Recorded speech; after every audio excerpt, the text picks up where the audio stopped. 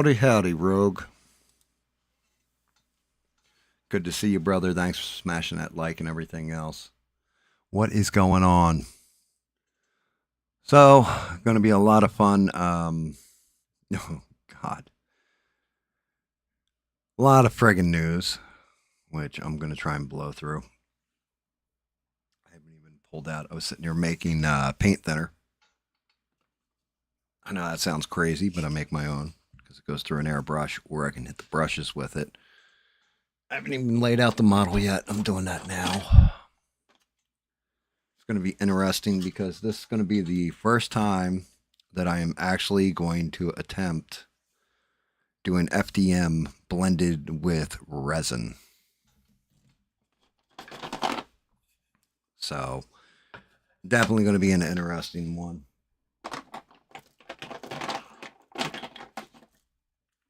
And if this one comes out like shit, well, then, yeah. Do it a different way, I guess. Damn, I did a blowout hole there. I fucking hate that. The only problem I have with my hollowing is sometimes I don't check it, and I get a blowout hole. I'll show you that in a minute. Stuff is a pain in the ass. Shout out to David. Shout out to Twisted. Shout out to Rogue. Before we even got into anything, we're all in a group message together. And David and I started, well, first Twisted broke David's balls. David broke Twisted's balls. Then I broke David's balls. David fired back on me. And then, like, we're all going roundabouts. And the only person that really didn't get hit and all that shit was Rogue.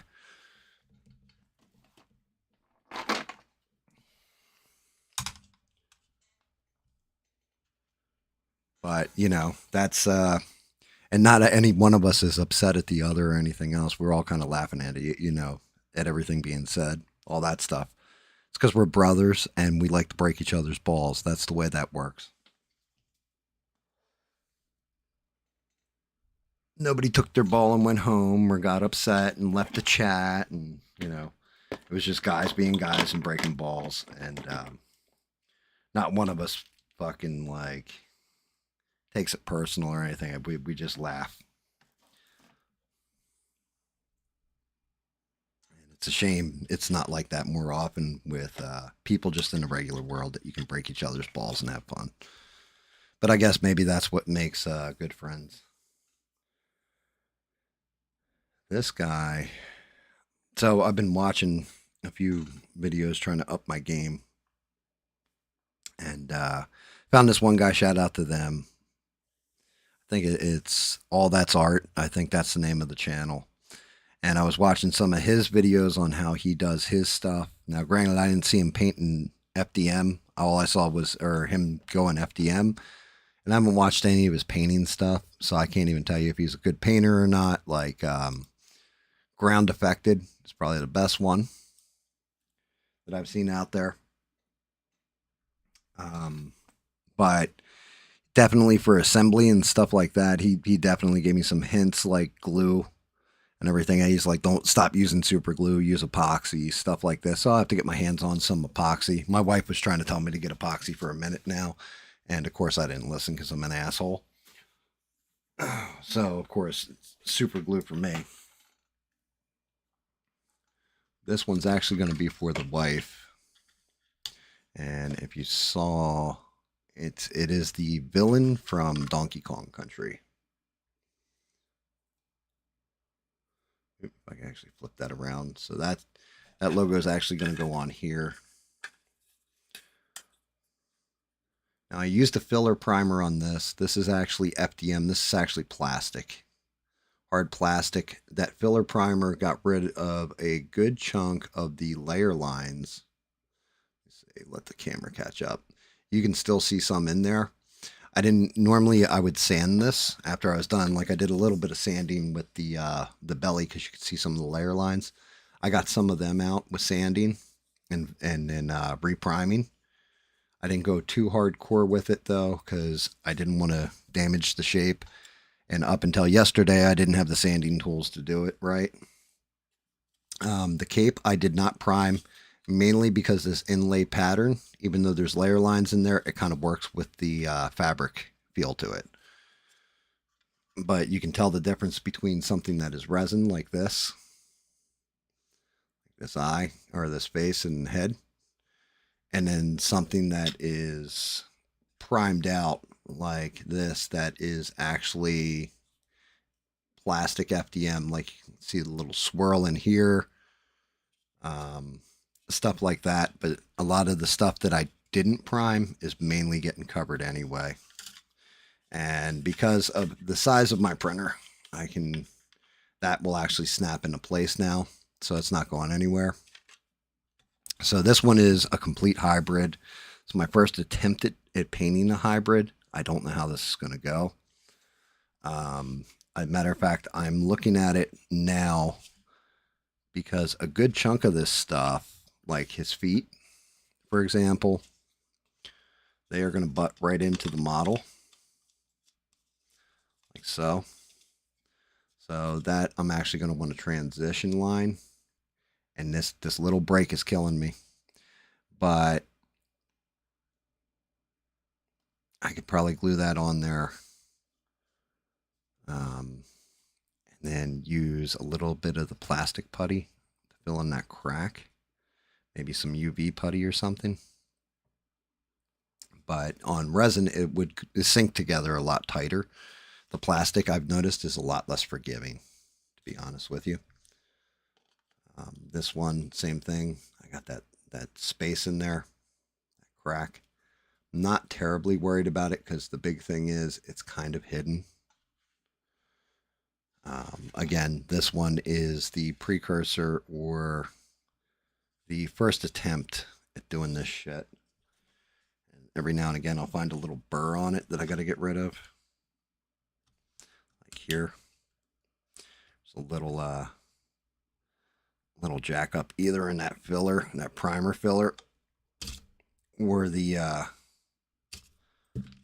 actual print. My hands aren't working real well either today, guys, so bear with me on that. But because this is going to be hidden, I'm not real worried about if this is primed out nice or not.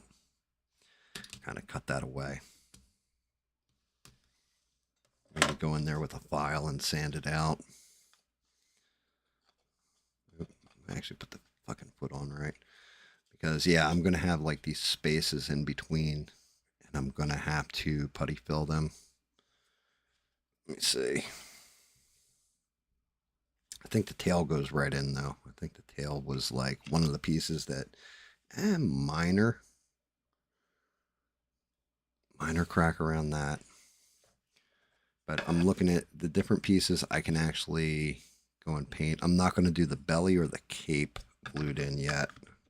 I just want to see how he seats. And he seats all right. But I'm definitely going to glue him like he's going to be sitting on here. So I'll put the glue on and get his feet in position and everything else. And we'll glue him first. I'm doing it actually backwards. Then I'm going to seal him a little bit. See if we can't get rid of some of those lines, or at least so they're not so severe. And then go from there.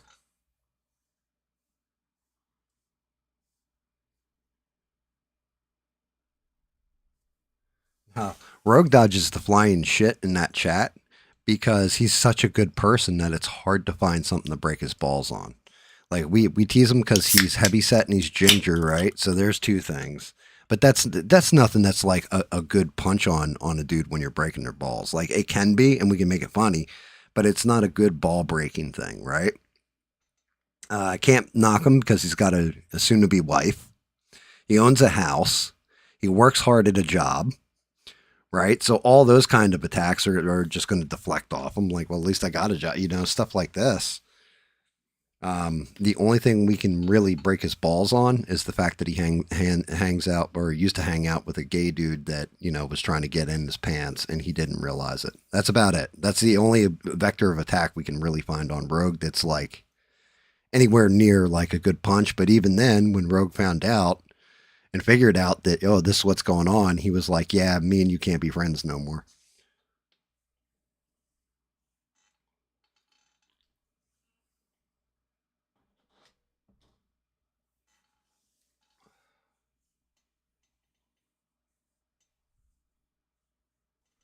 Right. And that's what I'm saying. They're uncreative. Like, I'll go at David about stuff that I know about his life. He'll go after me for, like, one of David's favorite lines of attack is no matter how good you get at streaming, even though you suck at streaming, which, 5 people watching, David's not wrong, right?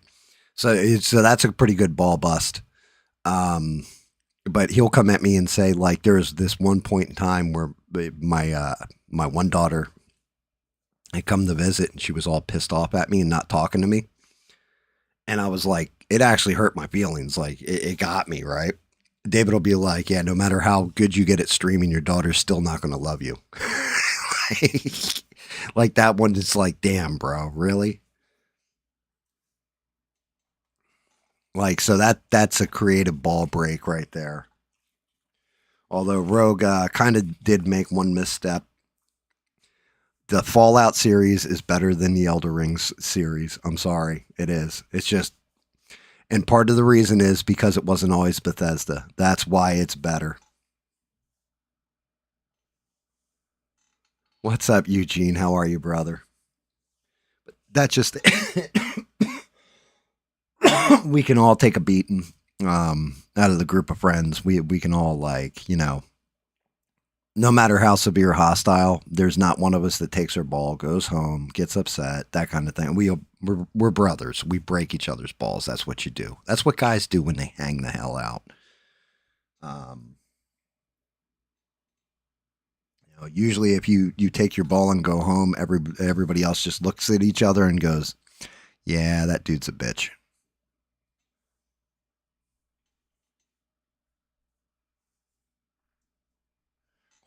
Which is fucked up. What, David's ball break on me? It's a good ball break. Like like it, like the whole thing is I laugh at it. But I said this to Twisted too. I was like, David and I will go at this like this sometimes, but then when we get a troll in like internet chat or something, dude, they get decimated.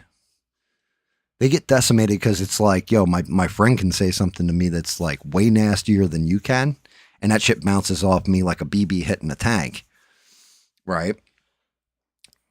It's in good fun in jest with each other and really just breaking each other's balls.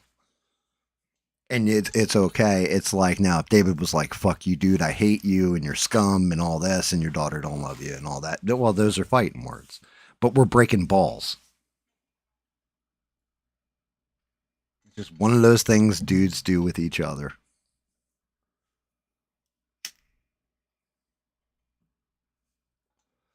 And I got sticker shock, so I had to order tobacco and tubes and like a tobacco injector. I'm gonna start rolling my own cigarettes. So this weekend, we went shopping, and they were out of my cigarettes. My cigarettes cost $66 a carton or something like this, right? So I was like, well, get something comparable. So the wife goes in, she comes back, and she hands me the receipt. She goes, "There you go. You got Marlboro." So I've got a carton of these things, right? Normally I smoke my Pall Mall. I've got these Marlboro Menthol hundreds. Guess how much the fucking carton was? 111 with tax included. I was like, "Excuse me?" And I was like, "Why the hell did you should have just handed them back? I would have gone for something else." And she's like, "Nah, it was all right. I already, paid for it, all this. Like, had already grabbed them." And I'm just like, what the fuck? So I go on the internet and do a search because I just want to see what the average cost of Marlboros is. How much is a Marlboro? A pack of Marlboro, right?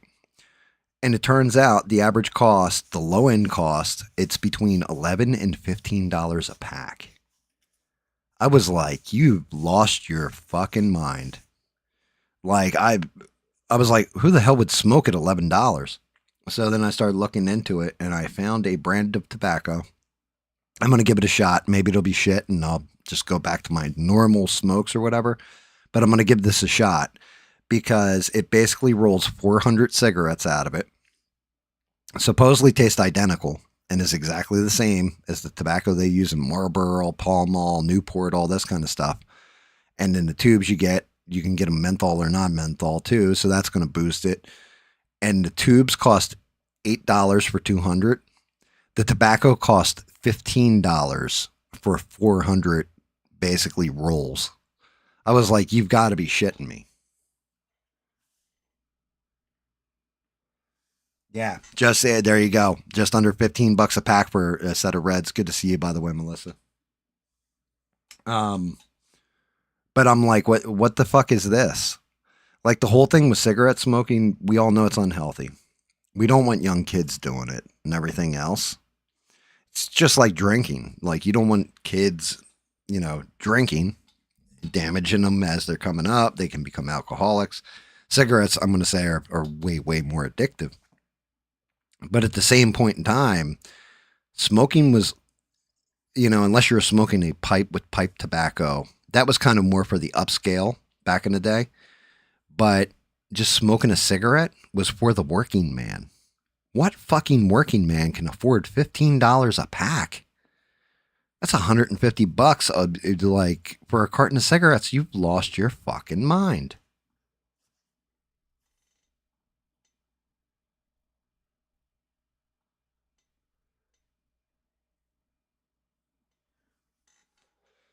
Yeah, but that's just it. When I was a kid, Marlboro wasn't even the best brand. Now they've moved Lucky Strikes up to that same price point.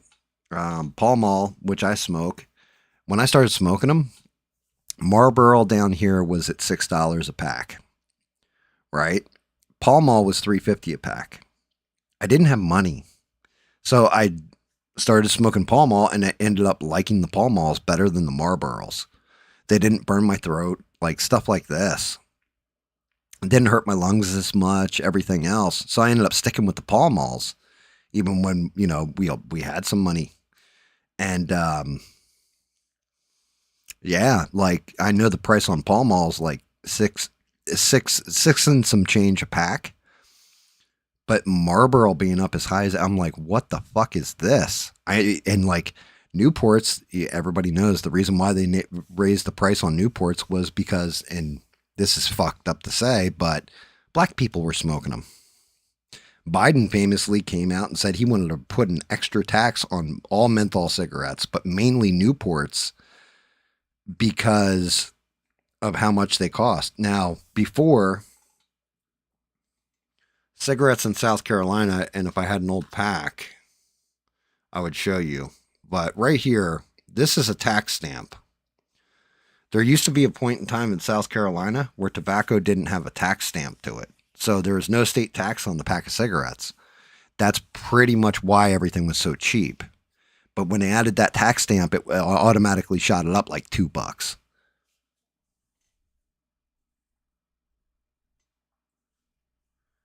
Yeah, well, I mean, that's the best thing for you. Anybody out there that hears it, don't smoke if you can help it. For me, it's my last vice. I don't spend hundreds of dollars on weed a month or go out drinking at the bars or any of this kind of stuff. The only vice I have that I didn't kick was my cigarettes. And they really got ingrained in me doing retail because I would kill a mother if I didn't have my nicotine fix. Dealing with some customers, you like as soon as you're done dealing with them, you'll look at the person next to you and be like, "Yo, I'm going out for a smoke break." They're like, "Yeah." After that, go ahead. They understand. Yeah, you definitely like you need one at a certain point. Like, I mean, it'll keep you from snapping.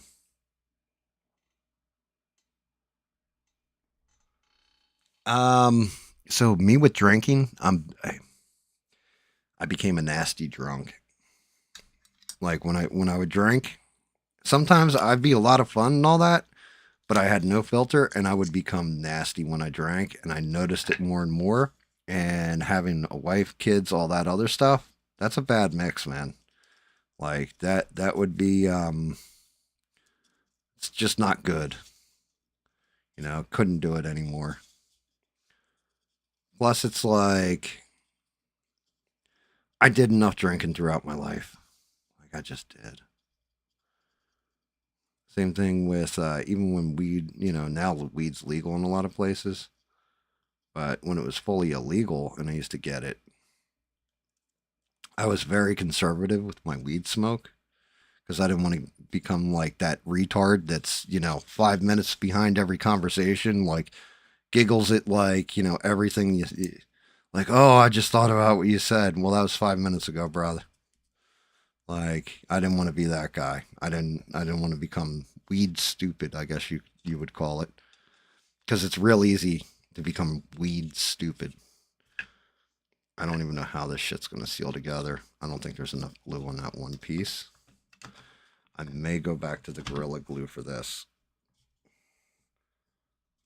Simply because the wife was explaining to me, if you hold both parts, you have to put it on one part for 2 minutes, the other part for 2 minutes, and then put them together, hold them there for a minute, and it'll bond.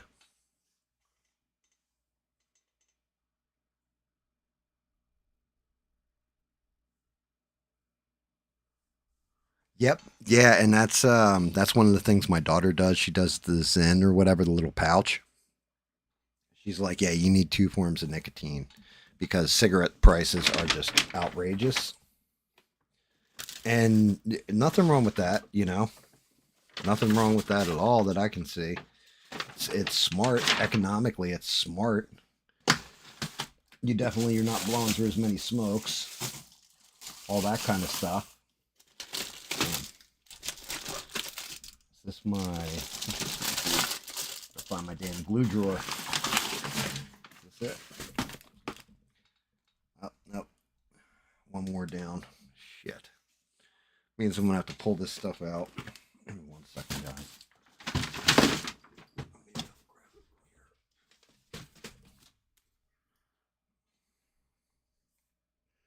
Let's see. Wood, metal, for ceramic. See, full cure on this shit is 24 hours. That's my only issue with it. I used to have a tube of this stuff too. Let's see if I still got it. I do.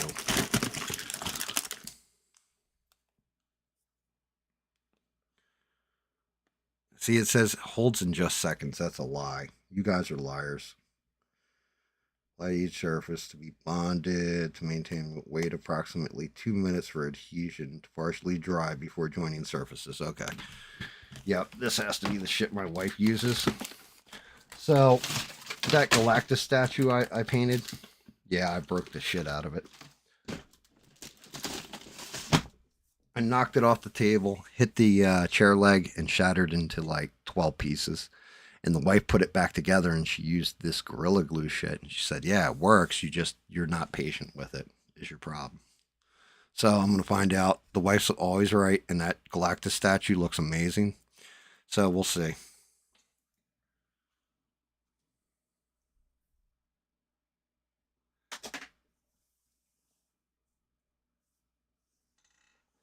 Very cool. Thanks, guys, by the way, smashing the like button and everything. I do appreciate you. That's awesome. If you can get off the nicotine, get off the nicotine. For me, I'm already in too deep.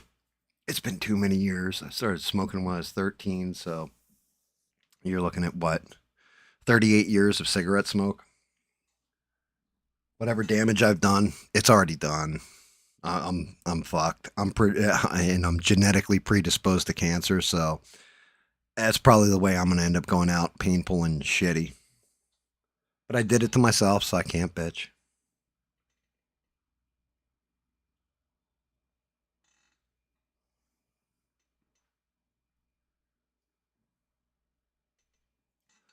Bars are too rare. Are you a handsome gentleman there, Eugene, where girls would want to roofie you? Where you belt with money, where it's flowing out of your pockets, where they just want to roofie you and take your loot?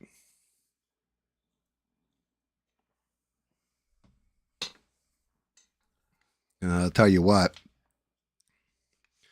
you could just act like you're loaded, and then get them to roofie you, and then just get a free ride for nothing. And I thought when Cardi B was doing that, wasn't she like a stripper or a prostitute or something? I'm not even being a dick here, being serious. Like, I think she was like a prostitute, wasn't she? So if you're soliciting those kind of peoples, I have I feel no sadness for your roofing.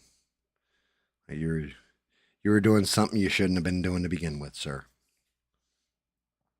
Find yourself a nice girl like Rogue, and then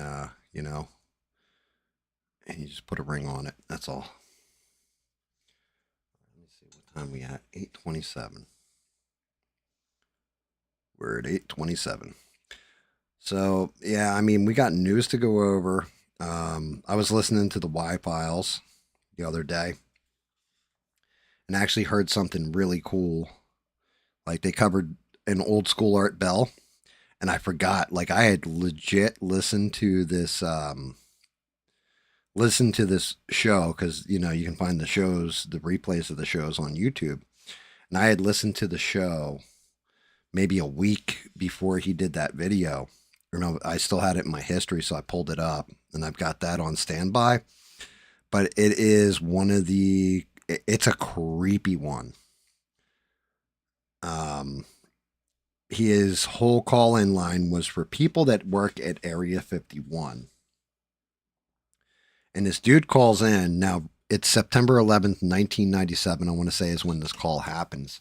So you're talking about a time well before, like, people would be trolling on the internet. Like they were a little bit here and there, but not really. You're in a time before tech.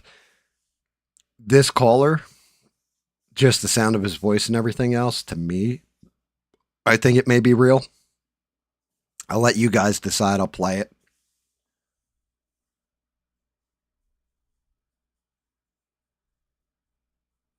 That's correct. Stranded, you're 1,000% correct. If I really wanted to quit, I would. I don't want to quit. I enjoy my cigarettes. I enjoy smoking. I know the health risks that come with it. I'm an adult. I've accepted it. I enjoy it. Plain out and simple, and that's why I said I don't blame anybody for it because I actually do enjoy it. Like, I enjoy smoking. I enjoy chilling with a cigarette. I enjoy bullshitting with a cigarette, having conversations with a cigarette. Like, it can be a pain in the ass sometimes, but I really do enjoy it. I might even get the fill with some of this glue going in here. That is actually holding together if I just let it sit for a minute.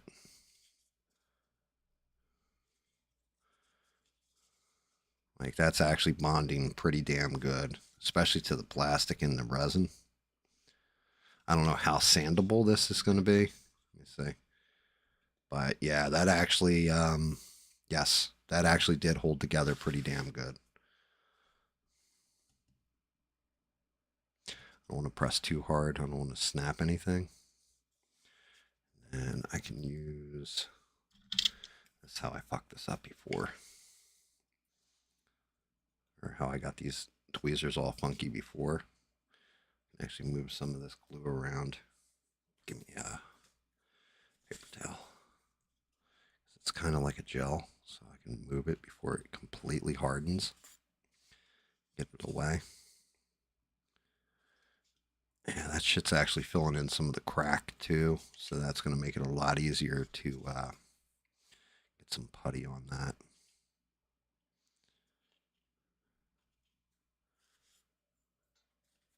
Make sure he looks okay. He's still standing correctly. He is. Yeah, I know. Appreciate it. Yeah, no, I don't. That's just it. If I wanted to quit, I could. But I don't. I don't want to quit. Like, I've quit before. I quit for like right around a year and a half, and went back to it. It's actually an ex-girlfriend that got me back to smoking, and then the wife smokes too. So, you know, just one of them damn things. Make sure y'all smash the like. So I'll give you guys the choice. Like I have in the title, the news is built to confuse, right? Or made to confuse. I have a whole theory with that. And when we go over a lot of the news stories, you'll see what I mean because there's a shit ton of news that just dropped all at once. And there's some real world things that are going on that are affect all of us, affect every American. Some of it doesn't, some of it does. Some of it is pointing to government corruption, cover up, stuff like this. Other stuff isn't. Um, but I think it's by design the way the news cycle's been set up, and I'll get into that. But I can get into that part of it, or I can get into the Art Bell thing.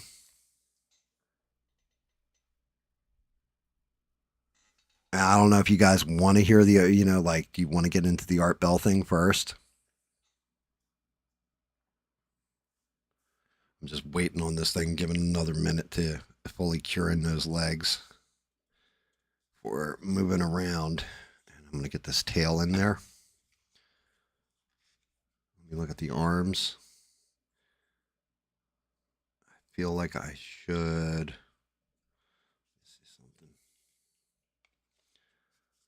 I want to seal those arms on. May seal the arms on too, because of the way I'm going to be painting them.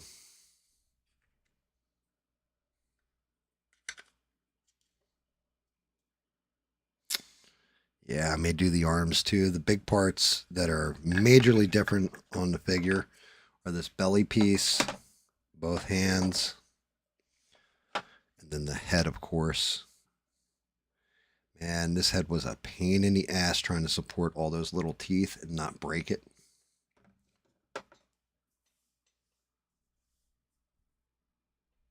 Hello, Paula. Good to see you. Welcome, welcome.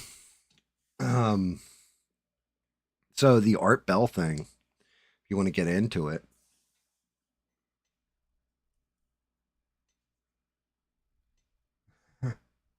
Yeah, it happens to comments a lot, Eugene, and you guys know I run the show, zero censorship. Well, certain words I prefer people didn't say. One word in particular, if you say it, like I'm going to either cut your mic, I might mute you for good, stuff like that. But other word, like the whole thing is, we're Americans. We have freedom of speech. Everybody's allowed to express opinions, even if yours is different than mine. You could have complete opposite views on anything, politics, religion, whatever. I don't give a shit. We're Americans. If we don't express our opinions and discuss things and don't see the other side's points of view on stuff, even if you disagree with it, you can still hear somebody out and disagree with it and just be like, yeah, I think you're full of shit, or I think that's a bad take. That's fine, but it doesn't never take away somebody's right to speak. And that's one of those things that's always bothered me.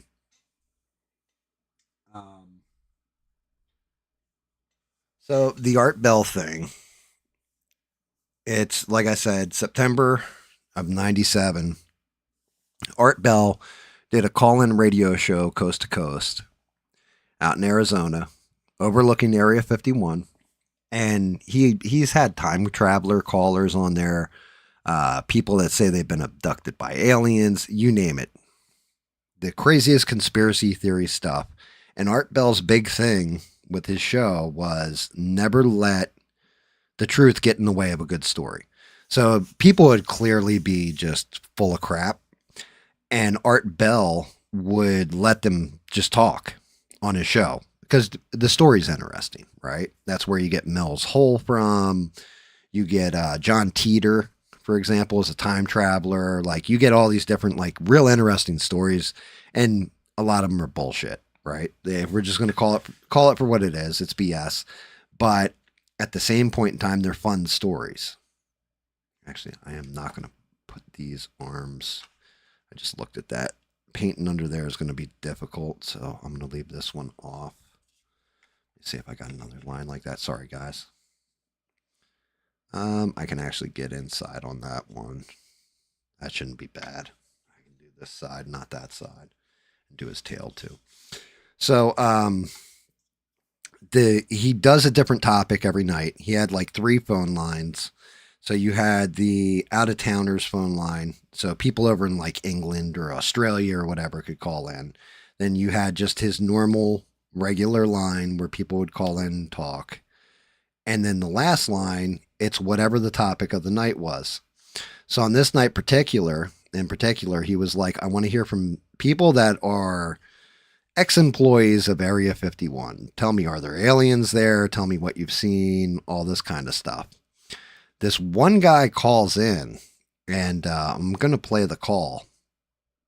But the guy calls in, and the call was like, could have been somebody acting, this kind of thing.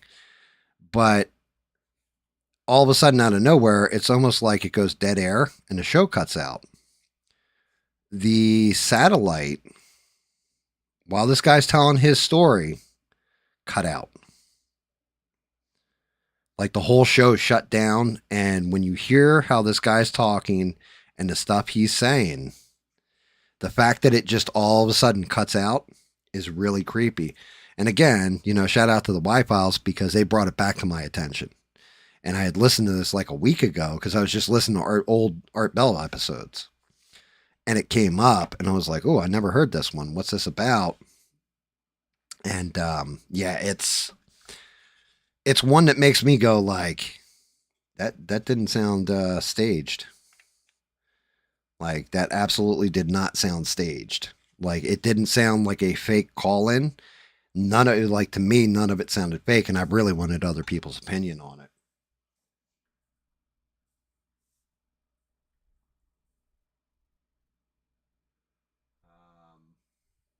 So, yeah. All right. You know what? We'll go with the Art Bell one.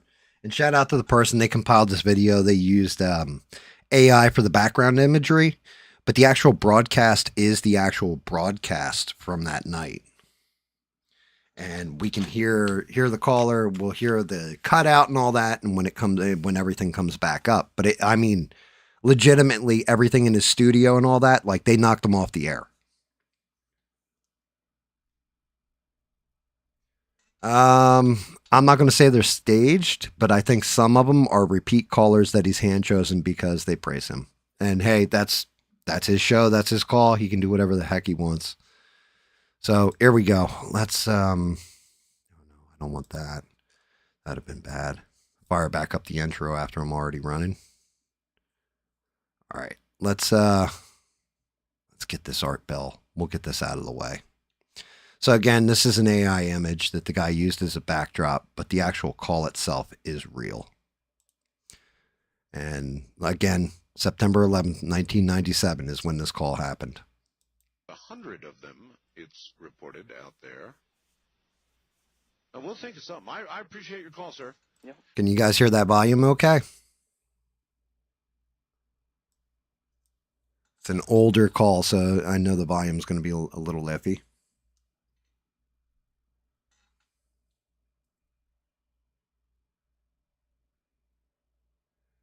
Waiting to see if I got a thumbs up from Stranded or Eugene or Ian or anybody in the damn chat. Hammer the like button too.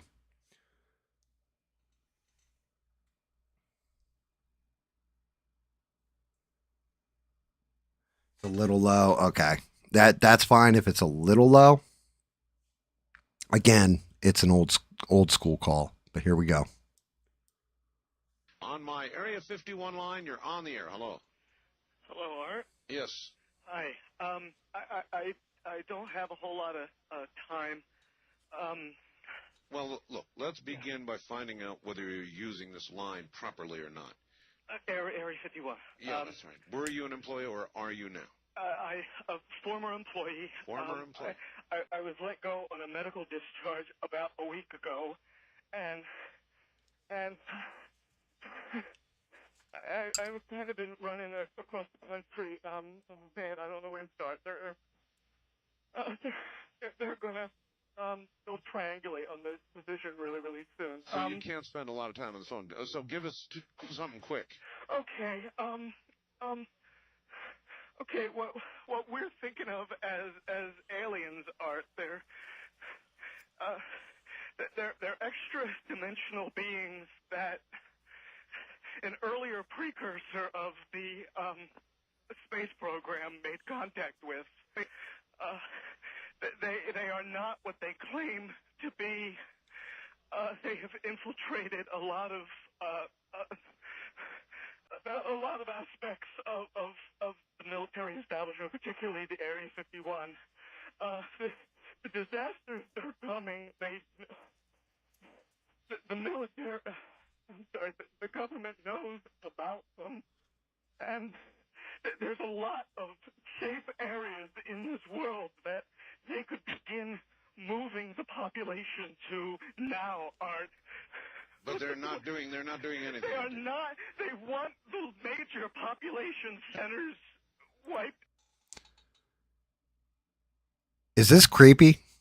Guys, I'm just curious. Does the caller sound credible? Does it sound creepy as shit?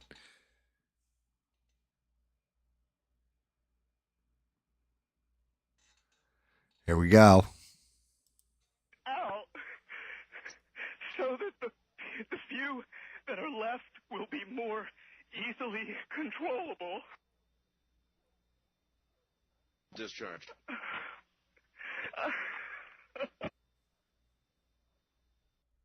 We have got to the point. Oh, are you shitting me? You're going to give me an ad right now?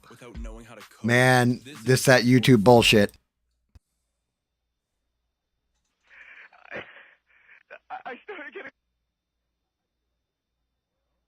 That wasn't YouTube. Well, this was certainly interesting. We are now on a backup system, everybody. A backup system. And that one caller that I had on the air, I guess we were about in the middle of his transmission, his telephone call, which was one of the strangest ones I've ever had. And the entire transmitting system by satellite went down here, and we were notified we were off the air. And it would appear to be from this end and some sort of massive transmit failure. So we are now using a backup system to be on the air. And all right. So there you go. You guys tell me.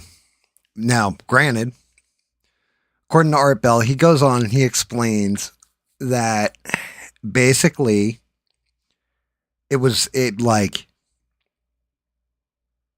goes on to explain that even when he went off the air, like that cut where it cut out, he talked to the caller for another minute or two before they found out they were off the air, and the caller got off the phone like real fast.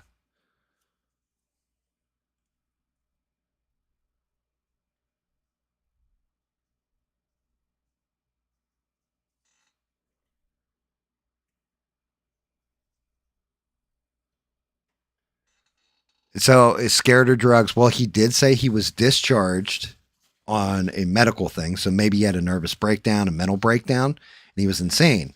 But the fact that the transmitting, and it's never happened before in Art Bell's show and never happened since, that he's sitting there telling you all this, you know, about they're moving them slowly into these main population centers, everything else. And like, this is what the plan is. And then the transmissions went down.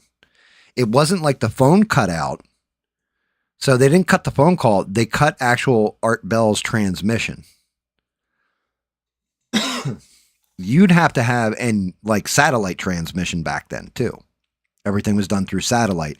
So you would have to have like, basically, I think that's FCC controlled, you know, Federal Communications have control of that kind of shit. They can shut down all that stuff from the ground.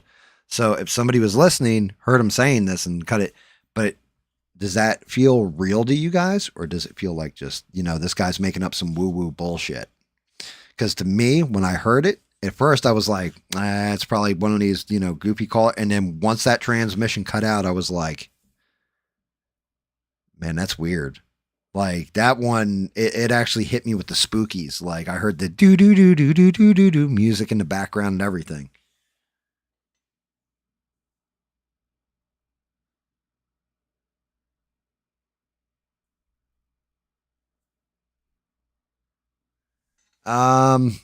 Yeah, Fermi's paradox. Okay, so I kind of have an issue with Fermi's paradox, if I'm to be real. Are they demons? Well, okay, so here's something you're going to have to admit. if they're demons. So the aliens are demons, right? Like are we talking biblical demons, guys? I think it was real too.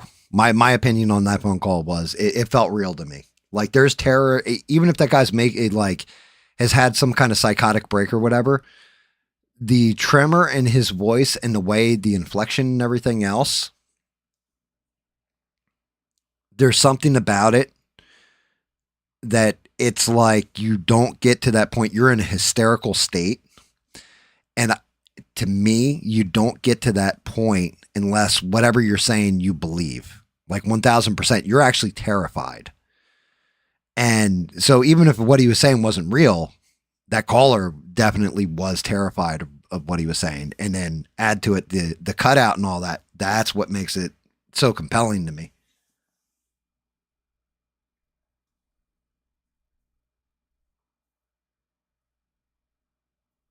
So smash the like button too. We should have gone with the tall whites. Why's it always got to be the whites? Obama did say they weren't at Area 51. I can't tell you who. I know somebody who actually has been to Area 51 on the inside of it. They could not tell me what was in there and what was there because it was classified. But they did, in fact, tell me that there are no aliens and no spaceships there, no UFOs. Now, with Area 51, you got to remember the hype over it was when? Back in the 60s? The Roswell crash and all that. And they supposedly took if they took it there and it's just an experimental aircraft development place, why would you keep shit there? You would move it off-site to different parts of the country. You wouldn't keep it there, especially not when you have the newspaper come out say there was an alien spaceship and they drug it off to Area 51. First thing you would do is get that shit out of there and put it somewhere else, because anybody who comes sniffing around, is going to go, oh, well, Area 51, we got to go to Area 51. That's where everything is. It's already gone. You've moved it. That shit's out of there, 5 minutes after that newspaper article came out.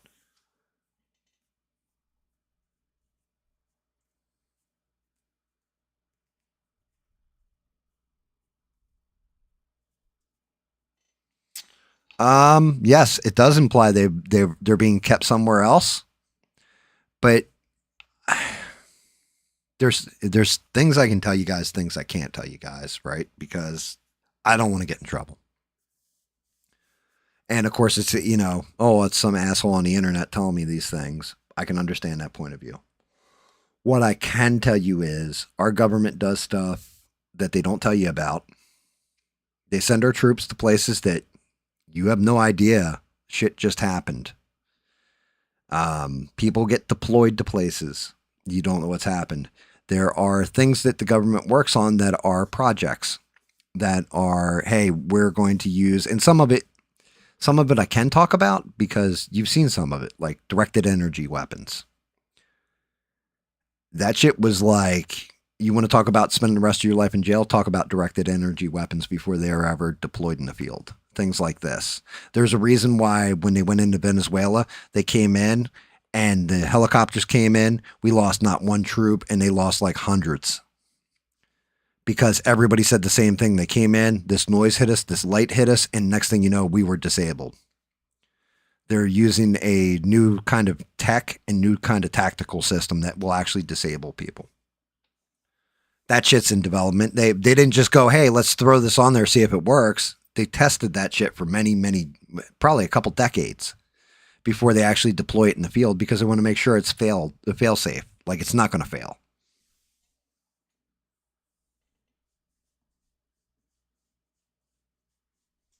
And, but going back to the thing where Rogue weighed in, he said, I believe they're demons. If you believe the aliens are demons, right, Rogue? And you are a man of faith. We always joke, if we're playing D&D, you've always got to be the cleric. You are a holy person. You are very devout in your religion and your love of Jesus. And, may your God bless you for that one. So I'm not saying this to be an insulting dick or any of this stuff. And there's a reason I'm laying out this whole preface, guys. if you're saying that the aliens are demons, right? Tucker Carlson has said something similar. Well, the aliens are demons. They're extra dimensional and they're demons. And your Bible has explained how demons are nothing more than fallen angels. That means that angels are also aliens, which would mean that the person that created them and they serve, the God of the Christian Bible, is an alien.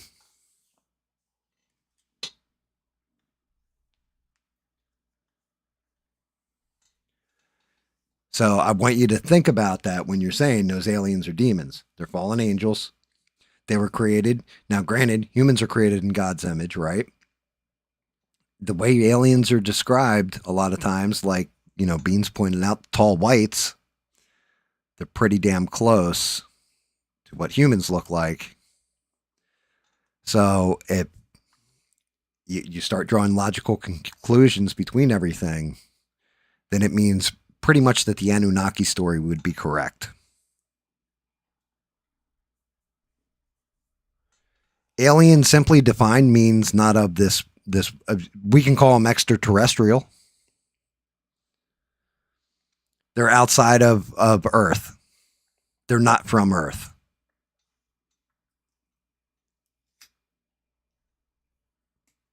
If you call someone an illegal alien, they're a foreigner that is illegally in the country, correct?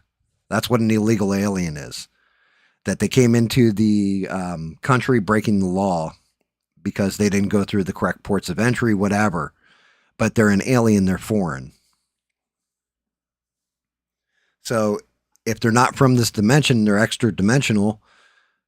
That would make them interdimensional aliens. They're foreign. They're from a different dimension, not this dimension originally.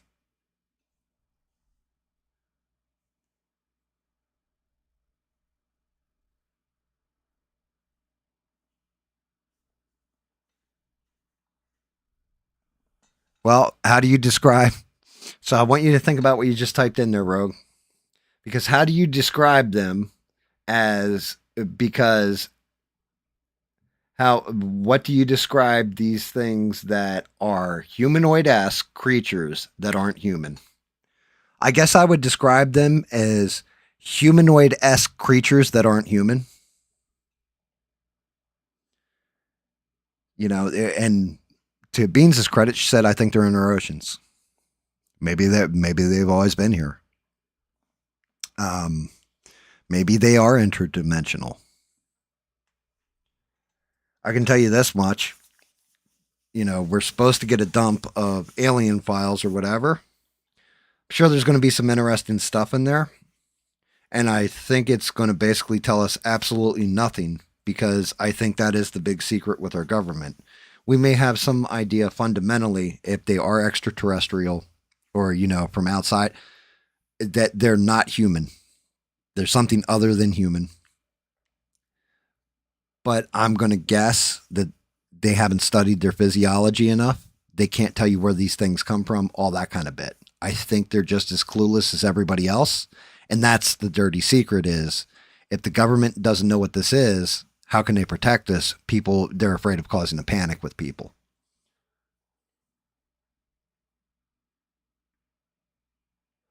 See, you say not purely space dwelling. Well, maybe they're not space dwelling.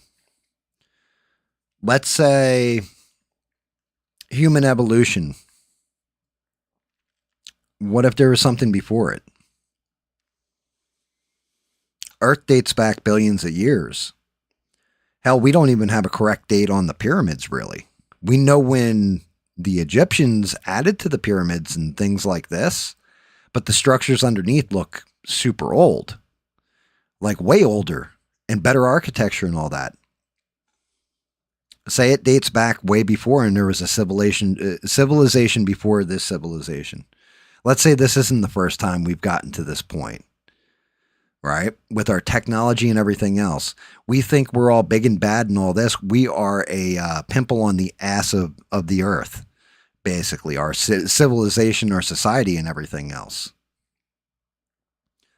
If tomorrow we got hit by an asteroid and everything clouded over, everybody died off. Do you think, how long do you think it would take even for just plastics to break down, let alone buildings? Buildings would become overgrown within months. The earth would reclaim everything. The concrete would crumble. Stuff like this. So who knows? Maybe there was a civilization before our civilization.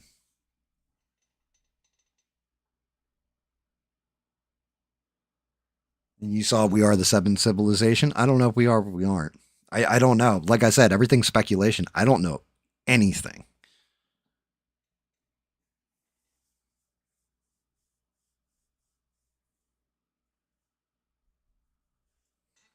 And Stranded is saying that, we're all aliens here. And, well, that's just it. We kind of, it's weird how we don't fit in with our environment like other normal animals. We're completely different. Now, if you're religious, you can come out and say, well, that's because God created us differently and other than the animals, right? Okay, fine. But you're right. Like, that's just it. We're different. Maybe we are aliens. And Stranded, that was the point behind Battlestar Galactica, by the way.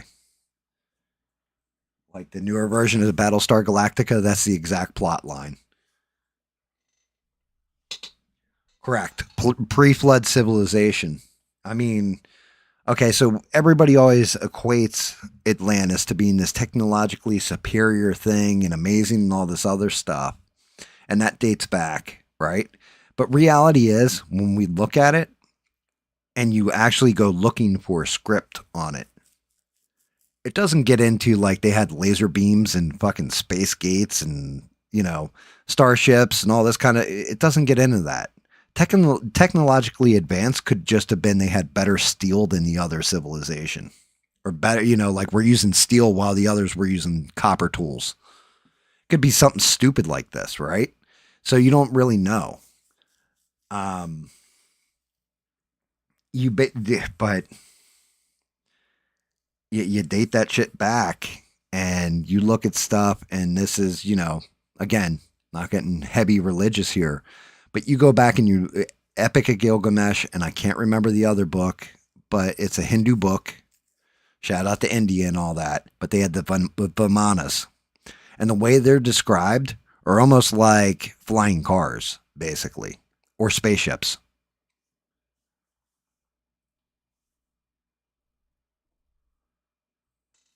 Like we're talking old school. Like they're, that's an ancient civilization too. That's pointing that out, that, they rode in chariots across the sky. People often point to old paintings depicting like the star, and you'll have somebody like, it looks like they're in a cockpit or whatever flying through the sky like a UFO.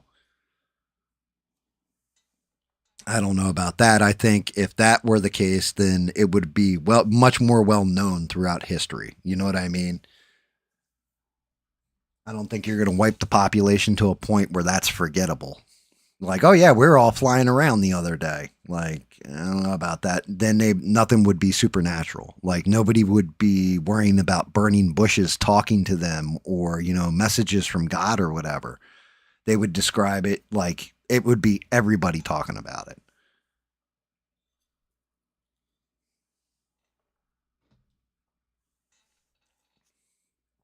Like it's one of my big the only time an alien abduction case has ever hit me was probably Travis Walton.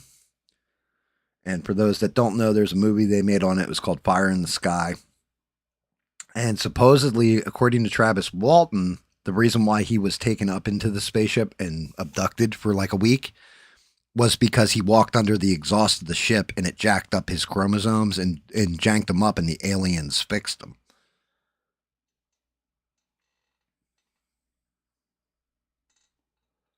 So stuff like that, I mean, that makes a bit more sense, but that's just it. A history before a history. Well, if there's nobody really left around, some of that stuff goes away. Hey, look, I know plenty of people that can fix a car, weld, do all this other kind of engineering stuff and all that. But you get knocked back to the Stone Age. Well, you can't really do that.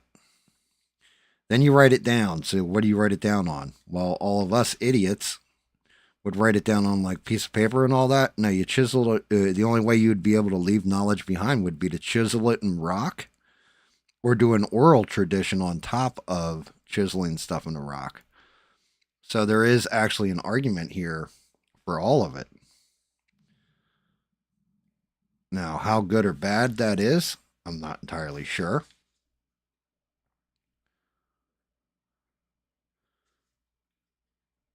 Like how true any of this is, it's all speculation. Fun to speculate about though, and look at through a logical, if we actually knew this shit was 1000% real. And that's the problem. We need to know that it's real, that it's not just some kind of psyop, that the government's putting out bullshit and Project Bluebeam kind of shit. We need to know that it's actual, factual, 1000% real. And then we can really start brainstorming on scientific-minded ideas of what it could be. Religious implications of what it could be. Because I think, personally, one of the big things, you come out with something like this, and you're definitely going to have some people out there.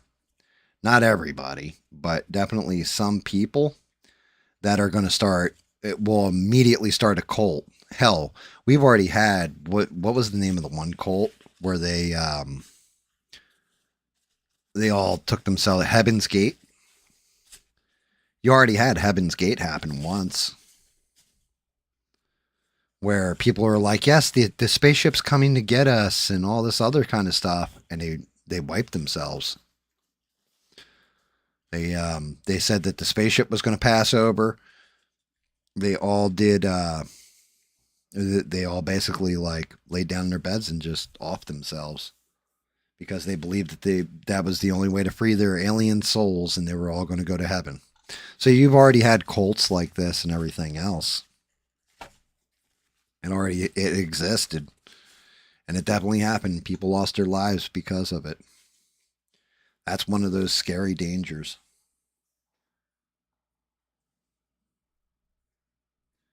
That's just it. So I don't, the Bible I'm reading, because I still read it here and there. Not like I was, because actually, to tell you the truth, the person that got me to read it again was Rogue. The two people that originally got me to read it, shout out to Devon and Danny Boss. But then they made me not read it because when I asked them a question about it, the response was, how do I want to say this without being a dick? Kind of ill-informed and didn't answer my question. Even though both of them know their Bible back and forth, right? Well, Devon in particular, Devon in particular. And then I asked, and what got me reading it again was actually Rogue. Because when I asked Rogue the same question, he took no offense to the question, like I was questioning his faith, and actually answered the question openly and honestly. Said, yeah, this is this is that, and this is how you're interpreting it through this. You need to look at it through this. And when he did that, I was like, okay, and started reading it again. But I'm reading the Ethiopian Bible because it's got all the apocryphal text in there, like Book of Jubilees, Enoch 1 is in there that explains how he basically got to see Earth from space and everything else.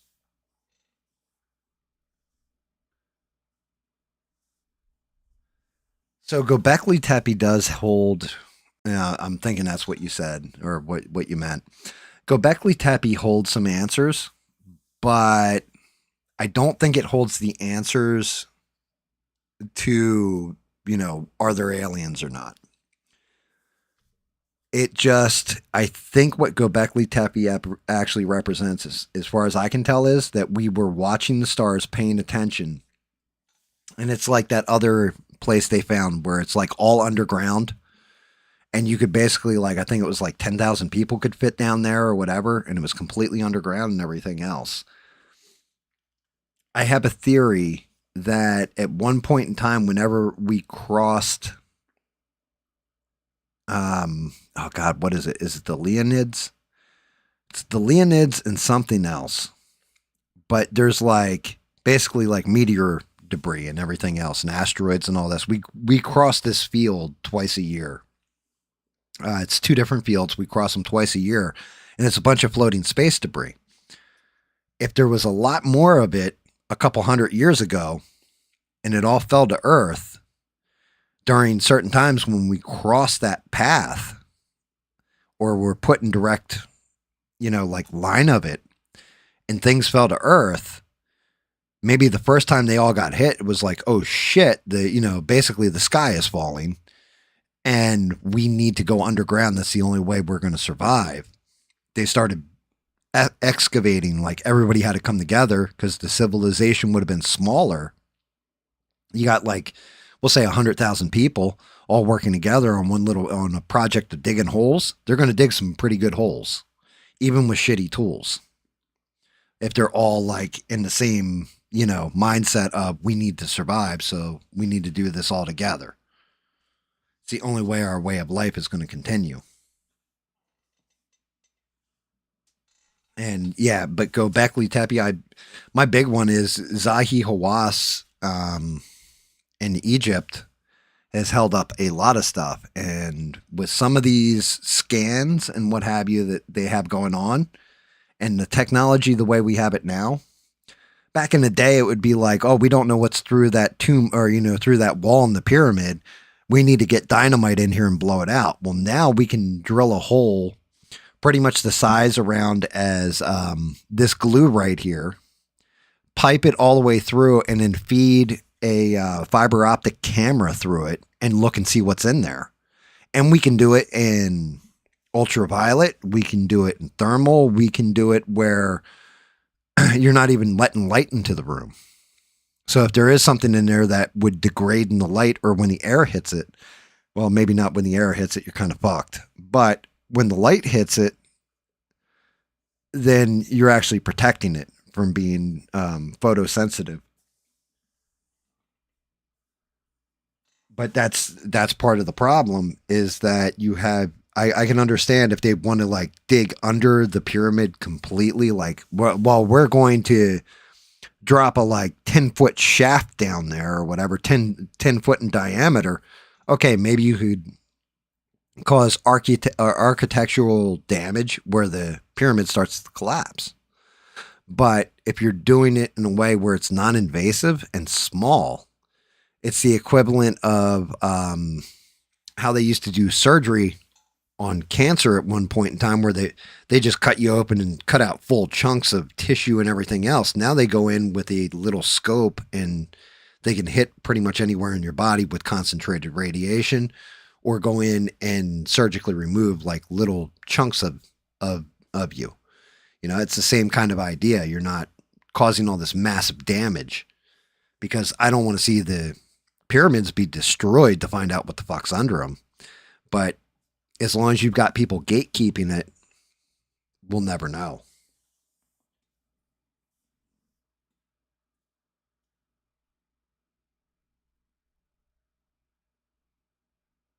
Zahi has a huge head.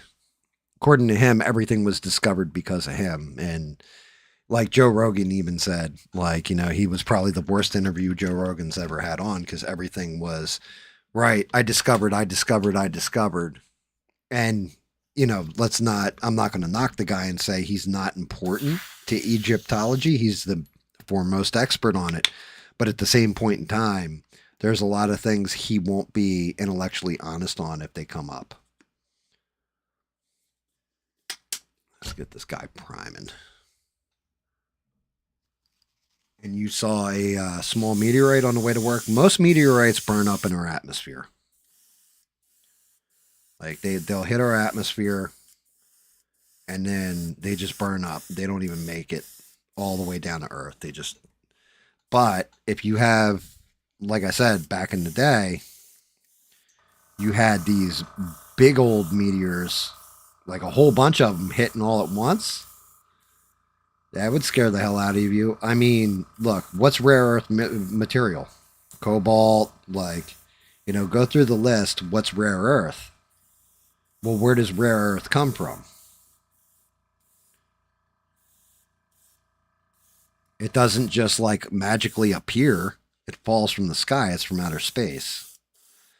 So going by that, just on its own, you know, that's kind of a problem. Because if we have deposits of cobalt everywhere or lithium or whatever, that was probably an asteroid that hit at one point in time or another. Platinum's another one, which is why there's so little of it and it's so precious. Because you need to, yeah, now if we could mine space, like, I mean, don't get me started on why humanity is so busy, pissing around, fighting different wars, trying to wipe each other out on parts of land instead of coming together as a race and trying to go to outer space and, learn about our universe and better our lives where we're actually going out and colonizing places to an extent. I mean, for fuck's sake, you could fix things where it's like, oh, well, just go to the Muslim planet. Like, go to the Jewish planet. Go to, like, oh, well, we don't like this, that, or the other thing. Well, okay, well, here's your own planet. Have your own religion there. I mean, it's not like the universe is very small and, but instead of working on those kind of technologies and coming together as a people, one race, human race, figuring that kind of shit out, we're too busy fighting about, is a man a woman or is a woman a man? Like we focus on dumb shit.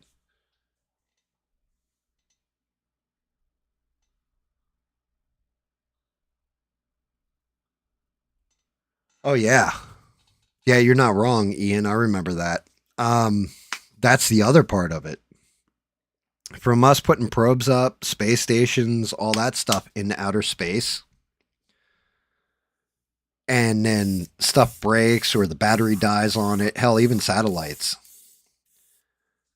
Then eventually it hits Earth's gravity or the orbit on it for whatever reason changes and it degrades. And that shit falls back to Earth.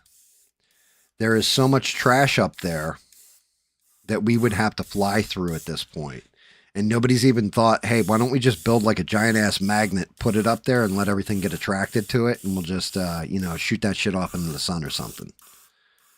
Yeah, nobody's thinking that way.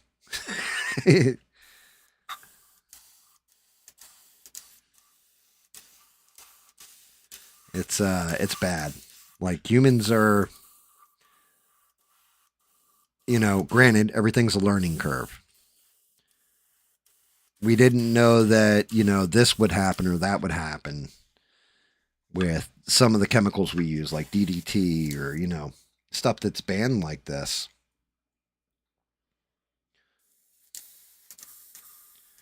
And then once we find out, we go oopsie and kind of correct our mistakes.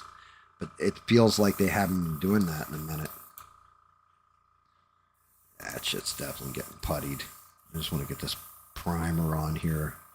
See what I'm looking at as far as gaps that need to be filled.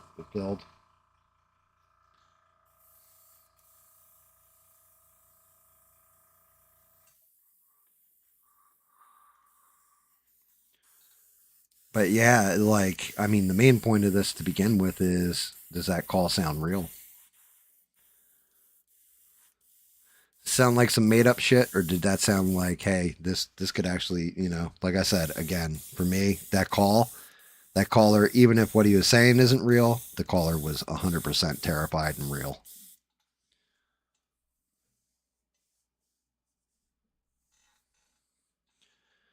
And I mean, technically there's no wrong answers with this shit either, which is awesome. So you could say, I don't believe there's shit to it. I don't think there is another, aliens and all this stuff is all hogwash and just a psyop. By all means, you may be completely right. We don't know. That's the beauty of this kind of conversation, is that even those points of view are correct.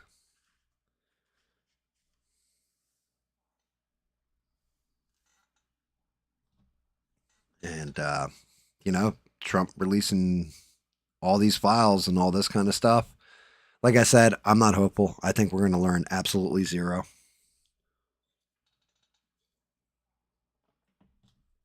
Maybe, yeah, these things aren't from any government and they exist, basically.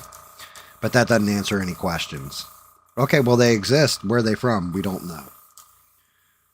Does Russia know? Does China know? They don't know either.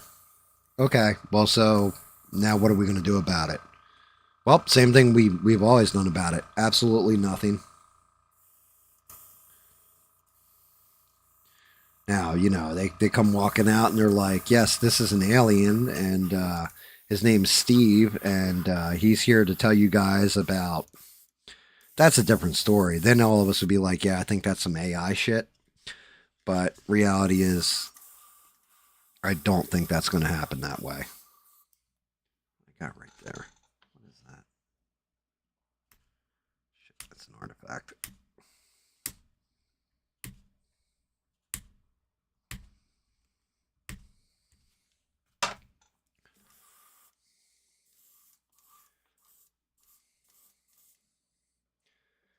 You know.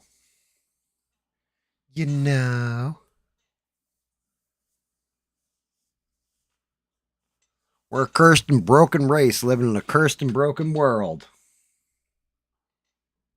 There'll always be despicable people doing despicable things and also doing so while in charge. Very true. You're not wrong. You're not wrong. But there's also good people that can do good things. It's never all of one or the other. It's always a balance.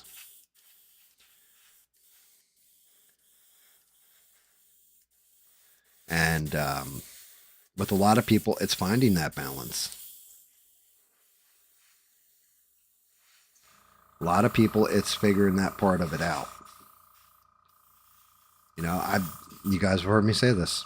I wasn't a good guy when I was younger. Like, I was to an extent. I at least had a code, morals, what have you. But I wasn't. Man, I was out for myself. Out for myself and my friends and stuff, and what benefited us. I ain't go. Anybody else could go pound sand. You're either rode with me or you were against me. That mindset's changed as I've gotten older. Now it's more like, yeah, I stay to myself, and that's kind of why.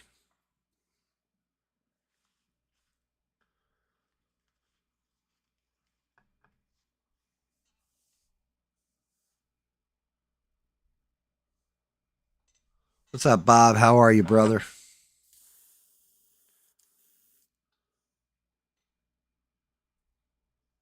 Words hold power. You are not cursed. I mean, I don't know. I'm not a gypsy witch, so I can't tell you if you're cursed or not. That's not for me to decide. You choose your own way and your own thinking, your own description of how you are. I mean, me, I'm a redemption arc. I'm a walking, talking, breathing redemption arc. Shout out to the wife. The wife's the one who was my redemption. She's my fucking hero.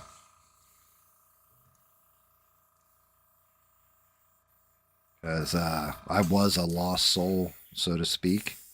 And she found me and she saved me from myself. And no one else could. She made me face uncomfortable truths about myself. and showed me a better way and made me a better, and my kids too, made me a better man.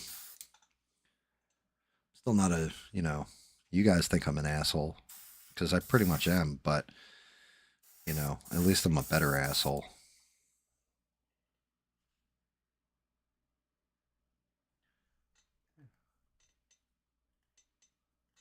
You got your electric bill and it's twice as high as last month. Why is your electric going up? Oh, Bob, you're in Virginia, right? Here's my one question about electric bills going up. And it might be something you're going to have to investigate because you might not know offhand. Have they installed an AI data center anywhere close to you?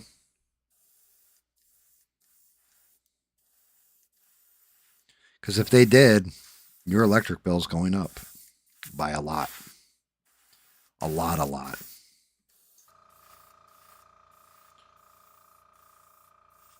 They're going to pass that cost right on to the consumer.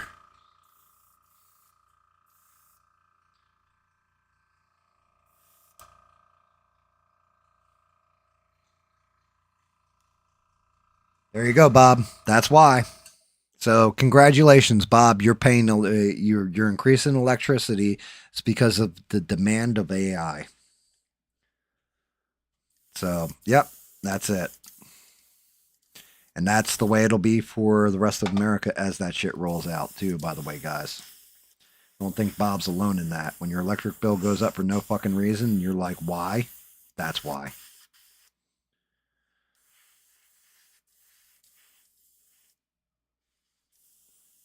Those data centers, there's a reason why Trump said, the AI, we want them to start building their own power plants to power them. That's why. Because the cost and the strain on the power grid is getting passed over to the American consumer.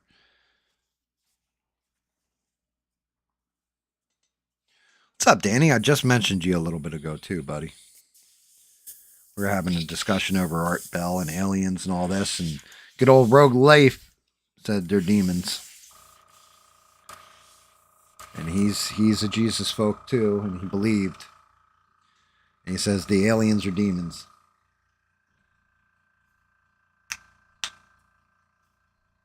But yeah, that's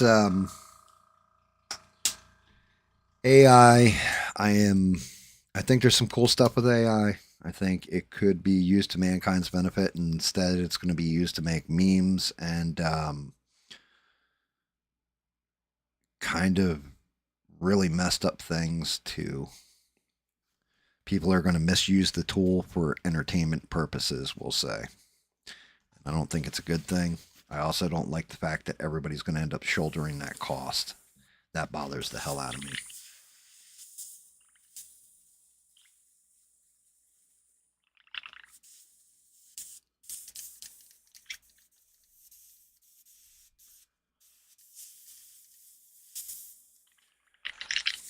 But yeah, expect that bill to keep going up too, Bob, unfortunately. And you won't have done anything different than you did the year before, any of that stuff. It's just those data centers. They're gonna eat your wallet, sir, slowly.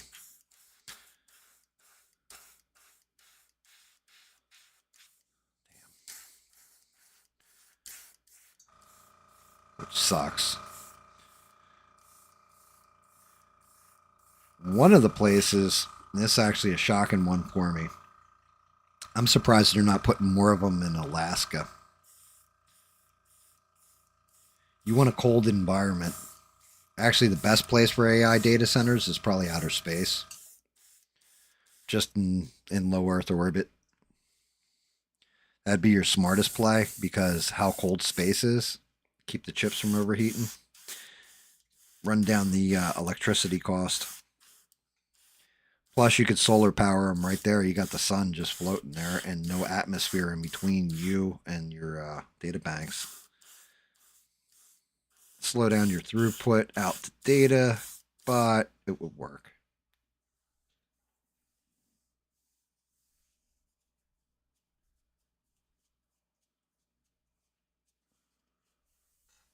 Oh, Donnie. Make sure you guys smash the like too.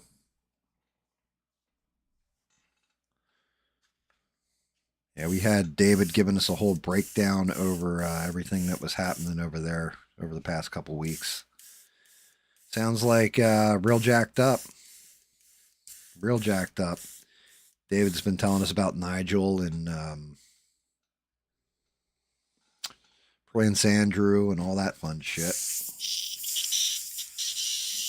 It's been a mess. Not like American news has been any better, which I'll touch on a little bit here, but I figured we'd have some fun with the woo woo. Maybe go back to it too. Tutu.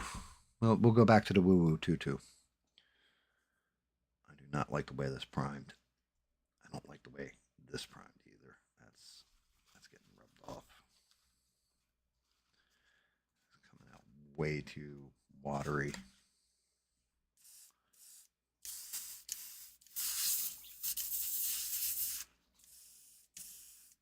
There we go. That's a better prime. That's an Optimus Prime.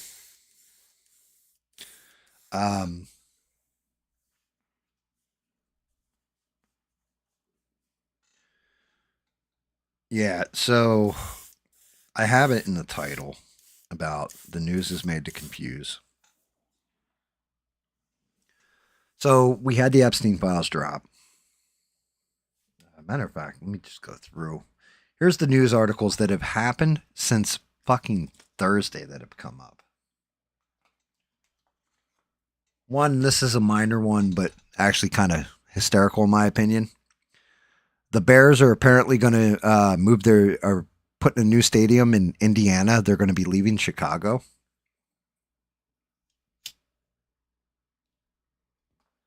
That's nuts. I can't imagine, like, are they going to be called the Indiana Bears? Are they going to stay the Chicago Bear? But yeah, apparently the Bears are looking at a $2 billion stadium in Indiana.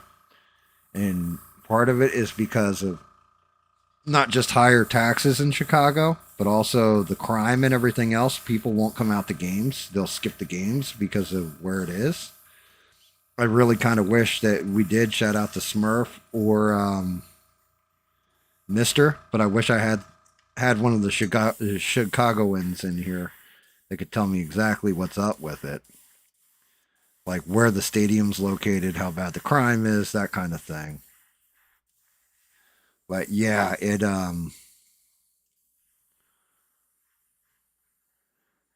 it's definitely an interesting one that they're even considering moving.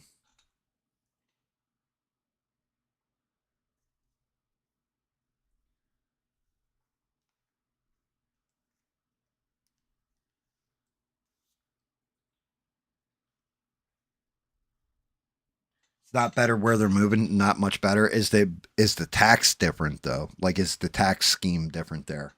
Because that seems to be the other thing. That's the only other reason why I would see you would move is crime and then your taxes, your cost of expense, everything else.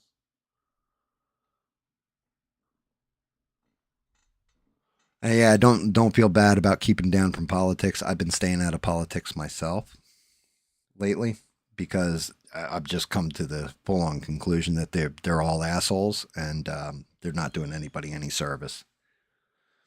So it's like, I mean, I'm about to get into it too with what's going on. So I can't blame you there. We've been moved out of politics. We'll talk about it when it's topical.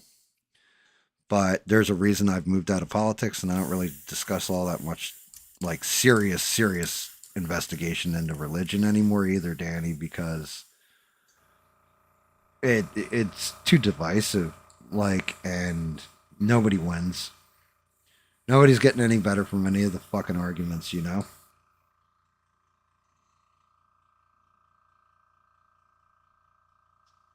I mean, yeah, the tax thing could be it.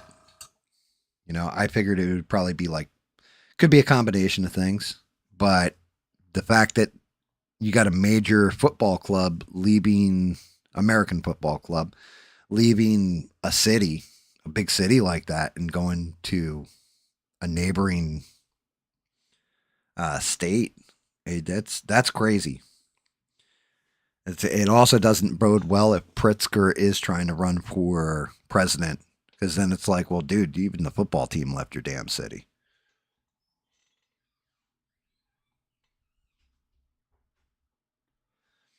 We're getting there, Danny. We are getting there, brother.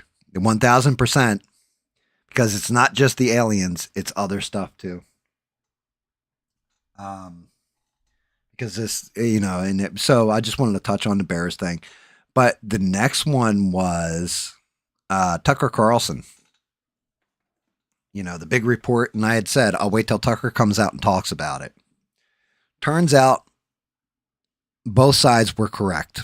The Israel side was correct, the people that were shouting out for Israel, and Tucker Carlson was correct too. They didn't detain Tucker Carlson in Israel. They detained his producer, and he refused to leave the airport until the producer was back with him. And it was really a brilliant marketing campaign because it made me watch his show to see what the hell happened. But yeah, it wasn't Tucker Carlson who got detained. It was his producer. So, yeah, we'll clear that one up real quick. That's an easy one to just knock out. Then we'll get into let's move into a little bit of the heavier, darker news. Actually, we'll do the fun news first. New York City. All that free shit Mom Donnie promised and everything else, they can't afford it. So he's trying to put pressure on Kathy Hochul to basically cover the shortfall and raise taxes on the wealthy to cover everything. It's the middle of an election year for her. If she raises those taxes, she's pretty much done. So what Mom Dami's done is turn around and say he's going to start taxing the people in New York City 9.5% more on their property taxes to pay for everything. You want to talk about people just packing up their shit and getting out fast? There you go. That's how it happens. You're going to have people fleeing that city.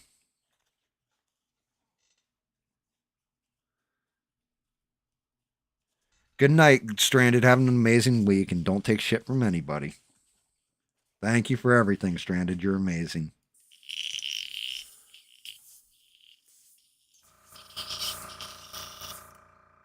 And gotta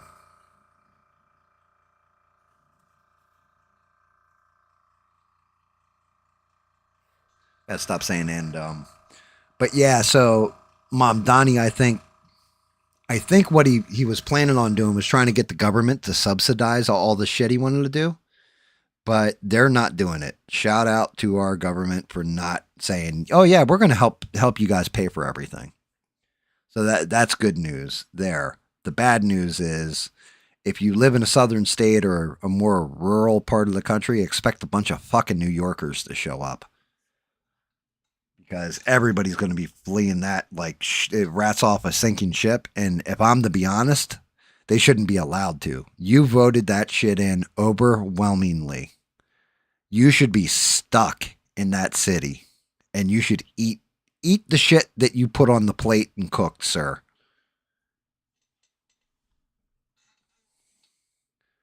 Yeah, now you're going to go what? Somewhere else and go, hey, you know what? Let's vote for this other guy who's offering free shit. Like, you guys fucked this whole thing up. You should have seen this one coming. Not like Andrew Cuomo was a better choice. I mean, he's only going to kill your grandma or whatever. But he was a better choice than Mom Donnie. And it's a whole lot of not good. But yeah, New York City's going to be in trouble real soon. If it goes up, those taxes go up, in trouble. Hochul raises taxes overall, you might actually see a Republican governor in there. So people are going to be furious. Furious.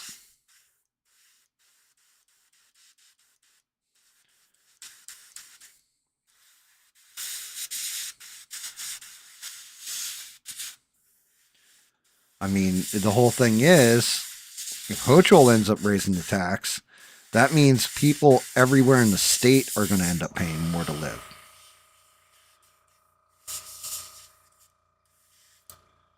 Because the rest of the state is basically going to be paying for all the shit that Mom Donnie wants to do in New York City. If Mom Donnie raises the tax, it's going to destroy New York City prime. So it's a no-win situation you're in right now.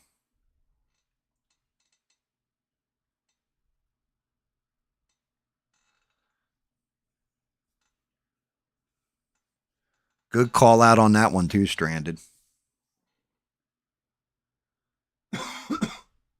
Yep, New York's doing just as good as it always is, Danny.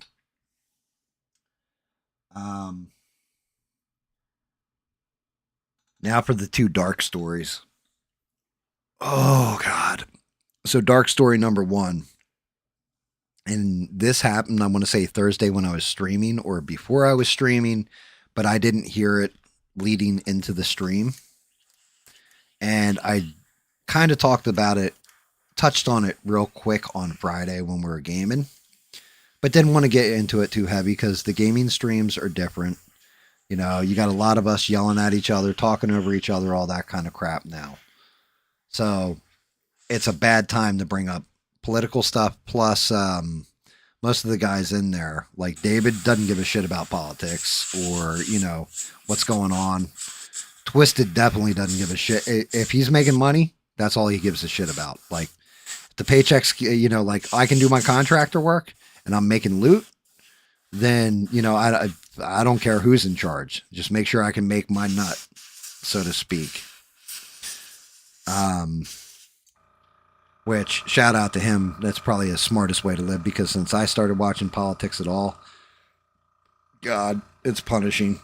But apparently Trump has said that there could be an attack on Iran within 10 days, I think, maybe even sooner, and we'd find out. That is not good news. And watching reports today, before the stream, actually well before the stream, what they're saying they're going after, okay, and everybody's just going to have to tell me if I'm fucking nuts when I say this to you. They're going after nuclear material that is 60% enriched and can be enriched fully to make nuclear bombs in a very short period of time. Now, the reason why I need you guys to tell me if I'm fucking nuts or not, because wasn't I told not long ago that all their centrifuge facilities were destroyed in the most greatest, amazingest bombing campaign in the history of the United States without a casualty loss, and that they have no nuclear program. It's completely buried under 10 miles of rubble and all kinds of silliness like this. Do you guys remember like this going on, this being said, that, you know, yeah, we only went in there for a surgical strike, but we got all the nuclear material and it's all buried and we set back their program to the Stone Age and all this other crap?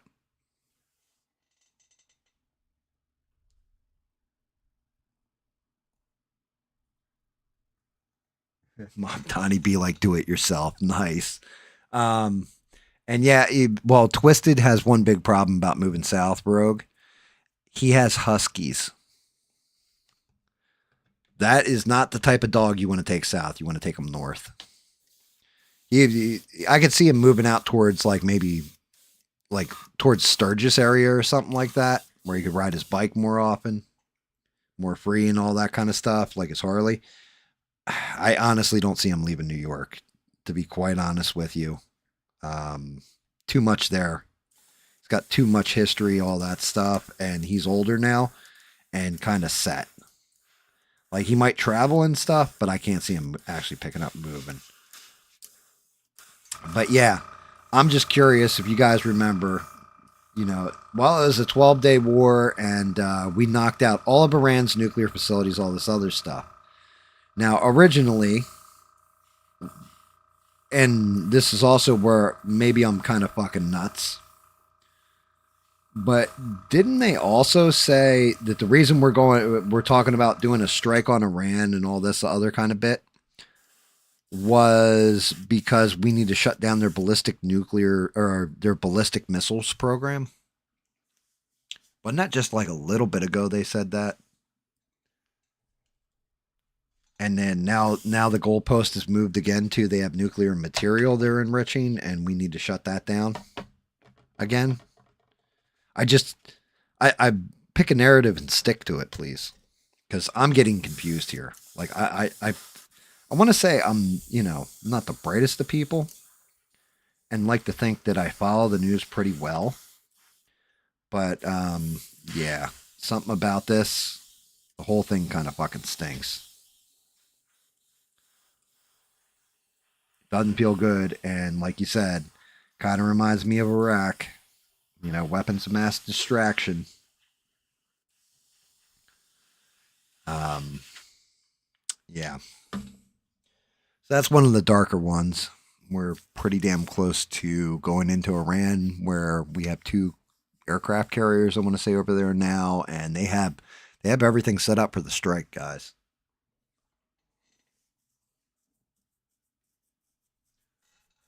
Yeah, it is. It's same old stories. It's like I figured we moved on for this. I thought it was peace through strength, not peace through interactions. So it's worrying. And then the very topical news that just happened today. 20-year-old kid, I think his name was Austin, North Carolina resident, 1:30 in the morning, went to Mar-a-Lago. And I mean, I got some serious questions with this one too. But apparently got through the gate at Mar-a-Lago with a gas, like, almost like a jerry can it looked like. I don't even think it was just like a typical, like, oh, my car broke down and I needed gas, so I bought this thing, gas canister. It looked like a jerry can to me, for the most part, from what I could tell from the picture, and a shotgun. And got onto the grounds of Mar-a-Lago, and Secret Service took him out immediately. Working with local PD and all that, they took him out immediately, and he's deceased. That happened today, and it's just odd timing, odd story. And again, 21 years. 21-year-old, which, I mean, I'll be honest with you, a stupid kid would do something like that. A full-grown adult, probably not. So that part does actually slap, like, it makes sense to me. But one of the things when I was listening to the reporting on it, they said law enforcement believes it's a brand new shotgun because they found the box for the shotgun in the car. And I'm thinking to myself, like, you motherfuckers run the ATF, right? When we do the background check and everything else to get a weapon, to get a rifle, a shotgun, whatever, you put it in a database and you look that shit up. Why aren't you checking the database to find out when it was bought? Shouldn't you already know that information? Shouldn't that be like a 5-minute check? It shouldn't take you like 5 days to figure that part out. Like, you should have already known that, oh, yeah, he bought the gun, en route or whatever. And he apparently went missing. Like, he was reported missing like a week prior to this happening. Just odd timing on this one.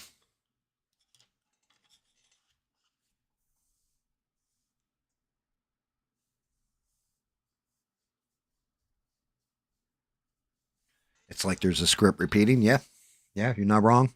And from the Nile to the Euphrates. I'll tell you, I don't want to say it's all them, but it ain't looking good. Every time we see that old son of a bitch come to visit Trump in the office, all of a sudden stuff like this is happening. And especially now because of, like Danny pointed out to begin with, the Epstein files. All of a sudden there's all this stuff. They want to talk about aliens being released. All the information on alien. It feels like we're all being distracted. And one of the other big things that happened, a major thing that I haven't seen really that many people talking about because of all this other bullshit in the news. The Supreme Court ruled against Trump on tariffs. They determined that the tariffs that he was imposing on countries were a tax. So therefore, if they're a tax, it has to go through Congress. By constitutional means, they ruled, and that includes the conservative judges. The moderate conservative judges said, no, constitutionally it's got to go this way. You can only use this one tariff. Well, immediately Trump turned around and put a 15% tariff on all countries. That tariff only lasts for 150 days and then it's gone. So people are, before that tariff kicks in, you're going to see a whole bunch of business get done. And once that tariff kicks in, our economy is going to stall out for 150 days until that shit kicks back up. Unless, of course, Congress passes something through and either empowers him to do tariffs or...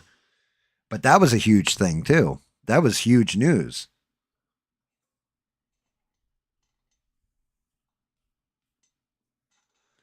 But my big thing was what I started to notice, and you can tell this about con men and people that don't know a whole lot and want to cover up when they don't know something. And every one of us knows people that do this. You've seen people that do this. Guaranteed.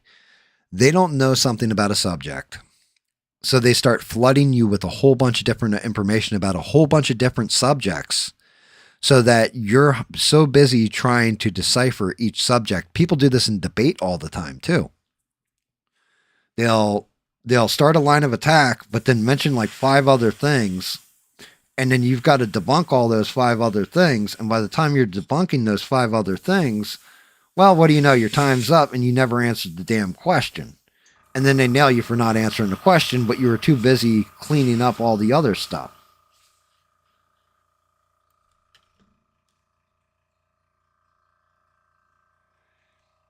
It's also why people that are con men talk really fast.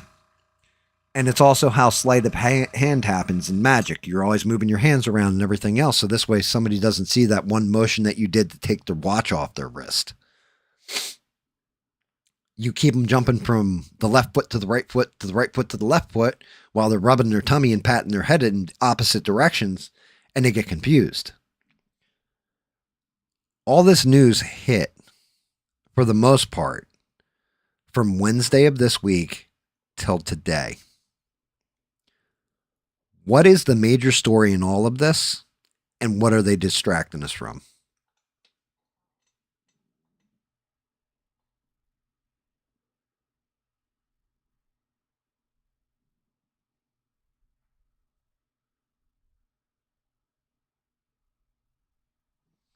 So, Bob, what you're telling me is you're saying that they said he couldn't use the certain act to install the new tariffs?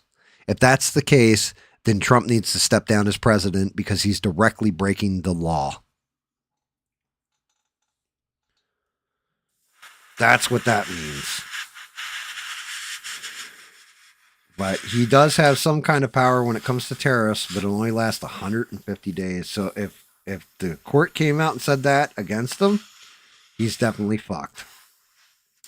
Like at that point in time, get ready for the midterms, possible impeachment.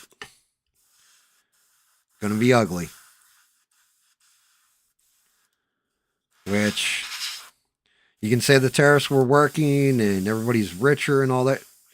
They killed they were making rich people richer and the average person poorer. They are killing mom and pop shops. I know, because I've seen the book on a mom and pop shop that is directly influenced by those tariffs because everything is imported to it. And yeah, not good. Was a whole lot of not good. So I definitely have my own biases when it comes to those tariffs, but they weren't doing what everybody thinks they were doing. And you can say, oh, well, yeah, but the stock market's up. Well, the stock market actually jumped up more after the fucking tariffs were shot down.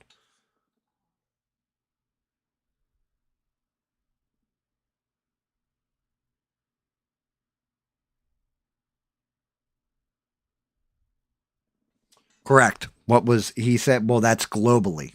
So instead of just hitting one country with them, he's hitting all countries with them. But yes, exactly, Ian. That's what I'm talking about. 10 to 50. He started off with 10% and then shot it up to 15. Not good.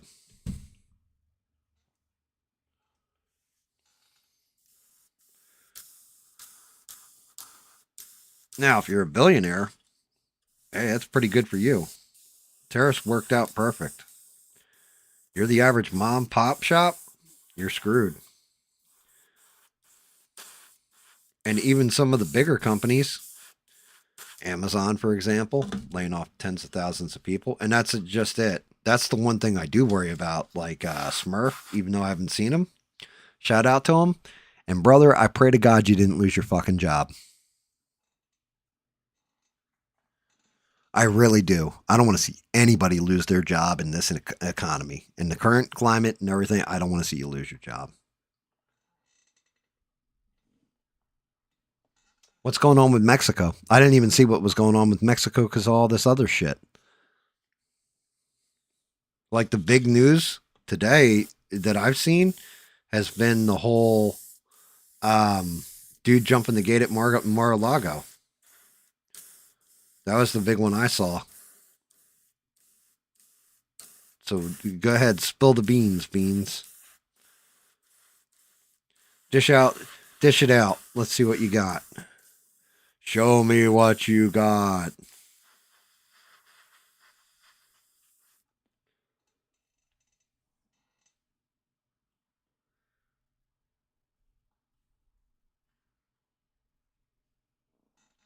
Yeah, I have not seen what's going on with Mexico. And Bob says they killed a head drug dealer. You cut the head off a snake when it comes to the drug trade. You're going to get two underbosses that are going to come up and possibly cause a gang war. Unless one of them is already assuming power and it's respected by the other one. Just going to let you guys know that. That's just the way that shit works.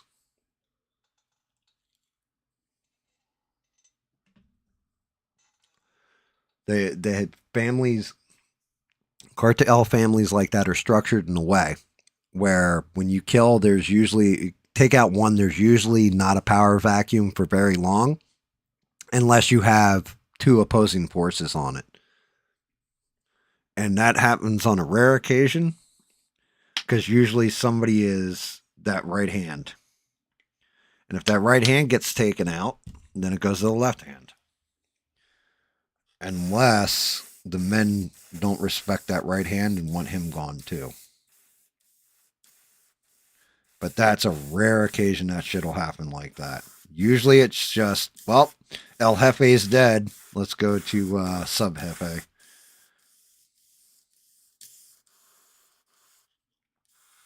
It's the reason why the drug trade never slows down.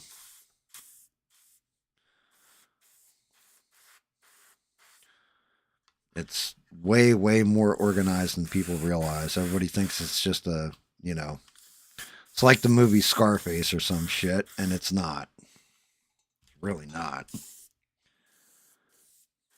That shit is structured out better than a secession plan in a corporation.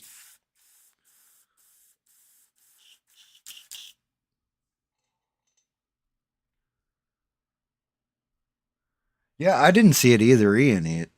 Ian, I didn't see your comment either. If you said something like that, man. I would have asked about it right away.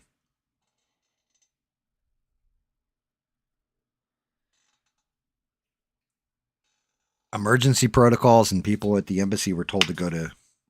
So yeah, Bob's right, and it took out a head drug dealer. The cartel would take revenge almost immediately because Mexico, the government, yeah, it's there, but really, it's the dealers and the cartel that run damn near everything in Mexico at this point. Like there's a that's one of those damn things. Like it's pretty much cartel controlled. Which it was part of the reason I was shocked when they went into Venezuela and like, oh, we're fighting the drugs here. I'm like, wait, what? Why aren't you going to Mexico? Because that's where you actually have that kind of shit, especially the stuff that's coming through and killing Americans.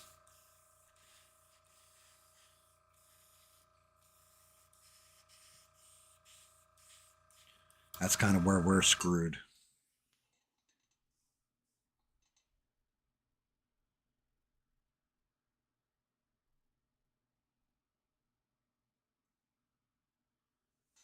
So they're going house to house and wrecking shop.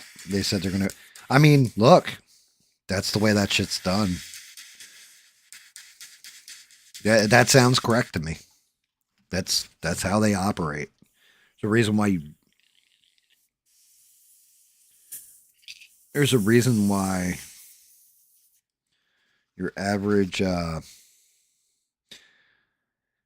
person in, we'll say, an underserved area, a predominantly poor area, if they're getting their prime stash from like Mexico, you got one guy who deals with them, and that's it, because nobody else wants to wade into that pool, and they're pretty much like kind of like the old school days, like a mob, like the Italian mob. They're kind of made men. Like you don't take out that one linchpin because he's the one who gets the product from them and then distributes to everybody else. So if they took out like a head of operations like that, yeah. And I wouldn't want to be an American in Mexico is all I'm saying. Pray for those people because it's not going to be a good day. Like if anything, it's going to be a pretty bad one. Because it's not like, oh yeah, that's Joe over there who lives down the street and he keeps to himself, doesn't do anything. Nope, they don't care. Good old Joe is a gringo. He's gone. Take him out in the yard. Take his dog and his kids out in the yard. Make sure you do awful things to his wife before you put her down. She's cute. And, yeah.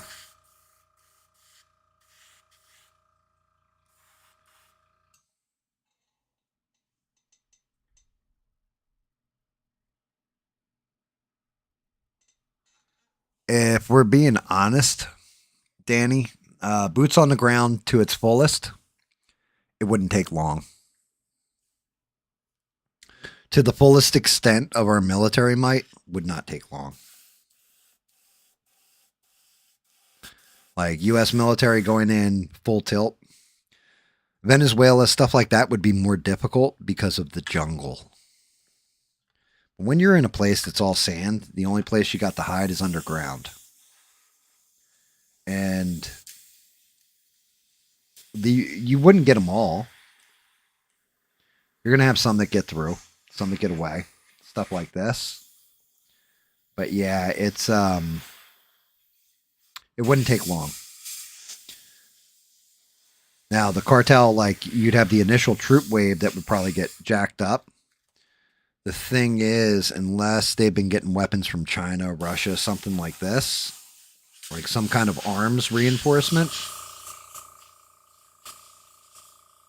the U.S. military, some of the stuff we have at our disposal now, just the drones alone would be taking them out in mass. Our drones alone would just, you'd be decimating people. And yeah, you're not wrong. Depends on what our government allows. That's the other part. If we were to take some kind of action like that, I hate to say shit like this. I hate the war games stuff out in my head sometimes because looking at it, if you were to do that, the easiest, best solution, and like I said, that's where I hate wargaming stuff out is if you're going to move an occupied military force there to fight a battle like that, you would shut down Mexico's southern border and you would annex Mexico. That would be the smartest move.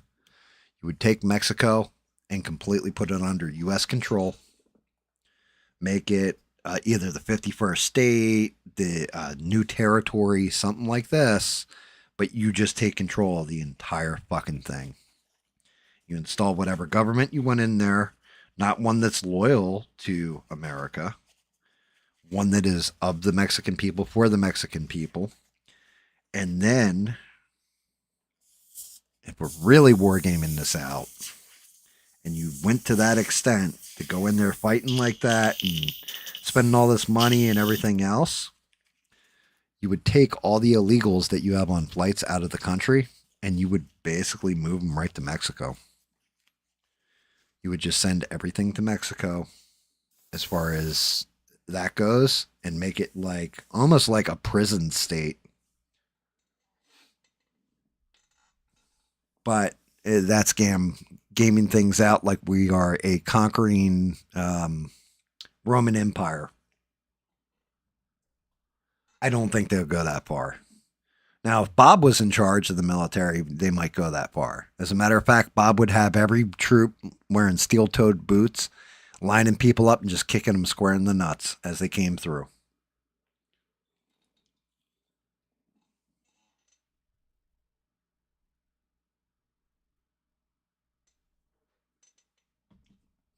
Cartel is worse than the mob was back in the day. Yeah, you're right. You're correct. So the mob back in the day, they had a rule set that they followed.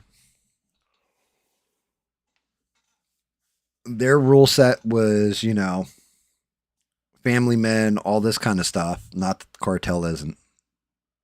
But they had limits that they would not go to. You didn't take out women and children unless it was absolutely necessary, for example.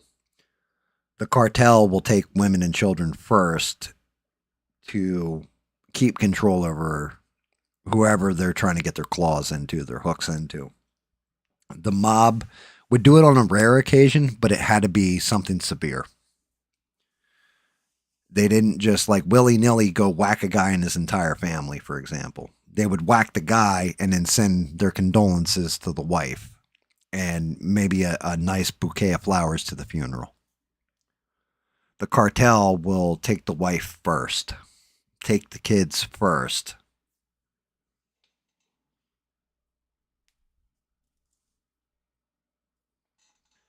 Like, yeah, I would not want to cross cartel. It's just me. And yeah, you got different people or different places where they're just fucking evil. Like evil people, but they don't look at it because they don't look at it as it's the mob did stuff that was business, right? The cartel looks at it like it's business and personal at the same time.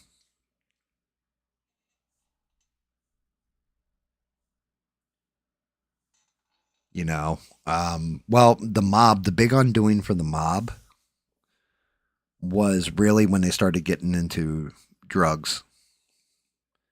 When they had it where it was like racketeering, maybe a hit here or there, running alcohol during prohibition, stuff like this, doing numbers rackets, this kind of minor stuff, beating the shit out of somebody for, a couple grand. Things like this. They would buy legitimate businesses, front stuff through it, this kind of thing. They always wanted to seem legitimate while they were doing crime, right? The cartel doesn't give a shit about putting up some kind of front where they own a beer company and they're packaging cocaine in it or something. They just package the cocaine out in the middle of the fucking desert in a fucking tent that you can't see. And then, you know, if a worker gets a little, how shall we say, sticky fingers, you know, they just take them out back and just dig a shallow hole and just toss them right in there. Either that or else they'll just throw a couple scoops of dirt on them. Yeah, old school mob was completely against the drugs because the whole thing is when it came to the gangsters, right? Okay, so that's one of those other things. Cartel will live in a big ass mansion outside of a town. They'll own like, you know, we'll say like 20, 100 acres or whatever, put a giant ass mansion on there, everything else. And then you have this little poor town that if you dropped $1,000 in $100 bills on the ground, you'd have people killing each other to get it because they're so fucking poor. That's where the cartel was set up. The American gangster, mobster, old school, lived in the community. And so the reason, part of a big chunk of the reason they were so against drugs, one, you got a lot of time. You went to jail for a long ass time if you were caught with it. And nobody wanted to get pinched with that kind of thing. The bigger part of it was they saw what the drugs did to the people in the community. Go back and think of old gangster movies like Goodfellas,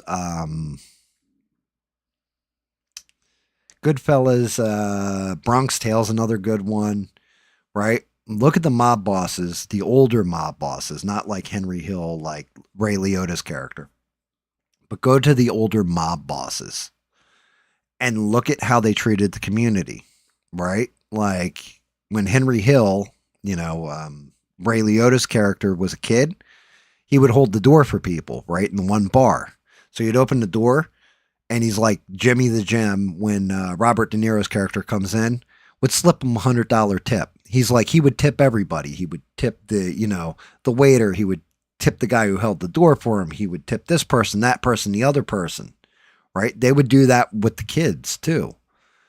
You know, oh, your dad, I heard your dad lost his job. Hey, here's $50. That'll get you and the family through for the week, right? That kind of thing. Because to them, they live in that community. It builds loyalty. It was about respect, loyalty. Cartels don't worry about, their respect comes from fear. You will do what I say, or I will take you and your entire family out into the fucking desert. Nobody's ever going to find you. And I'm going to put you down hard.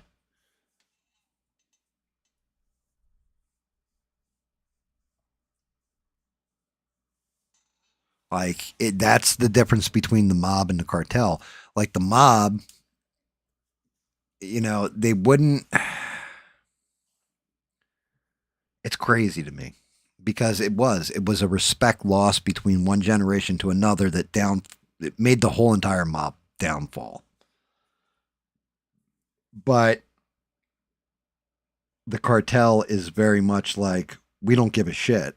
You're going to do what we say. You can rule through fear, or you can be respected by the neighborhood, and yeah, they're scared of you.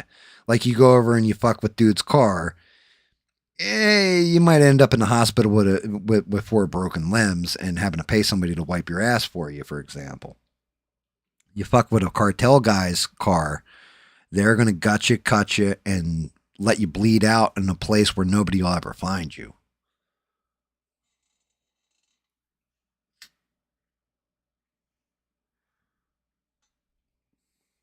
I mean, I've got a controversial take too. Maybe you guys will agree with this. Maybe you guys will be like, yeah, again, that's a little fucked up. I think the cities and everything else ran better when the mob was actually a thing. I think everything was a lot cleaner. People were a bit nicer and all that. Now we can say change in times or whatever. I'm just saying, downfall of the mob, everything seems a lot rougher in America. But in particular, those cities. Because they used to keep those streets clean. They kept everything like, oh, you're into drugs? Get the fuck out of here and go down to this corner. You guys can sell out of there all you fucking want, but you come on this street, Bad things might happen to you, bub. So, like I said, that might be an unpopular opinion. Danny said he was about to say that. Maybe an unpopular opinion, but I think the mob actually kept control because they kept it. It's a crime. It's organized crime. It was basically a corporation. The way they ran it, and then as time went and the game changed, still the game, but you lost this respect, and then now you've got to make sure you man, I got 3 body on me. Like you got to make sure people know you're hard. The mob didn't have to do that. They could just look at you. You could just look at them and be like, oh, yeah, that dude's definitely done some shit. Or they could say something to you in a very polite way. And you knew not to fuck with that person.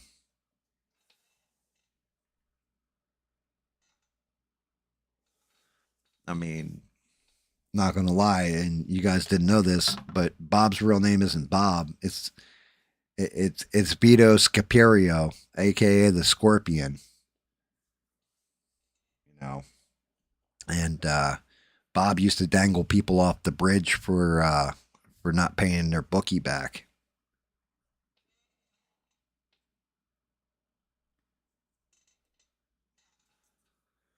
But yeah, old school gangsters. And like I said, if that's the case and the cartel is infighting right now, that's crazy. The fact that we had that or we had the that one fleet that was in Venezuela off the coast. If this shit just kicked off now, we moved all that shit over to Iran. So now we don't even have those pieces on the chessboard to launch from and just get control fast. It would actions would have to be taken differently, and it's not good.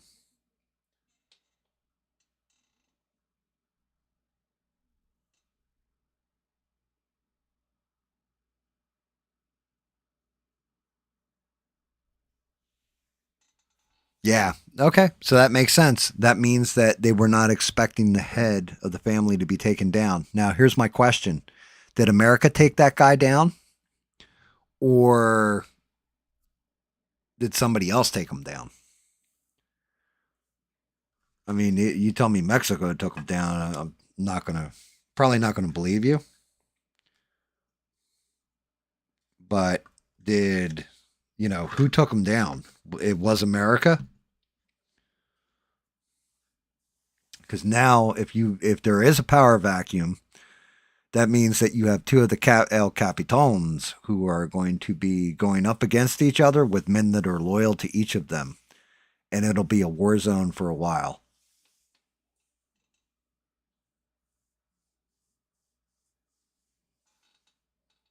The Amish were responsible. They refused to churn butter for them. The Mexican government was responsible.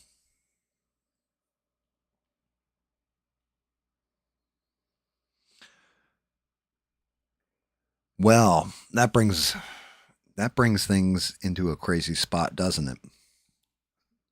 That means one of that dude's fucking captains is poised to take position and worked with them to take him out.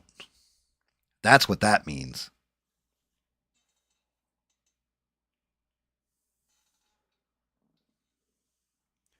That means that one of El Capitans, whichever one, is responsible for it. Because he wanted to cut the head off the snake so he becomes the head. And that means that the other captain, who's loyal to the boss, is not going to fall in line. This could last a week or it could last 2 years. Hell, it could last a lifetime. Or at least till they run out of relatives. That's not good. We may have given them intelligence, Bob. That's fine. But it's who orchestrated the hit.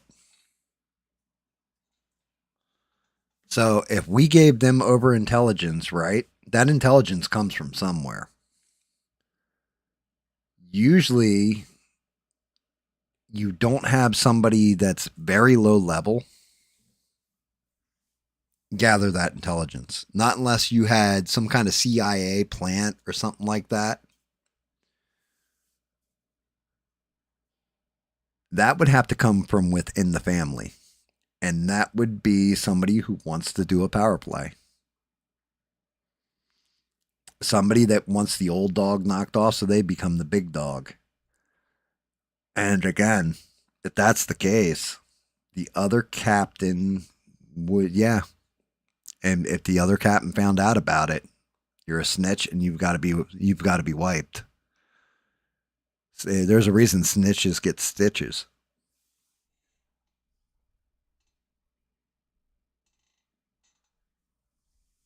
Have a good night. Have a good night, Danny. Always great to see you, brother. Yeah, we talk fun stuff. Trying to stay away from the probably get back into some more wackiness in a little bit here too. All right, I don't know how I'm going to try this putty. I'll be right back. I got to get gloves on for this.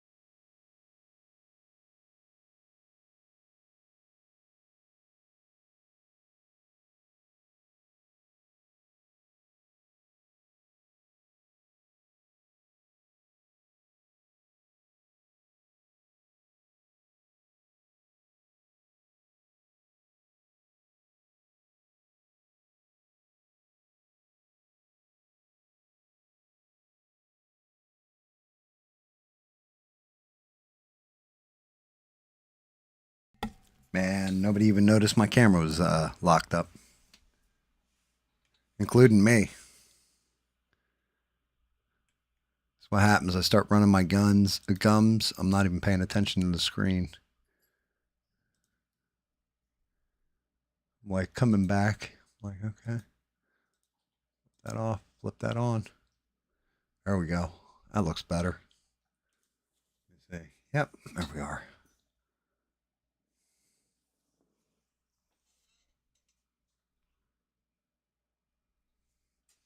Bob's like he's lying. He's taking a leak. No, I have a bottle under the table that I pee in. Bob, what's wrong with you? I'm kidding, of course. I'm kidding. Bathroom's like 10 steps that way. All I do is say, yeah, I'm going to take a leak. This is fast UV curing putty, which I need to keep in the dark dark as much as possible. I don't know what this stuff looks like. I haven't worked with it yet.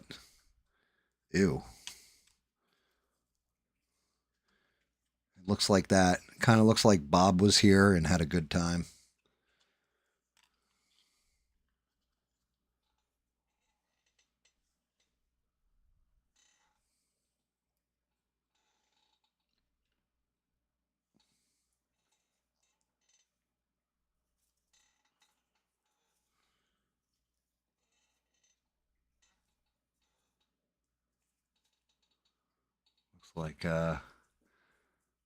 Looks like a gym sock that I had when I was 16.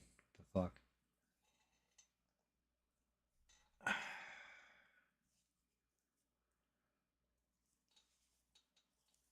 Trying to tear away. I don't want to contaminate that shit with too much cotton. I don't know how heavy this stuff is. Damn, get that floof out of here. How's my consistency? It's actually a pretty thick consistency.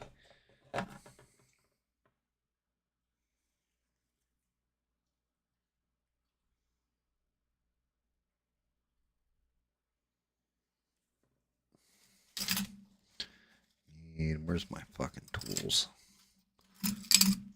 Aha.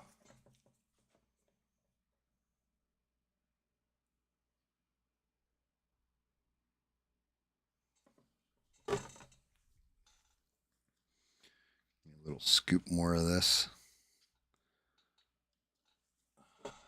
A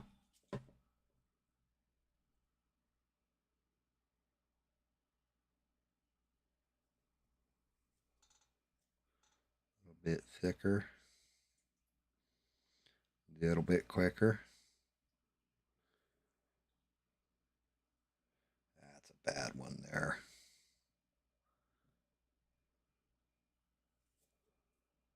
Slow build up on this. Which I noticed on that She-Hulk model, I'm going to have to do the same kind of thing.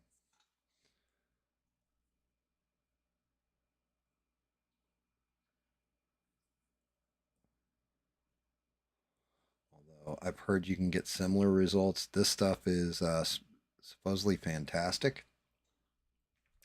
But I've heard you can get similar results by taking baby powder and regular ass resin and mixing them together till it's about this consistency of thickness. And it'll spread the same way. Don't know how true that is, how false, what have you.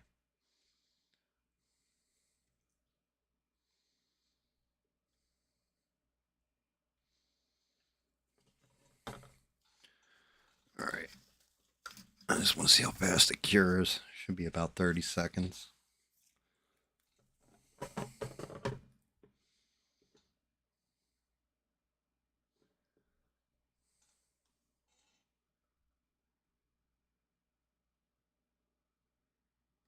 I mean, you might as well make Transformers with AI. Why the hell not?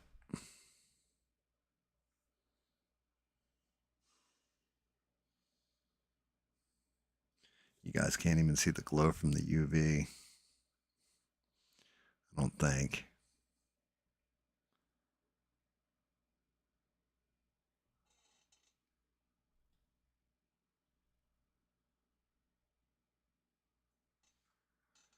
Breaking, the Mexican cartels are saying, "We are coming to get you, gringos.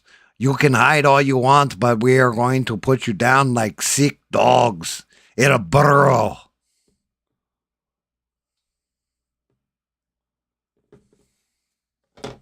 I mean, what do you expect? You take out a boss, this is what happens. Tell you what, good time for a major distraction too, huh? Like I said, what is going on? Oh, that hardened kind of quick.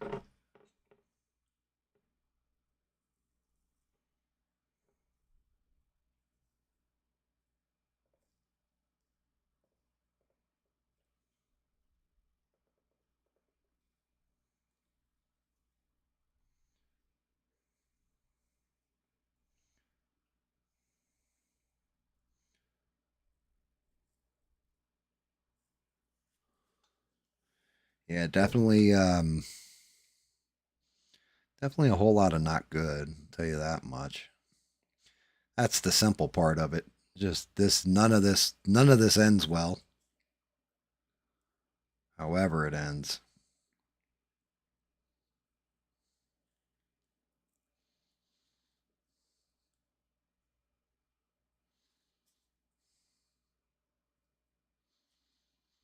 I did not have American Mexico War on my bingo card either. Damn, right when they started to talk about the aliens, too.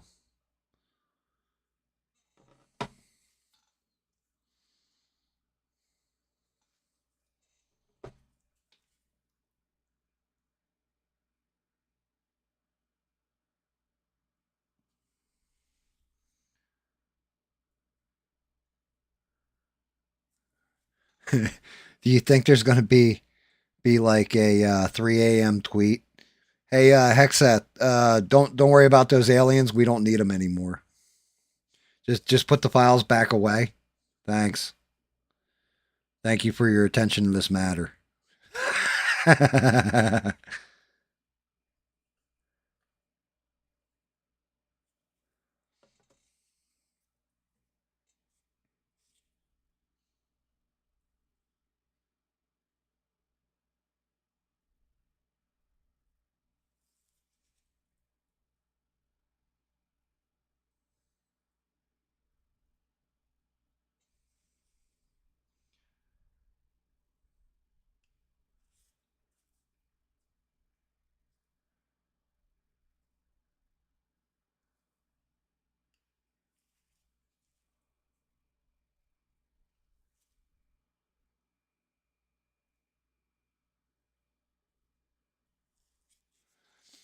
Breaking news: America gonna attack Mexico. Let's talk about it.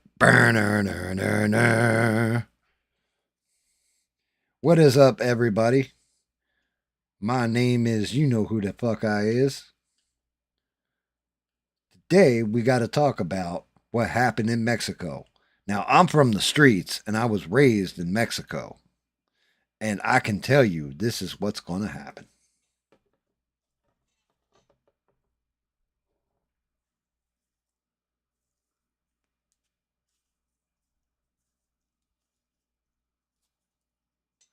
So, false flag, possibly. Why do you get false flag vibes? Because of everything that I was just fucking going through. That's why. Because this is it goes to exactly what I was just talking about. All of this stuff, everything going on, feels like they are distracting us from one thing or another. You know, we could say it's the Epstein files, and maybe it is. We could say it's a possible strike on Iran, maybe it is. But there's something not right. There's something wrong going on right now.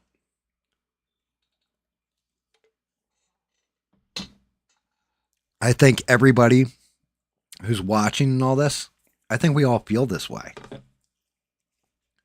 That something just ain't right. Now, maybe it was billionaires that got exposed. You know, something to this extent. And this is how you distract from it. Our government being corrupt, maybe that's how you distract from it. Maybe the economy's going to crash. That's how you distract from it. But something just don't feel right to old GAM. And when things don't feel right, I trust my damn gut. So I don't think, normally I'd be like, it's conspiracy theory or everything. Nope. No, you're not going to hear that one out of me. Something doesn't feel right. Or as David would say, something doesn't feel right.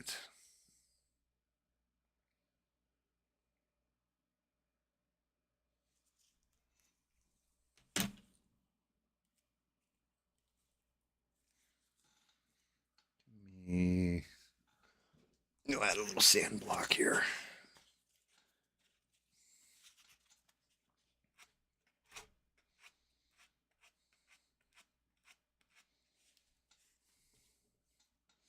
Stuff actually works very, very well. Prime over those seam lines and it should be good. It's weird working between resin and the plastic. Definitely a weird feeling to it.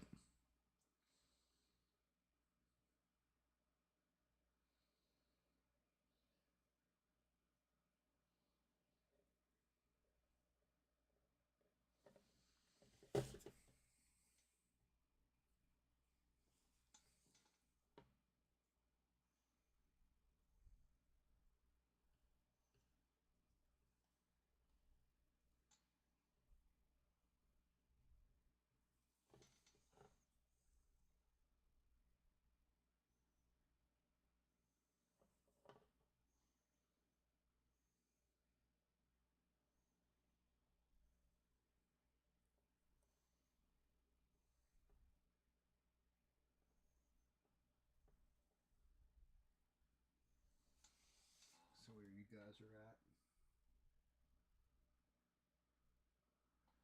GAM to GAM AM. That's fucking awesome.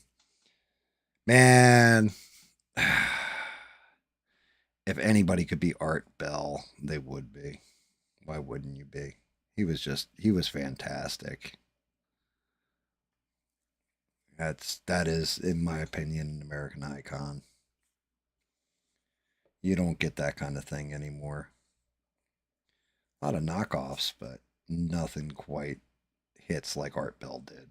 He had so many different fantastic callers, stuff like that. Even the ones that would be dickheads about stuff. He was just amazing. Definitely amazing.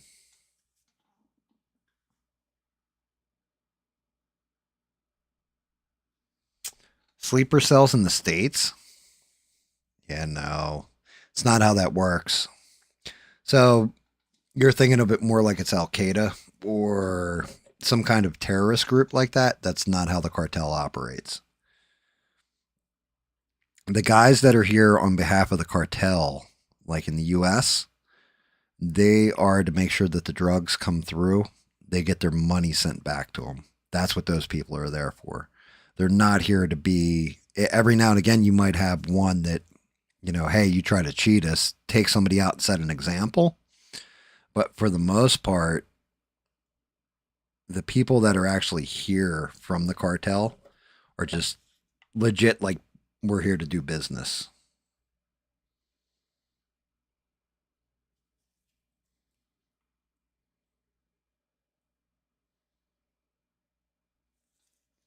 It seems pretty good on him, huh? You can see it, I think, if I get it up in the camera. Like, you can still see where I haven't filled the seam back here.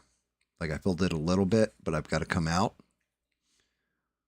But yeah, the front end, that seam line went away. It's a very good product. Shit's expensive, and getting a hold of it is definitely difficult. But this putty works very, very well. And I know there's another company that makes the same stuff. But sorry, guys, I'm Elegoo all the way. All my printers, all my filament, all my resin, everything is Elegoo. I buy from Elegoo. They gave me fantastic customer service when I started with my first 3D printer. And because of that, they will have a loyal Patreon forever. My original printer, something happened. So it was the Mars 3 Ultra Pro. Maybe it was Pro. I don't think it was Ultra. I think it was Pro. But my Mars 3, something happened and the screen broke. Now, maybe it was a defect in the screen, but I kind of feel it was my fault. And messaged them, said, hey, my screen isn't working. They said, okay, send us a quick video. We want you to run the screen test on it and then send us the video of it. I did. They're like, oh, okay. Yes, you're right. Your screen's dead. So I'm like, fuck, how much is it going to cost to repair? They said it's under warranty for X amount of months. You're within warranty. They shipped me out one screen. That arrived. I replaced it. Everything was good. Everything was fine. And that was awesome. And then the next day, a second screen arrived, and they said, we sent you a second screen. Like, I got another email saying, we sent you a second screen in case there's something wrong with that first screen. I looked up how much the screens cost. They were $65 each. They sent them to me for free. Loyal customer ever since. Had that screen out to me 2 days later after I put in for the warranty, and it had to come from overseas through the tariffs and everything else.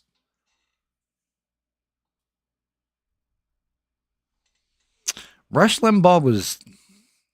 I'm not going to take anything away from him. Rush Limbaugh was great for political radio. You can argue a case Howard Stern was one of the best on regular radio for entertainment, but Art Bell has a special place in my heart because of everything he used to cover. He was pretty damn neutral with his politics. He was honest about things. And he was neutral or whatever. And again, a lot of it was the stories that would come out.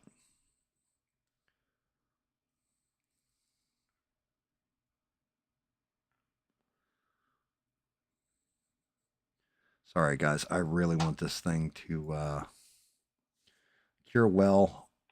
And this is practice run for models going forward, too, by the way. So one of the other things, and I failed to mention this, the other thing I learned from this guy is, you know how I had two heads for the Hulk? I had a Lou Ferrigno head, and then I had a regular comic book Hulk head. And I only painted one, glued it on there, done, right? This dude showed me in videos, again, shout out to him, how to install magnets on these. So if you have two different heads, you go dunk, one head clicks in, you can take it off and put the other head in.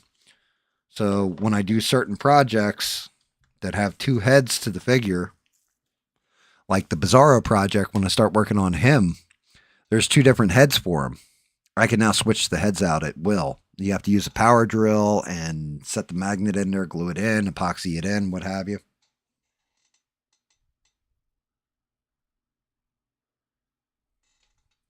Yeah, Rush Limbaugh, he was, like I said, he was great for what he did.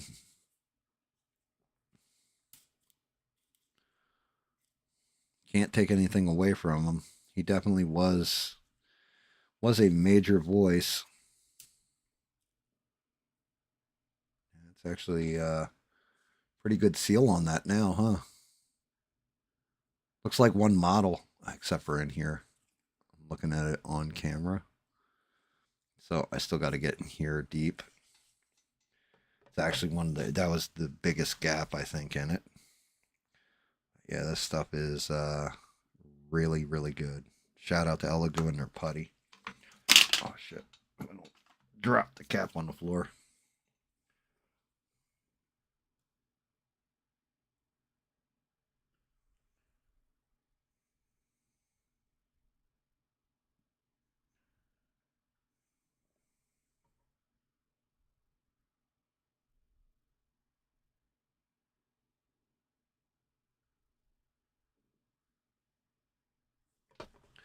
I'm just curious.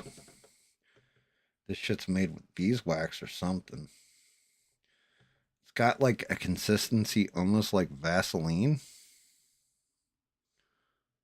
A little bit thicker.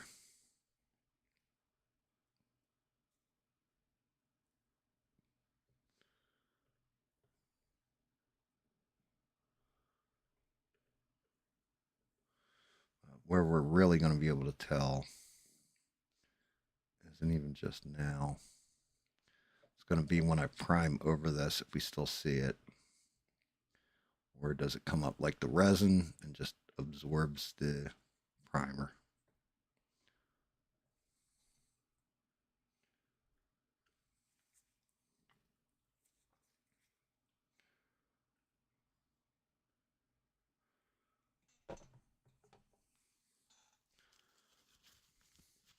Thank God my wife got me these damn sculpting tools. She got them for me a long time ago, too. It's just crazy. They're not new.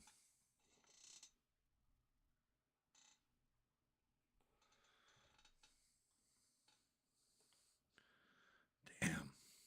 So you're gonna have to let me know. Are you watching? Bean said she's watching like live webcams of Mexico.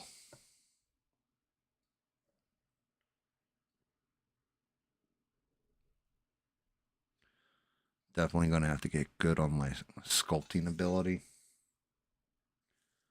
Damn, I can feel heat coming off that fucking putty as it hardens.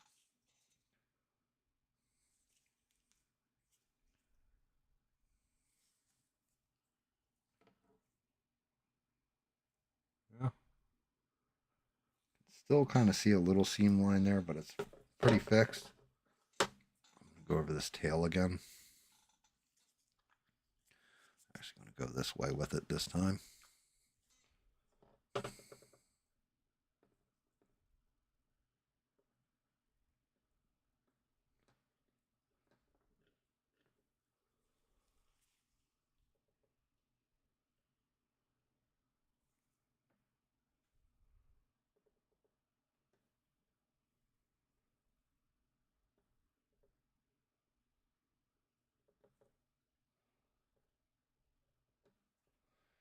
You're listening to Prime Time with Gam and Bob in the morning.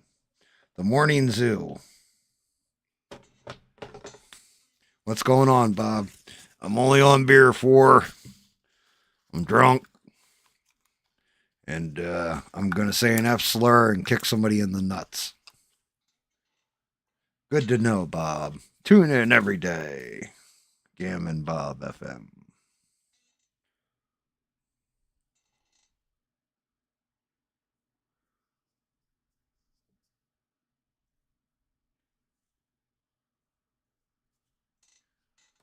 Oh, America actually beat Canada and brought home the gold for hockey? That's crazy. Trump did that. It was his tariffs on Canada. Now we'll lose forever because, he can't impose the tariffs anymore. It was all me. I did it.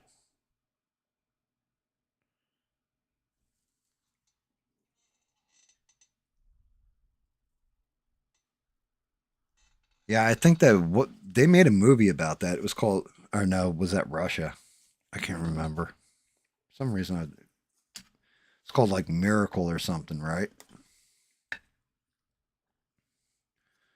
Shout out to them. That's definitely impressive. Canadians have nothing but ice, so they should have the better hockey team.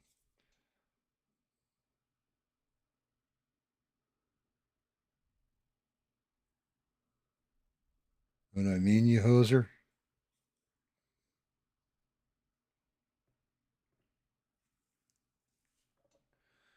What the hell were the name of the McKenzie brothers? Like their first names, Doug and something. Doug and Bob.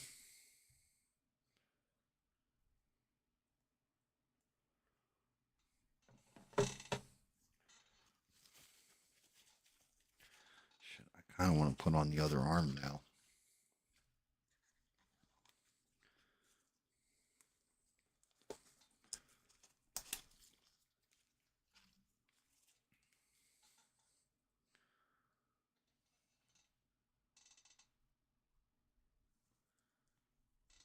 Miracle on Ice. It was Russia. I knew they had done a movie. I mean, Russia should be really good at hockey too. That shit's cold as hell there. Unless you live close to Chernobyl, then it's hot. A little warmer in that section for some reason. I don't know why.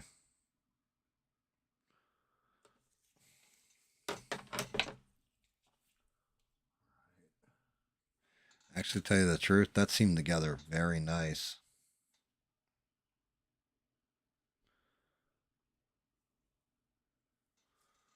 Let's see. I didn't do this piece on here because, yeah, you know what? I'm going to, though. Let's see what the head looks like. Mild neckline. Shit.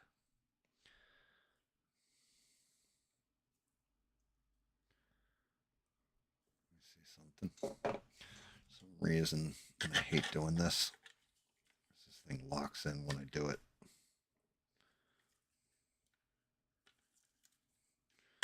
This belly, so I don't. So I got where it's hitting correct.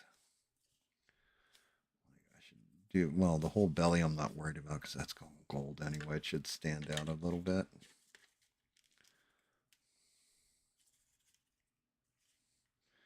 be gentle with this, but rough.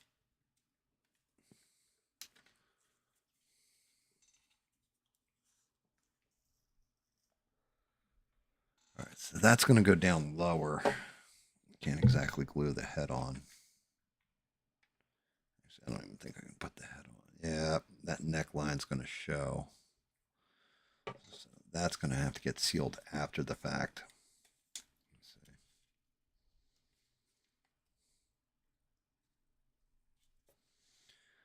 This is why I like doing the FDM for the capes now.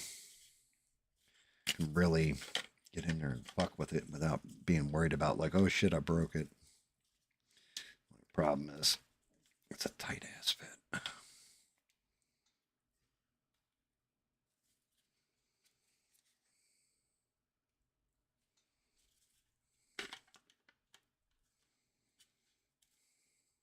All right, yeah, I am not going to lock that in. I just really need to look at jawline. And underneath is not going to be very visible. Back here will be. Do do do do do do do do. That's what we're looking at so far, guys. Big old fat bastard. All right, let's get you back apart. I don't know what I'm going to do with the base on this one either.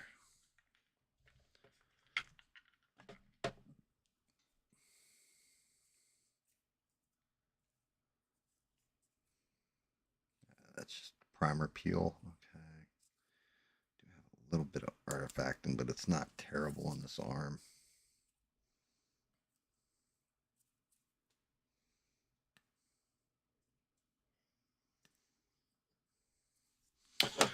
Meantime, I do want to see what this putty. Let's take a look and see what this putty looks like when it gets primed. If it actually blends or it doesn't.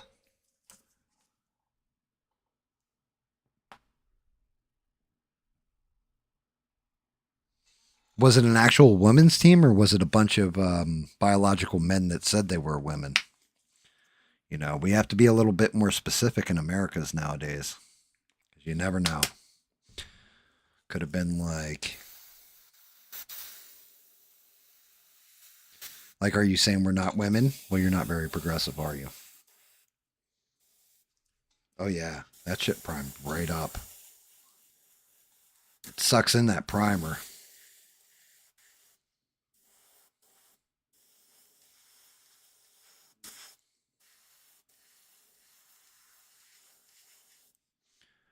Yeah, that's an excellent product. I'm going to have to keep that stuff stocked on my bench.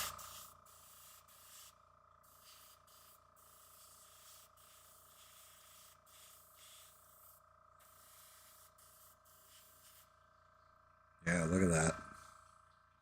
Prime right up. Can't even tell. I mean, I can see the roughness on it, but right in there, the print's rough anyway.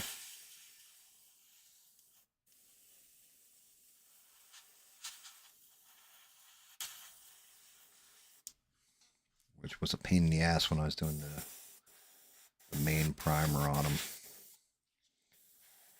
That part did not want to prime correctly.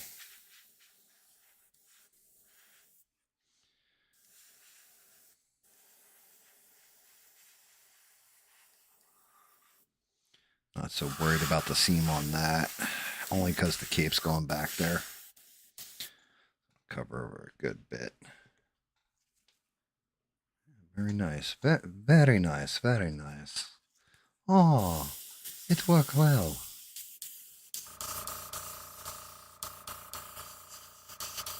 Blowing out all this excess.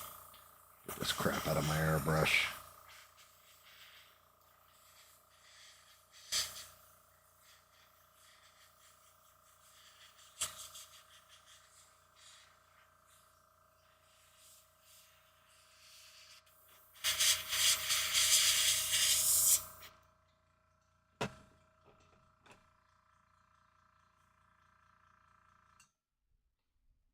What's a bull dagger? I don't know what a bull dagger is, Bob. You have to explain that to me. What is a bull dagger?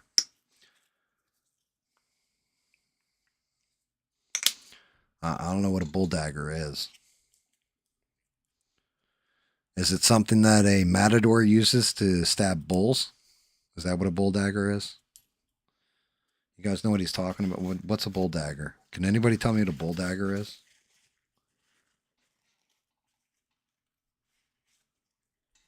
Yeah, that's awesome. Good on them for winning, bringing home gold. Imagine you work for every day, nonstop, 4 years of your life to win a medal. And you get to the games and everything else and just fail. That would suck.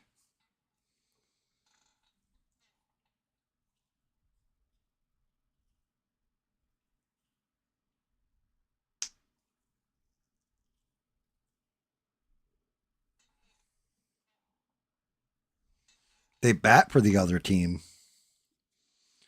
I thought they were hockey players. I didn't realize they were baseball players, Bob. What do you mean?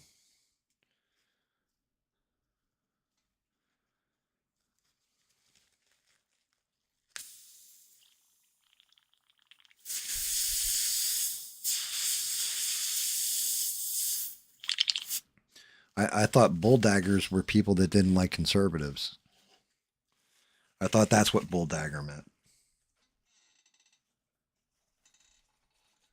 Or women that just simply won't sleep with you are bull daggers, you know? Like,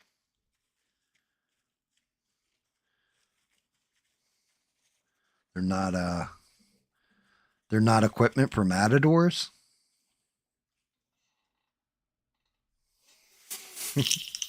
I've known what you're saying the whole time. That's somebody's favorite term for anybody that disagrees with them. That's female.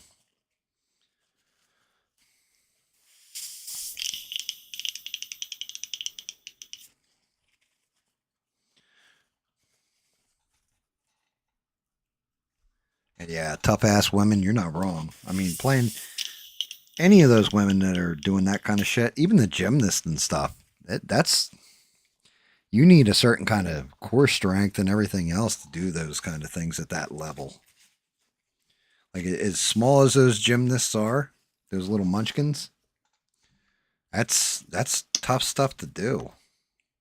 It's not like it's not like, well, I'm just a midget, so I can be a gymnast. It's like, no, you actually need strength.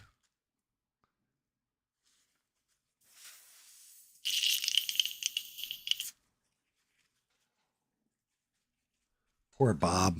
Bob was trying to explain what a bull dagger is, but never once did he say just a technical term that he could get away with on YouTube. Couldn't just say lesbian. Couldn't just say lesbian.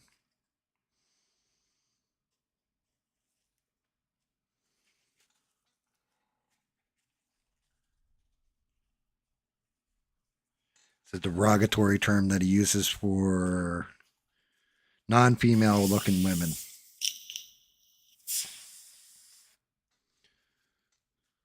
I thought that was a different term. I thought he always said Big back. That's it. Or is that only for women that exceed his ideal of an anorexic chick that looks like she's about to need forced intervention through an IV?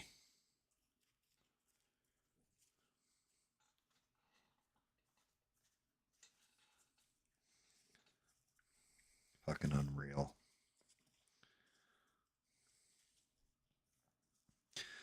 I mean,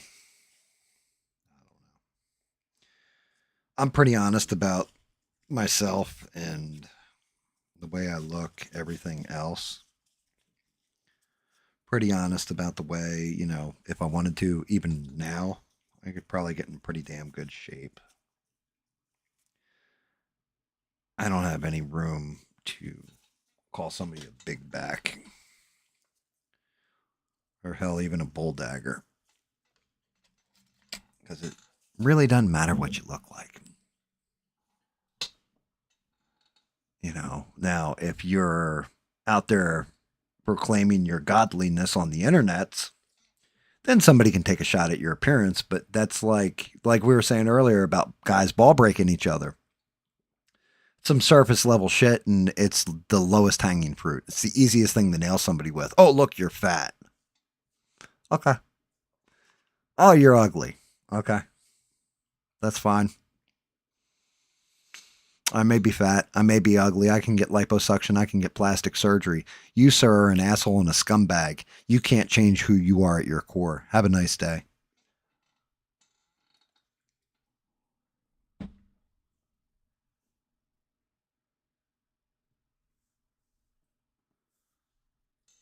That's the good stuff right there. If they were like, I'm proud to be an American and thank God for America and all that stuff, that's the way it should be.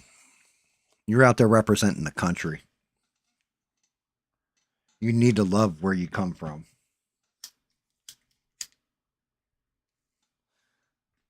You don't hear the Chinese chick win the gymnastics and then go, I hate Xi Jinping. Xi Jinping, evil man. I hate bad, bad, bad.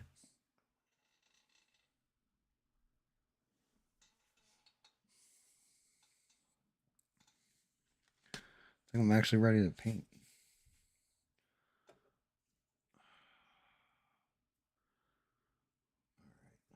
Let's look what this asshole looks like.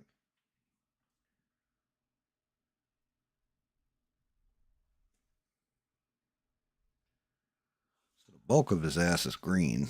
I don't know what I'm going to do with this just yet. Maybe a sand effect. This could get interesting. And of course, there's this. This, I was thinking about airbrushing this. I think I'm actually going to hand paint his belly. This, I think I'm going to airbrush.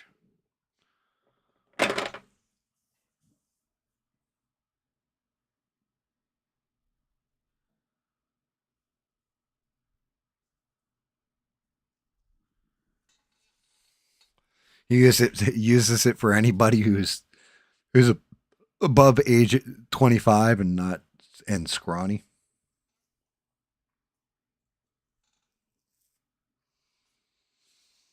That's just it.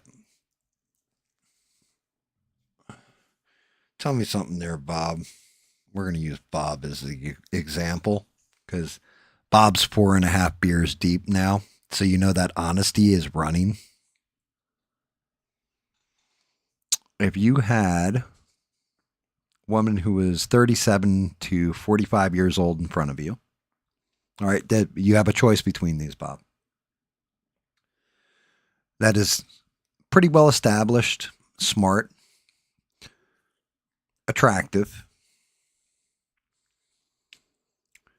She's got, she's middle aged, so she's got a little bit of weight to her. She's not like overblown, out of shape, everything else, like 500 pounds or something. She's got like maybe 10 extra pounds, 15 extra pounds of weight to her. She's right there. She's like a 5 out of a 10. Right? but well established.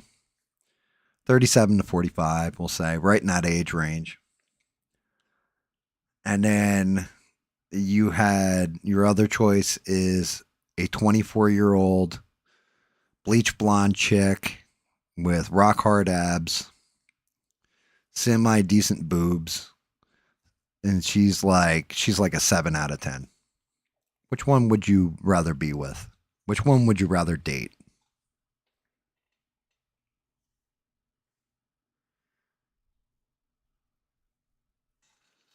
Which one would you rather date, Bob? Out of those two picks, the 25-year-old or that 37 to 45-year-old?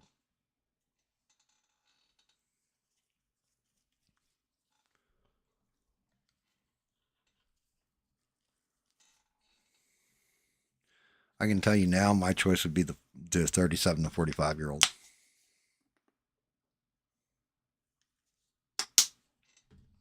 Me personally, I'd go 37 to 45-year-old.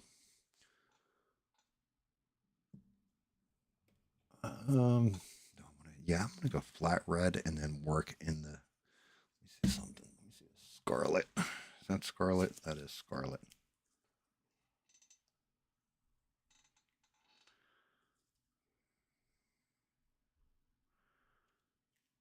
Yep, that'll work. Should be an orange or red.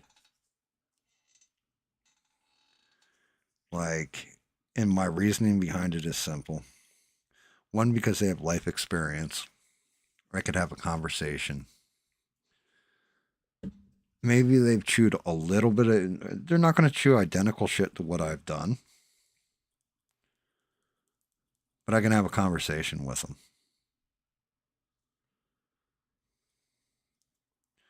I can enjoy time with them, and probably they're going to share some of my interests. Not all, but some.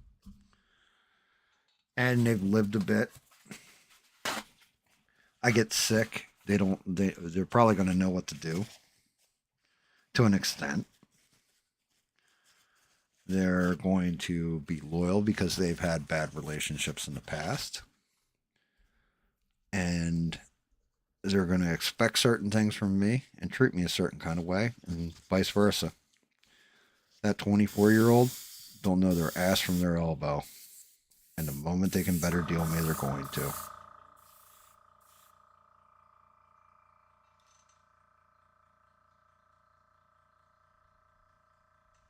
And that was the man, Ian. This is one of those things where I'm happy you're here with me, because exactly that 5 out of 10 is probably going to have a personality like a 10 out of 10. The 24-year-old is just going to worry about how she looks. I love my wife for a lot of reasons. One of them is, all right, we got to go shopping. All right, give me 5 minutes to get ready, and in 3 minutes she's walking out and we're ready to go. Because she didn't do her makeup. She didn't give a fuck. It's like, yep, we're out. That 24-year-old would still be in the bathroom by the time I got back from the store. It's the little things.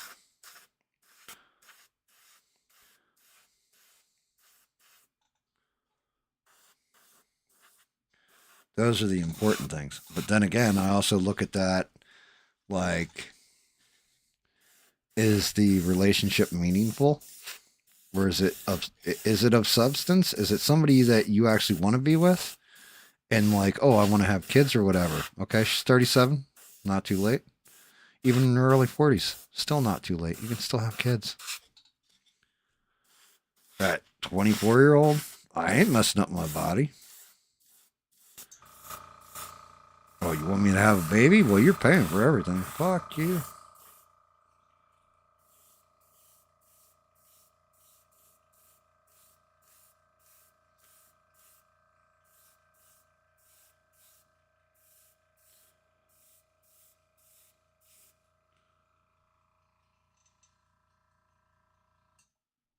Yeah, I mean, I agree. You're not wrong. I mean, at this age, 45 would be my bottom, you know what I mean? That would be my bottom line. Like,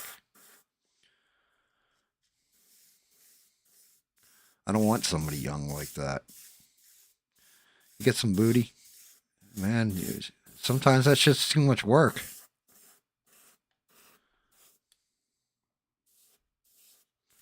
Like here and there, are all right, maybe at first, but goddamn, you're old. Be like that scene with back in the day. They had that movie where Ted Danson. I don't even remember what the name of the movie was, but it was Whoopi Goldberg and Ted Danson in it. Ted Danson's older or whatever, and he ends up like that's actually the movie where he and Whoopi Goldberg started dating in real life. For those that remember it, and like Ted Danson was dating, I think it was Jennifer Tilly, and like she's on top of him, she's bouncing up and down and everything, and like he's just like, oh my god, like almost dead, and then she gets off the bed and she goes, "Whoa, that was great," and does like a cartwheel and shit. Like, dear Lord.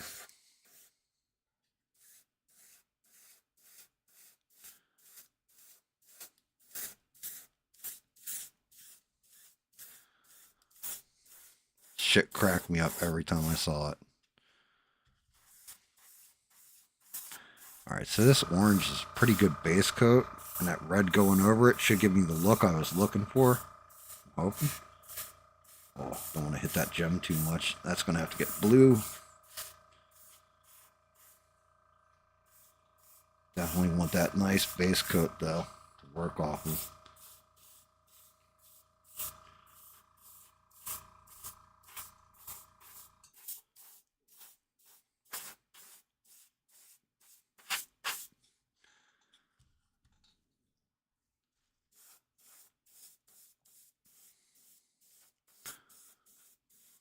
Yeah, I'll tell you what.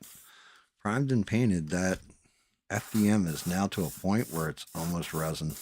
Not quite, but it's pretty fucking close. And I was smart not to prime it with the filler primer, because those layer lines definitely work for this thing.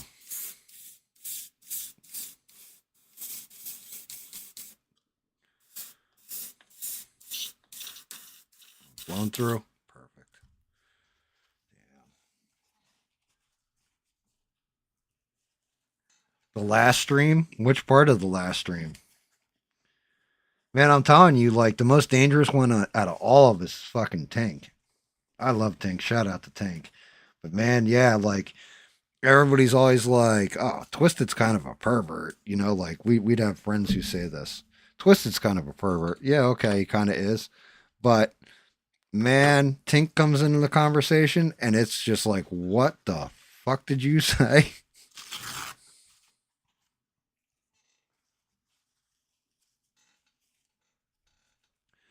That's it. Well, I mean, so that's. I've mentioned this when I was playing with Smurf, right? That you have GAM and Smurf streams where we're building and we're kind of joking around and having fun and all that kind of stuff. Then you have stuff like that stream, which is kind of it's a whole different group, whole different vibe, because with Twisted in particular and David and Rogue, right? We all break each other's balls and all that, like pretty damn hard. Like, well, it'll sound like we're fighting with each other at times, but that's a Twisted gaming stream. So when Twisted owns a game server, opens a game server for something, that's the name it falls under, is Team Twisted Gaming. And then there's actual like members of Team Twisted Gaming. So you got like David, me, his brother Johnny, Billy Bud, Hacksaw, Rogue, Tink. Tink always just deals with the animals usually, but you have all of us together, and we'll all rip each other, but at the same point in time, it's one of those things like it's like watching the movie 300 when they're all going into battle and stuff, and like they're cracking jokes while they're on the battlefield with each other. That's Team Twisted Gaming. Like we just throw down together.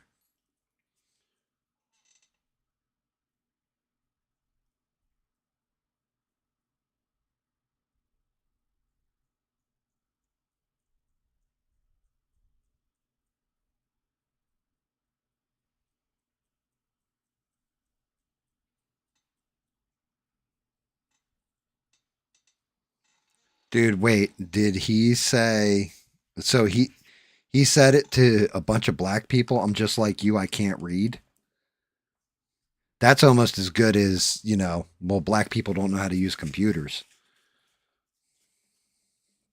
That's actually kind of fucking hysterical. That's a boo boo. That's a oopsie. Shouldn't have said that one. That may play well in California. That ain't going to play well anywhere else.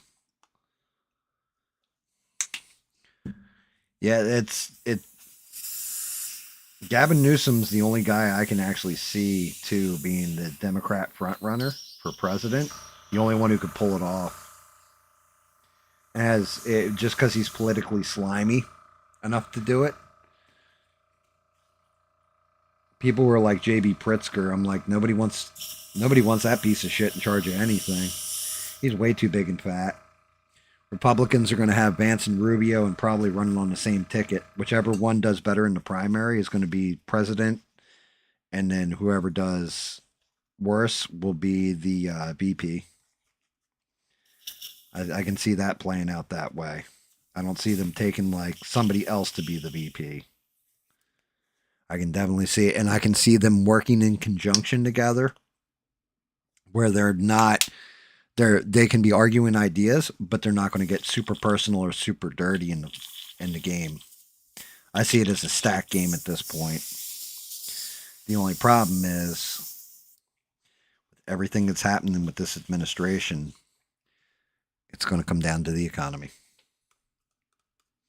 Because people are disgusted and to a point where they're not going to go out to vote.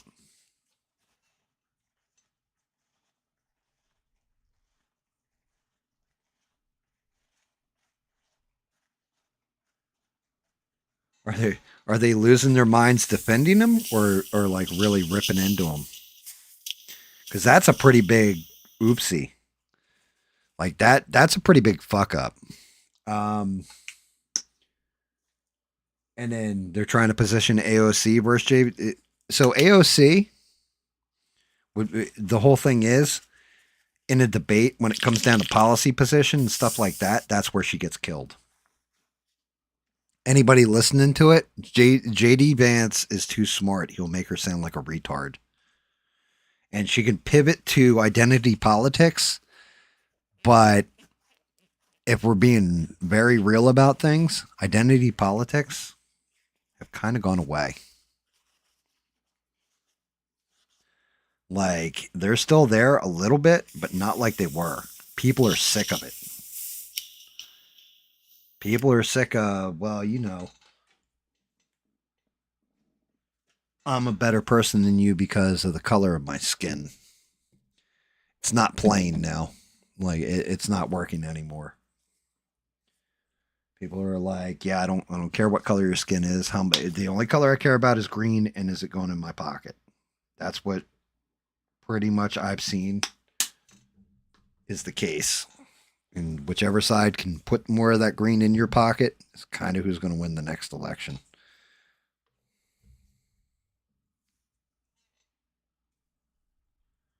Josh Shapiro could win.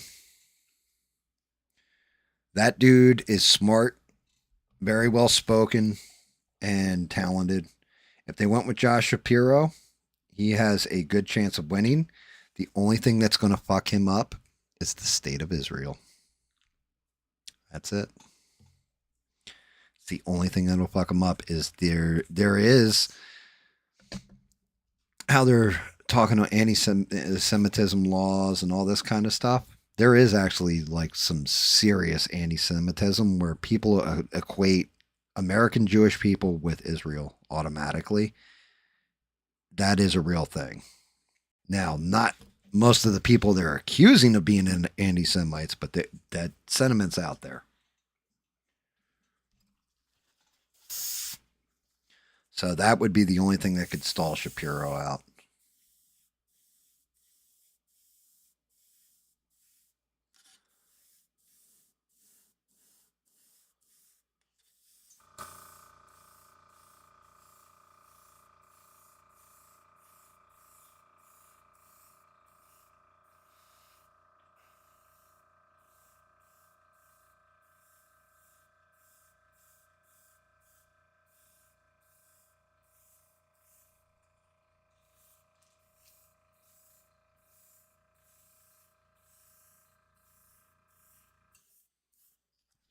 light coat this shit.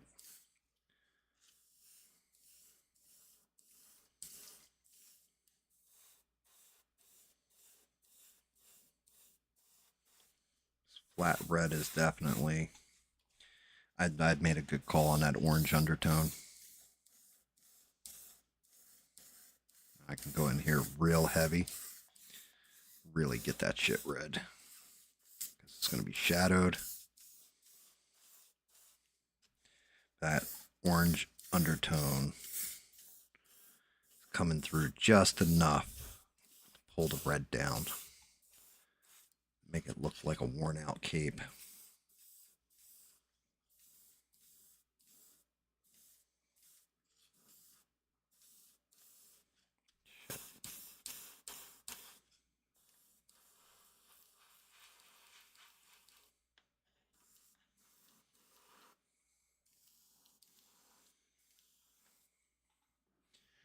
Just in case you guys don't know why I just did what I did. When I'm looking at his cape, it's got an orange undertone to it. Well, I don't even know if you can see that on camera.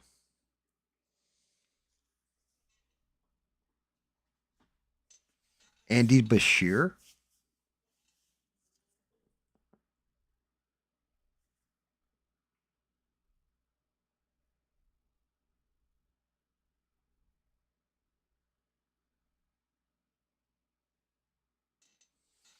Well, here's the thing. Let's talk about that recall with Newsom. How did he survive that recall? Because there was one pick to replace him, right? No, there was like 20 people that threw their hat in the ring, and it split the vote down so much that Newsom was you know what I mean? He was going to come out on majority. If you had like 2 people splitting the vote against Newsom, he would have been replaced.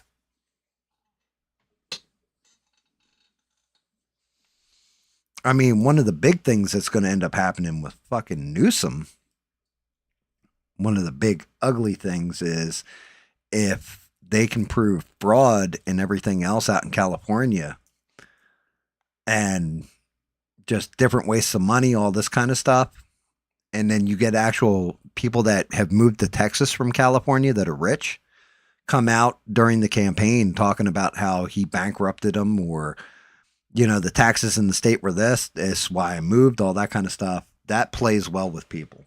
People want more money in their pocket, not more money in the government's pocket.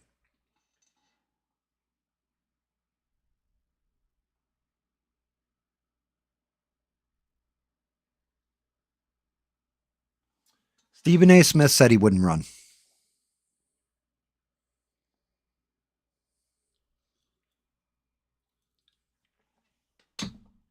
Stephen A. Smith is making a lot of money to talk about sports.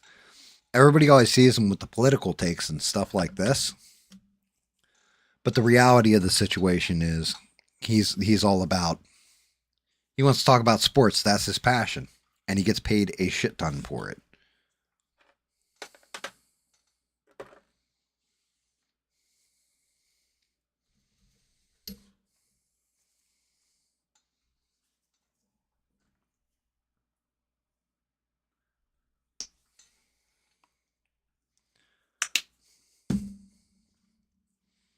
You know,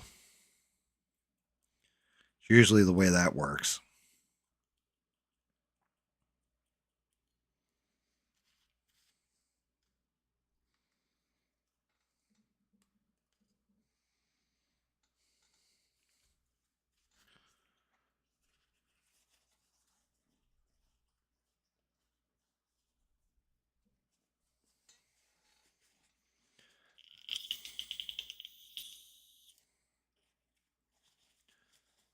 I mean, you guys know who I'm voting for in 2028.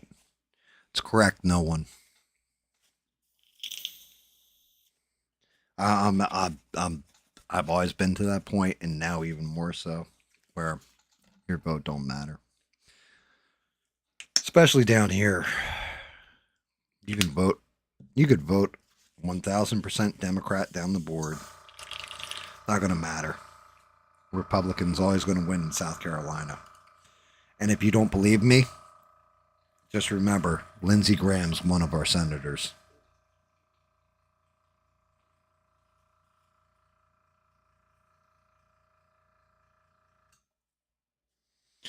Don't believe me? The only black senator on the Republican side of the aisle is Tim Scott, our other senator.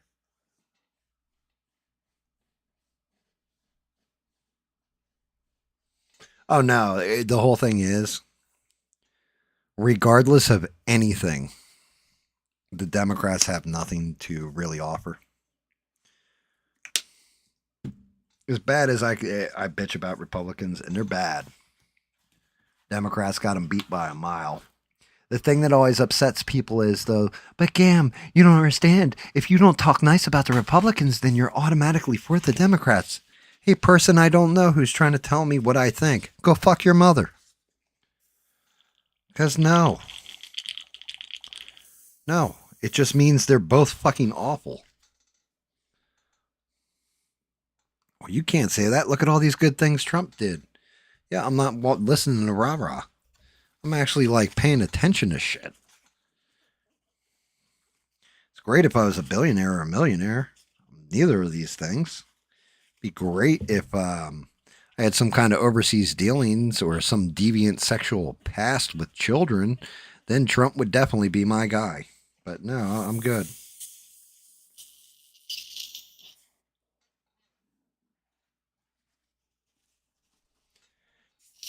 I love it. They might be going with Smith. I just explained how Stephen A. Smith already said he's not running. They wanted The Rock to run. You know that, right? And The Rock was like, no, I'm making too much in Hollywood. Maybe later on, if my career dries up, which it has, so maybe they'll run The Rock. But yeah, they wanted The Rock to run at one point. And he was like, nope, not getting into it. Make too much money in Hollywood. I'm telling you, it's the same thing with Stephen A. Smith. He doesn't want that. He doesn't want to have to make those decisions and deal with that bullshit. You make way, like, only reason I want you to look at it. Look at it in reality. My whole thing was Donald Trump wants to get back into office, and this is why I kind of really was for him when he was running. Because my theory was Donald Trump wants to get back into office to pay revenge on all these people for raiding Mar-a-Lago, indicting him 34 times on a bullshit charge. Like, he wants his revenge, and he's coming after the swamp and the elite. Turns out, all he did was set up his son-in-law and all his business associates, like Howard Fucknuts and, his son-in-law, Jared Kushner, where they're going to make a shit ton of money from a lot of the moves he's made. And if you're not paying attention to it, you need to.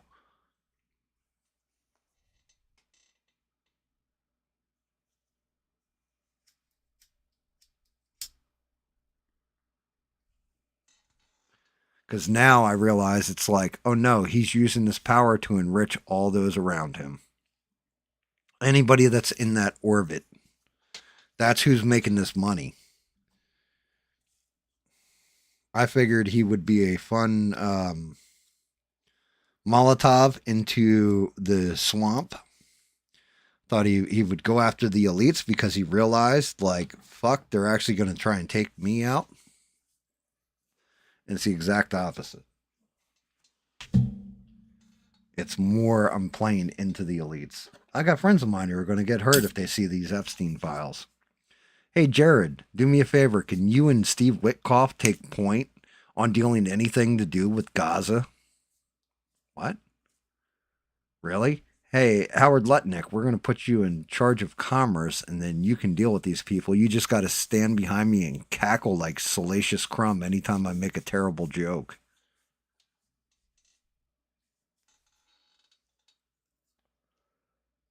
See the game for what it is. It's a game. It is the game. I don't make the rules, but I just watch how it's played and who the players are. And you can see it. And it's not good. I don't care about Nobel Peace Prizes or if you solved a dispute between East Coast and West Coast rap battles or whatever the fuck you did this week. Show me what you're doing for my children, hopefully one day my grandchildren. Show me what you're doing for the average American person that can't afford to feed their kids and themselves and are giving up meals for their children to eat. Show me what you're doing for people like Stranded Lifeform, shout out to her, who is asleep right now because she's got to wake up and break her fucking ass tomorrow for thankless work. Show me what you're doing. And I ain't seen much.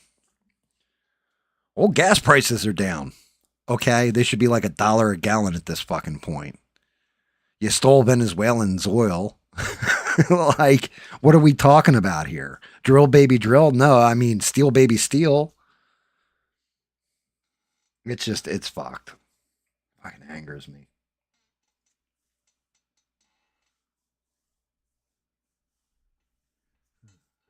It's all about the GAM and how you play it.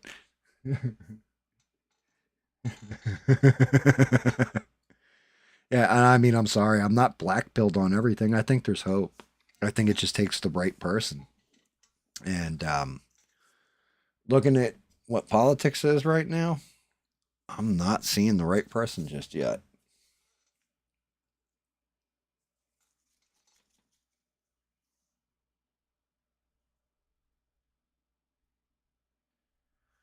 I think I might go olive for the undercoat. It's all about the GAM and how you play it. It's all about control and if you can take it.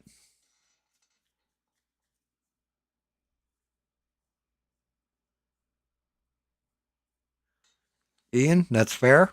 I'm not taking it as financial advice. It's just what you're seeing play out in front of you. Fair.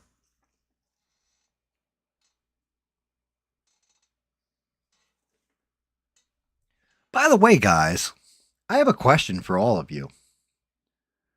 Because I didn't mention this tonight either, and I legitimately almost forgot about this. Did you know that we're on a partial government shutdown right now? Bob K for president. Everybody gets 6 beers and a kick in the nuts.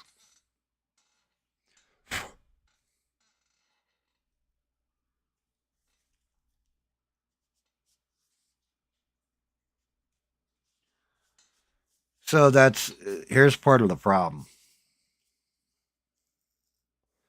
You need a criminal in there, but a good guy criminal. You need Han Solo, basically, that archetype of person to be the president. Right? They're doing kind of fucked up things, but they're doing them for the right reason that's benefiting everybody. We tried having a good man as president, and God bless that man. His name was Jimmy Carter. One of the nicest people, greatest, purest people ever. What a shitty president.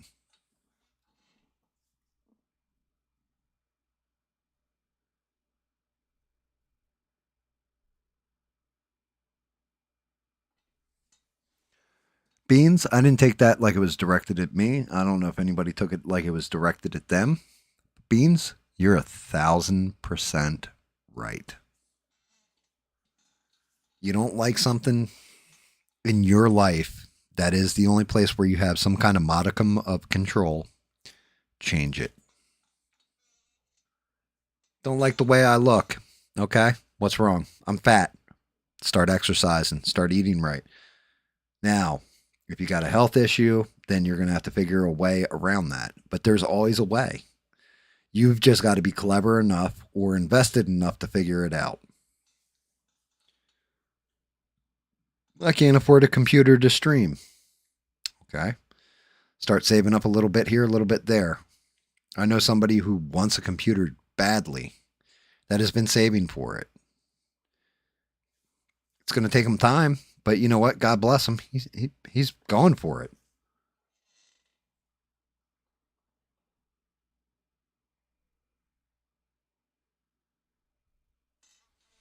Oh, shit. No, if somebody doesn't want you to eat a peach for hours, then, you're definitely not doing it right.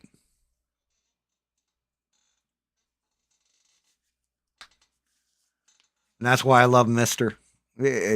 Mister, I'm sorry about your bears. And I'm happy you're here because I was mentioning this earlier. I was like, I need one of my Chicagoans. What is the reason that, the other stadium is so appealing to the Bears? Is it crime? Is it taxes? I thought that the other stadium was actually owned by the government, like by Illinois. What is the deal? What's the deal with the Bears?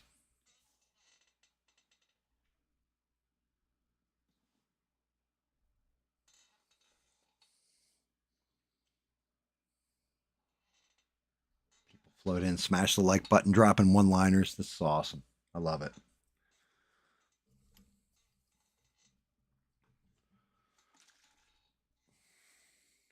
I grabbed this and started shaking it like it was a salt shaker.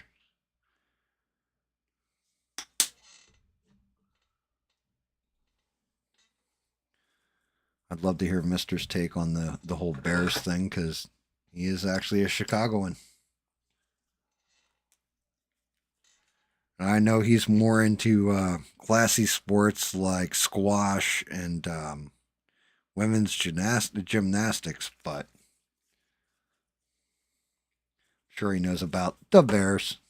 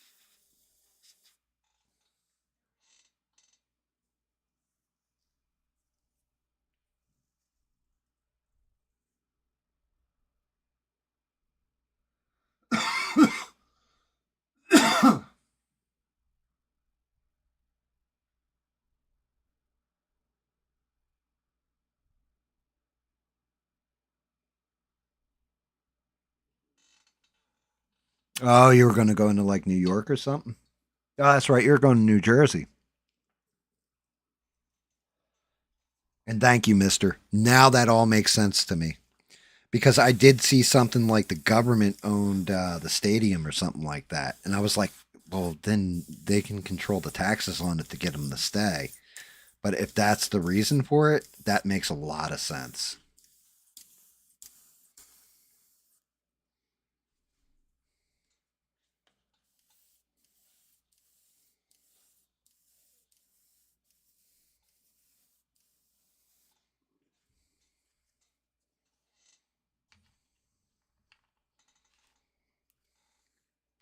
Structural limitations. What do you mean by structural limitations? Wait, why is there a chunk missing out of this fucker? Holy fuck, that's a big ass gap. That's what she said. What the hell happened there? Must be where the cape's hitting or something.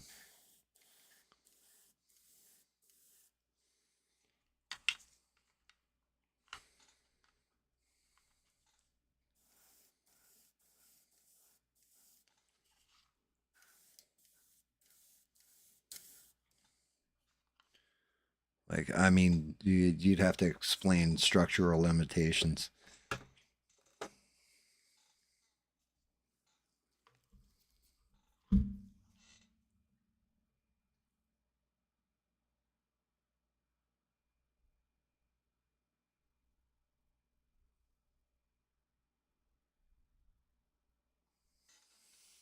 Dude, that's epic.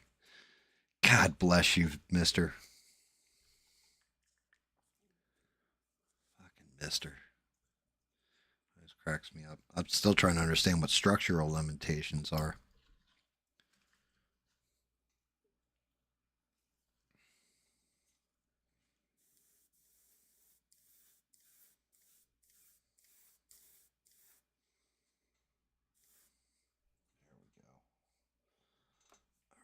This one goes out that way, I believe. Like, fucking that. Oh, yeah, that's got to get. Should probably drill the shit out of that.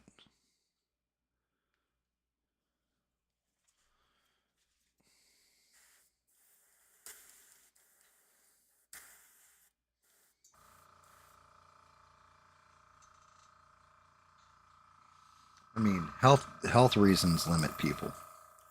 That's what you mean by structural.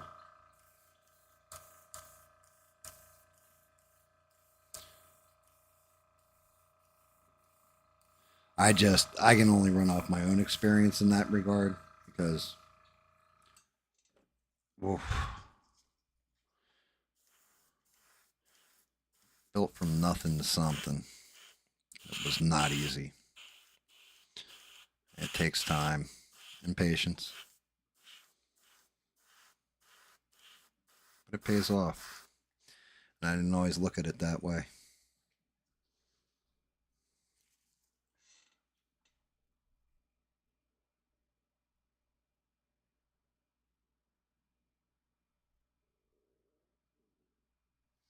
Nah, you couldn't make structural changes.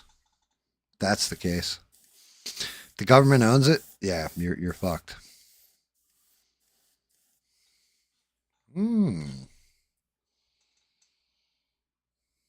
Pretty well fucked.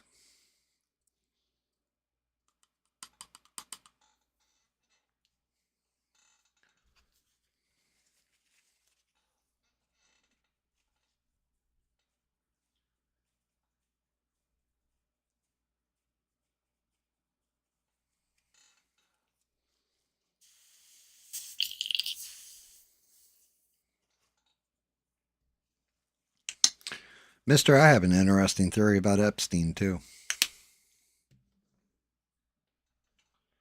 And I wanted to run it by you. I almost fucking forgot about it because you're talking about eating peach pies and strudels and shit. Maybe even cobbler, if we're to be honest. But yeah, you had this question. Why did Epstein keep grabbing people like Stephen Hawking, bringing them to the island, and all these geniuses and everything else? And I think I might have an answer, and I wanted to see if it sounds just like some nutty bullshit, or it sounds legit to somebody that would be looking at it from a very, very scientific perspective.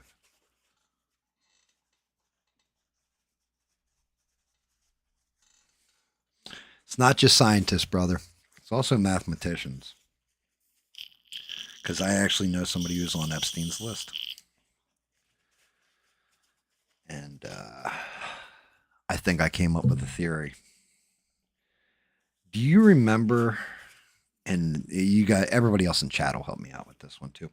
Do you all remember how they said that Epstein basically wanted to have a whole bunch of children, all this other stuff? Not, to diddle, but actually have a whole bunch of kids and everything else. Well, I was thinking about it. If you're doing stuff mathematically and everything else, if you're looking at a path to immortality, now, we even go fringe science with this shit, right, mister? Okay. So it's not just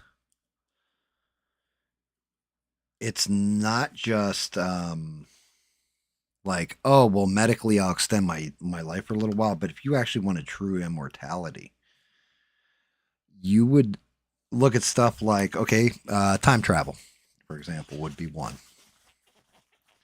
Because then you could go to the future, possibly, if the theory is there and the math is correct, and basically make sure that you had the medicine medical advancements and that whatever the future time frame was to cure yourself. Shit like this, right?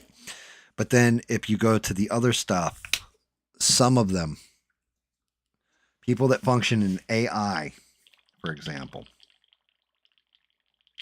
which will bring me back to my Xbox point anyway. But, people that are the leading people in robotics, everything else, it's all mathematical equations.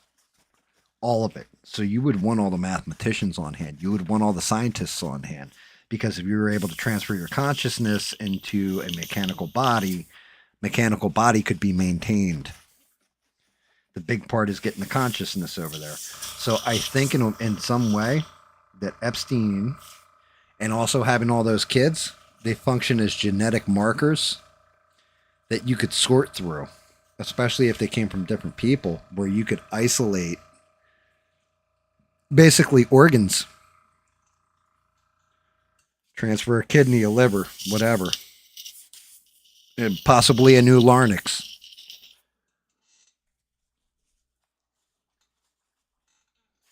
But I think he was searching for immortality. Kind of a using science, but trying to crack a case where he could live forever.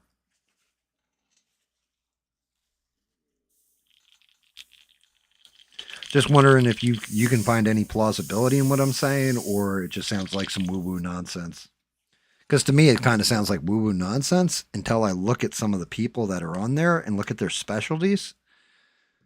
When you're talking theoretic physics, you would definitely want Stephen Hawking to come in, especially when it's wormholes and time travel and stuff, right? But what would you gain out of that?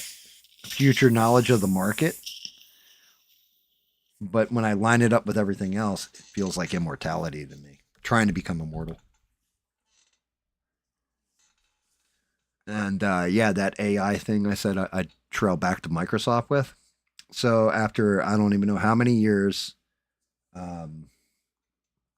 what's his name? Spencer is out as the head of Microsoft, along with the second in command, and they're bringing in a woman. I think her name's Asha. She's going to be running Microsoft, and she came from their AI department. So it could be the end of Xbox, because the big thing with Xbox, what it's lacking through this whole generation, has been original games. They shut down more game studios than they put out games. And I think Xbox might become AI slop. They're just shovel wearing AI slop games out there, then it's pretty much that's the end of Xbox.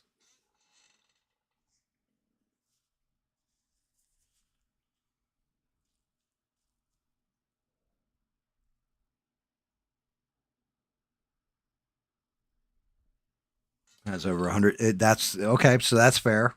But so, I mean, that's just it. I was thinking about this. Um, I was thinking about it because, the whole thing is when you're rich like that and powerful and everything else, the one thing that no rich man can ever buy is time. You could pay somebody, that's a match for you and have them give their heart to you, even though they're younger and all this other stuff, if you took care of their family with enough money, right? You could have shit like that, shit like that happen. You could definitely have the cash for it, all that kind of stuff. That's the only thing you can't buy is time. So I think that's what Epstein was going for.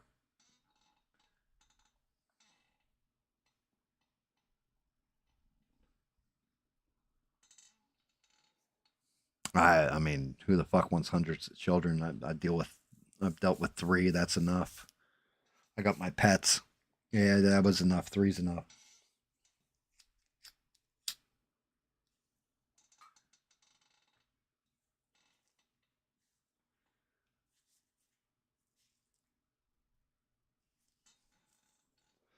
He wants population control, but he wants to be the one sitting on top of the pyramid too, Ian. that's the whole thing with Bill Gates. It's not even so much just about population control. It's about him being able to control who's in that population. That makes sense.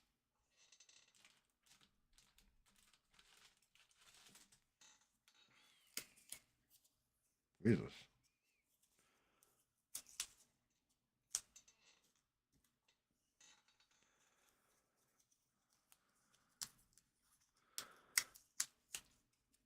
But yeah, I figured if I ran it past Mister, he would look at it like theoretically and mathematically, and because it sits right, it just feels right to me. I don't know why. Ooh, no, he's wearing a fizz.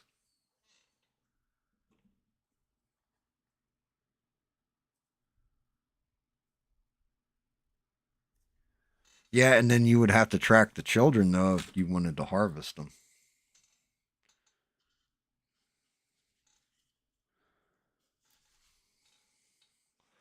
Bob has 2,000, 3,000 kids. I bet you guys didn't know that one. He's not sure how many kids every time Bob drinks a beer, he basically like that was a child right there.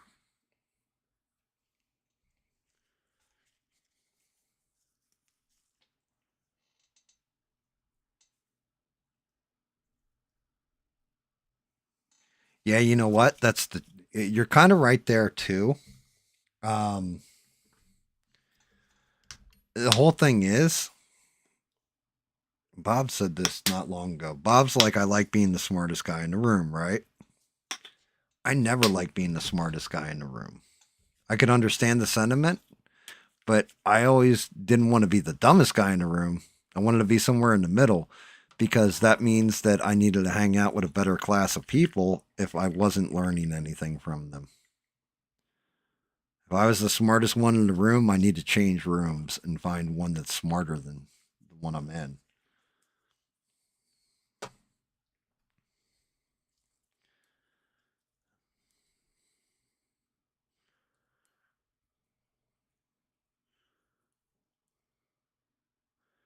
There's no challenge in it otherwise, in my opinion.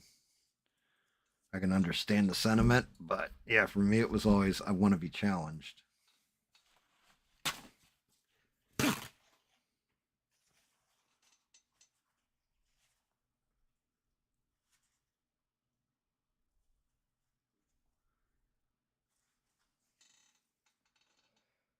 I mean, yeah, you're right, Ian.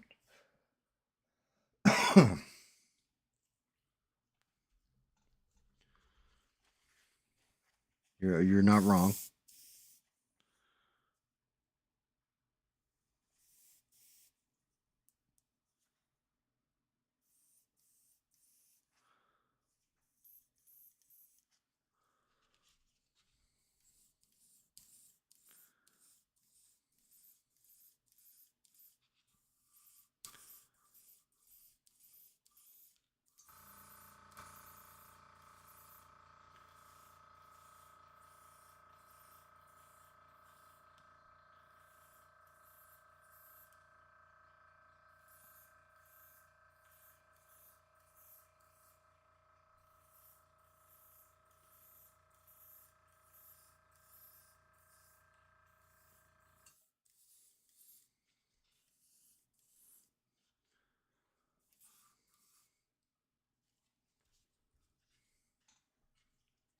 Bitch, tablet turned off.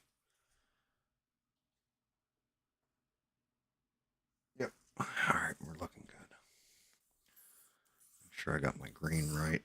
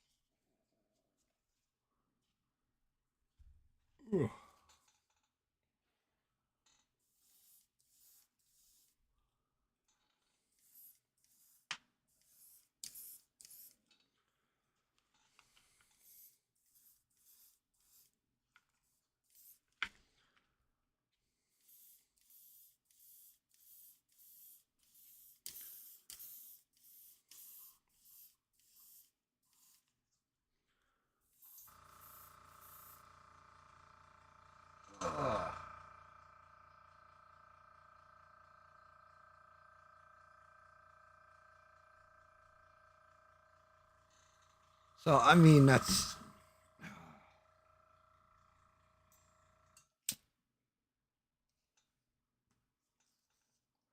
I think only one facet of it was blackmail. Not to take anything away from the trafficking victims and all that, but I think only one part of it was blackmail. I don't think all of it was blackmail.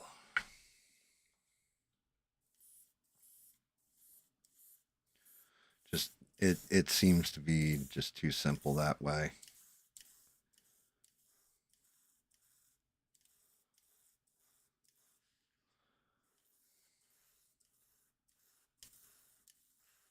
I know this much. I had nothing to do with it.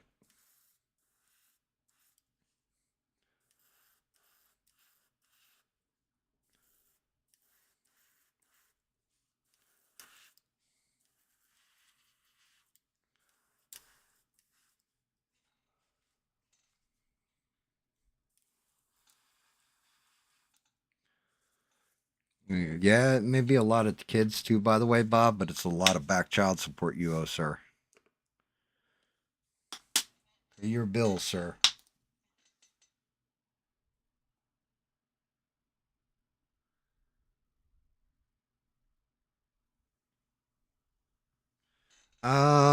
I think with Diddy, that's part of it.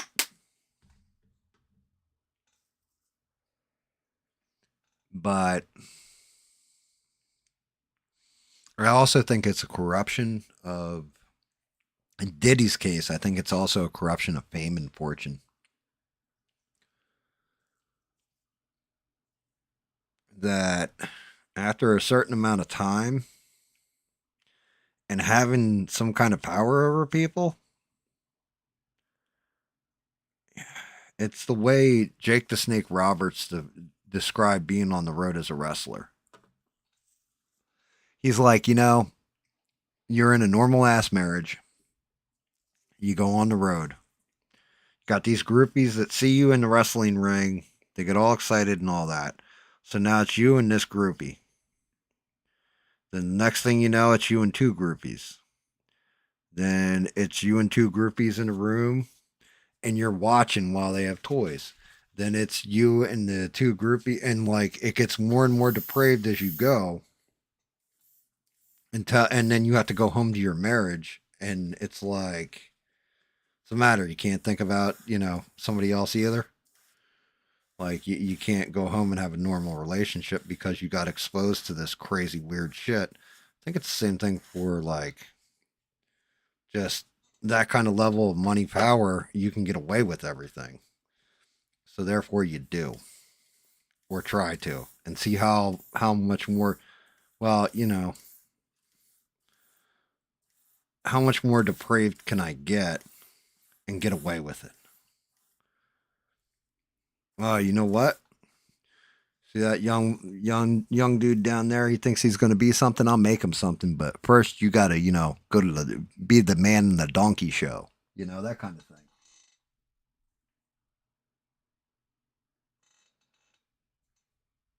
I think it's all about having that power. Power. What is it? Power corrupts absolute. Power corrupts absolutely. I think that's kind of what it is. I think it's just corruption of power. Having the ability to do whatever the fuck you want, feeling like you have total impunity until you don't, and seeing how far you can push it. I don't know, because I've never had that kind of power. I never wanted that kind of power either.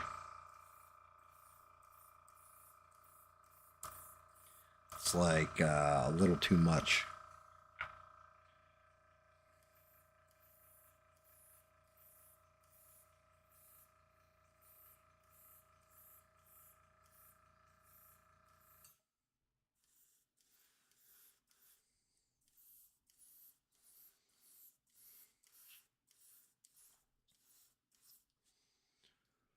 Little bit too much for me.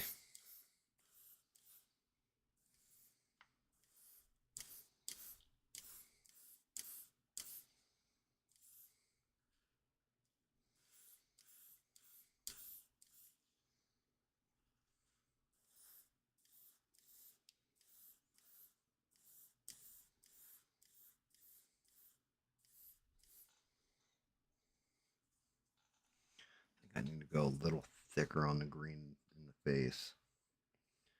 Let me see how that dries.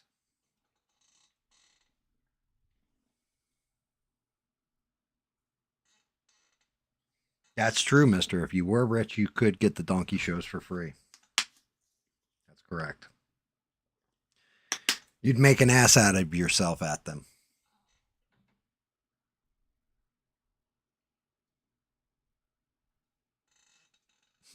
Cross the border at Laredo.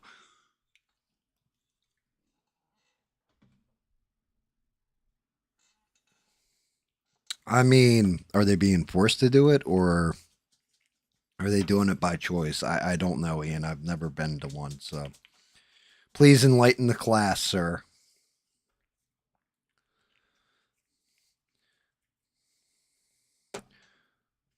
You think you've seen some stuff. Thank God Bob's not on the mic right now. He'd be telling you about the times he was overseas and some of the stuff he's seen.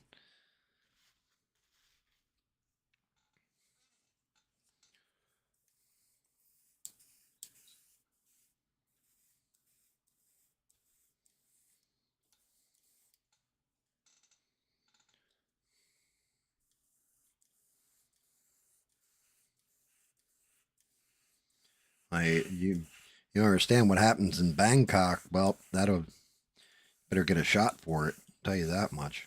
Then we'll let you back on the boat.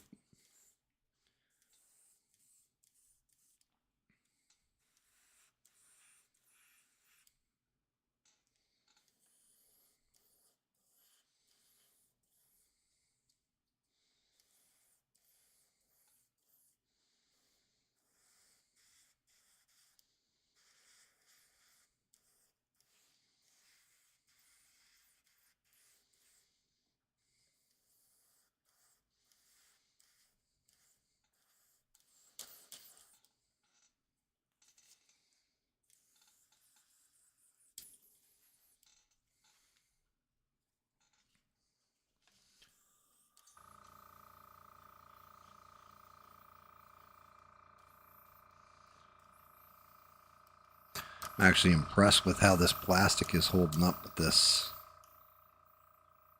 primer on it.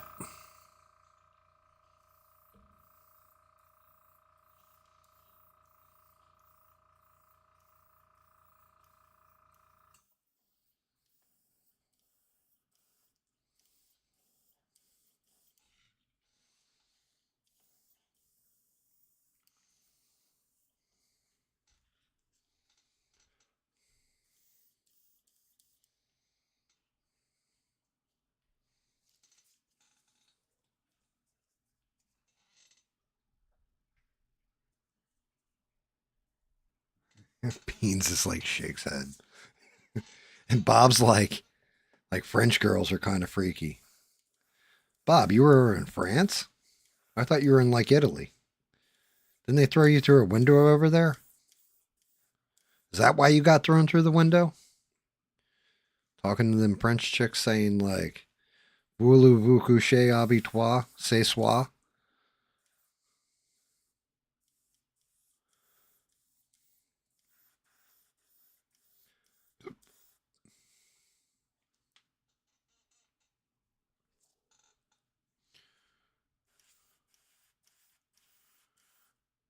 Was it you got thrown through the window because it was like, you were like, well, no, how much for just 20 minutes?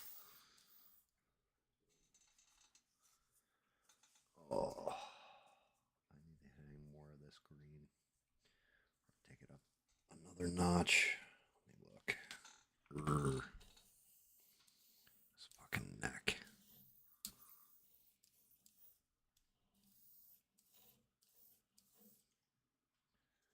Bring it in there. Can you guys actually see the? Yeah, you can see the color difference.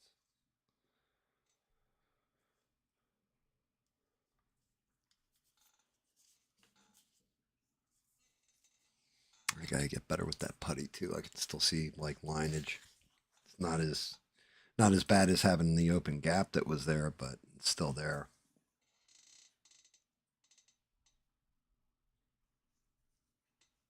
They don't save their armpits. Holy shit, that's terrifying, Bob. They just let them die?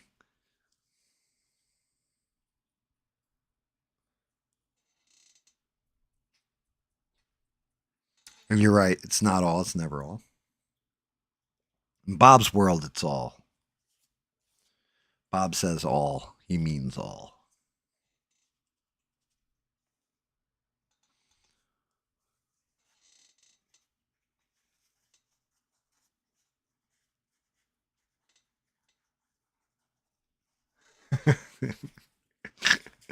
Bob's going, I bet you Bob's sitting there like, what the hell's GAM talking about right now? Like, Bob, look at the way you spelled shave. I knew what you meant, but the way you spelled shave, you forgot the S.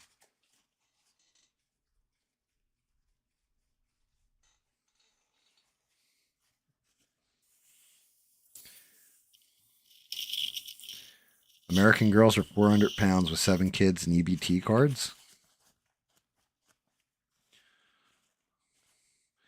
Only the one that ABL dated. Allegedly. I didn't say the one he married. I said the one he dated. That was his roaring 20s girl. Back when he was younger and had hair.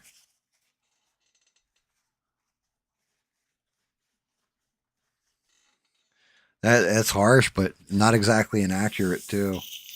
You didn't say all though. Bob made a generalized comment too. He never said all. I think. Let me go back and read. Now, yeah, Bob said French girls are kind of freaky. So he never said all. He never said all French girls. Did I say all? 'Cause that's not what Bob said.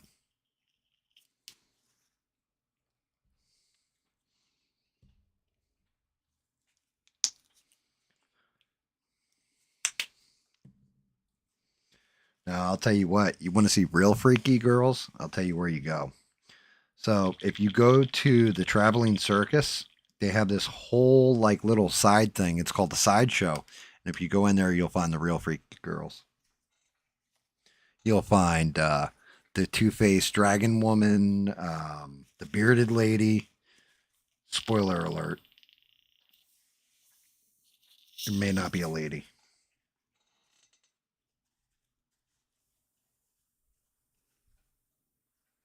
We're joking too. Like that's just it. All of us are laughing right now. We're all having it, as David would say, we're all taking the piss.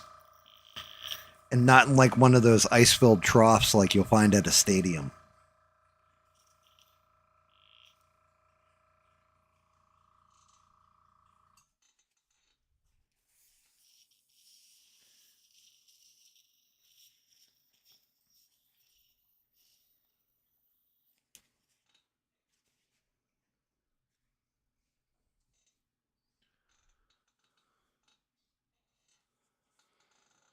All right, what else do I want to do to this thing? I want to use this damn thing for it. I do. I want to see if I can actually paint a metallic with this. I have yet to try and shoot a metallic through the airbrush.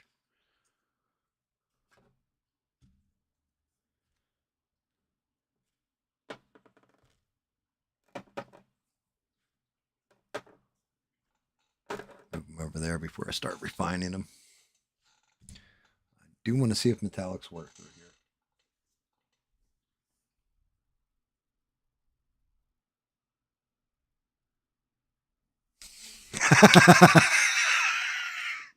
That's a fantastic comment. my my SAT is 960 and I can't read either. Oh my god. That's fucking amazing. That is great.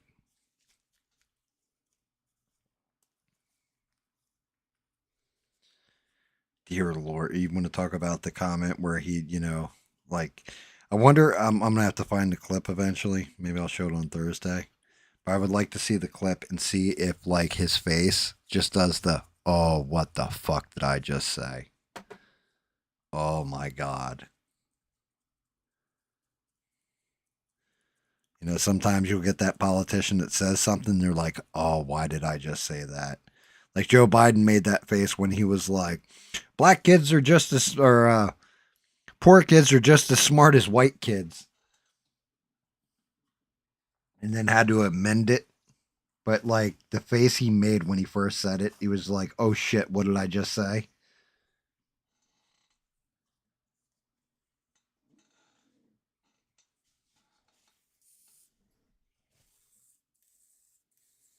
I mean, he's going to come out. You know how this is going to go. He'll come out and be like, look, let me clarify this.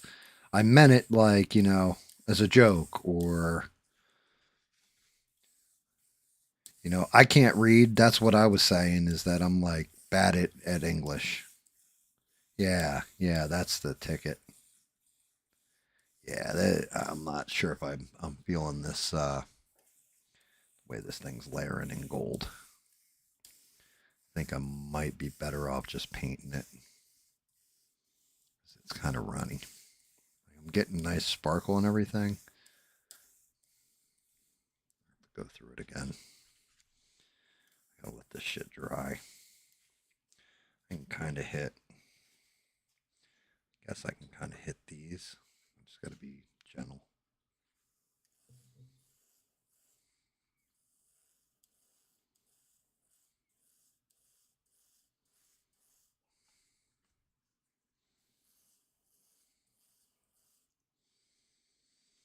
Go in there and really tone them out.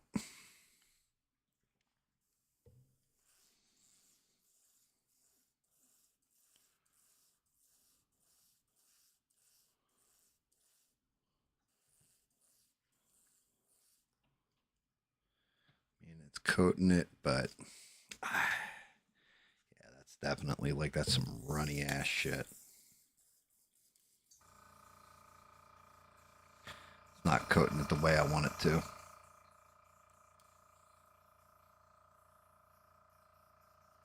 Gotta let that shit sit there and dry. So note to self, either go thicker on the metallic, not as much airbrush thinner. This is going to wipe off the moment I do this. Yeah. So either go thicker with the thinner, or just paint the shit on there.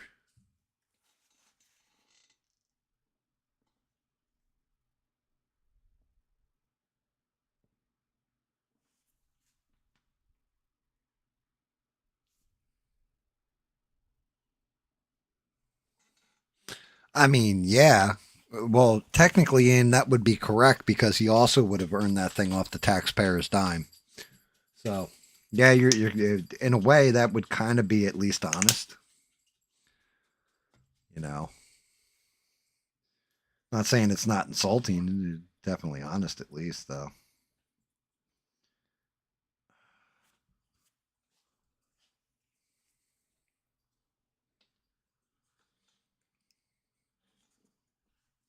What's the dog doing? It's not a pupper. One under?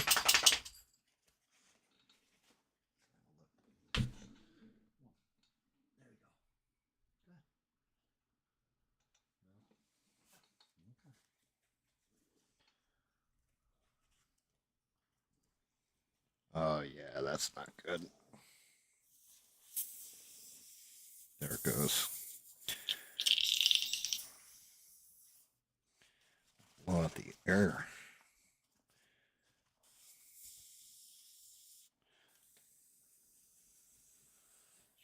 bottom layer. Yeah, still 2 running. Yep, so gold's got to get painted on. Good to know, good to know.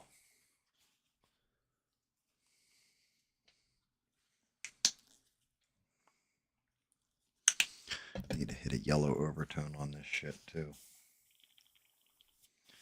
That isn't for a minute.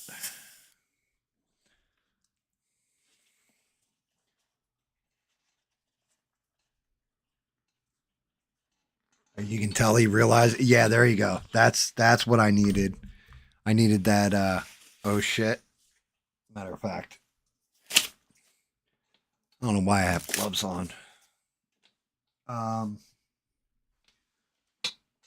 you got me curious. I got to look this shit up.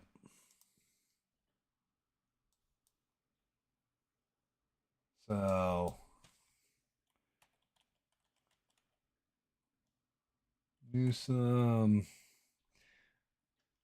960 SAT. We'll go with.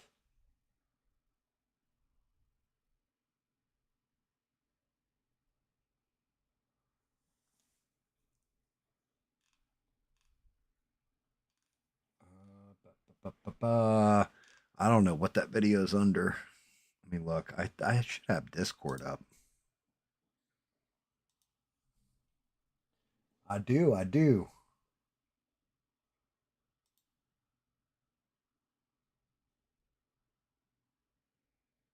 What the fuck is this thing doing? Okay, there we go.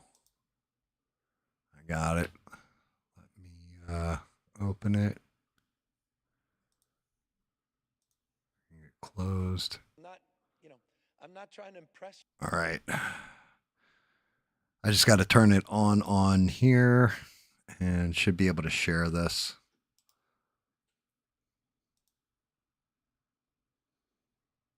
What the fuck just closed? Fucking closed the browser. Bastards.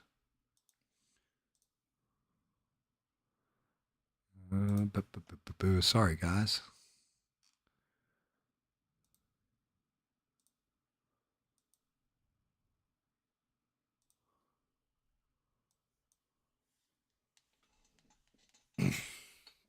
All right, let's watch this gaff together.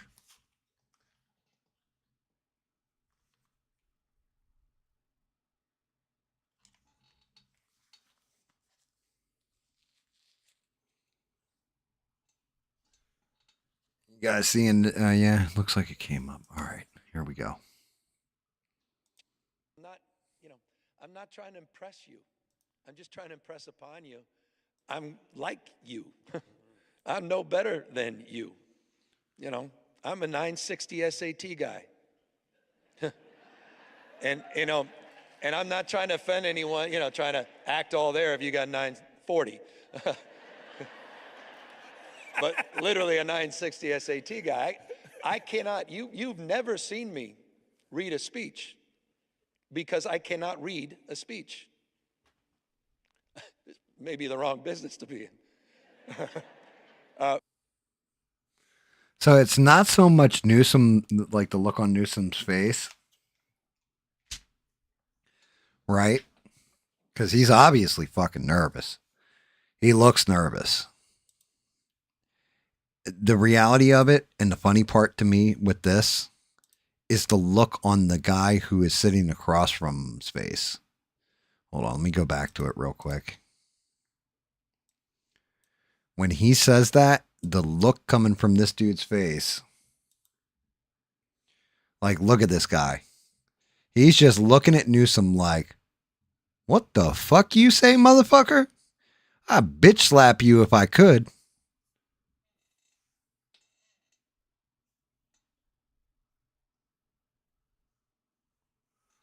Yeah, like, I mean, look, he's going to, let's go right to the part where he says it. Maybe the wrong business to be in. But this dude's face did not change. He was looking at Gavin Newsom like, you motherfucker.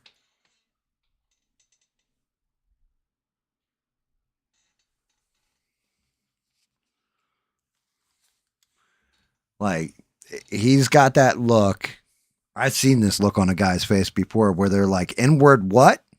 What'd you just say to me?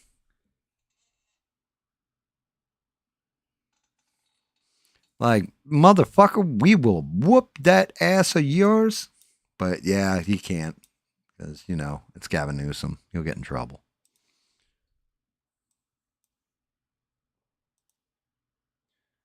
I don't think that ended his political career. I could spin that out 10 different ways. He'd get away with it. Newsom will get away with that one. But like I said, that's just it. And I don't know why Newsom's so nervous. But I can tell you now, that's a nervous man. Like, he was severely nervous. I still don't know what I want to do with this. Like, he was definitely looking a kind of way.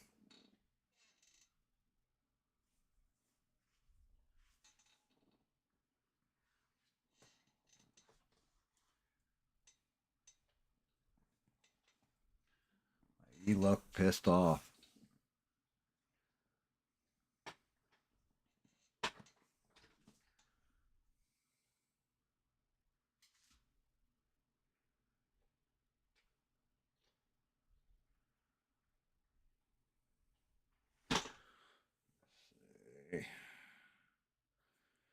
Shit, did I really do that?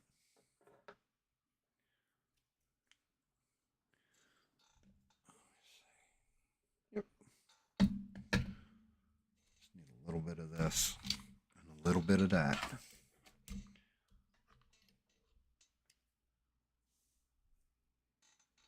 I don't look.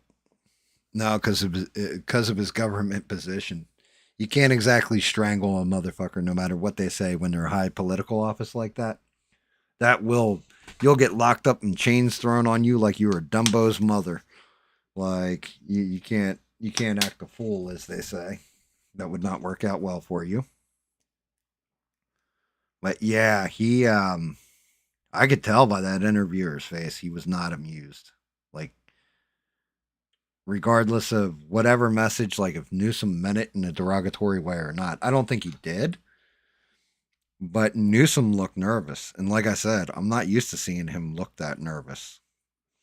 But he definitely looked like he was being held against his will to give that speech.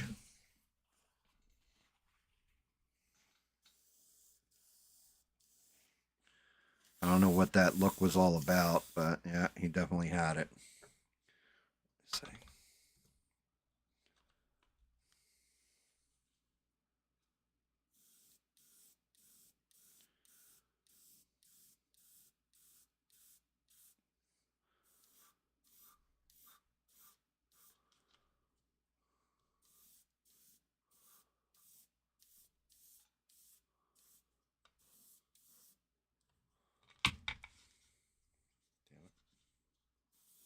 Damn it, Beavis.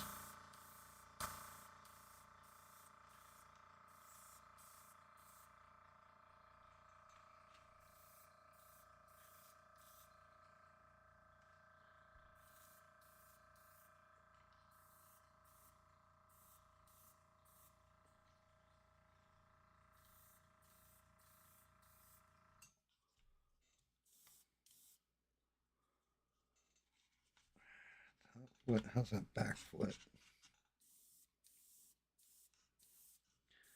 I want to hit that back foot too much. Let me see.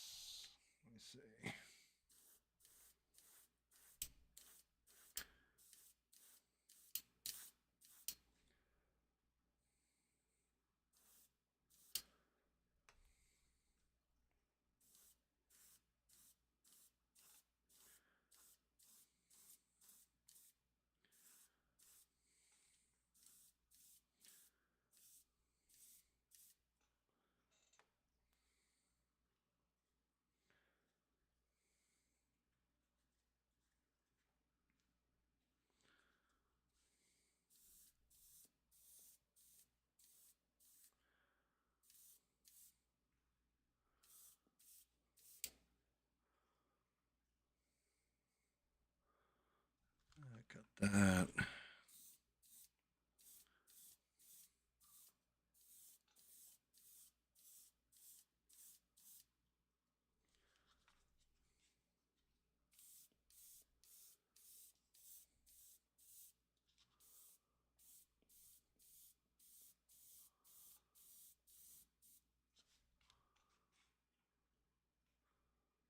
Got our layers.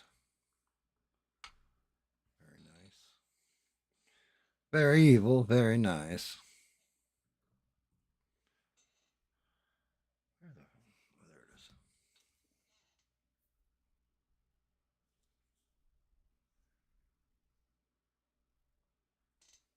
Yeah, you better not. Don't leave the country right now.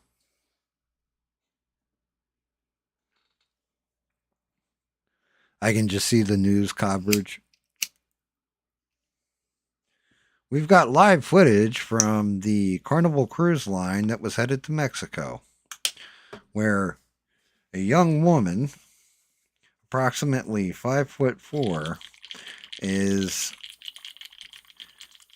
beating somebody right now and yelling at him in 5 different languages. You just hear "Raus wie Deutsch Strudel" and like some Somali pirate dude that's hijacked it, like, "Oh my God, get her off me! Don't stop the beat! Do not beat me! Oh God, I am the captain now."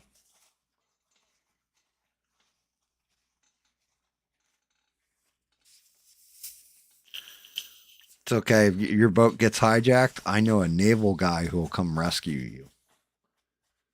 He'll be like, I'm 5 beers deep and I'm coming to kick some ass.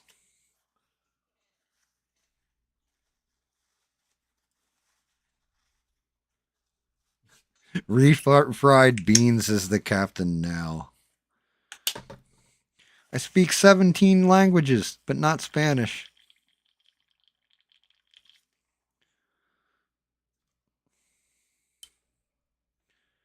You know, Beans dated a Chinese guy. Would she be beans? Would it be beans and rice when we referred to him?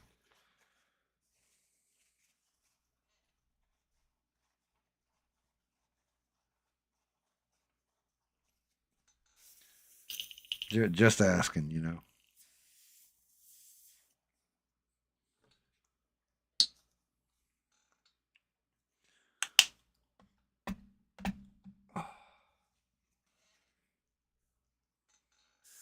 Which is crazy because can you speak Italian and French? If you can speak the 2 of them, you should be able to speak Spanish. They're pretty damn close. Like you probably learned it in an afternoon or something. It'd take me half my life to figure out one language. Only thing I know how to say in Spanish is "Quien carajo eres tú?" That means "Who the hell are you?"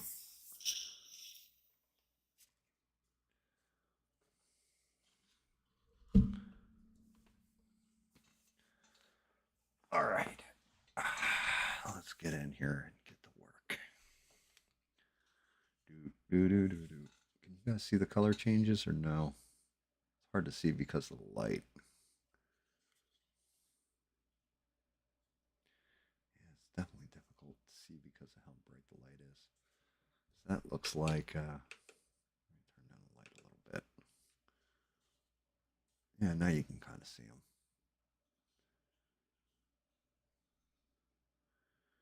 Color changes.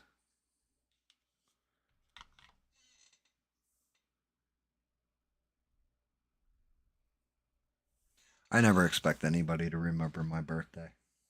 My wife always does. I don't know how she does it. True story. My anniversary is not far off from my birthday and on the same day. So this way, I don't forget it.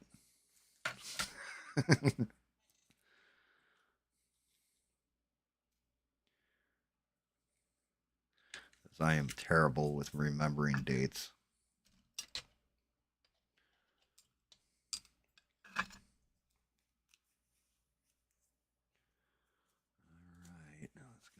multiplied.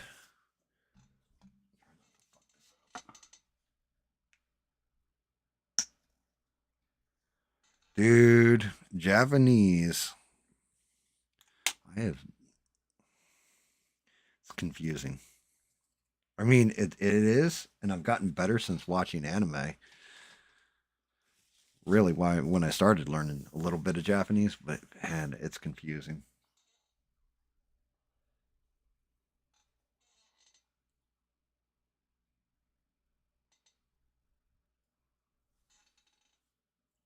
Mm.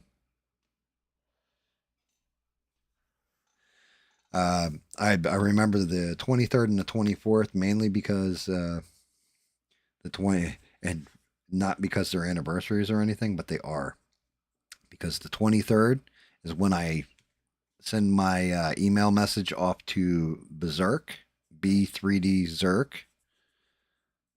I message him and I get my free models. And then the 24th is when I get Wicked's free models, like my loyalty rewards. So today, later on today, I got to email him and be like, yep, claiming my 6 months. And I think it may be Superman this time. I think that's what it is. I'm not entirely sure. I have to check, but I think it is Superman.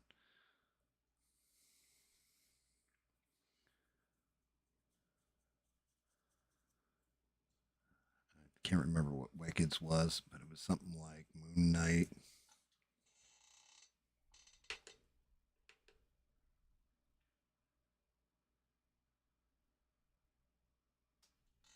Yep, it's coming up. We're close. We are close. Good timing too, because I'm learning all new techniques, layering, and how to seam the model so you don't see the cracks in it. You know, all these things. But I believe the Cavill Superman is this month. I believe.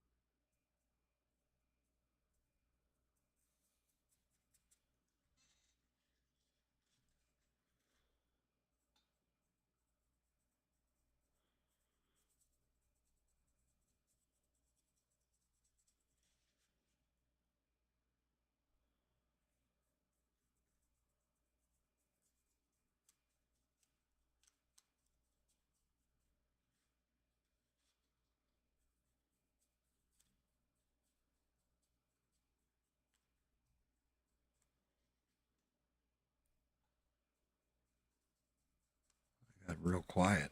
I don't know why. I just got quiet. Like all of a sudden, I fell into a trance painting gold.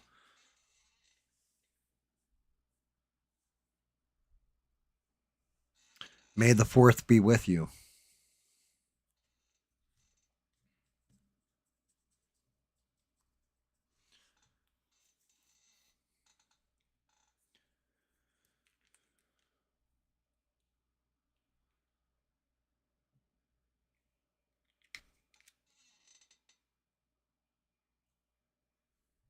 Your birthday's the 3rd. No way. That's amazing. I got this friend. His name's Bob. His birthday is the 3rd, too. Maybe you guys know each other.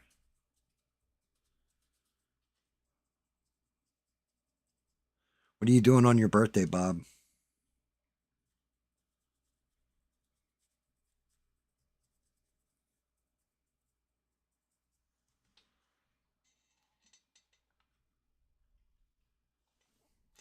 Ian wasn't born, he was hatched. That's the word on the streets, anyway. Ian is actually, he's really Lucifer incarnate, from what I understand. And yeah, it was nice to see a good old fashioned drive by Danny Boss.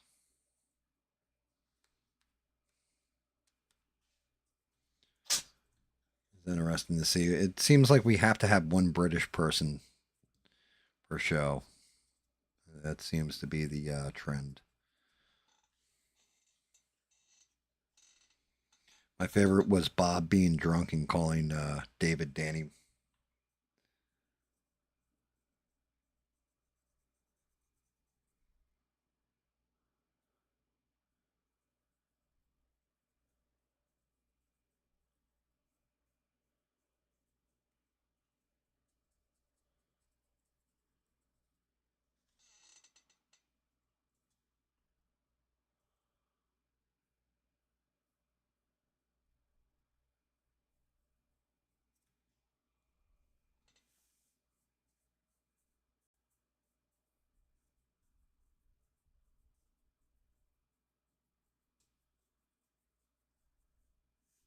Your daughter takes you out, but you pay for it.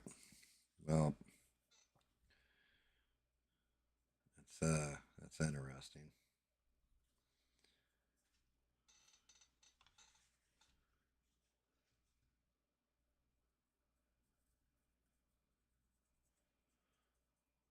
Uh, my kids, my son has taken me out. I could have killed him because he took me out for Father's Day the one time. Him and my daughter-in-law, and to a fancy ass sushi restaurant because they know I love sushi. But it was like artisanal sushi.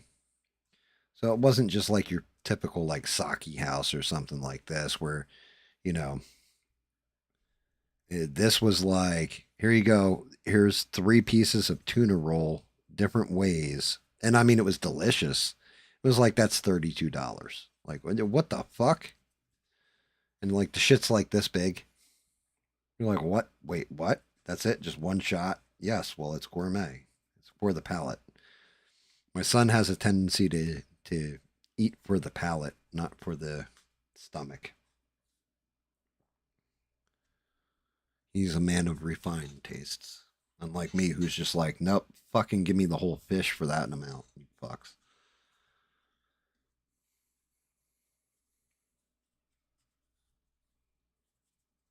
I still offered to pay anyway, but he wouldn't take it. Said, your money's no good here, white boy.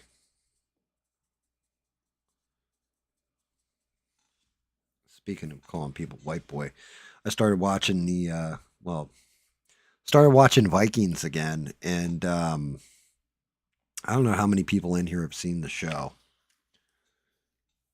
but 2 things caught me completely off guard. And those 2 things were scenes with women in them. So when Ragnar first gets injured is when you meet Helga, who is Floki's girlfriend. Watching on Netflix, she came out. She was completely naked out of the house, and I remembered that, but they only showed her face when she came out. On Netflix, she is well, she shows her downstairs, but not her upstairs. It's the easiest way of saying that. And then when the 2 guys come across Princess Oslog and she's out bathing, they showed her on the regular series, I remember, in the waterfall, and you just see like the silhouette of her and you might see her butt. They actually showed her boobs. What's the matter, cat? You all right?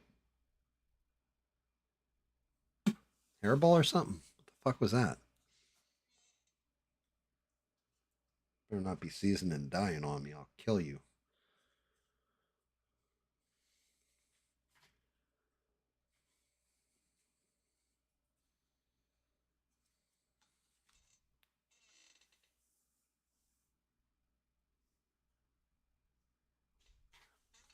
Good night, mister. I almost called you by your name. Good night, mister. Thank you for dropping in, brother. Thank you for clearing up the Chicago thing, too. Because I could not figure that out. I'm like, is it taxes? Like, what the fuck is going on with that? I thought the government owned the stadium. They do, but that means that they can't do any kind of structural change or anything else. So shout out to you for letting me know. Appreciate you. Always appreciate you, brother. Hang in there and have a good week. And if you do travel, don't take shit from anybody while you're out there.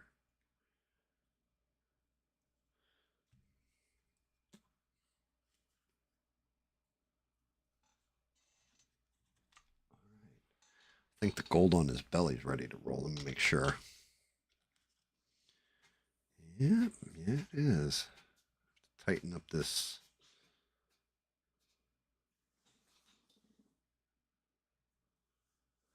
Man, I swear, Fracky. I know you're not long for this world, but you better hang in there, buddy. You ain't sounding hot.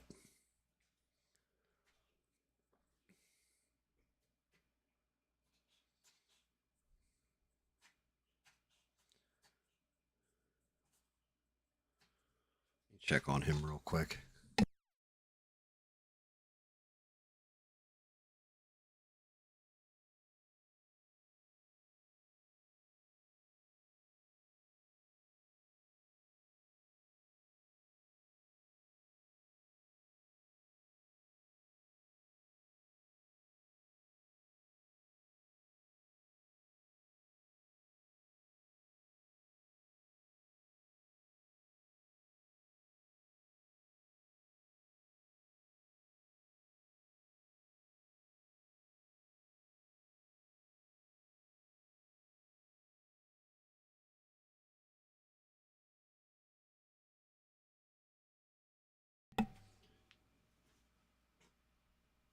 Oh yeah, you got a hairball.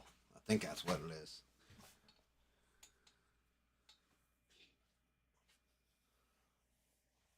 Little fucker. The only problem with my cat, he likes to eat plastic. Like, he'll chew on like a bag.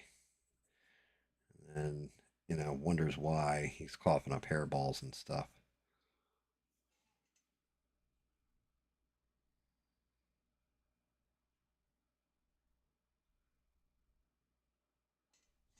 Mix between that and Breaking Bad. That honestly, Breaking Bad is in my cycle. I do. I'll watch through the entire series of Breaking Bad as well.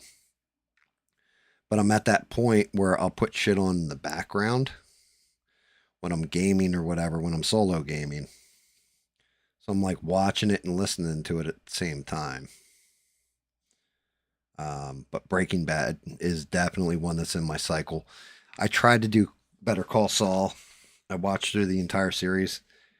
It doesn't land like Breaking Bad, in my opinion.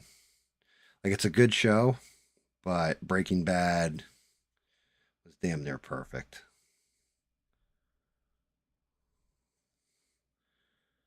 Like, actually, Breaking Bad is pretty much a perfect show.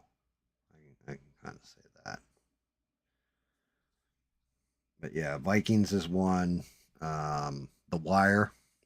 Right now, I'm kind of dual watching. Like, if I'm actually watching, then I'll put on The Wire and sit down and watch that. Every now and again, it's just a good thing. And I thought about it while I was watching The Wire this past time. Sitting there, kind of chilling, watching or whatever. I'm like, man, I should probably stream this out for those who haven't seen The Wire to watch The Wire. Because, God, it is a good show.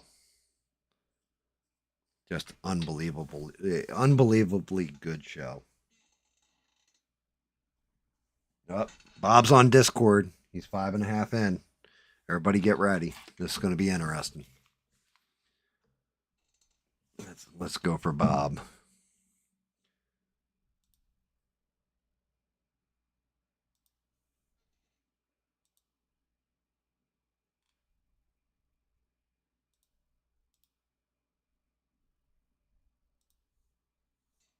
There you go. Bob's in. Good morning, sir. How are you? How's it going, Pornhub Bob? How are you, brother? Actually, I can't get Pornhub. Oh, that's good. That's good, Bob. They blocked it here in Virginia. Yeah. Well, I mean, that's a good thing, Bob. That means that you'll still go back to work then. If it was unblocked, well, you never know. Man, you don't think very highly of me, do you? No, I do. I mean, look, you said you're like 62, right? The fact that you could still watch it and like enjoy it tells me something about a man at your age. We won't discuss what I like to watch and enjoy. No. We're good on that. Yeah. Let's change subject, Lisa. Yeah, the reason I called was because I wanted to explain the French women. Bob, we're getting into that territory, are we? Well, something I brought up earlier, and you were like, "Whoa!" All right, so here's the story. So in 1986, I'm on the USS Vreeland, the mighty Vern, Knox class frigate, 1068, Okay. and I don't remember who it was. Maybe Ronald Reagan. I don't remember, but he decided to bomb Libya twice. That would be Ronald Reagan. Mm. Yeah, You're talking about Gaddafi. Gaddafi, right? Yes, sir. Yep, that would So be Ronald Gaddafi Reagan. throws out this 200-mile line of death. I don't know if you've ever heard. Yep. This is the line of death. If you cross Yeah, it, we'll kill yep. you. Yep. Well, when he said that, we were already 100 miles inside of the line of death. Well, that ain't too late. Yeah, we were just like, what's going on? So we sat there and we had a couple of aardvarks, F-111s come out of England. They had to fly around to the Straits of Gibraltar because France wouldn't let us fly through their airspace. Yeah, I don't know if you know that. Not only do I remember that, when they flew over the French embassy, they accidentally bombed it. Can't make that up, folks. You can look it up. No, that is correct. It was an accident. It was an accident, but they accidentally, the French wouldn't let them fly through their airspace, and when they dropped their bombs, they accidentally hit their embassy. Go figure. Yeah. A So I was whoopsie. there. And so we were down there, patrolling, and I think the carrier launched a couple planes. I think it was the Coral Sea. We were escorting the Coral Sea back then. But anyhow, so we got dispatched from that after that whole thing kind of blew up. And they sent us to the Cannes, France. Okay. Okay. Very, very, it's on the French Riviera. That's what they call it. And so we've been on the boat for, I don't know, 3 months without hitting a port. We had money in our pocket and we were ready to go party. Bunch of sailors in port, not good. So I'm walking with my buddy down the beach, and I'd never been to France before. And these gorgeous young ladies, sitting on the beach, and I'm like, my buddy's, hit me in the arm, going with his head pointing to a particular one, and I'm like, yeah, she looks pretty good. Well, about that time, she takes her arms and she folds them up underneath her head. And she had a bigger bush under her armpits than I did. Oh boy. And I was just like, oh God. Bob, I'm glad you clarified that it was under her armpits, because the way you said that, you said she had a bigger bush, and then you just paused for a second. I was like, uh-oh. No. By the way, it was a topless beach, just to let you know. But yeah, under her armpits. And I was just like, I can't deal with this. We got to go to a bar. And then that's when Bob, his bar was in Italy. We went to Italy and they threw him through a window. No, that was a different time. But okay, fair. Yeah, so I wanted to call in and kind of clarify that little story about the French women. I'm sure it's not all French women, but well, you didn't even think, like you said, freaky or whatever. Yeah, I was thinking of other things. I think we all were thinking of other things, Bob. Well, I don't know about that because you were talking about their armpit hair. Yeah. Oh, okay. I was married. And Bob was married. I don't know about all that other stuff. Allegedly. Fair enough. Fair enough. No, Bob. Ian, I did not go nose to pit. That did not happen. You bust on me so much yourself that the people in the chat get to bust on me too, and they think it's okay. Oh, shit. Bob's going to wear your nuts out, boys and girls. Nah, it's all right. He said female. He's got a special type of steel-toed boot. He calls them ovary busters. They're for the female viewer.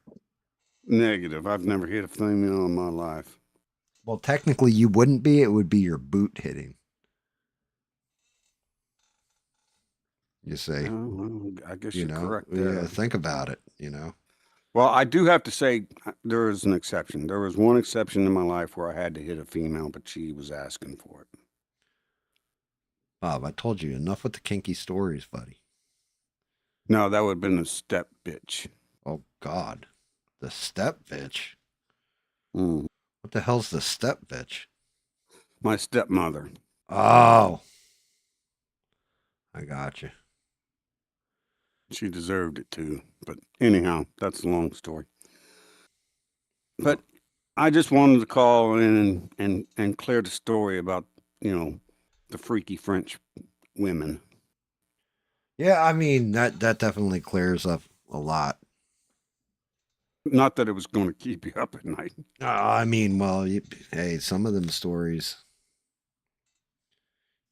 I was shocked too when you said that Mister normally chimes in at that point and goes, "Paint me like one of your French women." And he didn't say I it. saw that in the Titanic, right? Yeah. Damn, Bob. Yeah. Wait a minute. So let me get this straight, Bob. You've seen Titanic, but you have never seen Lord of the Rings? I have not. That's you can be taken to man jail for that, right? I've actually been to jail before, so it's not that new to me. Well, not that kind of jail. Man jail. What's man jail? Man jail's when a bunch of guys are just like, wait a minute, you sure you're straight? You gotta go to man jail. They question your heterosexualness. Hey, I'm still not tracking. Maybe Because you saw Titanic, but you never saw Lord of the Rings. Well, I was just never really into that stuff. I've not seen a lot of stuff. So you're not into the sword and sandal fantasy kind of stuff. I got my own fantasies, but they're not them. Oh, that woman's smoking. What the fuck? What's smoking? I was just looking at this commercial, and it was Sophia. What was her name? Sophia Loren? No. She's still smoking. She's dead. She's still hot. That's how hot that woman was. Vargas? Sophia Vargas. I know who you're talking about. She is attractive. Mexican looking girl. That's because she is. She's Hispanic. Yeah, Sophia Vargas. Yeah, Sophia Vargas. Bagheera. Yeah, unfortunately, Bob, you don't got a shot because her husband, if it's the woman I'm thinking of, is Joe Manganiello. I don't know who Joe Manganiello is. No. Trying to think what. Guys, give me a movie he was in. He played Deathstroke in Justice League. He's this dude's got to be 6'3", 6'4", and just ripped. He is a big dude. One of those guys that if it was yeah, that dude's pissed at you, you would hide. Yep, I know my limitations, and fighting that dude will definitely hurt. He's a big dude. He's an actor. Yeah, well, these guys compared to me, most guys are big dudes. Okay. Yeah, but no, this guy's he's not just tall big. He's jacked big.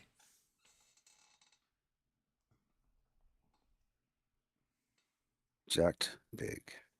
Yeah, you know who Dwayne The Rock Johnson is? Well, of course I do. Okay, you know how jacked he is? How Yeah. In shape? Yeah, like that. He's roided out.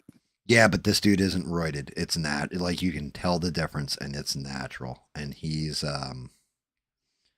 He's a big boy. Like, he's one that you just look at and like, yep, no wonder he got her. Well, that plus he's got millions of dollars. Yeah, I don't think the money had so much to do with it. Like, most girls would be attracted to him. He is like, he's just big, badass dude. I don't know. I probably told you this in the past, but I asked my wife one time why she picked me.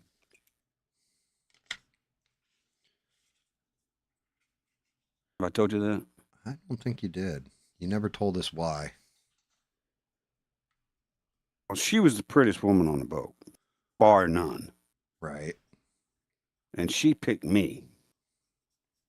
And I asked her one day, years later, I said, why'd you pick me? And she said, because you were ambitious. Wow. And I was just like, you're not wrong.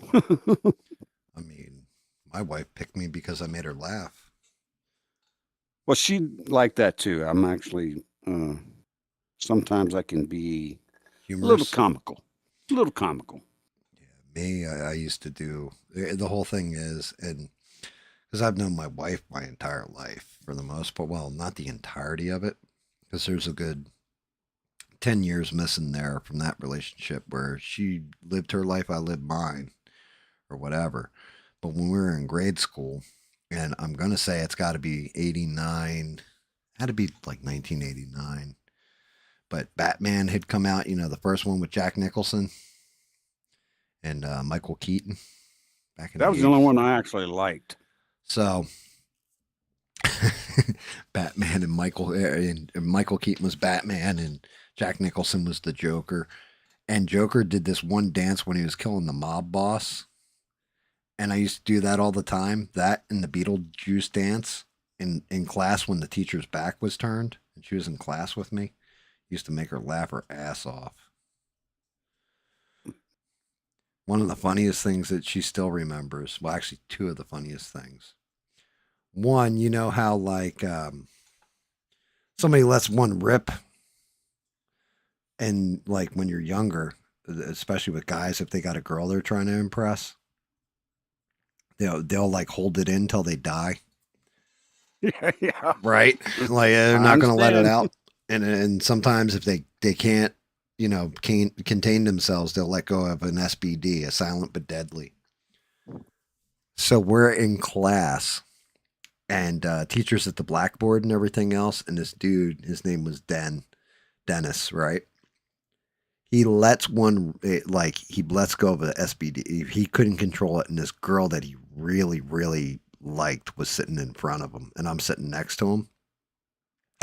And we used to call him Big D, because he was, if everybody else was like 5 foot, 5 foot, he was like 6 foot.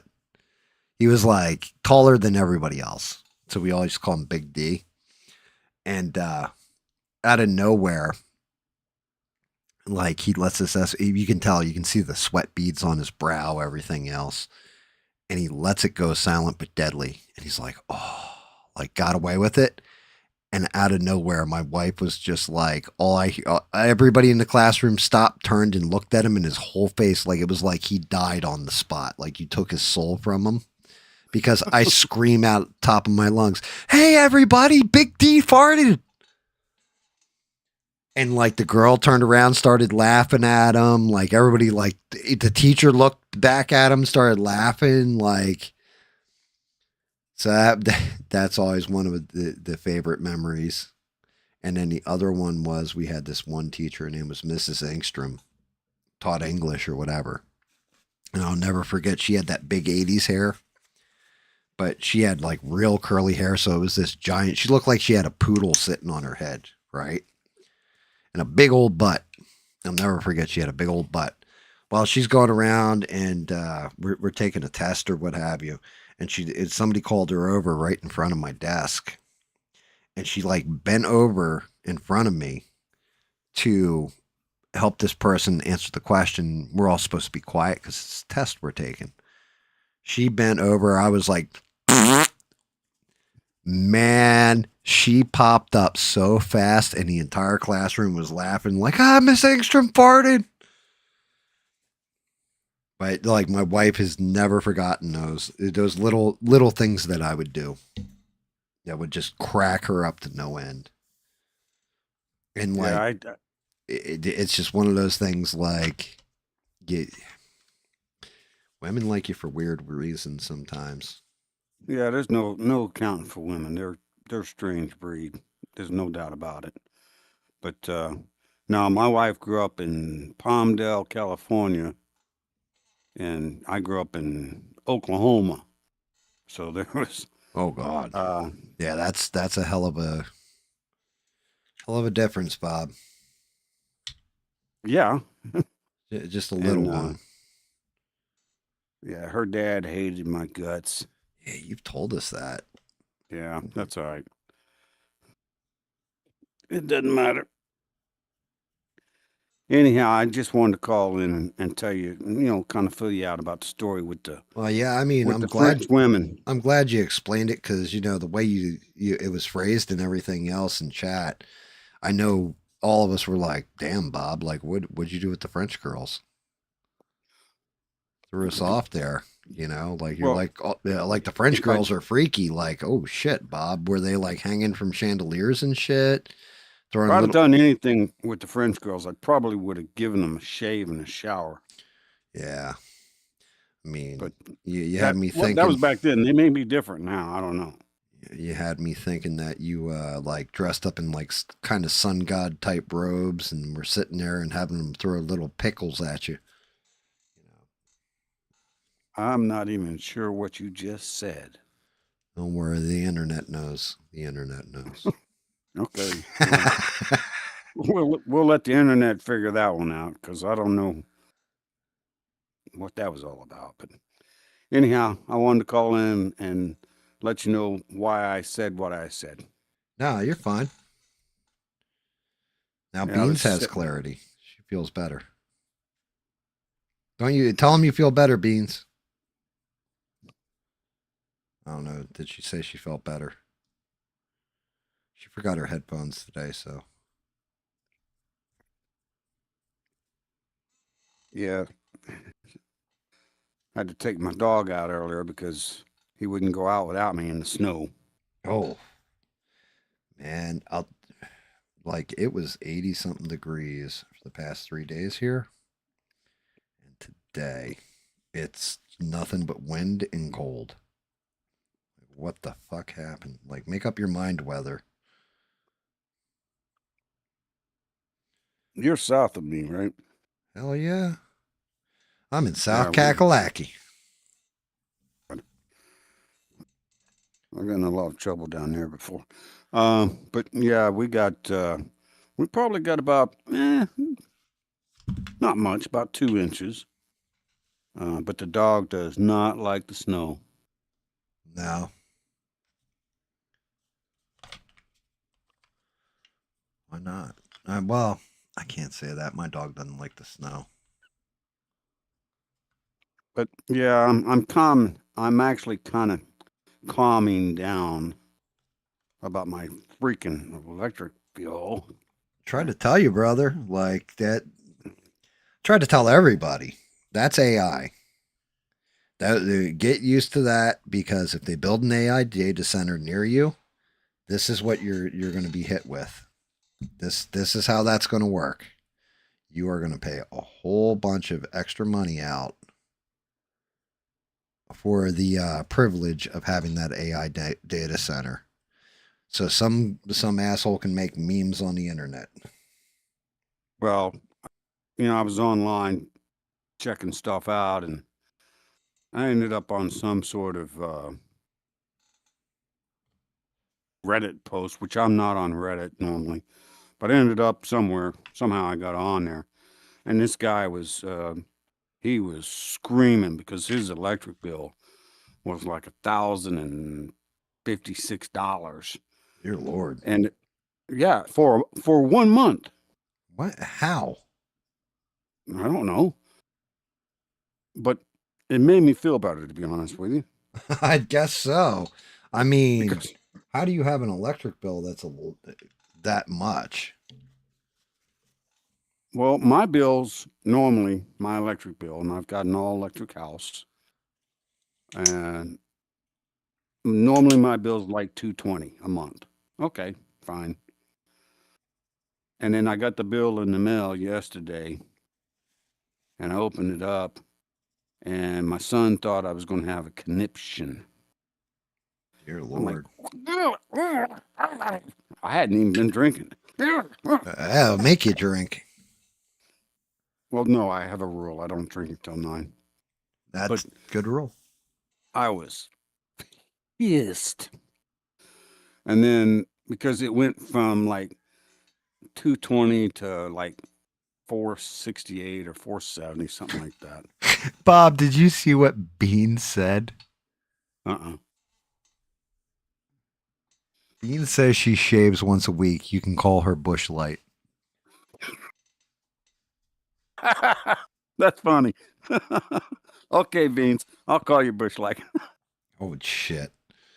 Yeah, but yeah, $470 for Yeah. and you haven't done anything different. No. And you know, the back part of my house is completely shut down. I've got 3 rooms. There's nothing on. Hey, but you know, those gas prices are down, Bob. My daughter told me that. Yeah. That's what I'm saying. She's got gas. She's got gas for heat. And she's got electricity for, you know, everything else. But I sent her a text when I got my bill, and she was like, yeah, well, my gas bill was like $42. And I'm like, I'm going to smack her in the head, but I'd never do that, obviously. Yeah, I know what you mean though. No, that is the AI data center. You're gonna see bills go up, not down because of them, unless they start building like nuclear power plants, something like that. Because AI eats electricity like you would not believe. And so the way it works, you're generating so much electricity, right? Then you've got to maintain everything, all that kind of shit. So your bill kind of relatively stays the same. If you add something like, you know, they build a shopping plaza down the road from your house. Now that shopping plaza is sucking up a whole bunch of electricity, a lot more than you are. And they have to maintain that more. Well, with AI, I think to power all the AI they're talking about doing, we would have to triple out all the power in the entire globe just for the United States AI. I think that was the estimate. So I want you to think what that's going to do.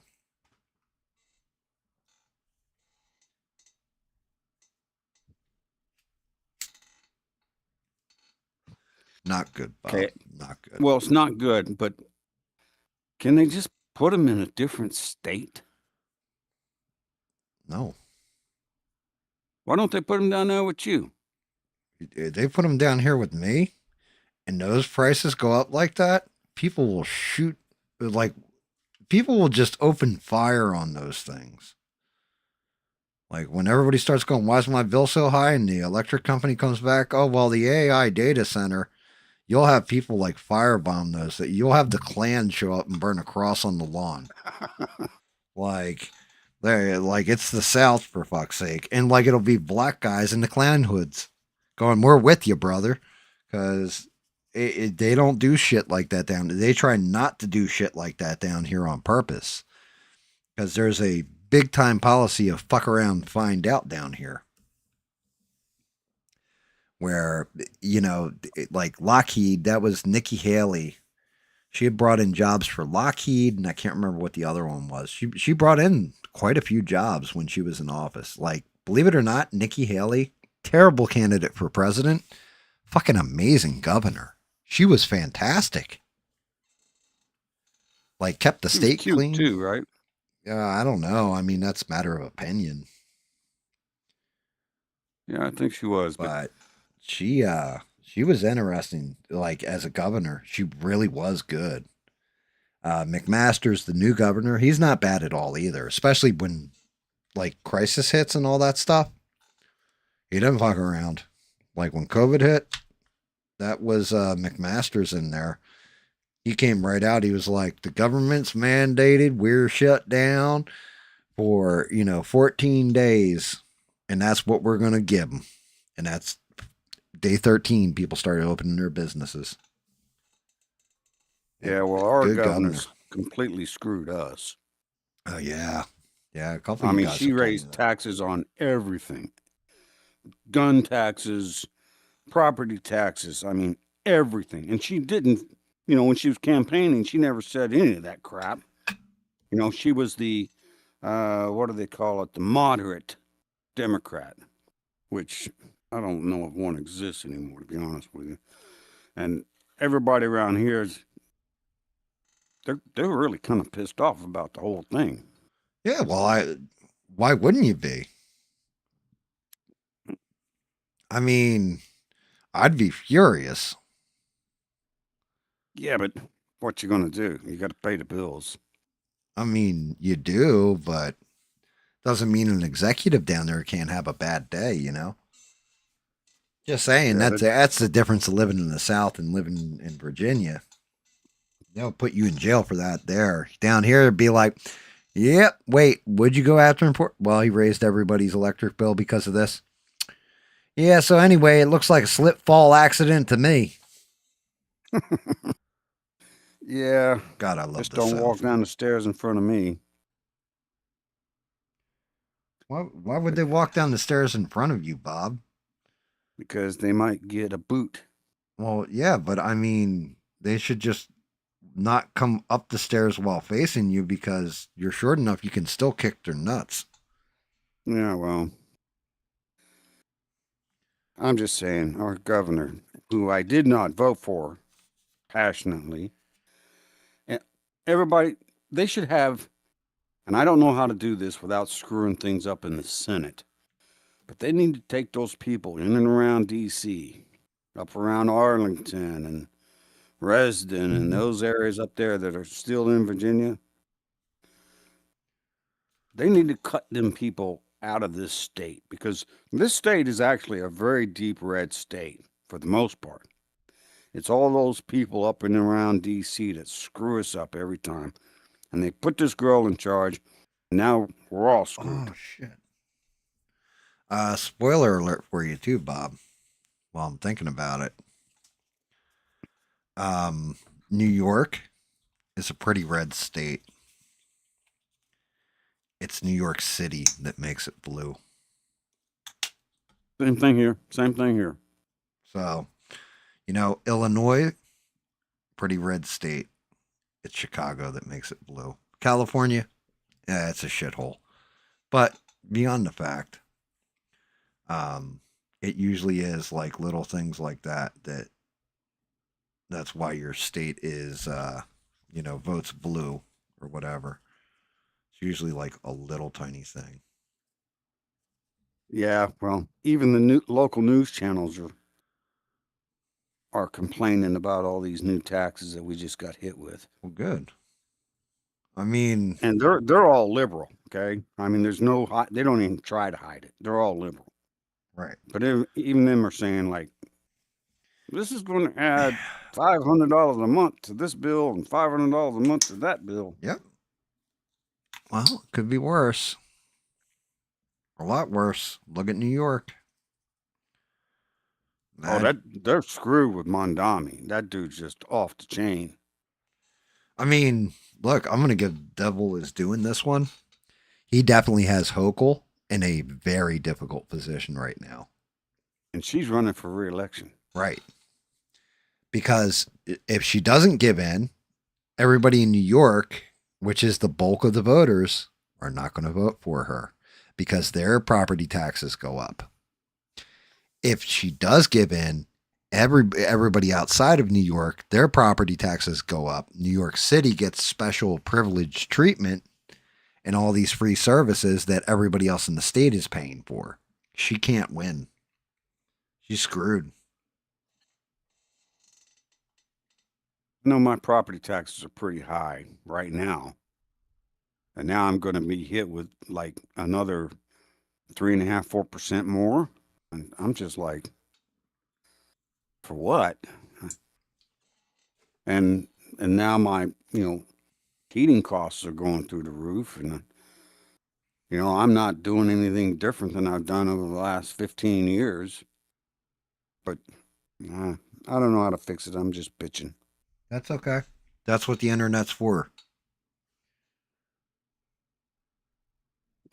The internet's for bitching and talking shit.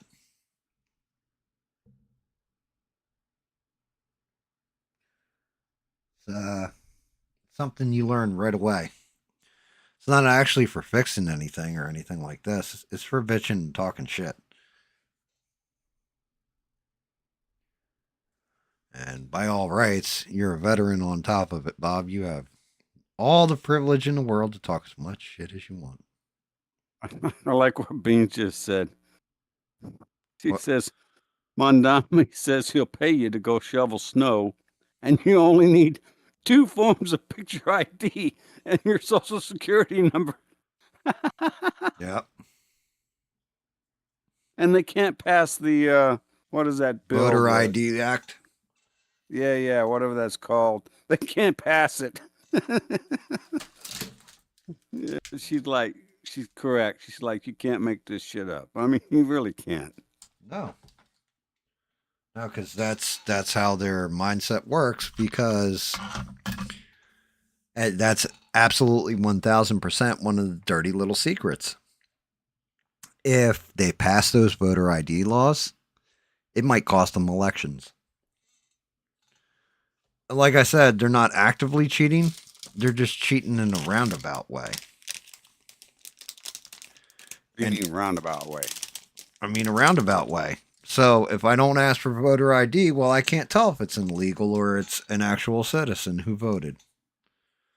Roundabout way. If I ask for ID, then I know that vote was illegal and I got it nailed, and then I'm in trouble, then I have to take action. But if I don't see it, well, I can't do anything about it. I didn't cheat. I didn't knowingly cheat. Yeah, well, the problem is people don't care about this stuff because of one reason, in my opinion. Okay. That's because nobody goes to jail. I agree. They don't prosecute these people who do cheat. If they catch somebody, like I watched Jesse Waters the other day, and he's got this girl called Wanda the ballot stuffer. I don't know where she's at, but they've videotaped her, or they've got her, going up to a ballot box, which I think should be illegal, by the way, and just stuffing ballots into the ballot box. And he's got a man on the street, boy named Johnny, and he sent Johnny out to talk to Wanda, the ballot box stuffer, and she almost ran him over with the car. But those people who cheat, openly cheat, will not stop until you prosecute them and send them to jail, which would prevent other people from doing that, correct? Yes. And I want you to think about this, though. Now, tell me the other part of this equation that's the problem, Bob.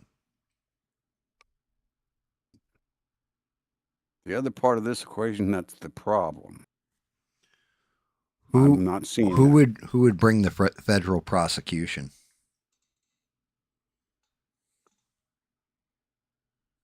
That would be Pam Bondi. Mm-hmm. And who's not prosecuting them? That would be Pam Bondi.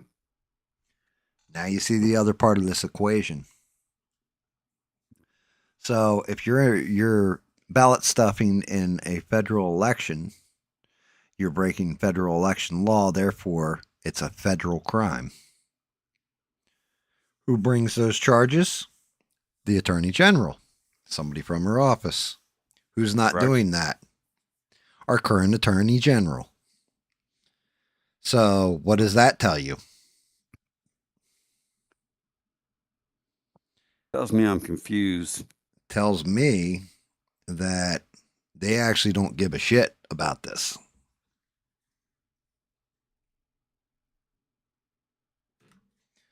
Tells me that they have the ability to do things and prosecute people and are too worried about news hits on Fox News to show how smart and good they are. First thing I see, right? First person that comes up in the video immediately after that guy got shot breaking into Mar-a-Lago Yeah, I with the saw gas that. can and the shotgun. Yep. Who do they bring on Fox News to talk immediately? I did not see who. Dan Bongino. Dan Bongino is no longer on Fox. He's got his own podcast. Guarantee you look it up. Fox News happened today. I'm sure you're correct, but But I mean, he's no longer part of the administration. right.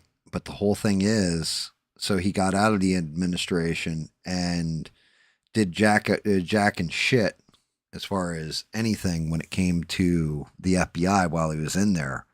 Gets out and is immediately asked for his expert opinion because he was Secret Service and FBI. So now he's like, giving them all this information I and got stuff. you. Now So he's a right, he's a consultant. right. So now he's just lining his fucking pockets.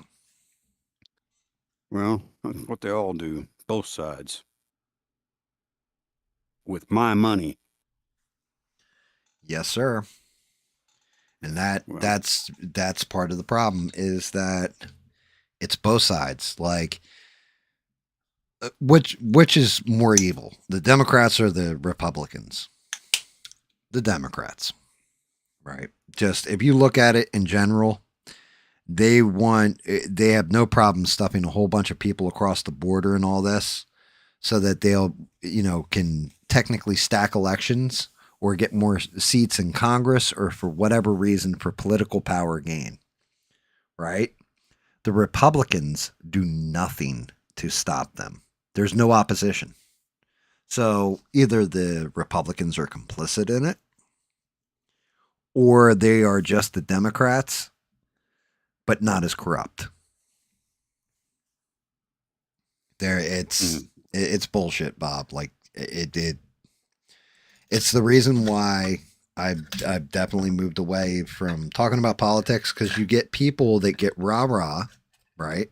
And there's nothing wrong with being rah-rah, but some people get rah-rah that Trump can do no wrong, he's the greatest ever, all this kind of stuff, or the Republican Party or the conservatives and all this other thing, right? Which this is why I don't watch ABL anymore.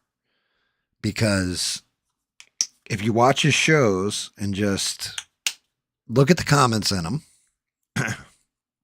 or look at the titles for him or any of this, half the stuff I tell you guys about, he probably doesn't even address. Now, I don't know anymore, but there was so much stuff that I was addressing. I'm like, why isn't he addressing like this? This is actually big news.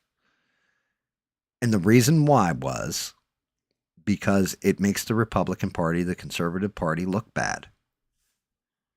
But my point of view is, well, then exactly how fair am I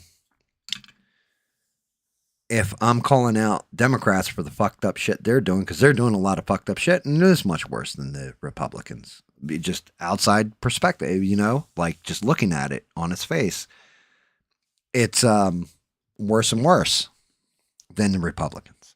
However, you can't, just because somebody is less bad doesn't make them good. Like the Republicans are pretty fucking bad too. And it's one of my things when I get in an argument with somebody when they're talking about Trump and they say some shit to me. And I don't know if you've ever had that. Well, I'm sure you've had this happen at some point, but they'll say something like, yeah, Trump, like with Charlottesville, said that, both sides, the white supremacists and all those people were very fine people. No, he didn't. Yeah, he did. No, he didn't. Yeah, he did. Look, you want to bitch about how he blew this campaign promise, that campaign promise, how this policy affects middle middle class folks and poor folks, but benefits the rich, you got an argument there. You can argue that. But that's not what he said at Charlottesville about Charlottesville. He said you had very fine people on both sides and not the neo-Nazis or the white supremacists. I condemn them completely. That's not what he said. Pull up the fucking video and show it to him. Is that AI? No. That's the way it's news. Look, when it was dated 2020, we didn't even have AI rocking and rolling like that. Oh, well, I didn't know that part. Yeah, of course you didn't. Like, you fuck. But if you're going to bitch about stuff when it comes to an administration or anything, be honest about it. You know? Well, I agree. I agree with that. Like, call balls and strikes. Like, not everything Joe Biden did was bad. Not everything Trump did was bad. A lot of the shit Joe Biden did was bad. But, you know, there was one or two things that he did that were okay. The only one in politics that I actually like, unfortunately, is John Kennedy. John Kennedy? You mean Robert F. Kennedy? No. John Kennedy. Oh, no. You're talking about Senator from Louisiana? Correct. He's probably the only one I actually listen to, and I actually believe what he says. Everybody else, all of them, I'm like, that sounds a little shifty. But Kennedy, to me, and I don't know the man, but he, I think, speaks from the heart. You know what I mean? I mean, he's entertaining. Maybe that's it. Yeah, like he's smart. He's very witty, very smart. I mean, he calls him out pretty good too. I don't know though. Like John Kennedy, he's not terrible. He's just like average senator, as far as I'm concerned. The guys I like are guys like Thomas Massey or Ron Paul. The guys that don't, they're like, yeah, this is what you guys are doing. This is why I'm not voting for it, because you're raising taxes by this much in this bill. Like, that's not what the American people need right now. We need this done. I like Ron Paul. Don't know that much about Massey, to be honest with you. Don't know that much about Ron Paul either, but yeah, the rest of them can all. Yeah, I mean, there's a couple that I like. There's a couple of them that I just simply can't stand. You know, James Comer's one of them. I can't stand that dude. You see him on Comer in charge of something. The Oversight Committee. Yeah, that's it. Right? I think he's the one who's in charge of the Oversight Committee. He was the one. The walls are closing in on Biden. We got the whole Biden crime family. We're going to get them. We're going to prosecute them. We're going to do this. We're going to do that with them. And like, ain't nothing happened. That's kind of my whole point. Why are these people who are doing these bad things not in jail?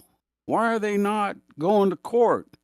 You know, I watched for a long time, you know, what was it? Trump had go to court and they'd film the whole thing. He would go sit in the courtroom and they filmed it every day. Because they're Why rich. are these other people? Why are these other people not in court? Because they're not in politics and they're rich. Bill Clinton, well, here's the other thing too, right? Bill Clinton and what's her name? Hillary Clinton were supposed to testify before Congress, aren't they? Behind closed doors. Mm-hmm. Right? I think now, that's supposed to take place this week, right? Smart as Hillary is, you got to give that woman credit because she is very fucking smart. She was like, yeah, let's do this as a public fucking out in the public.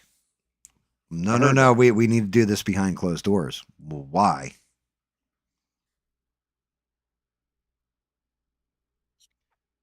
Reason why is because the Clintons are smart enough, you know, regardless of how I feel about her as a human being, which is, man, Careful what you say, because I don't want to get certain, Clinton. Yeah, I understand. certain people have gone bye-bye. I don't think much of them as people, but they are. You got to give them. You got to give devil their due, and they're smart enough that if they did that shit in open, they would start dropping a couple names that are friendly to Trump, that have given them money, things like this that are in the Epstein files, and start pointing fingers at him. And you best believe it would embarrass Trump. Hell, at this point, I'm surprised my name's not in the Epstein files. Seems like everybody else's name is. Whoopi Goldberg's name's in the Epstein files. Yeah, I actually know somebody because they're a mathematician. They're in the Epstein files. He was trying to recruit them and failed. A mathematician. Yep. For what? That's the real question now, isn't it? That's the thing that Mr. was saying earlier. What I'm saying is I know a few mathematicians who worked at MIT. And I know a mathematician that you know who Neil deGrasse Tyson is? Walked up to him and asked for their autograph, and they said, "No, you're not important enough." Wait a minute. Say that again. Neil deGrasse Tyson. Neil deGrasse Tyson was signing autographs. Saw the mathematician, walked up to him because they're that vital in the math scene, and said, "Oh my God, I know who you are, blah, blah. Can I get your autograph?" And they said, "No, you're not important enough," and walked away from him. Isn't he like this? He's like the space guy. He knows everything about space. Right? Neil deGrasse. Yeah. Yeah, he's an astrophysicist. Well, I would think that he was probably pretty high up on the mathematicians. Yes, he is. The only thing is, this mathematician in particular thinks he's a complete asshole the way he carries himself and his arrogance. I've known a few of them. Hell, I've been them once and twice. Like I said, I like to be the smartest guy in the room. I know you don't agree with that, and that's okay. Yeah. But I mean, that's fine. We see it different, that's all.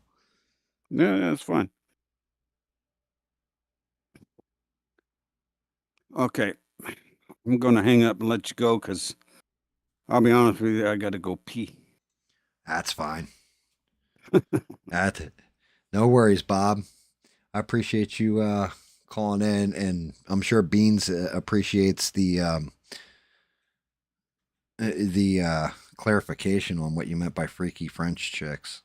Because, you know, Beans used to date a couple freaky French chicks, and she doesn't like it when you call them freaky. Allegedly. Well, the dating part, not that they're freaky, you know. Like, I don't need to know Beans is. It's a joke, Bob. Bob. Oh, that's okay. That's a I got it. I got it. Just making sure. I don't want you thinking like, you know, like Beans actually. Hey, 6 just popped in. What about 7? 6, 7. Don't even go there. If I see a kid doing that, I swear to God, I'm going to hit him in the head. Because they don't even know what the hell it means. Nope. All right. I'm going to hang up and go to the facilities. All right, Bob. Go pop the cork. You take care, sir. You too, brother. No.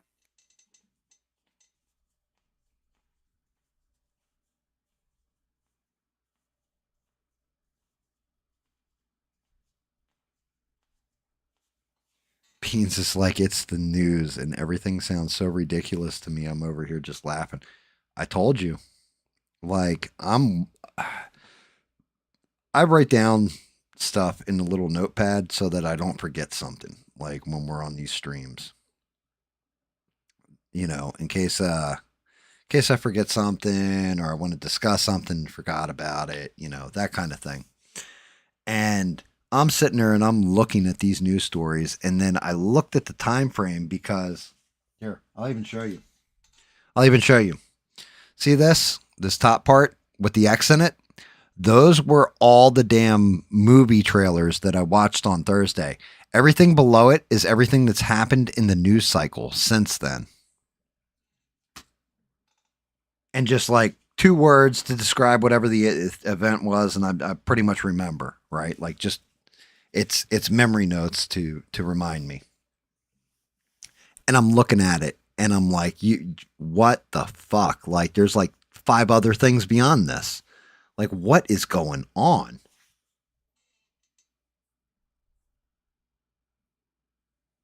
Like what why? Why is it like what has changed in this world in the past couple days that made everything like this? And the more I'm looking at it, the more I'm realizing like, oh yeah, I mean, is it a distraction because we're about to bomb Iran? Is it because of the Epstein files? Is it this? Is it that? And then realizing like, no, it's all of it. All this stuff's coming out. Trump's taking L's. And somebody will argue, oh, Trump's not really taking the L. Yeah, Trump's taking the L. You know when Trump took the L? The moment the Supreme Court said those tariffs are shut down, and what he did was illegal. Because the first person was Gavin Newsom, came out and was like, well, do American business owners get a refund because what you did was illegal and the money they lost on their businesses from tariff imports? And like, it can turn into a whole shit show real fast. Like, and then the Epstein files debacle has gone so bad, so fucking bad immediately that that it was like, yo, we're gonna just tell everybody aliens exist and like show them all the evidence we got because that's the only way we're getting out of this one. Like, that's how bad that shit. You know, it's bad when they start announcing aliens. And like the crazy part was Obama was in on it at this point. Like, yes, aliens are real. He's on that fucking podcast. Aliens are real. What? Get the fuck. You guys really don't want, this Epstein file shit coming out because it looks bad for everybody. Both sides of that aisle. So do I want to do that? Do I want to do this with it or do I want to go to a green in here? Oh, that actually works. 6, 7.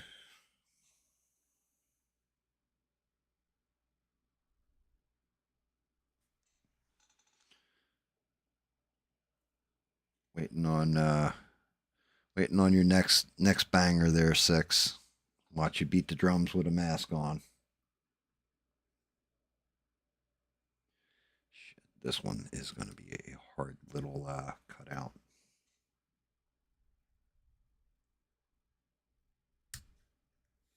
Get it? Yeah, I got it without cracking the tooth. That's a pain in my ass.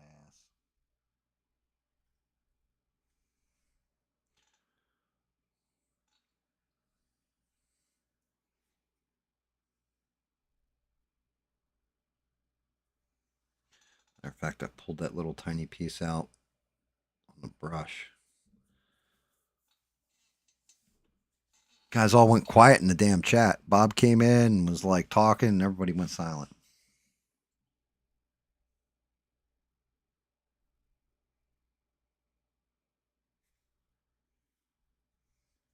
When Bob talks, everyone listens.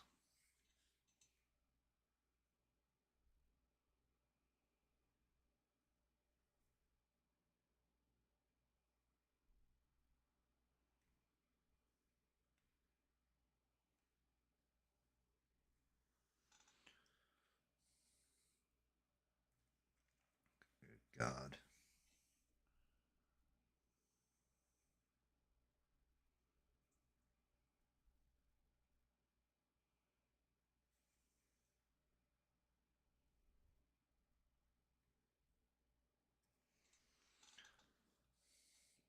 Pain in the ass painting this shit in.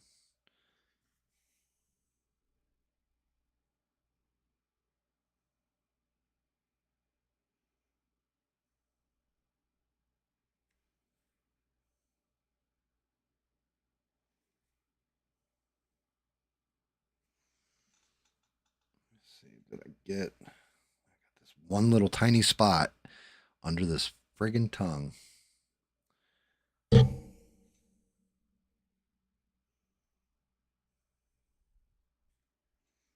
Gotcha. Gotcha, bitch.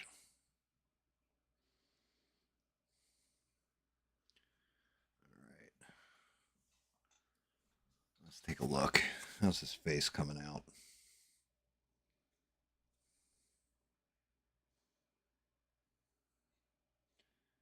All right, so we are undertone there. Okay, so the gums are actually the same color.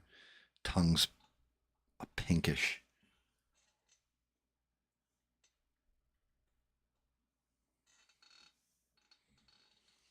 Beans was so excited that she had to go wash laundry.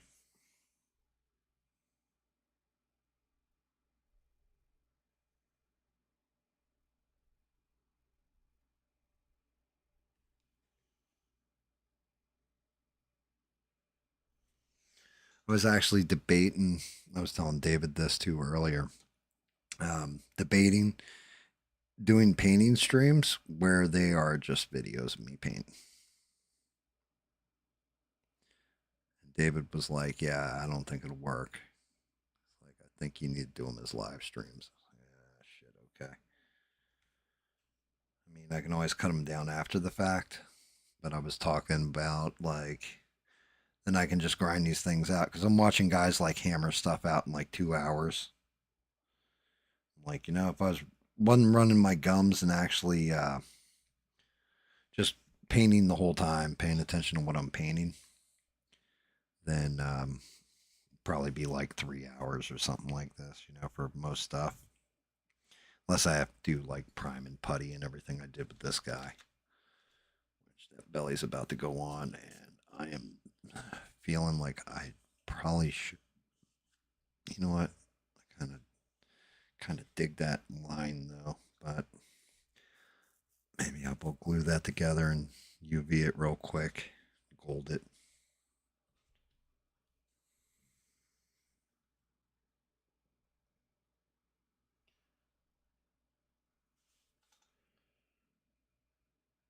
Let's see.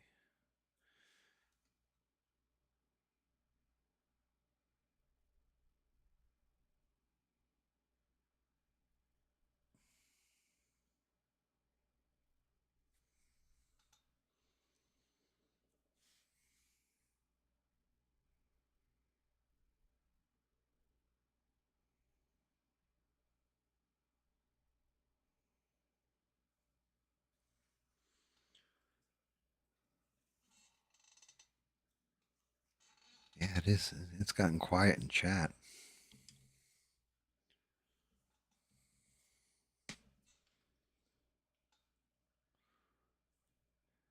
It's a shame that I don't know if I get the content strike for it or not. But I'm wondering if I ran like Art Bell programs in the background while I was painting, if I could get away with that.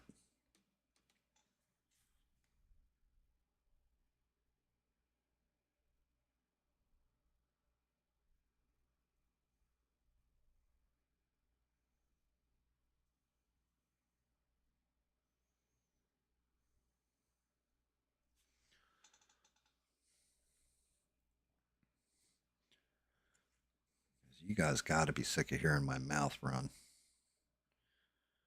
Hearing my tongue waggle, as Bob would probably say.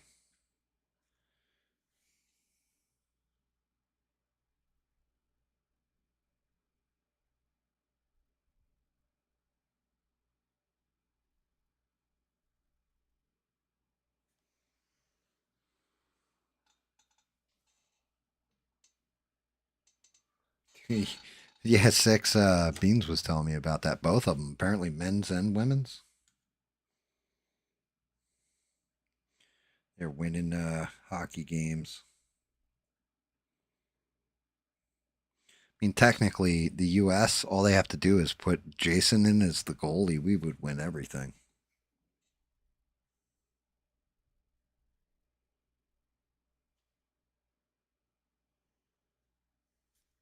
Just hear, ma, ma, ma, ma, ma, ma.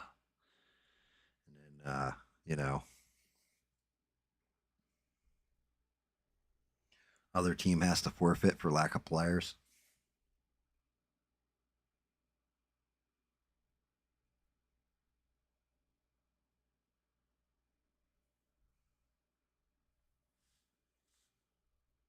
Oh, you son of a bitch.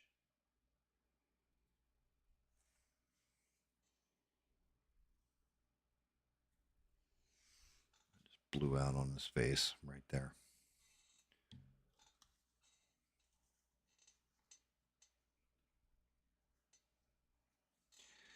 It's always easier to do game streams. The problem is this. A couple problems actually. One of them is I really love my painting.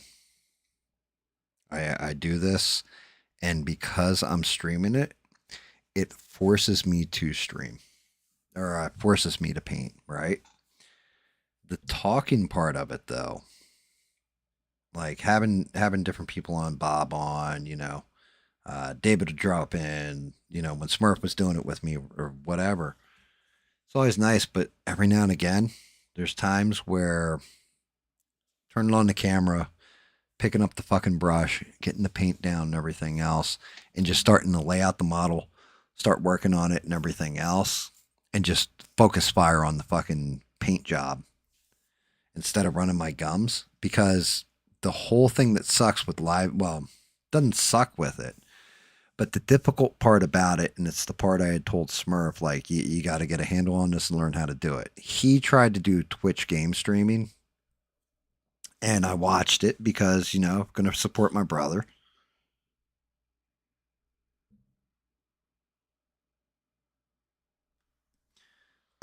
Going to support him, and all that. And I'm in his chat and said something to him. He realized I said something to. He talked to me for about a minute, and his daughter was watching too. Shout out Smurfberry Pie. And then I said, "Oh, well, tell me what you're doing in the game," because he was playing Green Hell, so he was out like harvesting wood and all that. He started to describe it, and then just went back to harvesting and never said another word for like 20 minutes.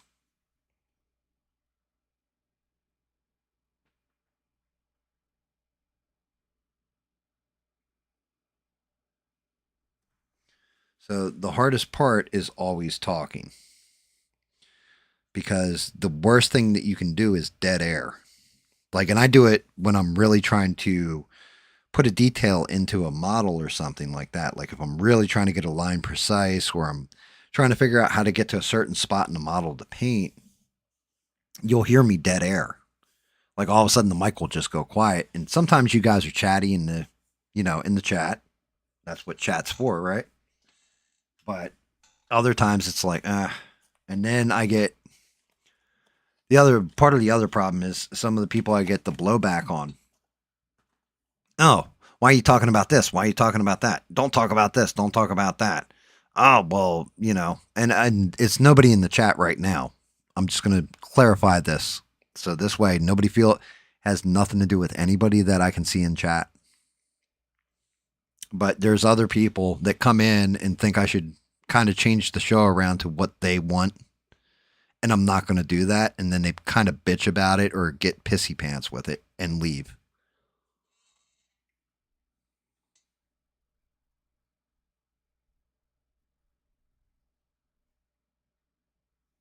Really? That's pretty cool.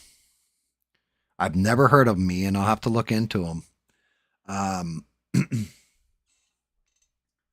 Yeah, like Art Bell is he's the master. You know what I mean? He was the originator of that. Like the John Teeter ones are interesting. He's got another one. His name's Mad Mike Mardigan, and he supposedly was a time traveler, and He's on there like 4 or 5 times, including disappearing for, I think it was like a 5 or 7 year stretch for a little while. It was weird.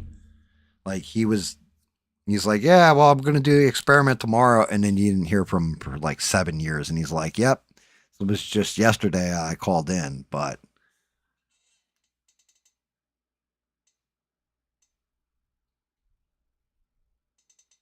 I know, Ian.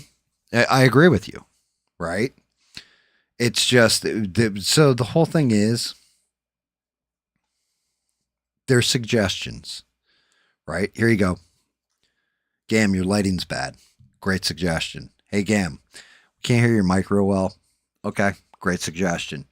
The angle of the paint. This is all stuff Beans has said to me along the way, by the way, guys.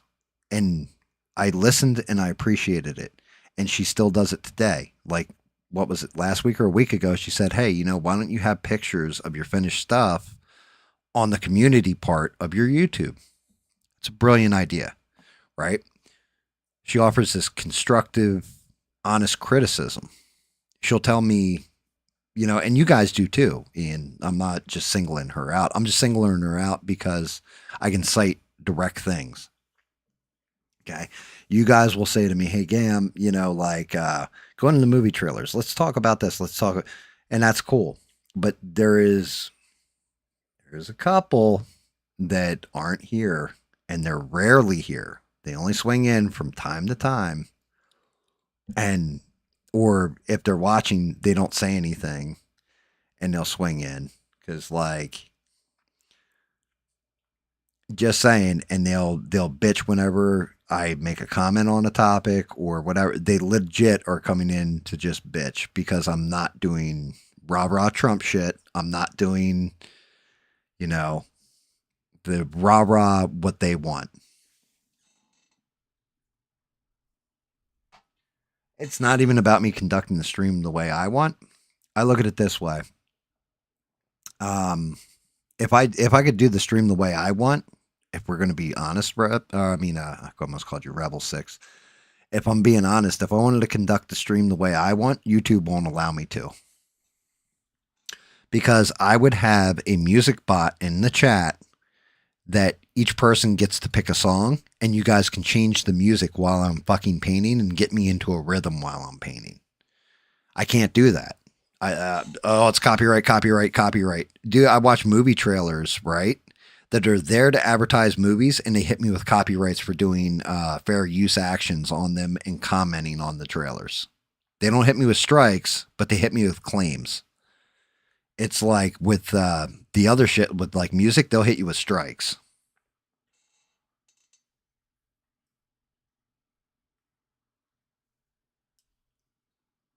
And yeah, like that's just it. Shout out. To be honest with you, I've looked at my stats. I've looked at them. 65% female, guys. 35% male, 65% female. I'm not going to say every one of the females that come in. Melissa's another one. Melissa's fantastic. I'm so happy she found this damn stream, guys. I really am. Because she comes in, she'll say like hi and all this and hang out or whatever. She's painting while I'm painting and stuff like that. She's being creative while I'm being creative. I love that. Right? Like I said, there's a couple people there's one or two that come in to bitch and complain and all this, and it annoys the shit out of me, but I'm not going to go full ham on them either. Like there's been a point in time where I almost opened my mouth and went the fuck off. There's just recently. I'm not going to say when, I'm not going to say who, but I will tell you that it almost came to a point where I lost my shit, and it was not going to be pretty because I feel like I'm pretty reasonable, pretty nice. I like to joke and have fun and all this. You guys haven't heard me when somebody gets me pissed, like how my mouth goes.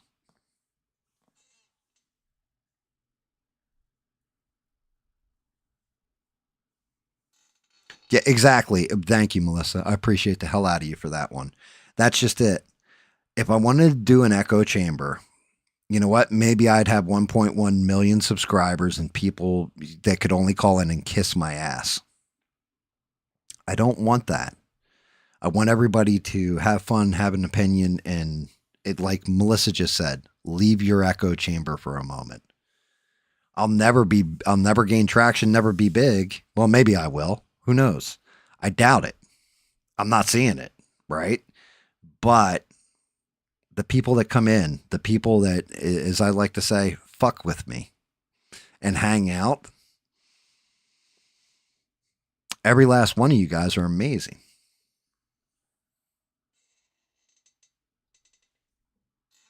You guys, like, you know what I mean? Like six doesn't come in a whole bunch, right? He only comes in here or there. Mister doesn't come in a whole bunch. He only comes in here or there. I'm always happy whenever I see him. Like, legit, like, I'm happy to see these guys. I'm like, what's up, guys? How are you, man? You know, Ian's here all the time. He's awesome. Rebel's here as much as he can be. And Rebel's awesome. You know, like Bob. Bob comes in. Bob jumped into chat just to explain to me why chicks from France are freaky. And apparently it all comes down to armpit hair. You know, nothing like, you know, well, I watched her deep throat like a bowling pin or something. Like, go figure. That's what he meant by freaky. But I love that. It's just one or two that, yeah. And I mean, the other thing is because, not because I'm a good Christian man or nothing like this, but just because I'm all about that free speech too. But I conduct it the way I think you guys, not just the way I want it to be conducted, but the way I wish other people conducted their streams. You know, reading your chats as they come up. Now, granted, it's not like I got 10,000 people watching me at a shot where I'm just tracking the stream and can't paint it all. You know, things like that, but being able to look at the chat and actually have a conversation with you guys, or you guys ask me a question, I can answer it back, or you cut a joke, I can cut a joke on top of it. You know what I mean? That interaction, I think that's what's missing from a lot of streams where, like, for example, I love Joe Rogan's streams. They're informative. I like the guest he has on usually. I like his takes on stuff sometimes. Sometimes I don't. But I can put it on in the background and I can listen to it, right? With my stream, it's more interactive. You actually, because that's one thing, like, if I wanted to ask Joe Rogan a question, well, it'd be me and like 20 million other people screaming at him, right?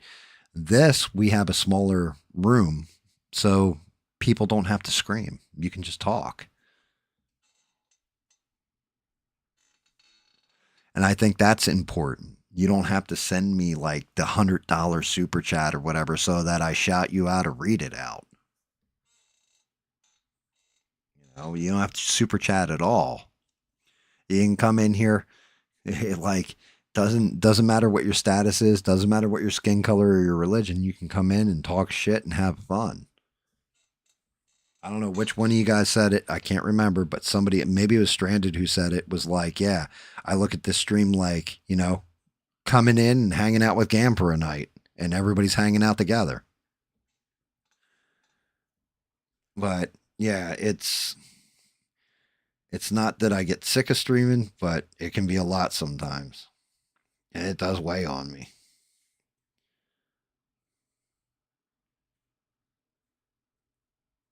But it's mainly because I'm not doing it as a career path. You know what I mean? Like most things that I've done that I've had a love for, I always do it for like love and money. Like I'll earn the money on it. This, I'm never going to make it. Well, I can't say never make a dime because there are people that toss coins to witchers, right? Shout out to you, Beans, by the way, and Rebs, and you know. But that's not why I'm doing this. That's normally why I would do some shit. That's not why I'm doing this.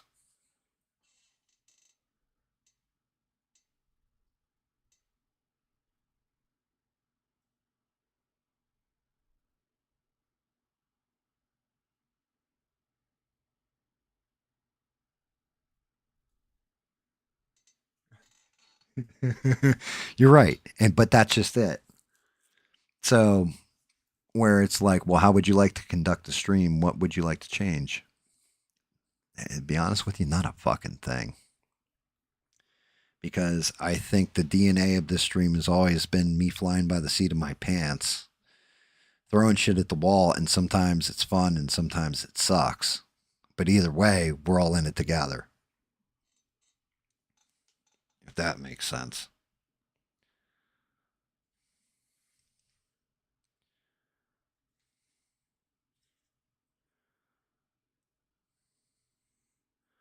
But yeah, like I definitely know who's the real ones, who isn't. Definitely keep my eye on the ones that aren't and shit like this. And it's not like, oh, they're bots or they're haters or any of this fucking nonsense. It's like, no. No, some people just don't get their way. They get upset. They get pissy pants and want to throw big noisy about it. And I'm sorry. I'm, you know, I, I don't go off about it. Like it's like people can come and people can go. People are adults, right? I said this, like you guys have heard me say this about Smurf. Smurf has never been cut off from the chat. He's never been cut off of the stream. He's never been cut out of the Discord chat. None of that. None of his privileges are revoked. I've never kicked him, like anything. If he ever wants to come back, he can come back because I'm not mad at him. I don't give a shit. Like, it's up to him. But if he thought the stream was going to end because he's not on it, well, then you fucked up. You know, like if you thought that was the end of the stream because, well, I'm not there with you as a co host at times, that's not how this works. Because it's not about, in a way, it's not even about me anymore. It's more about all the people that tuned in on Thursdays, Sundays, and Fridays.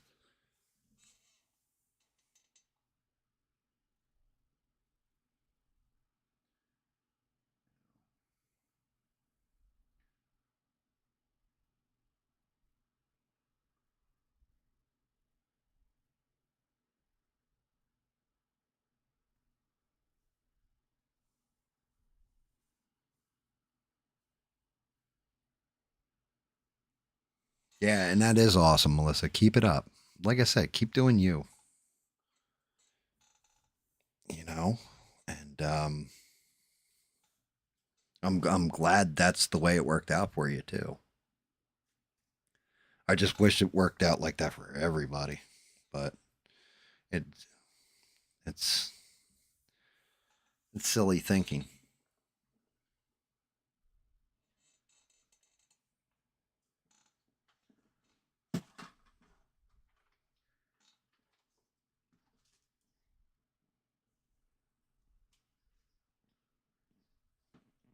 I'm looking at my color palette trying to figure out what I'm going to do with this tongue.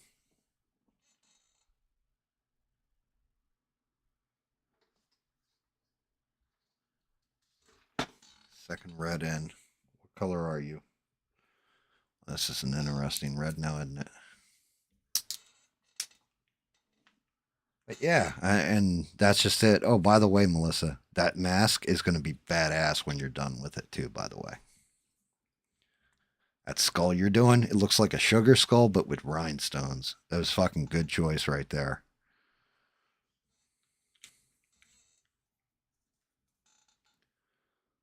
Very, very cool. Very slick. I mean, I definitely there's a way I can get in art community. This don't know about this red. I know I got to tighten up the green in the mouth. I think this red might be a shade too dark. I need to go a little bit brighter.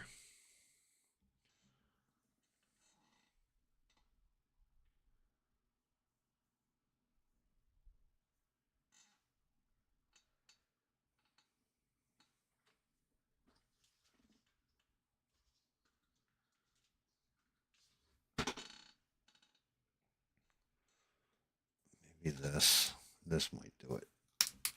It's a step up. Some of it's I understand this is called gory red, and I understand why it looks like I fucking cut my finger open.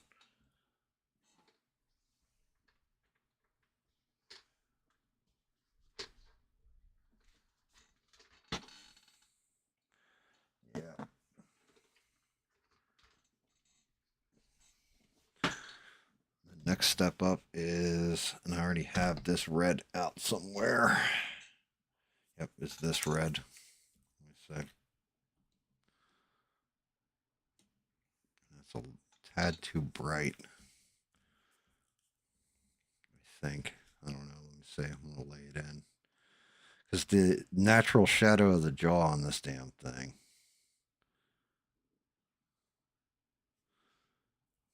Yep. That's what I was afraid of. Let me see that gory red. Really dig that gory red, but it's a little bit too dark. I'm gonna have to go half in between, I think.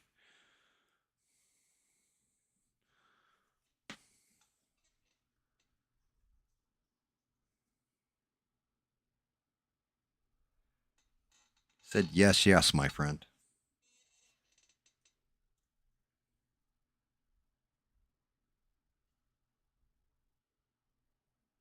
That's, I mean, yeah, it's coming out cool. Yeah, that's just it. Don't rush it though. That's the one thing I'll say to you. Take your time with it. Make it come out right. That's what like I said, I'm an amateur. I'm an amateur that has just got like 2 toes into intermediate and learning things and all this kind of stuff and starting to do it where I'm trying to get into where I'm right in that middle. Like my painting is like, all right, you're starting to get some skill to you, you know? I mean, the goal is to be awesome with it like every time. Um but I'm just mediocre at this point. Like I'm not great yet. And I'm all right with that because it gives me room to grow, a challenge, and out of the comfort zone, all that kind of shit, which is kind of why I did that hangy dune, because it was another cute one, and they take me out of the comfort zone. But that's one of the things I'm starting to do more of is take my time with my painting, trying to get it where I'm getting the result that looks great, not just to me but others, because realistically it's like, well, now you can appreciate it even if you don't like this character.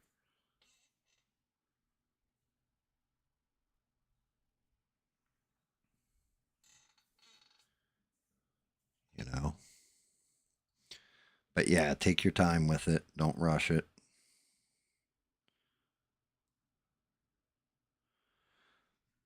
I'm trying to get to that point where I'm not rushing anymore.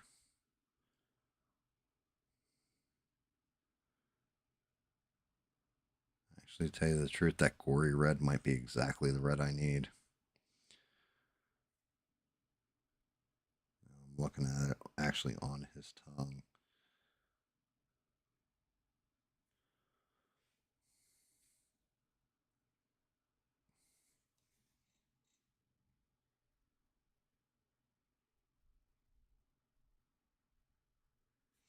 It's just sometimes I'm like, maybe we could get more people tuning in if I did them as videos instead of live stream, but wasn't running my gums about the news and all this kind of stuff. Like I question myself.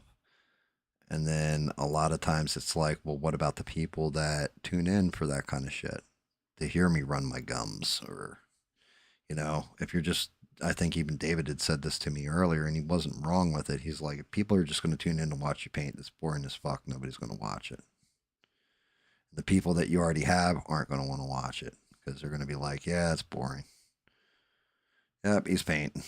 Yeah, that's really cool. Which is why I try to figure a way around way around where I could play music while I'm painting and tried it with Discord. Melissa was in there for that. And it didn't work. Like it did not even come across a little bit like I was hoping it was going to. It was shitty. It was worth a shot, but not everything you take a shot at works.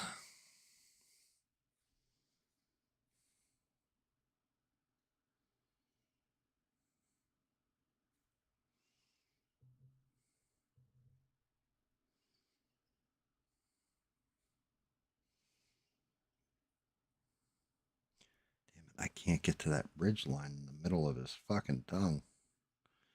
Little bastard. Hit his teeth all out again. There's this one spot in the tongue. It's like a flat spot right towards the front that's in between his teeth. I almost kind of wish he had a flip top head. Just flip it up, paint it real quick, and pop it back down. It's like a hungry, hungry hippo.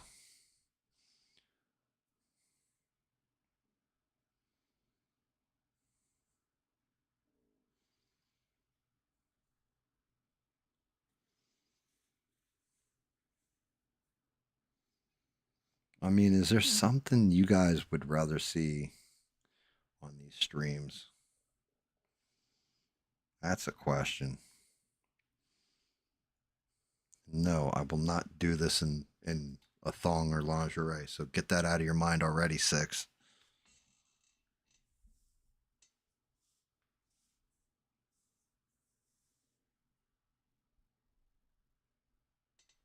You're hoping to do art for a job? That's actually admirable. I've never looked at it like I could do this as a job, to be honest with you. I mean, I see guys that actually do this shit, and I can tell you they're getting paid. Like the one dude, he didn't know who the fuck the characters were, which was hysterical to me. Like because they showed off Wicked and Berserk last night, because they did like a showcase of different ones, and this one dude, I guess he gave up like 5 of his models for free on this I think it was called All That Art or something like that. I can't remember. I have to look it up. But anyway, the 2 guys that were bringing up the models were like, oh, that's a pretty good sculpt and all that. Wait, is that really what Chuck Norris looks like? And it's like, motherfucker, you never saw Way of the Dragon? Like, and I was like, oh, you guys are just like legit. People must pay you to paint stuff. And you know what I mean? Like, oh, I've got this 3D print.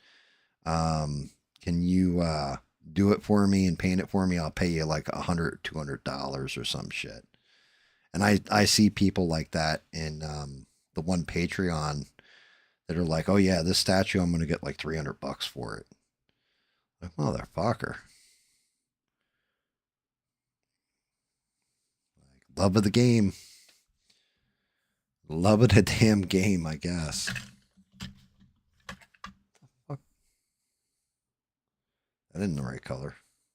Uh-oh. What the hell did I do with the fucking green? Red, gold, white.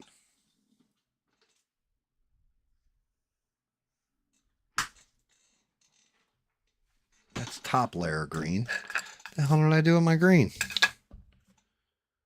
And put it back in the rack. This actually can go back too. It can go up. This can come over. This can go up. Shit, I pulled black. I'm looking. I'm missing my... Did I knock my green over?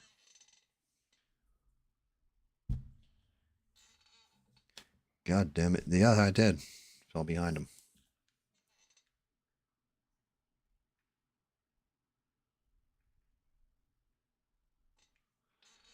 So, my advice for you. Practice, practice, practice. First off, right off the rip, practice, practice, practice. Number 2, my advice for you, Melissa. Watch people that are A, better than you, right? That can paint better than you can. watch people that can paint better than you and are actually telling you what they're doing while they're doing it. And you may not follow everything they're saying, right? Like grounded effects or whatever. And know that you don't have the money that they, well, you may have the money. For all I know, you got dispensable income like that. I actually have the money to throw at the hobby, but I don't. I try not to. And the reason why is because I look at my first set of prints and everything else, and I did it with inferior paints, just regular folk art paint. Not that they're bad products or anything like that, but I used the cheapest shit possible because I wasn't sure how into the hobby I was going to get. Right? Same thing like my brushes. Like, check this shit out. Remember, I don't know if you guys remember last stream, I was saying like, oh yeah, my brush isn't sharp enough or whatever. There you go. $4.99 Hobby Lobby. And then I needed like some short, sharp brushes, right? So I could get into small places. $2.99 for like 5 brushes. $2.99 for 5 brushes. They'll wear out quick. They're not very good. You know, all that kind of stuff. It's not like a Vallejo brush that cost me $20. However, beginner, intermediate, if I get to like a mastery level, that's when I get those nicer brushes. That's when I stepped up my paint. That's when I, you know. So as you evolve, that's what you want to do. And to be honest with you, try putting your stuff on Etsy, some of it. Some of your painted minis or something like this. Knock out like 5 of the same painted mini and throw it up on Etsy for like $1 a piece or something. See if you can sell them. See how they do. Maybe nobody will buy them. Maybe 2 of them will sell. Maybe 1 of them will sell. Maybe 5 of them will sell. But take a shot at it. What's the worst case scenario? They don't sell. Okay, you got 5 cool looking minis.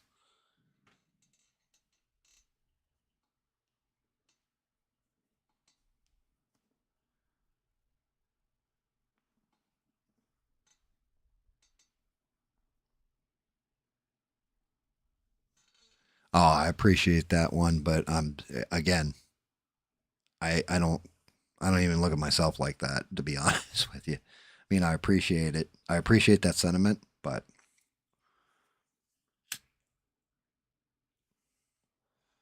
because I'm learning. And I mean, that's just it. When I'm not, so Monday, Tuesday, Wednesday, next 3 days, I'll watch 4, maybe 5 different paint videos. And I'll watch people that are amateur. I'll watch people that are, I can tell they're just like dudes like the guy I found last night. Was watching him and his paint jobs, you know, he's selling it, right? But then I'll watch somebody like Sideshow Collectibles and watch these people go to work.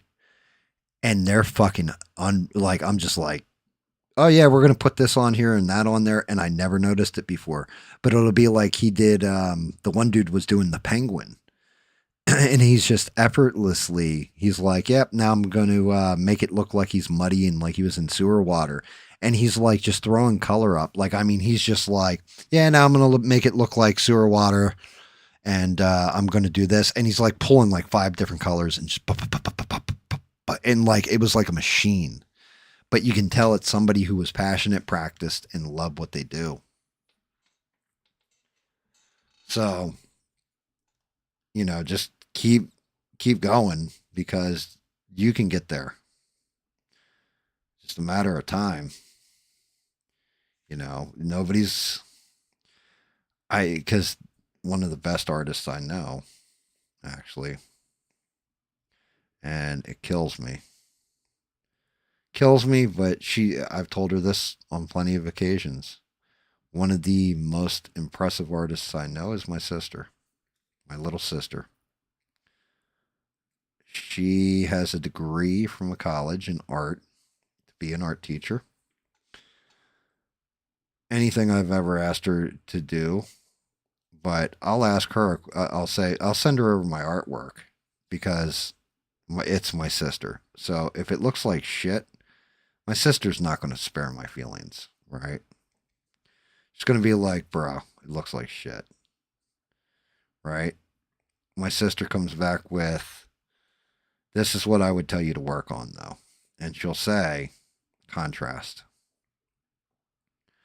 Like, that was the last one. She's like, I want you to start thinking of color this way.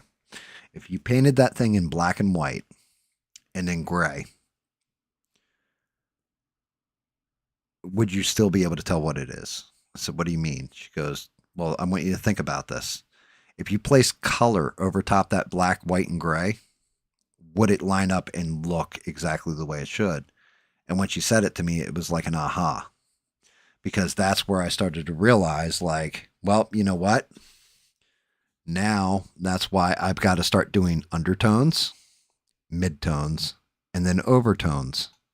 Because I'm not catching that dimension. If I did it in black, white, and gray, well, that's how I put color on top of it, it would look like that.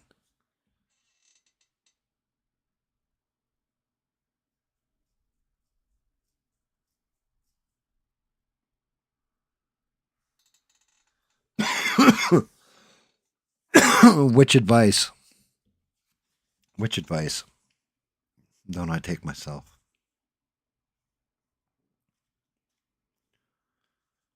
About selling them, about watching people better than me. Because my sister, the difference is, my sister did this.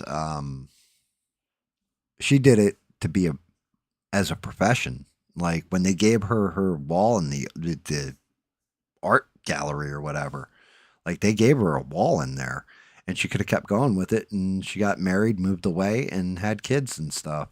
That was really the life she wanted. But she wanted to be an artist before that, and she succeeded. She had her own wall in an art gallery. So it's legit just one of those things. Um, just keep going, keep practicing, keep getting better at it, keep honing. You know, something looked like shit you did. If you say to me, "Gam, I want you to be honest with me. Tell me if this looks like ass." I'm going to tell you if it looks like ass. You know, if you're afraid to ask me stuff like that because of my response, well, you know, that's understandable. But I'll tell you that, oh God.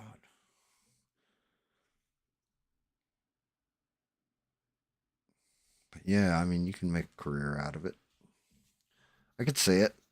It's just going to take, like I said, study, practice, and then if you have enough money, take a course on it.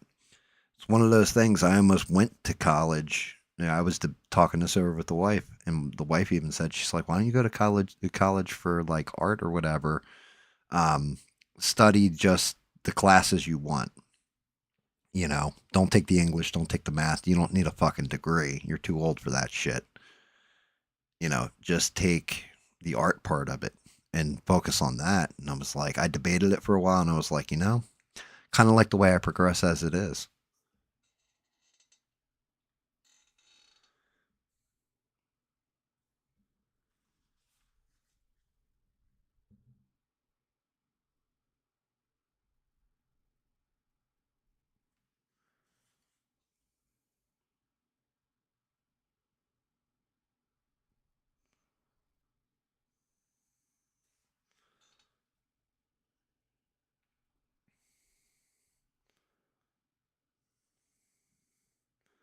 I just don't even know how I'm going to get inside these teeth.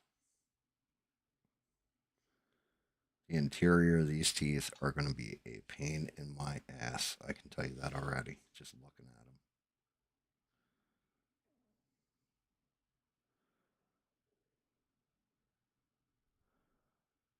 them. And I wouldn't normally do the teeth in pure white either, but that's what he looks like.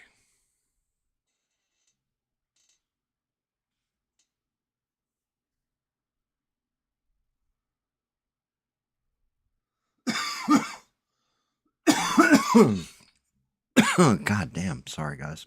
Cough. Problems with being a smoker. Streaming more. Um, yeah, I mean, there was a point in time where I was doing 4 nights, remember? There was a point in time where I was doing 1 night a week. I don't know. I mean, the game stream with the guys or whatever, that actually only came about because I was streaming one time and just like, fuck it. You know what? I'm playing anyway, might as well stream this. And then Smurf got was like, I want to play with my friend or whatever.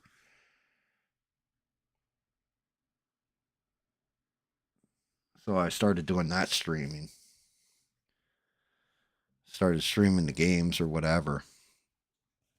So that took me up to 3 nights, and then I had whatever game launch. And as a matter of fact, Twisted was trying to talk me into doing when Icarus launches, like, let's do the stream that night. And I was, no.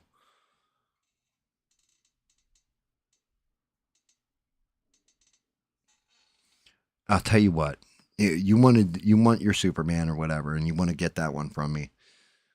And if it comes out the way it should, I'll give you that fucking Captain America too, because I'll be honest with you, it was a test. Like, it wasn't supposed to be an actual paint job.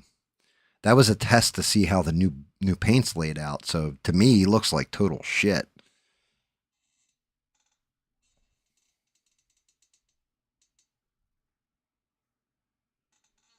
The shaman, that's a gift for the daughter. The pyramid head, be glad, because the second one, actually, to tell you the truth, I've got a badass pyramid head, and I can't remember what the guy's name is.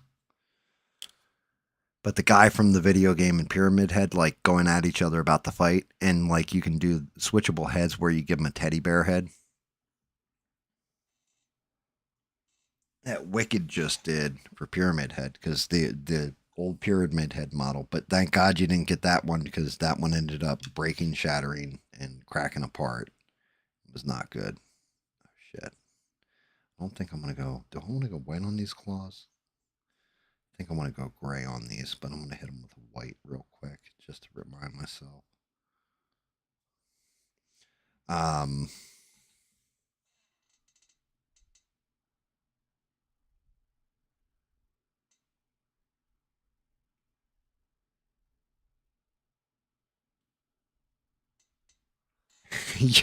You really like the gaming stream with Team Twisted, huh?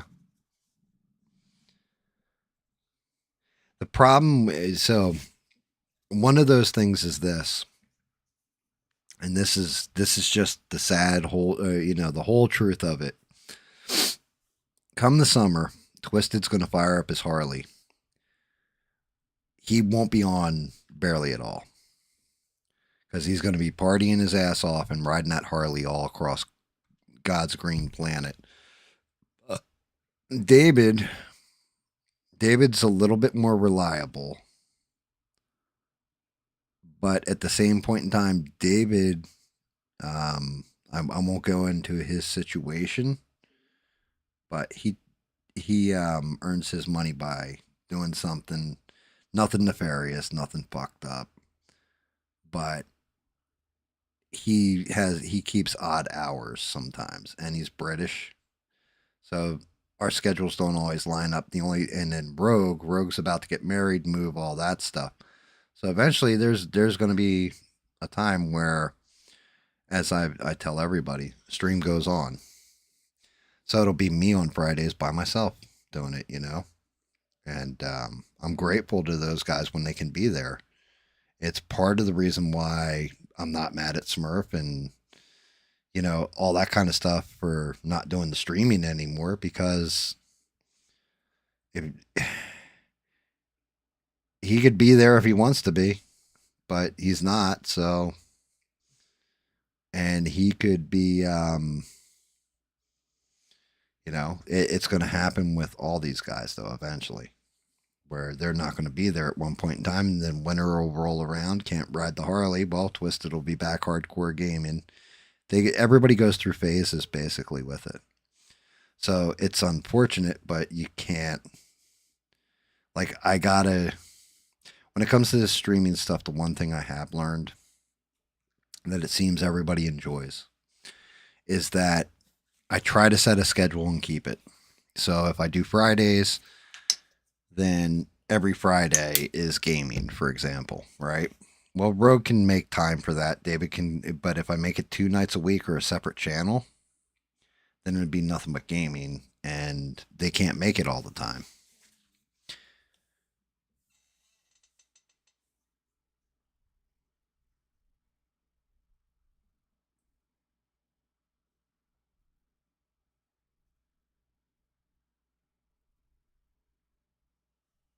You guys with the you guys with the buying them, buying them, buying them. I mean, the whole thing is if I'm going to sell them, right? Like actual sell them to people, especially people that watch it on stream or what have you. I get it. Um, that'd be cool. I'm not waiting till I'm Picasso or some shit either. But I would make sure you know what you're getting, for one. For two, it's got to be something that you actually want, you know? Like, so for six, I can understand six going like, oh, pyramid head? Fuck yeah. Give me the pyramid head. I want the pyramid head. Right? But if I'm painting like this guy, now granted, this one's for the wife, which I blew out a little bit of white there. I got a touch up red there. Um, it's like some of this shit is it's because I'm starting off and I can look back through the catalog. So like Bizarro, for example, the bust of Bizarro, I can look back at that one and I look at the paint job and I go over it and I'm like, yeah, it looks exactly like I remember it and it was the best I could do at that time. And the skill's gotten better since then. Shit, I blew out too much there. You know, I want to get it where it's quality. Somebody's going to give me money for something. You guys worked hard for that fucking money, right? You guys worked at a job that you don't really like to buy something that's neat and really cool and all that kind of stuff. I want to make sure you're getting the best quality you can.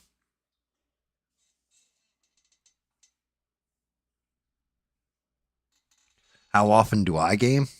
I game, well, if I'm doing, I have daily quests on different games that I do every day. So Fallout, um, Marvel Rivals, I'll do not every day, but every other day because of the way they changed up their system. Sea of Thieves, I'll go in there, hammer out like the season quest real fast, be done with it. Um, it depends. I also move through phases where it's like, where's that tooth? It's that tooth. I can see the little line is up too high.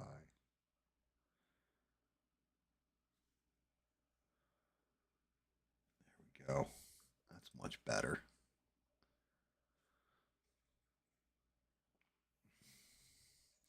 But yeah, I mean, when you're doing gifts for people, like my wife says, you put part of yourself in there, right? And I do when I'm doing the gifts. But when it comes to stuff that's for sale, you got to put a little bit of yourself in there. But I also want it to be something that's, somebody doesn't look at you like you're an asshole for buying this. Like, famously, my one buddy Rich thought he was, I'm not going to say an art expert, but wanted to do something nice and decided to send different art pieces to us. And like he had an eye for fine art or some shit. And I looked at it and I was like, what the fuck is this? Like, what? Who the fuck painted this? What is that? That's khaki. I need. And I'm gonna have to go to the big box.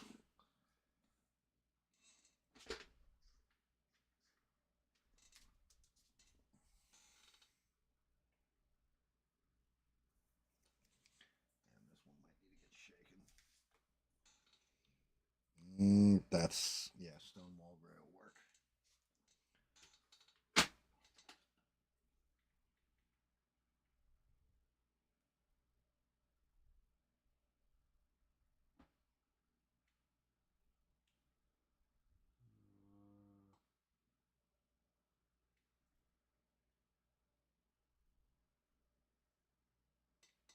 No, no, no. I mean, and you know something?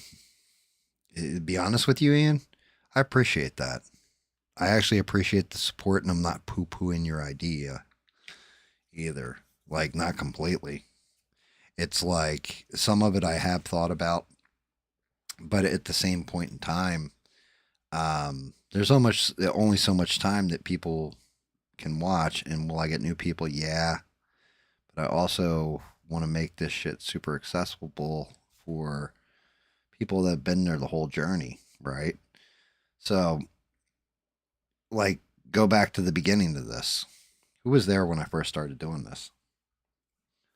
It's a handful of people. If we're being real fucking honest, because everybody was, we were all watching ABL, and we were all in a Discord for it, and then I showed off like these little minis that I had done for the wife, for the cryptids, and it was like, oh shit, well, why don't you paint them on stream? You could show us on stream while you're painting them, and that's kind of where this came about. And shout out to those people because, when we talk about old school, the people that really kicked us off, because the GAM Catches Up channel, I had done like, I don't know, 10 videos or something on it back in like 2020. And I think that's when the channel was born, and then just stopped and was like, yeah, I think I'm done with this. Like, just, I don't feel like I'm getting traction. I don't feel like thinking up story or, like remembering old stories of party times and all this. And then I started doing cryptids and all kinds of crap.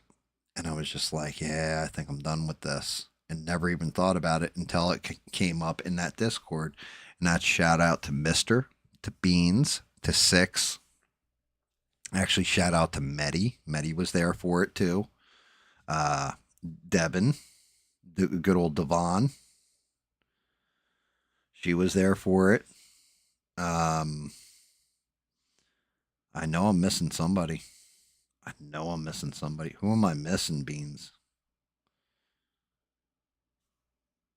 Sheree. Sheree was kind of there, but she wasn't like full on invested. And like they were the beginning. They were the ones that were like, yeah, Gam, you could stream. You could pull this off, we think.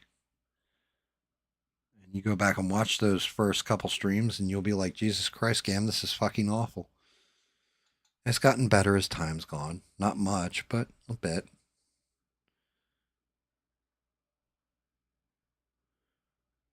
And like, it's just the way it starts. Oh, yeah. I fucking missed the entire inner profile of this nail.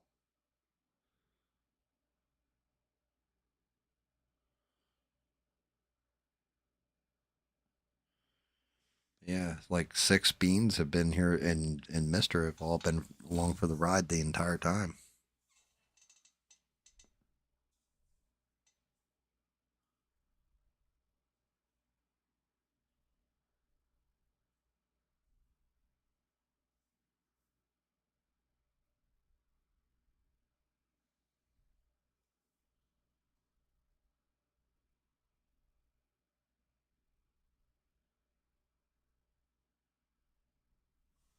Ian cracks me up with that.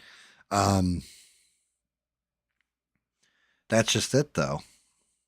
The people that have come along the way, and then of course, there's people we lose along the way. Some people go away and come back out of nowhere, and I always appreciate it either way because maybe they were here for the ride the whole time, maybe they hopped on later, whatever. But you're here now, and I always appreciate all the support. But I didn't think I could do this shit. So, legitimately, Ian, if you think you couldn't do it, you could. Especially if you're drunk and dropping F bombs and stuff.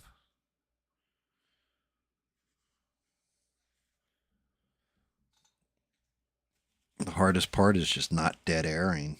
That's the hardest part. Is you got to keep your yap kind of running at all times.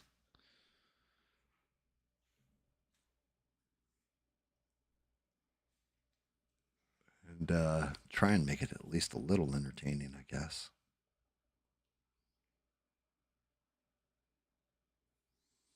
And then come up with weird shit on the fly. Like, I mean, who the hell else? What other? Name another streamer that knows what a blue dingus is. Not too many out there. I'm sure there's at least one. It's probably a streamer named Blue Dingus. He's pissed at me for stealing his intellectual property.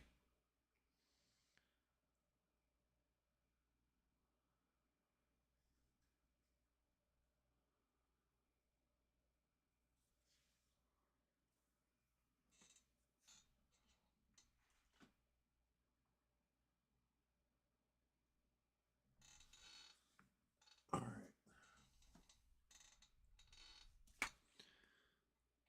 Let's take a closer look. All right, I still got to do the blue gem. Got to hit his eyeballs. This one eyeball is bloodshot too. I just realized that. I'm gonna have to paint veins into the eye. Nails are gray though. If not gray, then at least a pretty off-white. They look gray to me, so I'll keep rocking with this.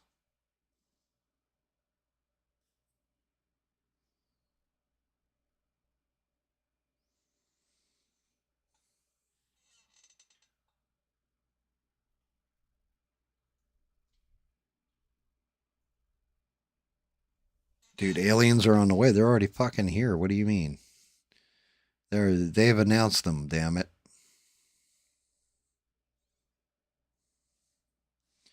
I'm telling you though. So I kind of wish they had announced aliens way before we ever got AI tech. As you know, there's going to be so many people that are just going to poo-poo this out of hand, and like some of it's going to be honest. Some of it, I'm sure, is going to be bullshit and hype.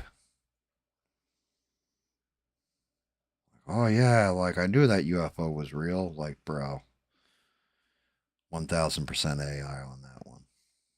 Well, this one looks fake to me. That one's 1,000% real. So it's going to be interesting to see how that shit goes, how it goes down.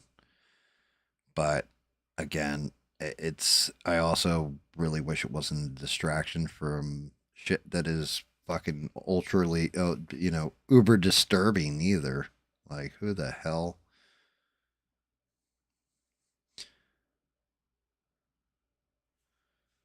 Why? Like, why? I mean, I do think the funniest part is if they confirm aliens are real, say, yep, yeah, they're real and all this other shit. The most interesting part to me is going to be watching different religions. Like all of a sudden, can you guys imagine this? Yeah, the Book of Enoch. Yeah, that shit's canon now. Like you sons of bitches. Stuff like that. Muhammad says that there are no aliens.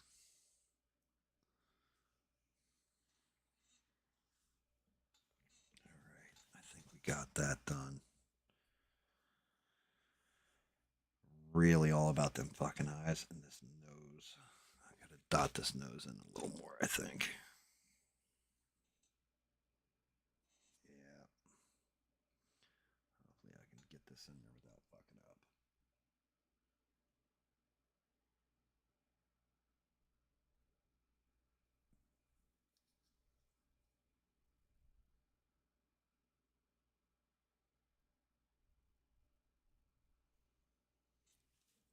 Oh. All right. Let's see if we can't get the eye correct. First things first. Bad application on the white. Go to the left side first, which is smaller.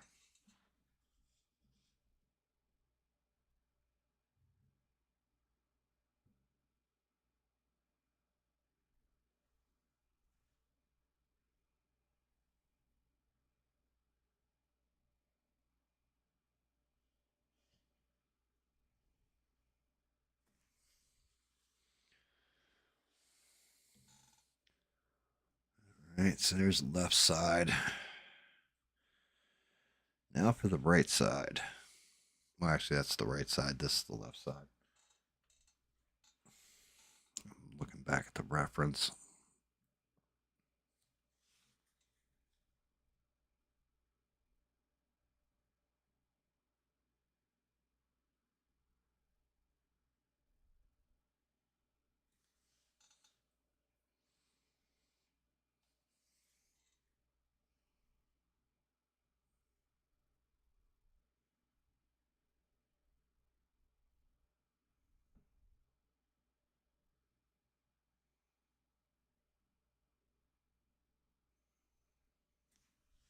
Probably should have gone super wet with the paint because it dragged.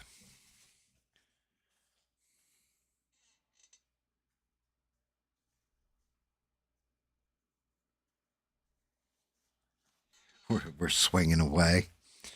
I mean, that's just it. If we're talking about something that has control over gravity, your bullets are going to go flying and just stop right where they're at and go up in the air. You're kind of fucked.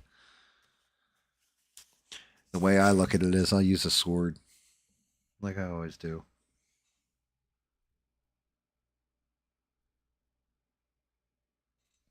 All right. I can probably make this look good. The fuck did I put back my black?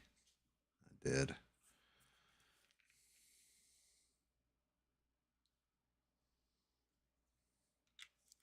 Drop. Definitely going to want this where I can flow it out.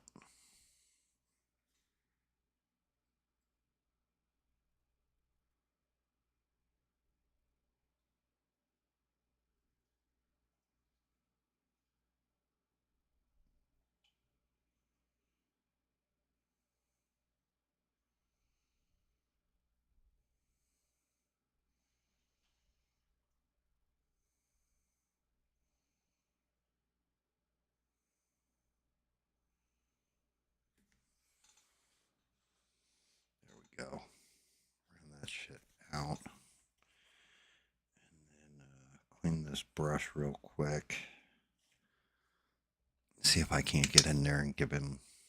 I think this red should still be good to go.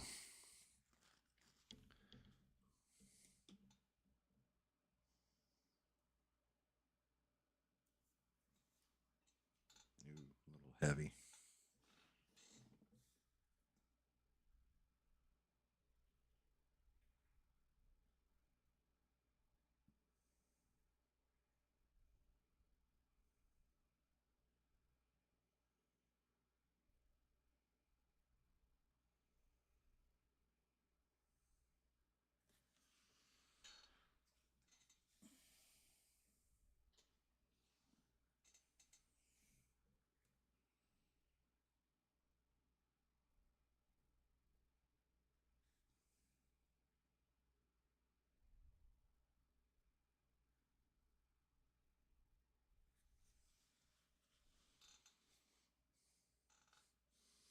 Give him a little vein eye work.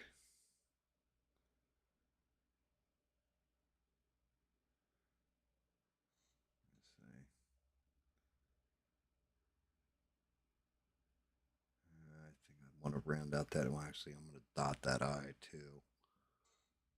Looking all right, guys.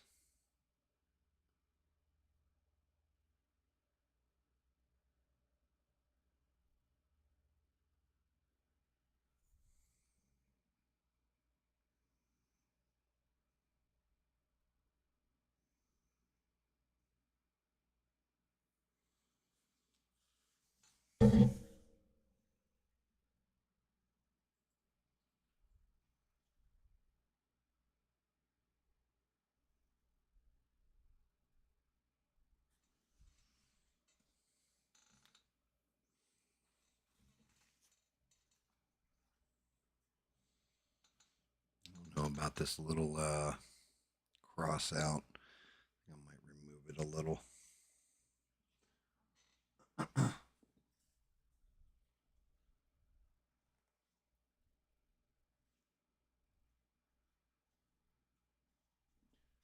Dun, dun, dun.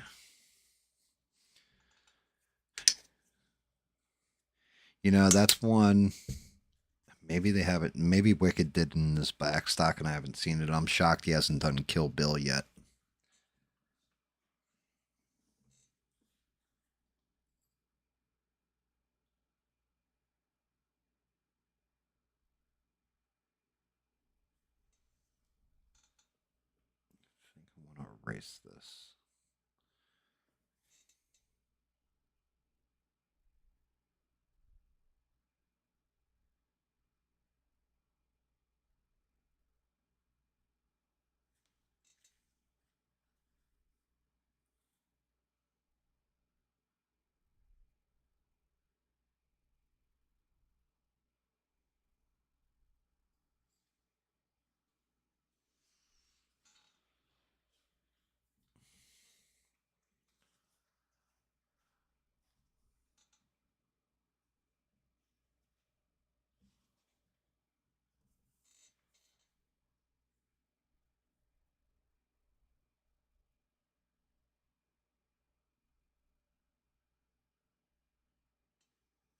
Jeebus, somebody went nuts with that one eye. I'm looking at like a picture where he's angled kind of like this to see what that right eye really looks good at. I mean, I kind of dig that, but I think I might be able to get a vein more or two in there.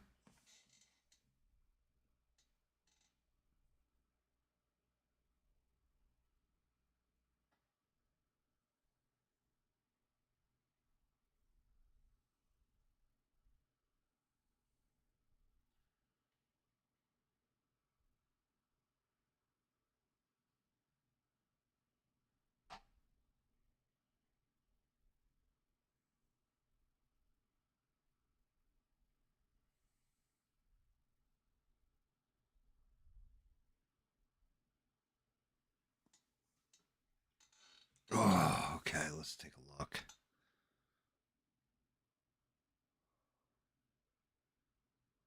He's got a little V line up top, one coming outside there, little V there, a line there.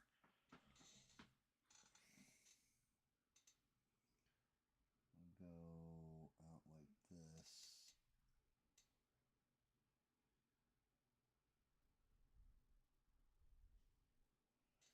That's actually all right.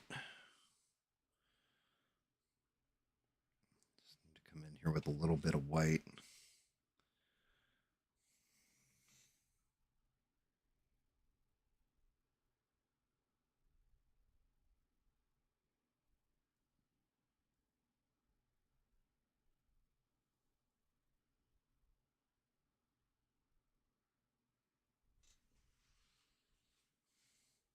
I gotta fix the roundness on that eye, but that's better.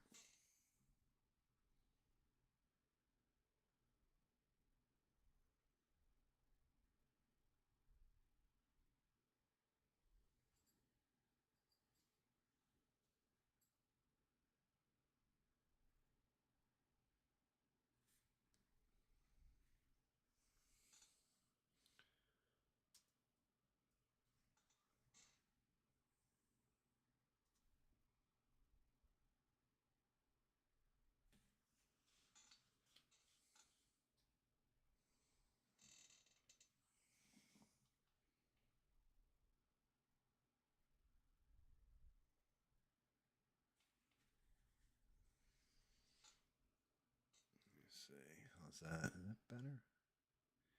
Yeah, once I fix the brownness on the left or on the right, it'll look much better.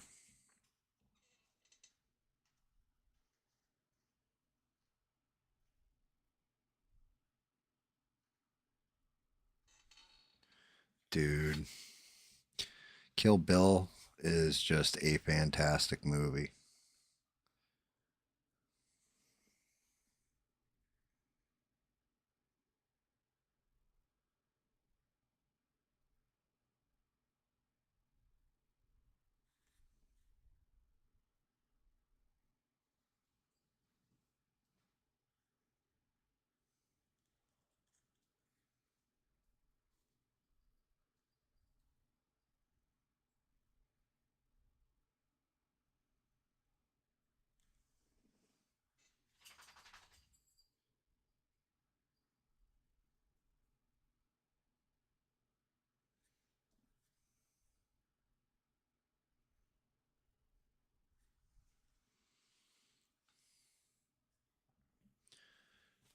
Like, just. And what's crazy about it is it's funny because if you watch Pulp Fiction and Uma Thurman's talking about, yeah, we shot a pilot for a TV show. It was called Fox Force 5. And then you watch Kill Bill. It's kind of like, was that actually the pilot that Marcellus Wallace's wife actually shot? Is that it? Just weird little things like that.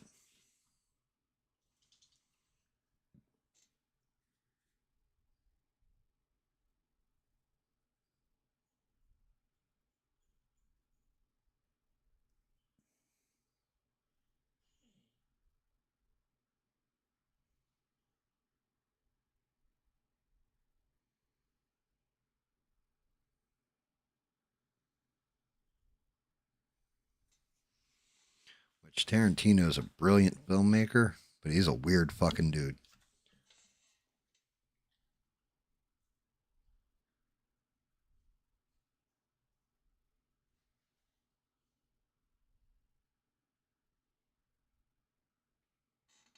I could believe that about Romeo and Michelle. And yeah, the Sylvester Stallone documentary you're talking about where he moved to Florida, like that one where he's going over his roles and he's explaining, like, when I shot Rocky, for example, like, or I shot Rambo and what I wanted to put in there. A lot of the stuff Sylvester Stallone, and I didn't even know this, did was because of his dad.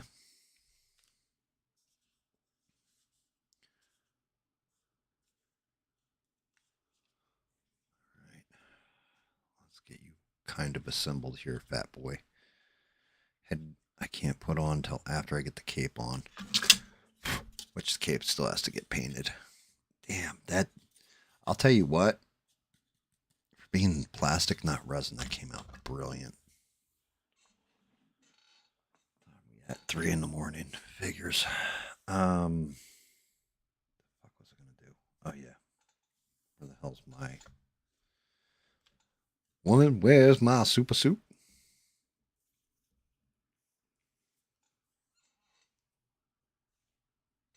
Yeah, Ian, that it's a good movie because they're talking. He's talking about how his brother Frank was the one who wanted to be big in Hollywood and all that shit, and he kept trying, never could hit, and then Sly fucking is the one who actually like connected and landed the roles and all that.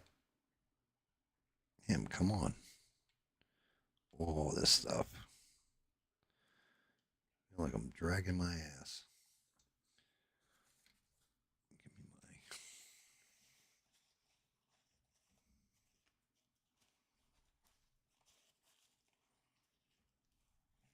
I gotta remember to clean this thing every time. It looks like.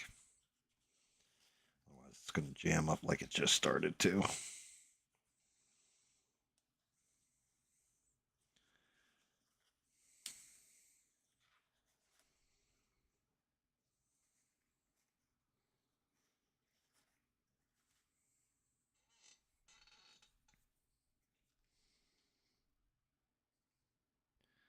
Afraid of squeezing too hard and just everywhere.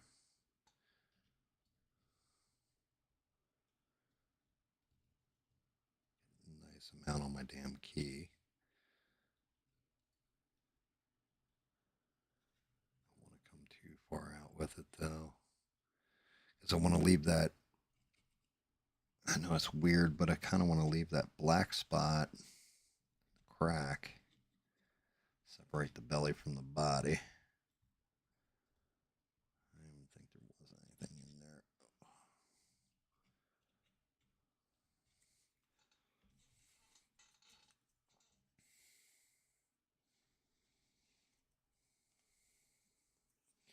Dear Lord, I'm squeezing the hell out of this.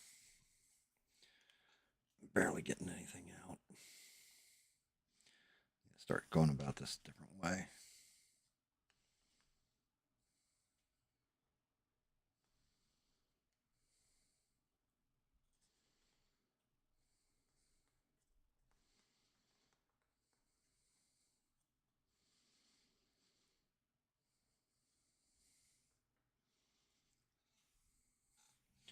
Give it 2 minutes. Damn, the fumes are getting me baked.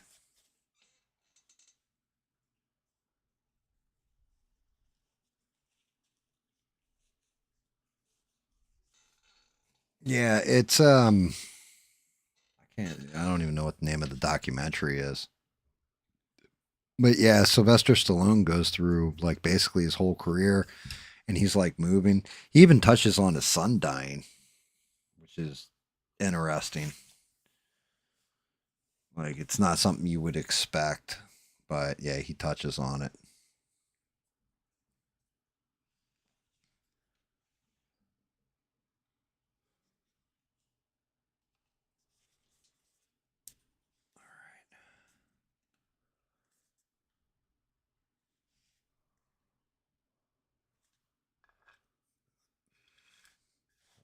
Place for a minute. Oh shit, I gotta paint his fucking toenails. Forgot about that. Here's where we're at right now with the main body coming out. Get his toenails done while this shit's drying. Shouldn't take long.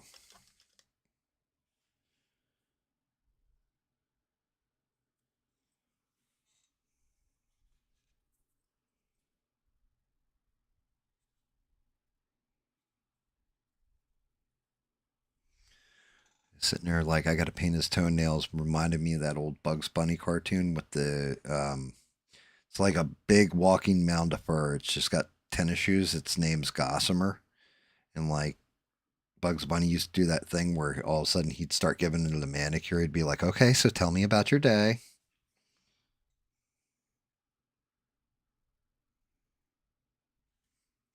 I don't know if you guys know what the hell I'm talking about. Yeah, it's a big old hair creature that was like red, like an orangish red hair, just two eyeballs in the center of it, and then tennis shoes. And his name was Gossamer.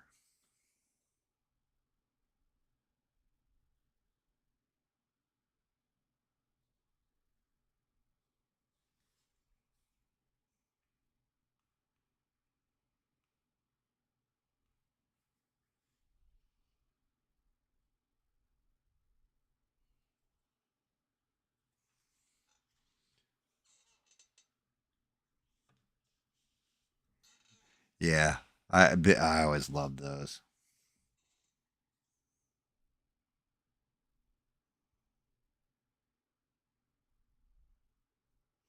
Actually, one of my favorite Looney Tunes was when they did the Elmer Fudd, and I think he's chasing. As a matter of fact, he was chasing Bugs Bunny. And they had the one spoiled brat kid, and it's Easter. It's like an Easter one, and the kid just keeps yelling, "I want an Easter egg! I want an Easter egg!" And Bugs Bunny ends up at the end of it painting Elmer Fudd's head like an Easter egg. And like the kid gets on top of it with a hammer and just starts beating the shit out of Elmer Fudd.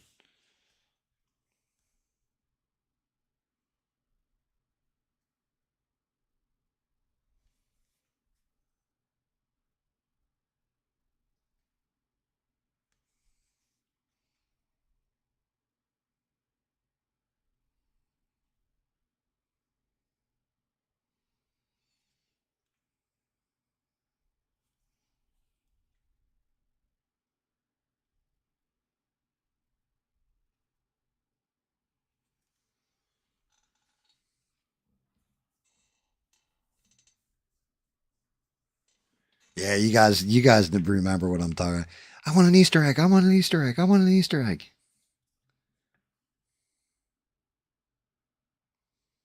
I always love that one. And Elmer Fudd, fucked up as it is, he wasn't the first one who was hunting Bugs Bunny. It was a racial black, southern black stereotype that used to hunt Bugs Bunny before Elmer Fudd. You can still find a cartoon or two out there on YouTube's that has it. But it's quite apparent why they changed that shit out. Like if you see it.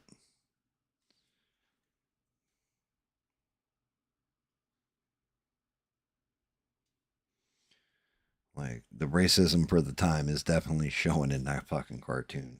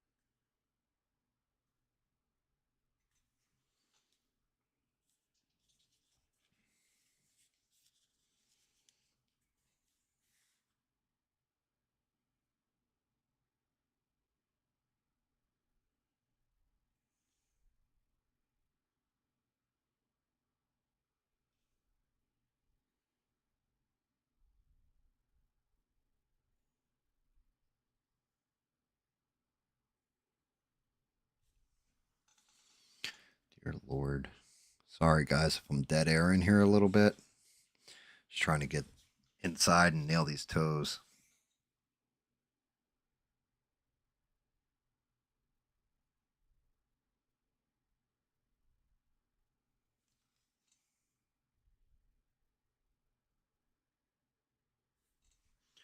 Of course, my hand's shaking too. That doesn't help.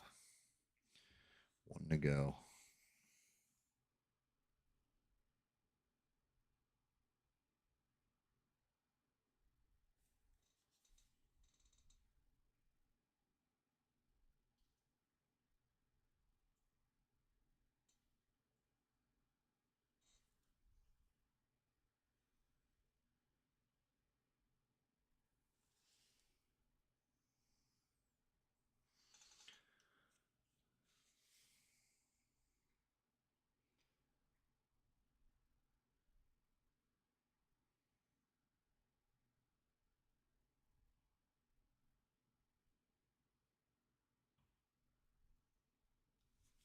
You know, another cartoon that just hit me, Bugs Bunny in it.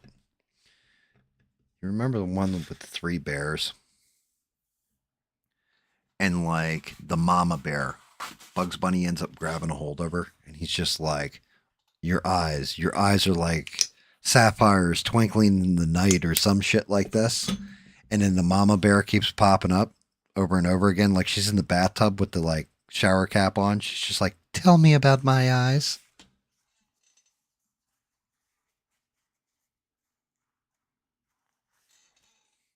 Like it's shit like that always just, man, makes me laugh my ass off. All right. That is looking decent. Let me see those hands. I want to put these on before. Actually, it might be easier to do these after I'm done the cape. Cape's easy because, well, not really. I'm going to paint it. But the cape just snaps in there.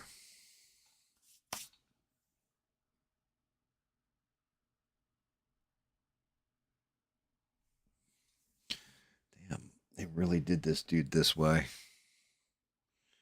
That's a shame. Wait a minute. I already have an open moon yellow. I do. I had a dupe somewhere. That was it. They gave him the ketchup and mustard cape. Poor bastard. I don't know what he did to earn this. Aside of being a villain in a video game. Sure, I got this cleaned. I mean, Bugs Bunny is definitely he's in the annals. Like him, Mickey Mouse. You know, they like almost instantaneously. Dappy Duck is another one that's instantaneously recognizable. Actually, one of the symbols, funny enough, that is known all over the world. So there are different symbols that are known everywhere, far and wide. One of them is the Red Cross symbol. I think it's the second most known symbol, if I remember correctly, is actually the Superman S.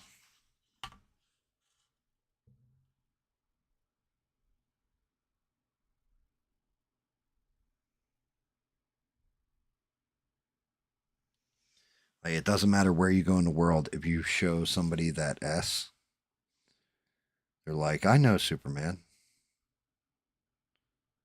It's actually one of the most famous symbols. Mickey Mouse, I believe, was another for some reason, like the mouse ears.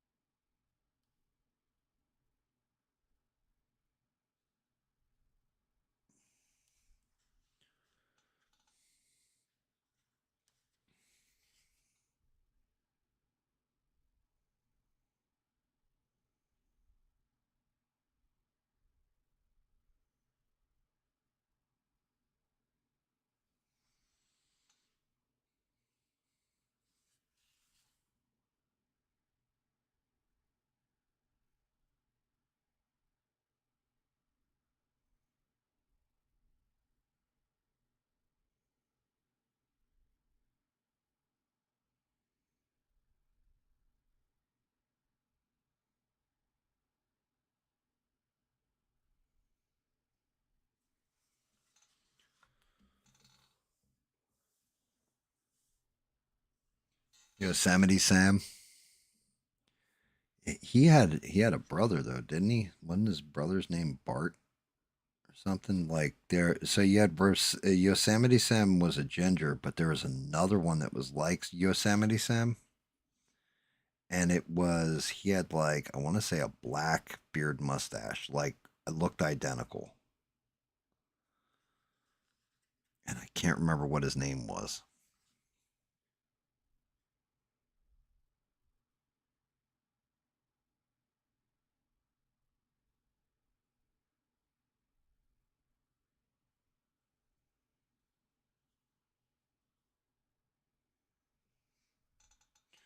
But I can't remember if it was his brother, just another like supposed to be cowboy prospector type thing.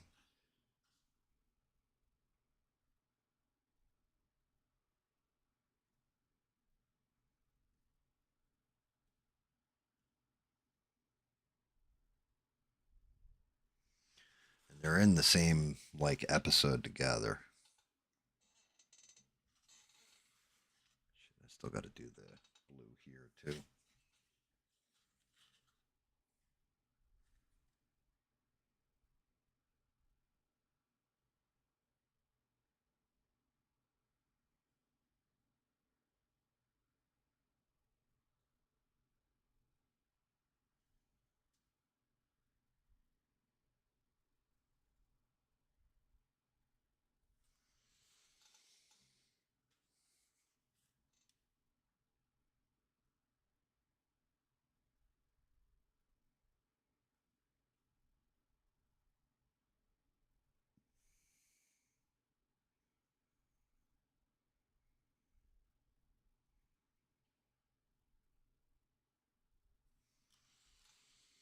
Pulling this damn cross stitching.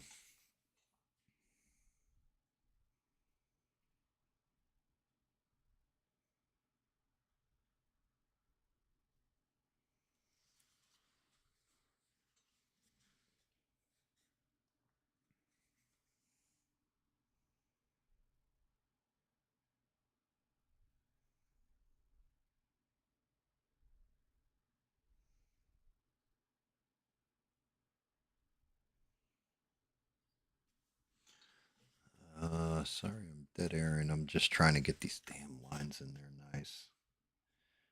They're a bit difficult to see.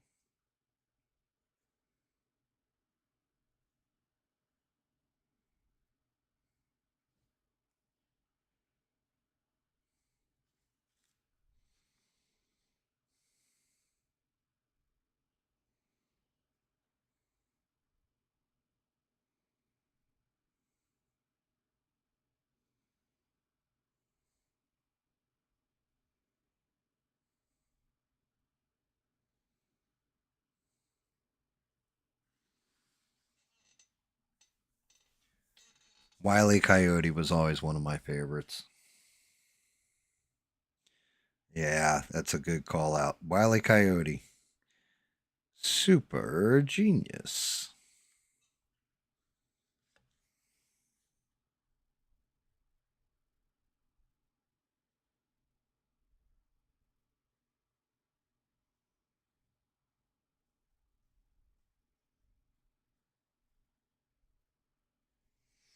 Road Runner. Meep meep.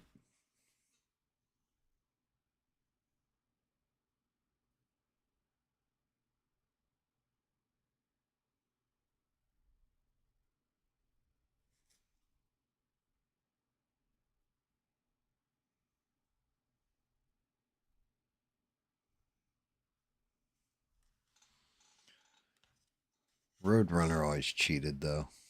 It was kind of beat.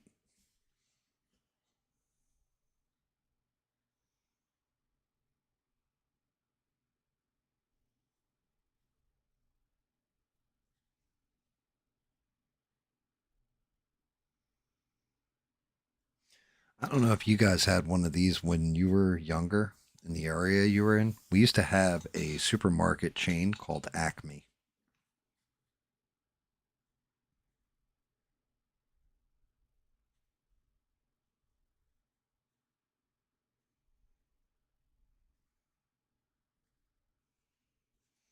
I'm not sure if that's just like a New Jersey, Philly thing or that was all over the country.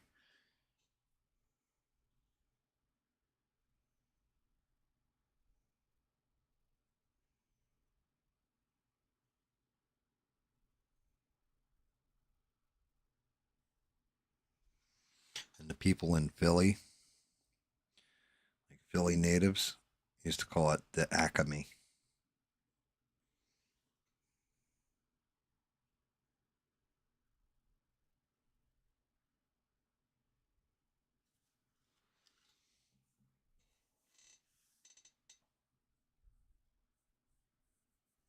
Daffy Duck is Robin Hood. Yeah, that's a fantastic one.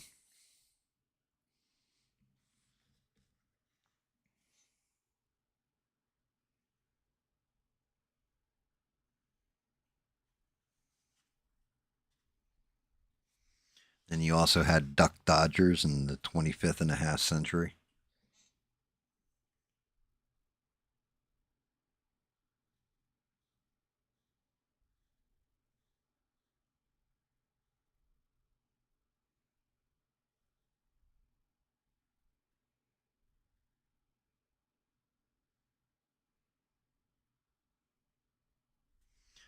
I wonder if they could have gotten away with Speedy Gonzalez today, though. Like if they had designed him in this day and age, I don't think you could do Speedy Gonzalez.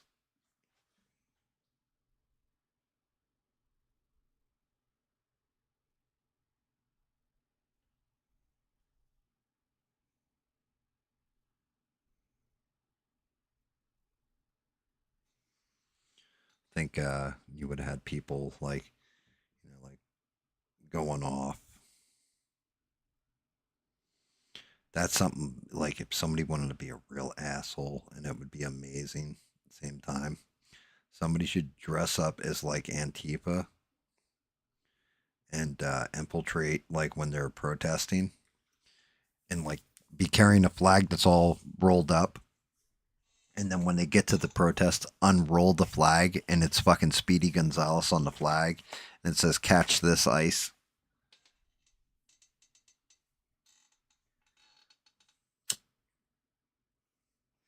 That shit would have me dead. I would be crying.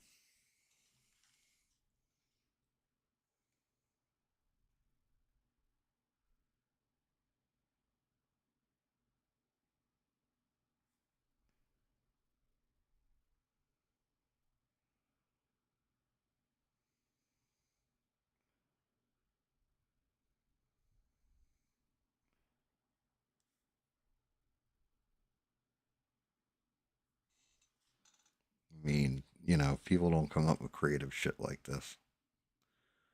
Probably because they're too young to do it or they're too damn serious about shit that they can't control.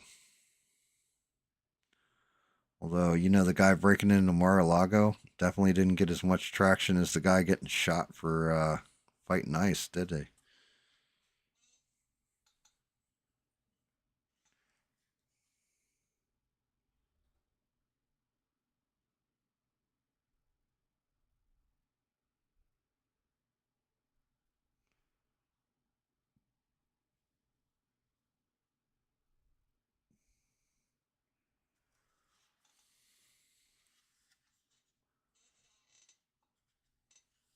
Underlay, underlay, arriba, arriba.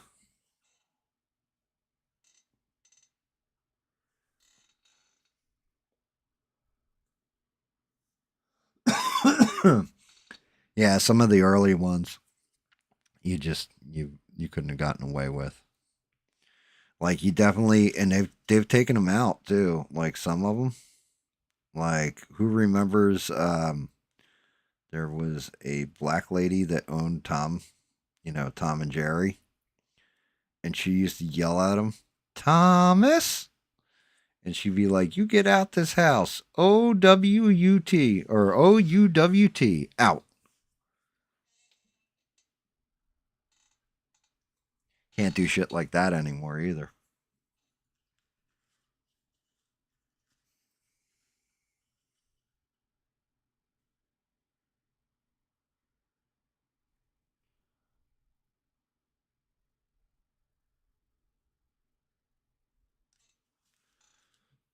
Dear Lord.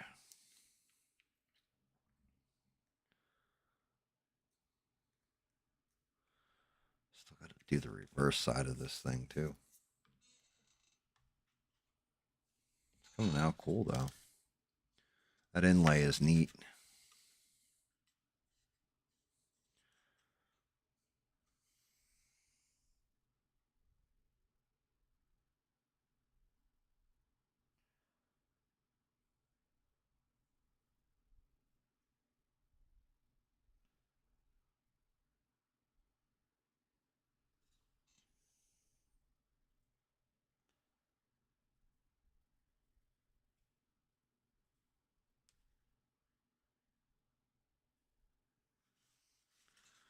Dear Lord. That warp in the cape. Rough.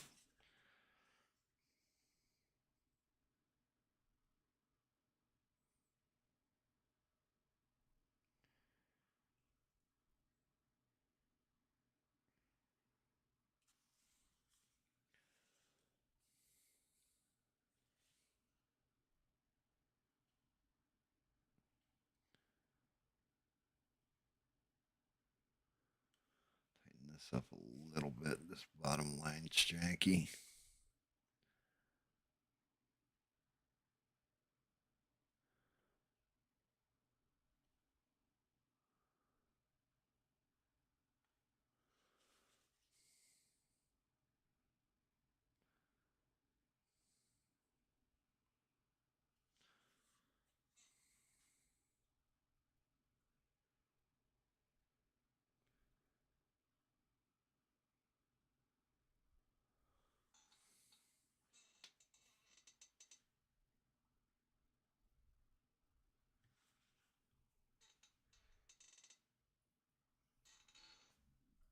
You're not wrong.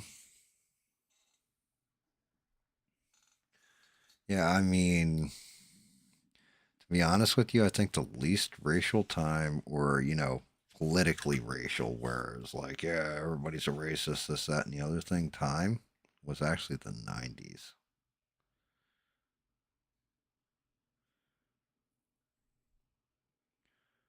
Because I don't remember anybody.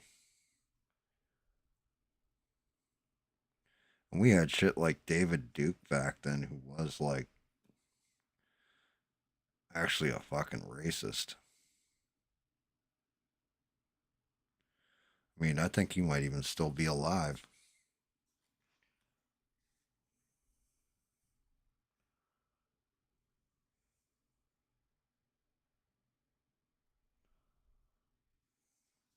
Nope, no shout out to David Duke, by the way, guys.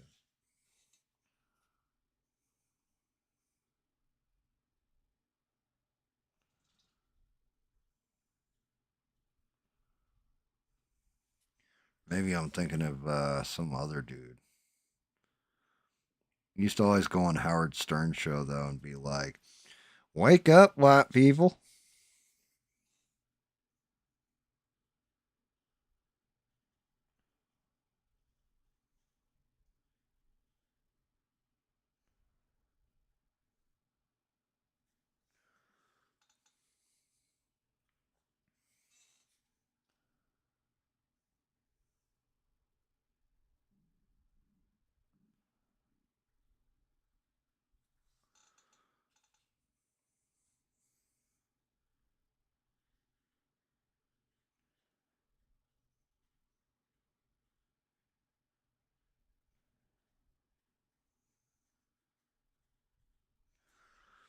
I still think one of the funniest ones on any talk show where it broke free was Geraldo Rivera.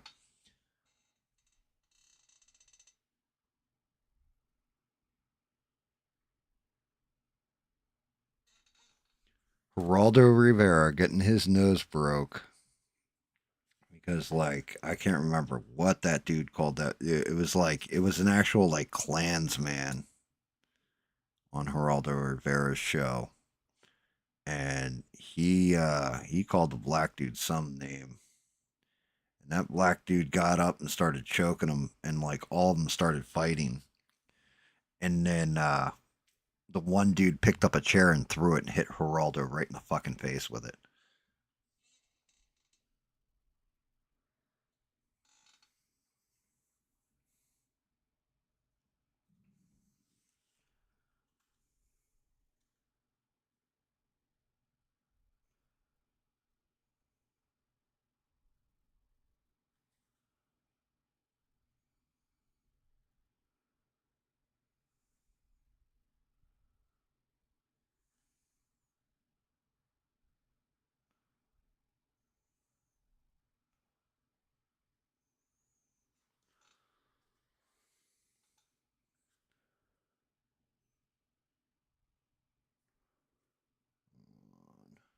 And not just to work with. There we go. All right, that's one side of the cape done. Now for the back side. Yay.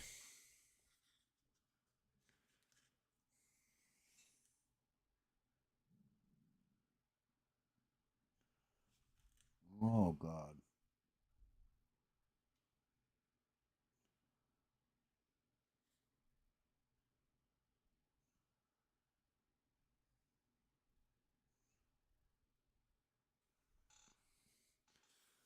Dear Lord.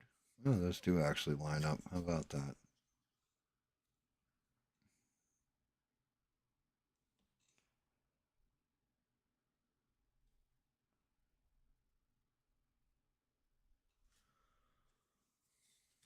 Wonder if it's the same for the other side. Let me look. The other side's torn. Oh, no, it isn't. Actually, go here with it.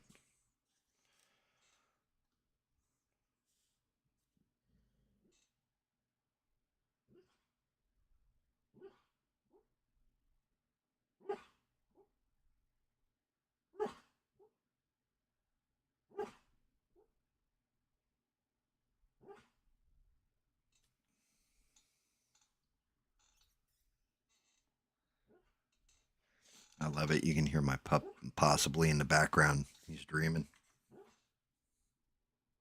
All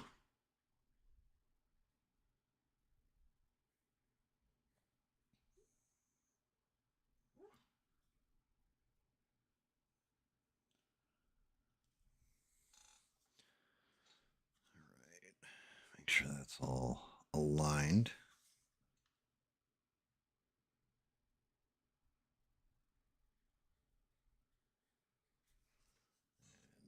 It is.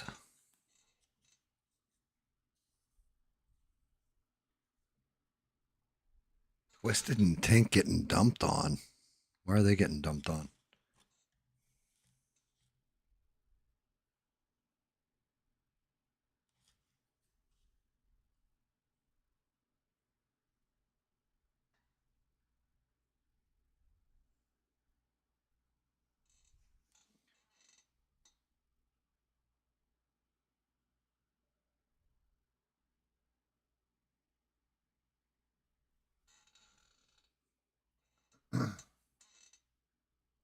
Oh, yeah. I don't doubt that one.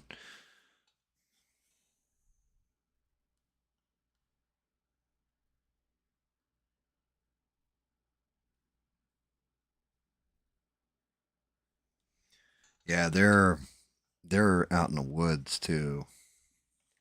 They are not which makes it even worse.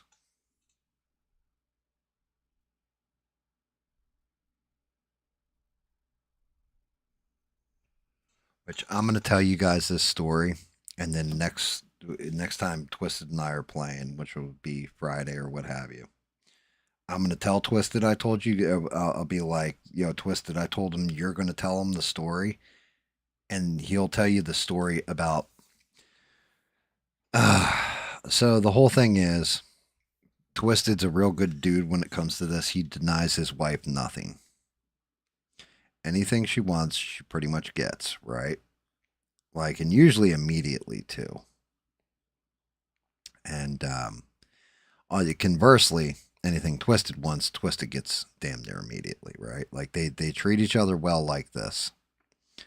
So, Twisted will tell you, hopefully, kind of the same story or pretty much the exact same story. So, they went to Best Buy and they were, I can't remember what Twisted had to get at Best Buy. I think that's when he bought his brand new computer. But he gets a brand new fucking computer because we needed it for the server for Atlas. For this game he had a server too and all this so that we could program the map and everything else. Well, Twisted needed a computer. He went and bought a brand new one. And while they're there, Tink sees this headset, and it's like a set of rabbit ears, or no, cat ears, and it's pink, and the cat ears light up when you're talking in chat, and fell in love with the damn thing. Right? Was just like, oh my God, I love that headset or whatever. And she talked about it for like 2 days. Just, yeah, that headset.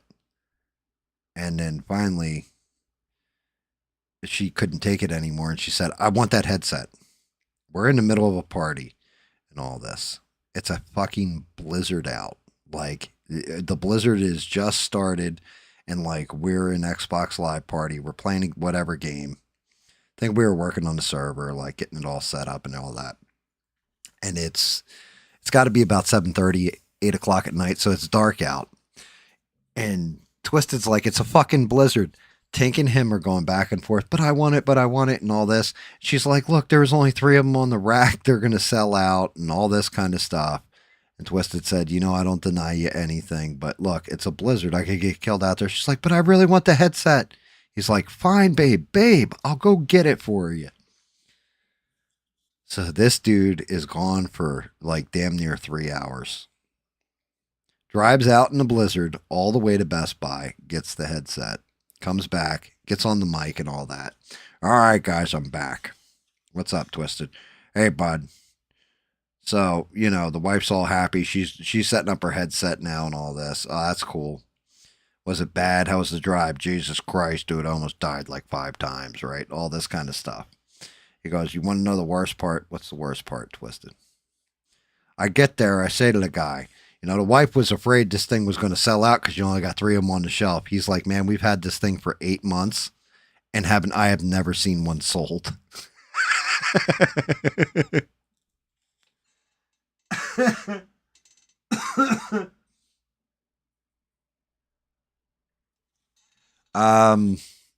So yeah, well, that's just it. I hated pit bulls.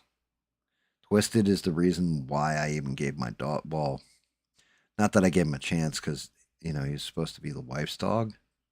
She brought him home. And when she brought home my puppy, Vinny, good old Finrear, he's got wolf in him too, believe it or not. I think it's like 5% or something is wolf. So anyway, she brings him home from the pound. Her and my daughter had picked them out. They did like one of those pet stores or whatever. They do adoption runs all the time, and they bring home the dog. Now the whole thing is backstory on this. A buddy of mine, his sister had pit bulls, had a pair of pit bulls. Now I've got the indoor cats. Our dog has died, but he was around the cats all the time and was real close with them and everything else. And his sister would have him babysitting the cats. Or babysitting the cats, would babysit the pit bulls. And he'd babysat him like maybe a dozen times before, no issues. So he leaves the pit bulls, goes to work, comes back, and he had 3 cats. All 3 of them torn into shreds all over the place. The dogs fucking ripped his cats apart while he was at work. Like, they lost their shit, went after the cats, and like not just one of them, all of them, all 3 of them, shredded by it. So that kind of stuff, right, sticks in my head whenever I think pit bull. Because I remember he called me up, and I mean hysterics. It was fucking bad, man. And I couldn't blame him. You know, you come home and your cats are shredded, just balls of blood, meat, and fur by these 2 animals. And that's always stuck in the back of my head. Plus, you know, I know pit bulls, a lot of times, they are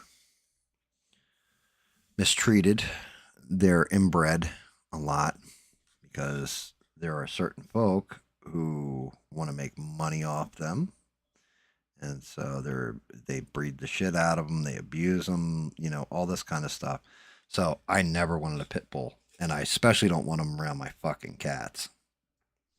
And, you know, my one cat, he's now 15 or whatever. But he was like 12 years old at the time. I'm like, he's too old to be fighting off a pit bull if it attacks him.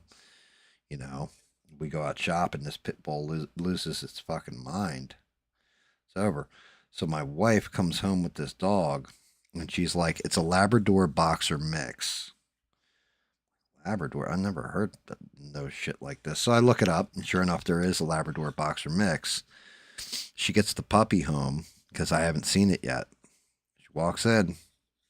I took one look at that dog. I was like, yo, who the fuck told you this is a boxer lab mix? I was like, he might have lab in him because he's fully black. Like, I mean, totally black. He doesn't have hair like a Labrador. I'm like, but if he's a boxer, then I'm a Chinese jet pilot because that's a fucking pit bull. Nah, you're wrong and all that shit. And then I was like, I want genetic testing on him. It's a fucking pit bull. So the genetic testing comes back. Turns out part pit bull, part Staffordshire, which is also pit bull. And also, you know, lab, and then wolf. And I'm like, oh yeah, that's not a lethal combination or anything else. But there's other stuff on him. Like and he still has the one scar. A couple of the others have healed, like his fur's grown over him. But he had scars on him, and that's because he was being trained to be a bait dog. They would cut him with a razor. So this way he wouldn't cry out when he was getting torn apart by their actual fight dogs. And, you know, and he's sweet. He was just like a sweet dog. And I was like, man, maybe I was wrong about pit bulls. Let's see what he's like. Our old dog had bad food aggression, so if any of the cats or anything came near him while he was eating, he'd go nuts. Well, I'd tell Twisted about it in a party. I'm like, bro, fucking dog's a pit bull. Came back, genetic test, everything else, and like I've been telling him about it. And Twisted told me, he goes, you know, the worst I ever saw somebody get bit? I said, yeah. He goes, golden retriever. What? They're like sweet dogs. He's like, doesn't matter. Second worst I've ever seen is because he raises huskies, right? Like Twisted has huskies, like actual pedigree huskies and stuff that he raises and breeds and all this shit. And he's like, the second worst I've ever seen was actually a Labrador. Got a hold of a buddy of mine, tore him apart. He's like, and I have another friend who has a pit bull, and it is the sweetest dog I've ever seen. He's like, you know what the difference is between all these? I'm like, no. He's like, the pit bull was raised with love and treated well. The others were, you know, they were their owners were assholes to them.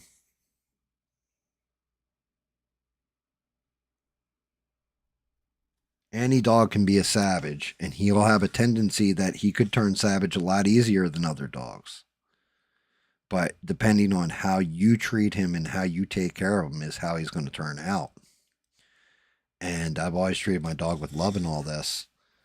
Well, when it came to the cats, the dog would legit let the cats eat out of his food bowl.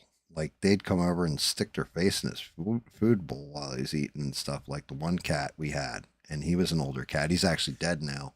He passed away natural causes 2 years ago, and he would come over and just mess with the dog while it was eating, that kind of thing. Dog that paid him no attention, whatever.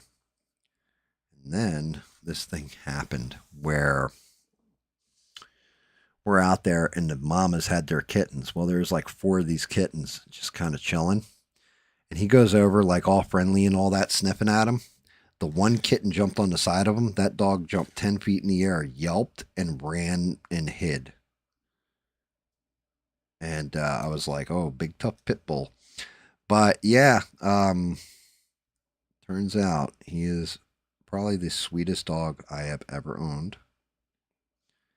And he gets like new toys every week. Like he gets spoiled. We spend more on the dog's toys than we do on ourselves sometimes. Just because we don't want him to get bored or any of that stuff. I treat him like he's a loaded weapon. Like he could like you would a gun. It's not a toy. He's not something to be trifled with. Another dog came into the yard one time, came near me, and I was out there walking him, and he almost killed that dog. Like he tried to rip out of my hands and get to that dog. So unfortunately, we can't get like a second dog or whatever, because he will go to try and kill it. But yeah, long and the short, long and the long at this point, but it changed my mind about them, about pit bulls in general. It really opened my eyes to ownership and how somebody treats their pet, because Twisted was 1,000% right. I've treated my dog with nothing but love, respect. He's part of our family and everything else, and he's sweet. I wouldn't leave him in a room with a fucking baby unattended.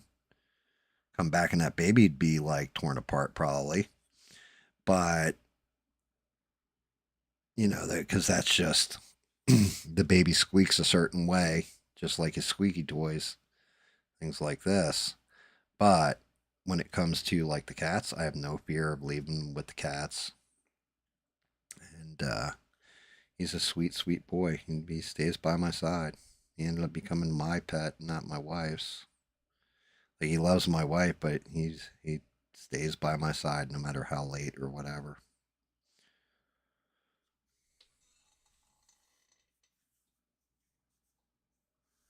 Yeah, you can. I mean, I'm coming close to the end here, but yeah. Good, Ian. You know how to do this. Just top in general. I'll pull you in. Hey, Smurf's online too. Shout out to Smurf. I think him and Smurfberry Pie are playing probably Rocket League or some shit. As soon as you see Stranded, it's like, never mind, I gotta go to bed. It's 4 in the morning. It's gotta be if Stranded's up.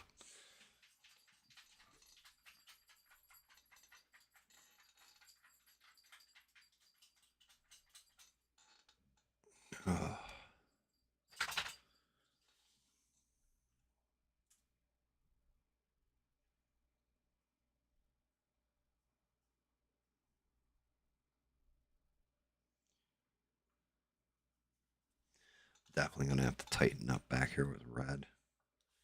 Oh, I hear you, Popper.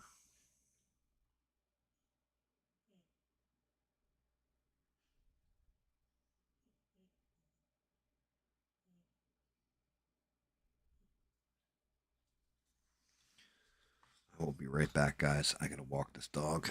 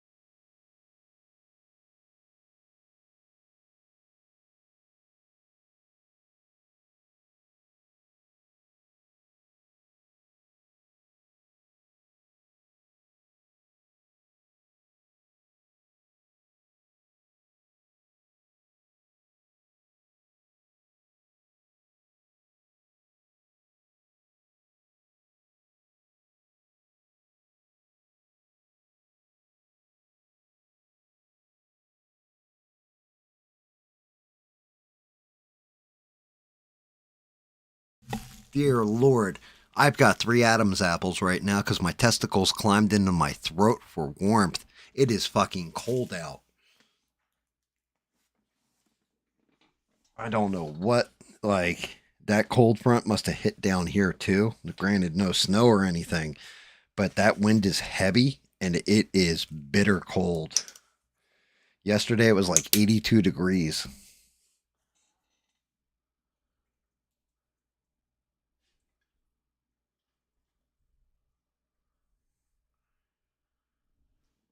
By the way, guys, shout out to whoever subscribed. I appreciate the hell out of you. Thank you.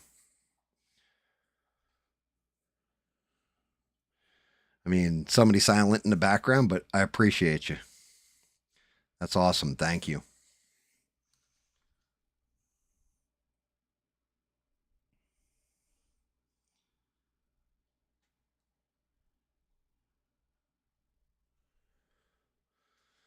But yeah, when it comes to the pup, that's just it.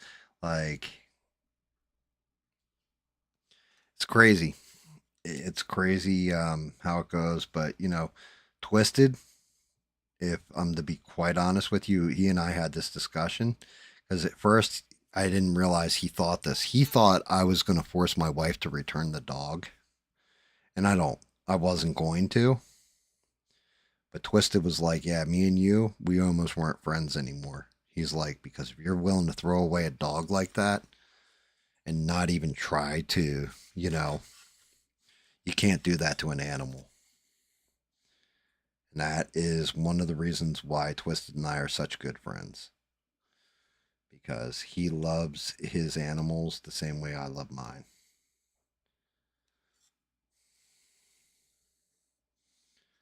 Like, he takes care of them, all that kind of stuff, the same way I do mine. It's why you'll hear us when we're playing. He's got those huskies, and huskies are mouthy. So sometimes we'll be jamming a game, and you're gonna hear him like, "Will you shut up, you mouthy bitch?" He's talking. He's not talking to the wife or the kids or something. He's talking to his dog.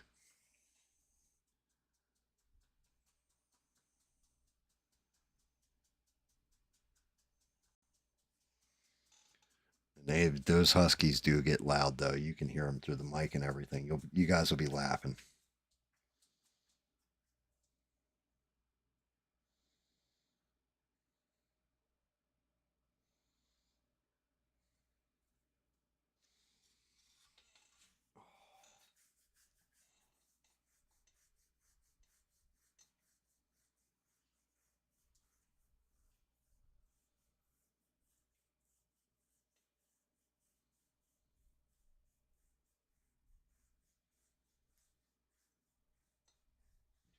Dude, you know what?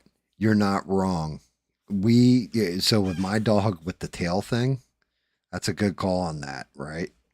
Because when we take him to the vet, like the vet does, they're checking his temperature, so they stick the thermometer in his butt. His tail's still wiggling, like he's crazy.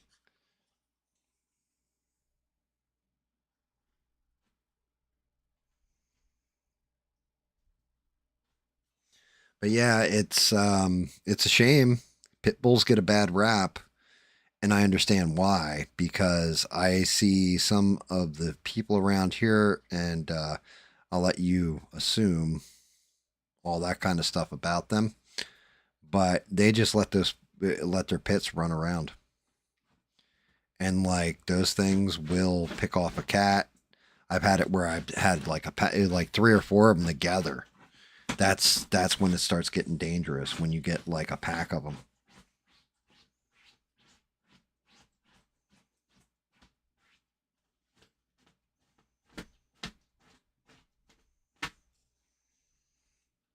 Well, we always say the same thing, like how the fuck can you be that irresponsible with your animal just letting it run loose? Car can hit it, like, you know what I mean? They can get fucked up. Out here we have alligators. They'll eat those fucking they'll eat a pit bull.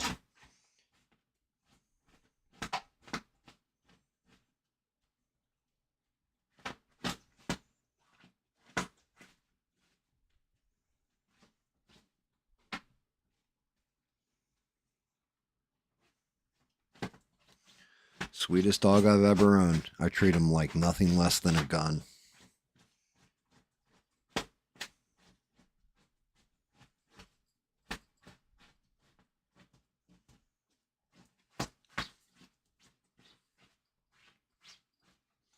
He's, like I said, I love this dog. He is my sweet boy. Fucks things up all the time, but he's still a sweetie. I need to tighten up the red on this side. I wasn't as smooth with the yellow because I'm getting tired. My hands are getting unsteady and I'm getting sloppy.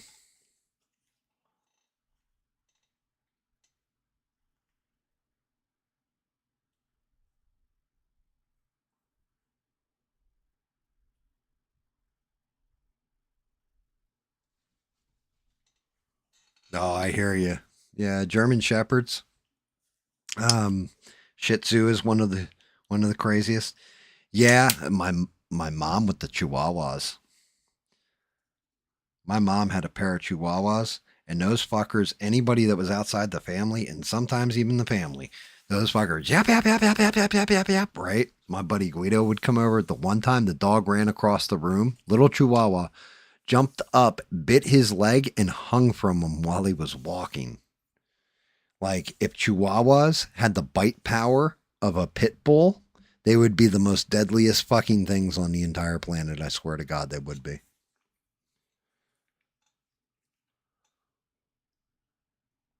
Use this flat red for this. Pretty sure it was flat red. Hopefully I can clean this up.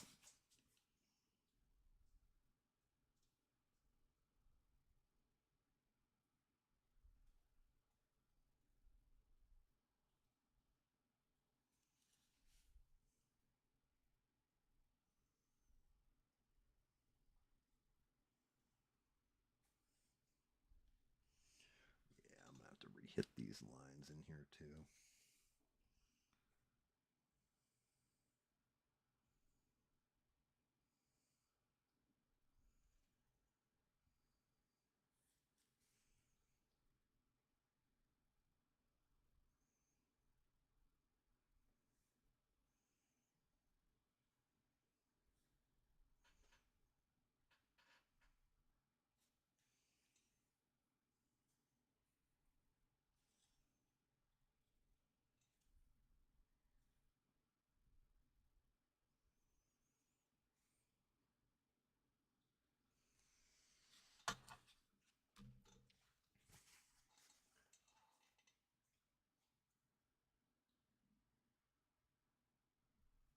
Yeah, I mean, I love the Chihuahuas. Like, they were very loving to me.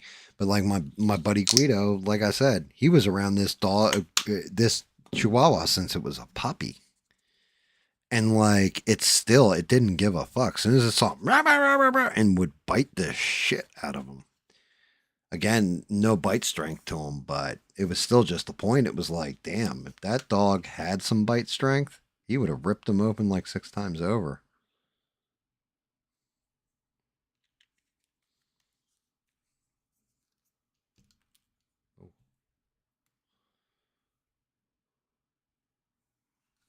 All right, let's tighten these up.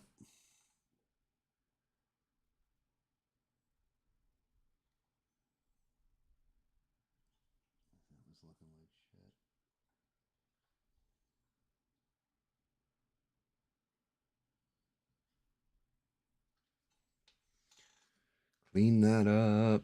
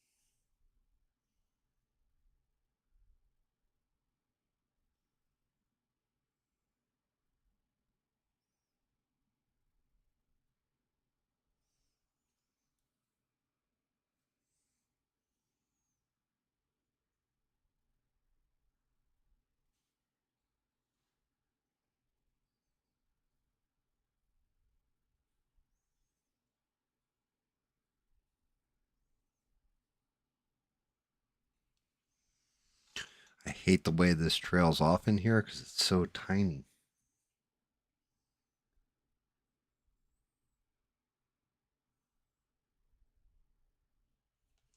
Like the line weight changes like twice in there. It's got to get cleaned up a little bit more. Also got to get cleaned up in this spot right here.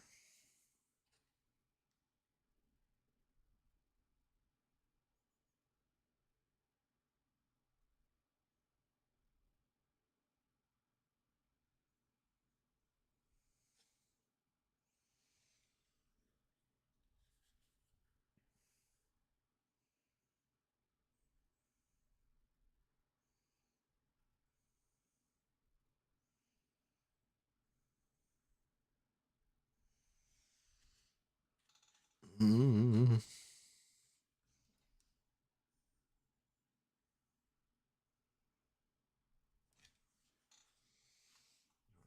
see. Yeah, I think I'm gonna add a little red right here. Definitely gonna clean up that spot. Actually, not terrible looking at this point.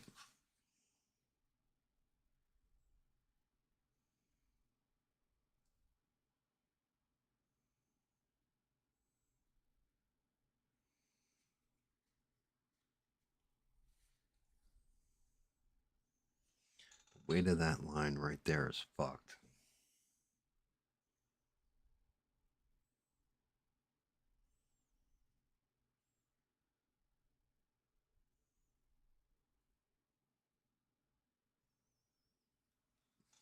Blew out a little bit, but that's fine. I can live with that.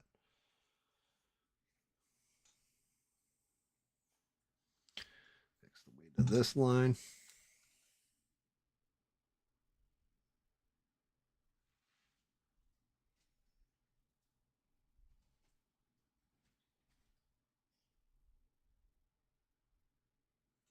There we go. Look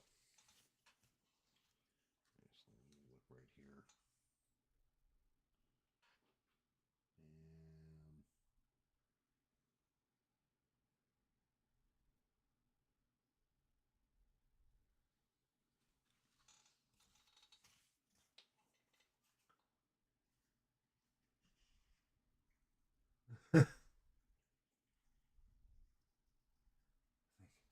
Thing looks like a whole ass character on its own with the slots.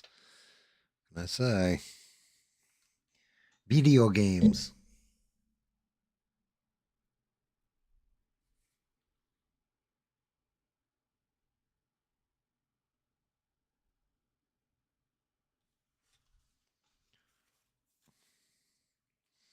Actually pulled off some of that excess yellow was bleeding.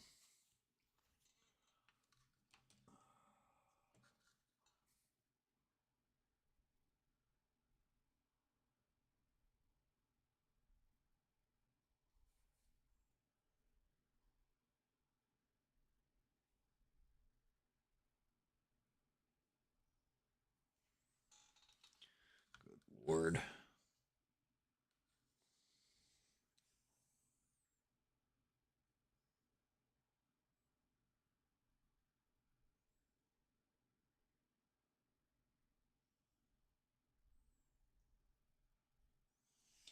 That line weight's got to get fixed too. I just saw it.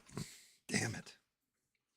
Every time you think you're done, you look at the line weight and like, okay, I'm tracing it. It gets thin here. Okay, that's normal. Oh, now it's still thin. It should be thick. Fuck.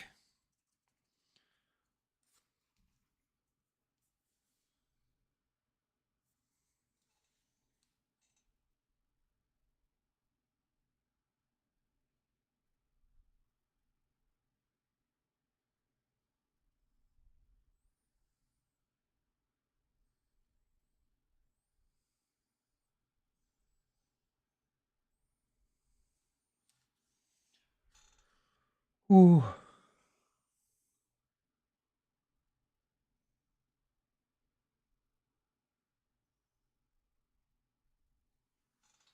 There we go.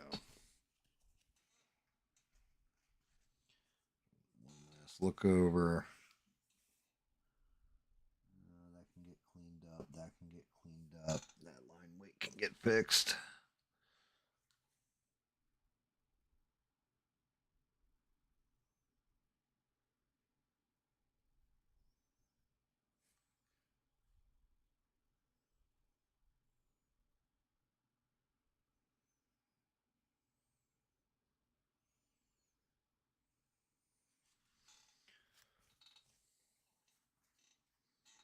I mean, I don't know how this looks to you guys.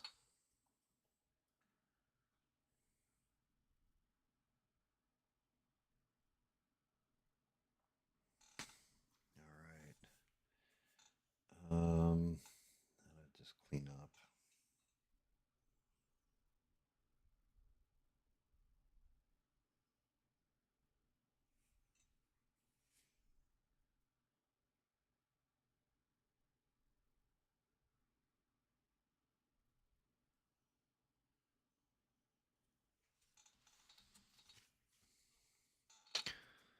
Yeah, I think that's got it. Let's look at the front, look at the back. Got a little blowout here. All right, so I got one little blowout on the back. Interior came out nice. Figures. All rough on the exterior, but the interior, no worries, right?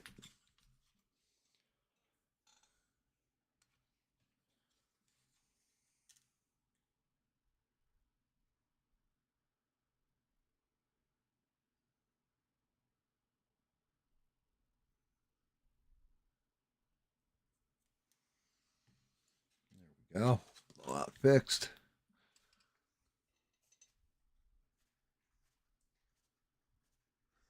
Look at the eyes. Are you digging that? I think the eyes came out all right. I'm gonna capture the cartooniness of the character.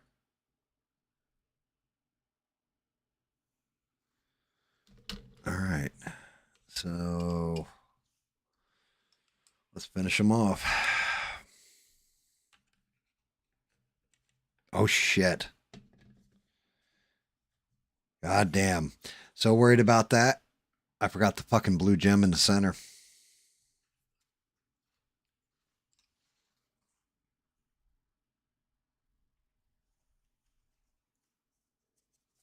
It's got like a diamond in the center that's blue.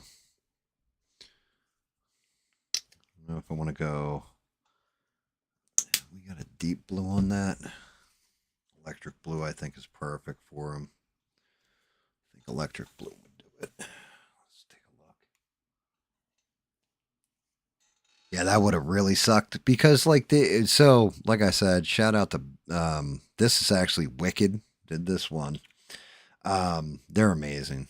Like he's just fucking fantastic modeler, and he doesn't usually skip detail.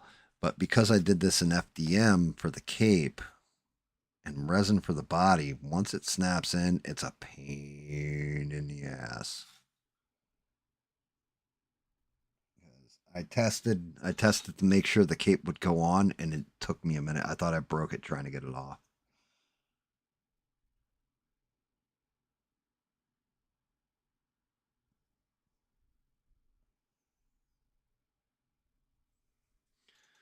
Well, the electric blue works.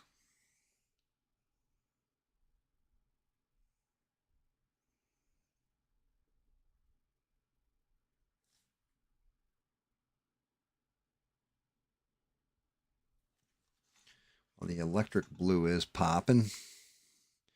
Still want to come in here. I'm going to come in with a little darker blue in the center of this thing to make it look a little glassy.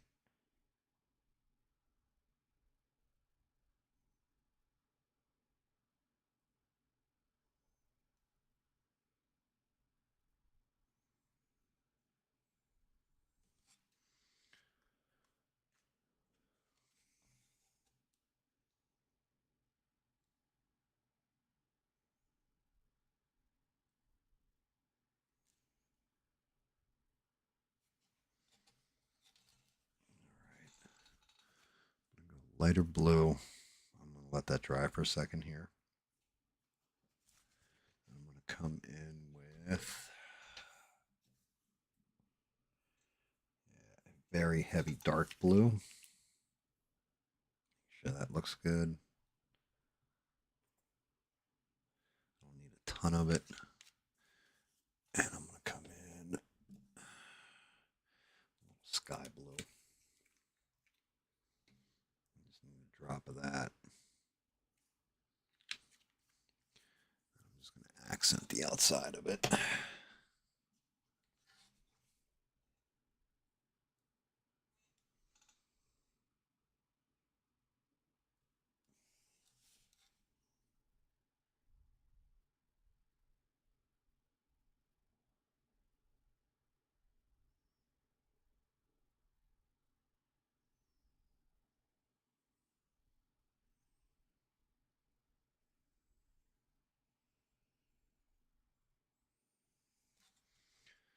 A little bit of blending in.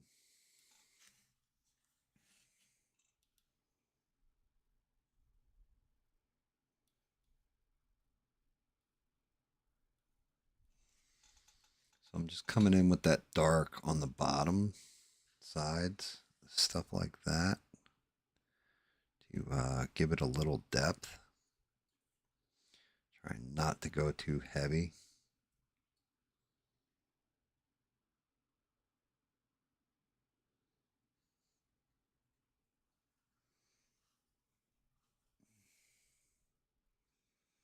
Let it merge in there with the electric blue a little bit.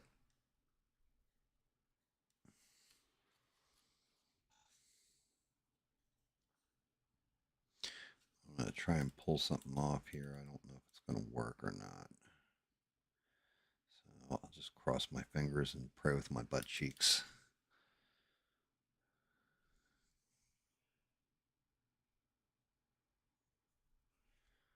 A little bit more paint on my brush than that.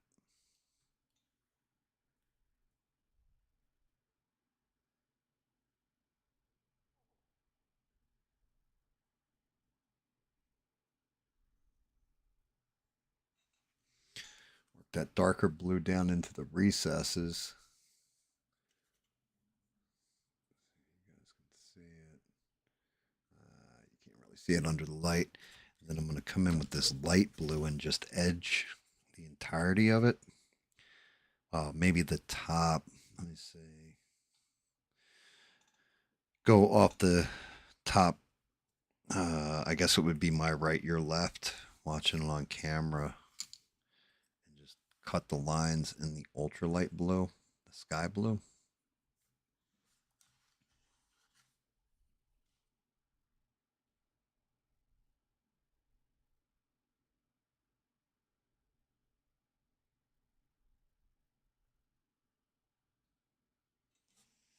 So you get a little bit of an etch on it.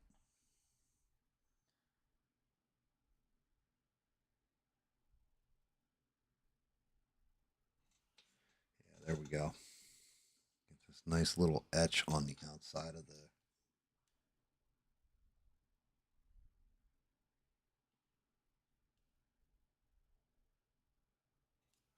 gem. So almost gives it a little three-dimensional pop.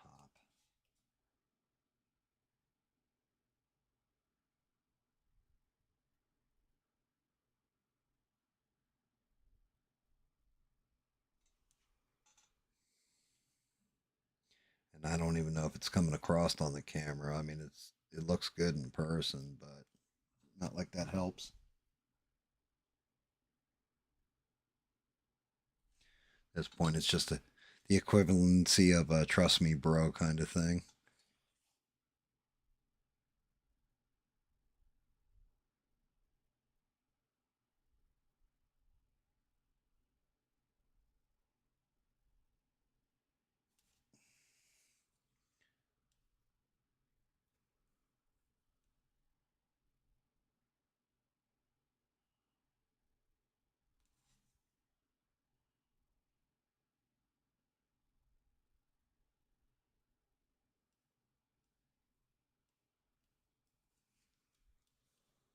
And rinse this out a little bit. I just need a little bit of light blue here.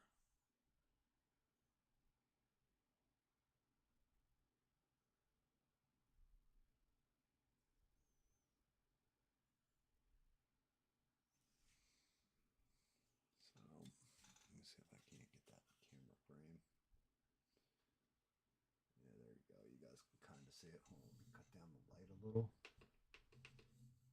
Ooh, not that much.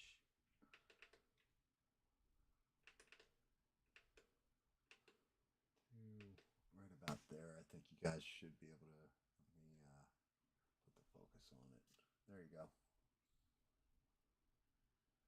So even though it's plastic, it pops like a gemstone. Like that's like I said, watching these damn videos here and there and everything else, I picked up little techniques that I saw somebody do, and I'm like, oh, okay, that makes sense, and kept it, stored it in the old brain pan there, and it just came in handy.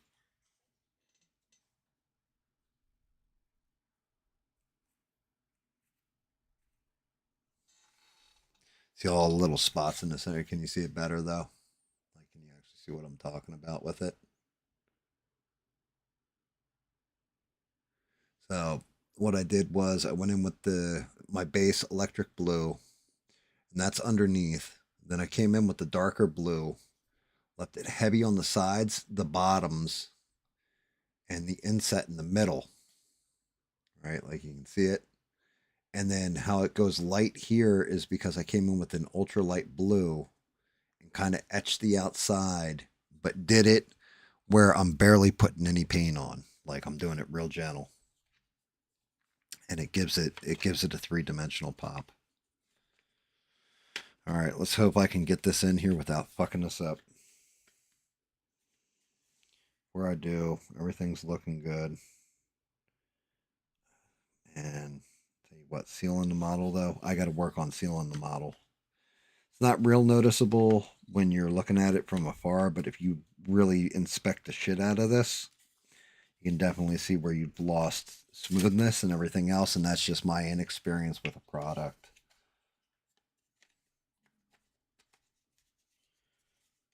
That's my fault. Not much I can do with it, at least not for now. It's just a matter of getting this fucking thing to pop in here right.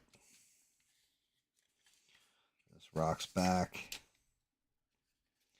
Come on, you can get there. Get there, bastard.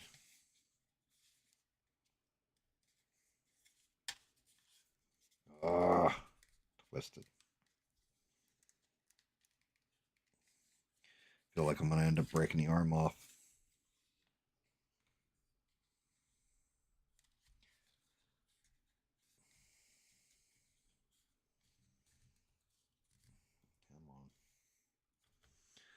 I really didn't want to do this, but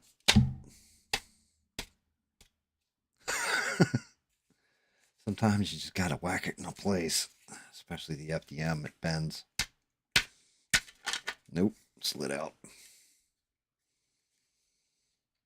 Come on, almost there.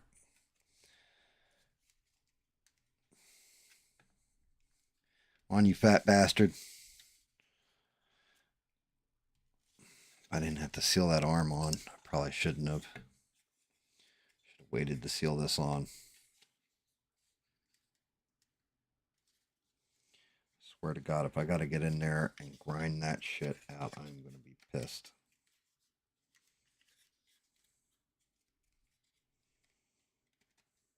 It's bad enough I'm already hitting back here on the fat part of this.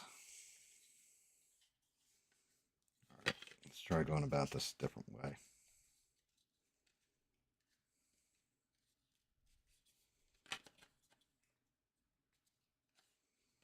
Okay, that goes there. That goes there.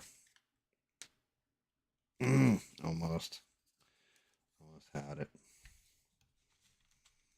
On, you fat little fucker. Here. I want to break your toes off.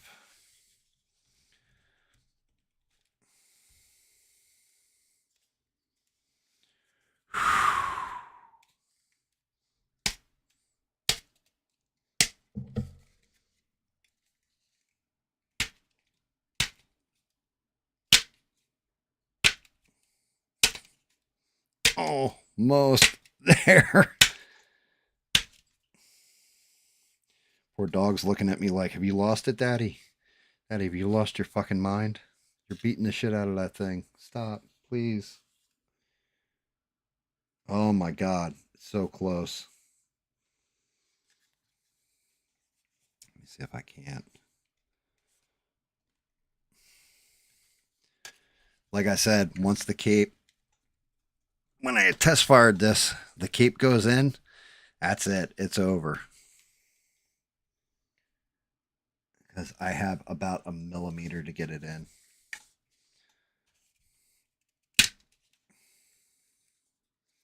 Come on. Come on, baby. Give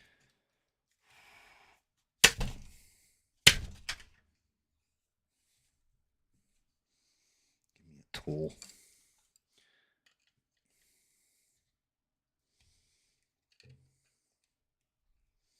It's like right there.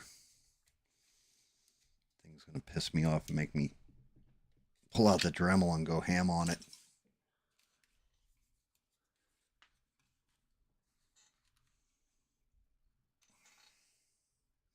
It's so close, too. Oh! Haha!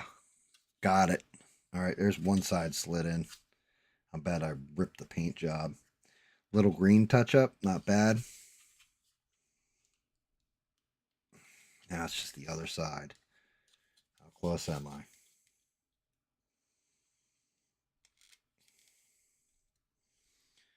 Come on, you son of a...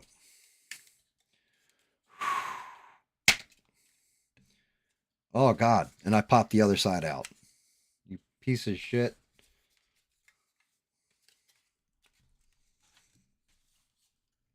I swear to God, they go in together. Yeah, one side's in. I just got to get it down without twisting it.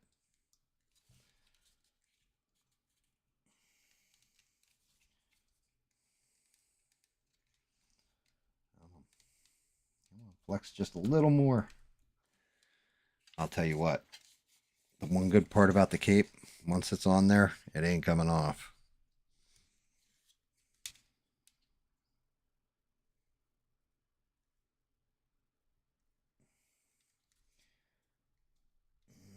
Come on. I don't want to pull so hard that I snap it in half.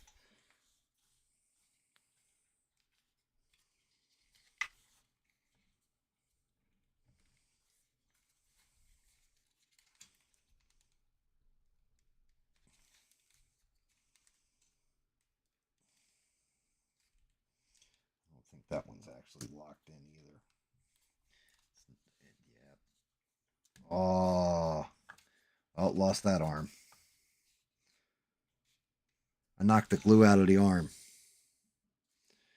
is fine because I can just pop it back on. Waiting for the legs to come flying off too. You bastard. It's fine. Shit. Oh, it's still tacky.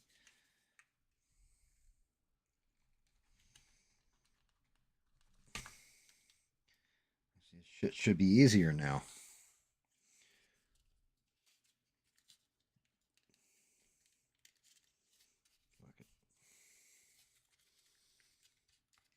Now it won't come off either.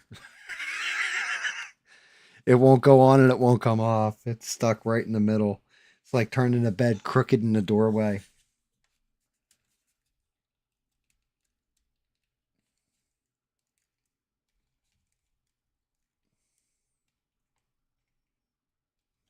Oh, come on, dude. You've got to let go.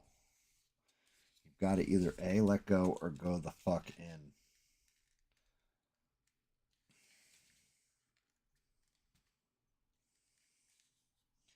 I can't see the fucking full light. I need to look and see where this damn thing is.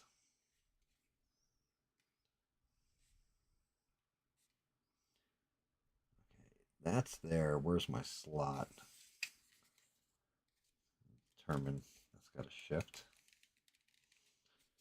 Come down. This side should be locked. And it is. Now shift.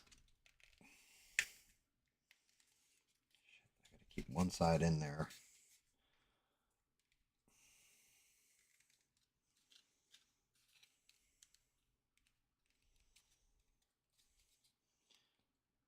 Fucker, get in there. It's like I'm 2 millimeters away from going into the hole. That's what she said.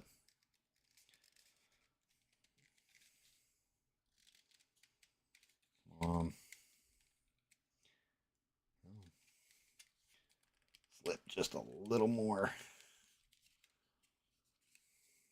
See if I can't get this back off. Yeah, I can see where I'm. You can see where I'm linking up right there.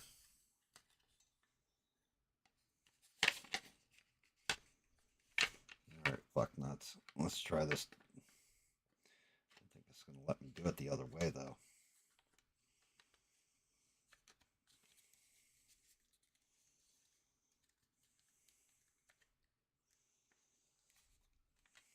All right, have it your way, you son of a bitch. Where's my Dremel?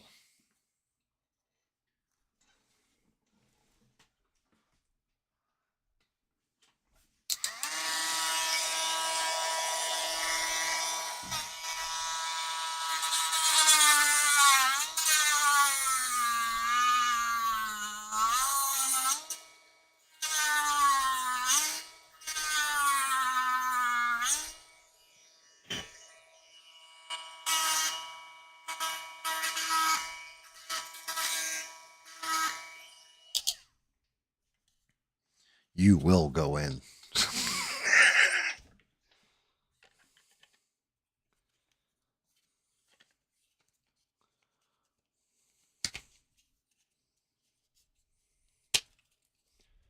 Holy shit. Yeah.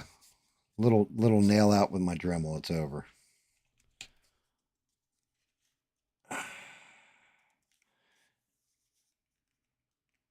Thank God that thing didn't have 24 hours secure, huh? Okay, mild touch up. Tap, tap.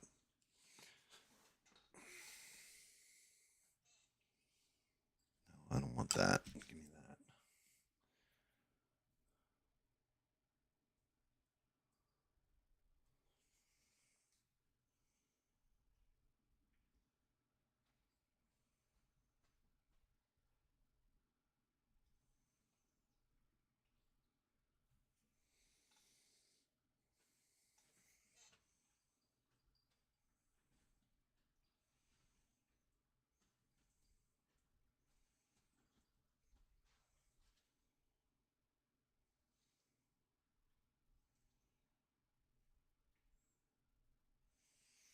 Try to tell you guys, once I get that cape in, it's over. That's why I saved it for last. Shit. And I got a little glue right here that can get. Oh, you're not going to absorb the color, are you? You son of a.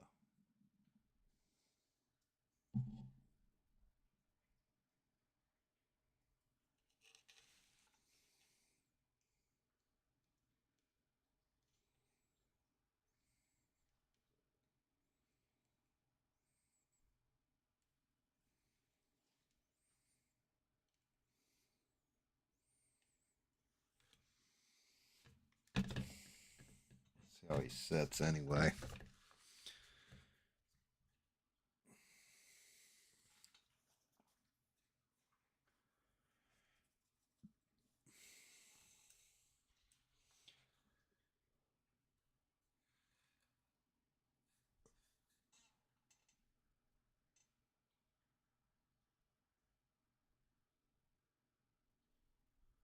Have a great one, Stranded.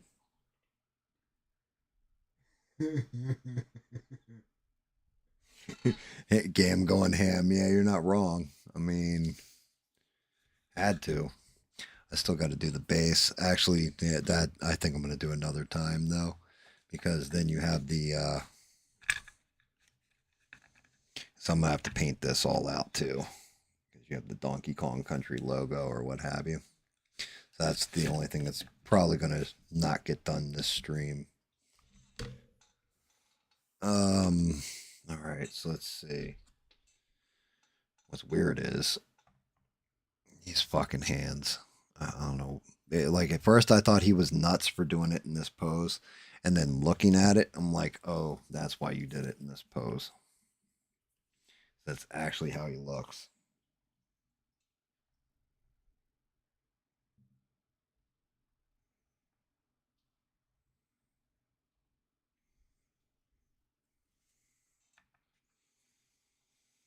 Don't you even thinking about falling over either, buddy.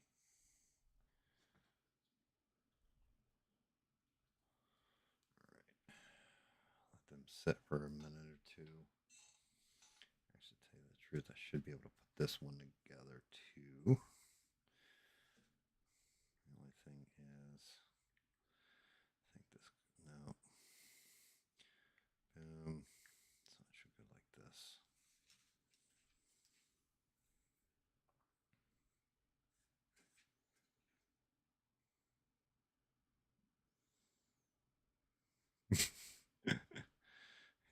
God damn. Like the whole thing is I'm trying to be as forceful as possible and as gentle as possible all at the same time. And it's like, my God, please go on. Please clap. And it went on.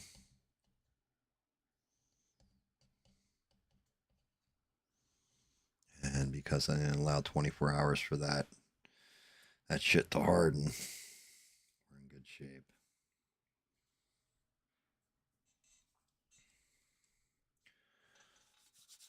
Oh, God. And smash that like. If you haven't subscribed, because like you ain't gonna see like a dumbass old man like hammering together like parts like that ever again, I don't think. Until the next model. What'll I have to do fucking Bizarro? Oh God. The base on Bizarro is the only thing I'm worried about. I may have to redesign it.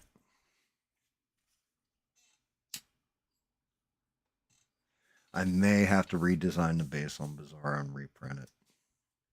Because I'm looking at the way it seats, and that's a lot of big space to mess with.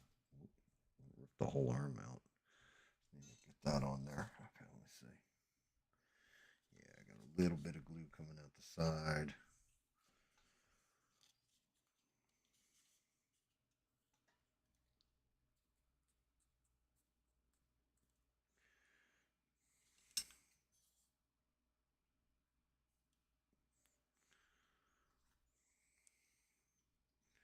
Get rid of some of these glue boogers.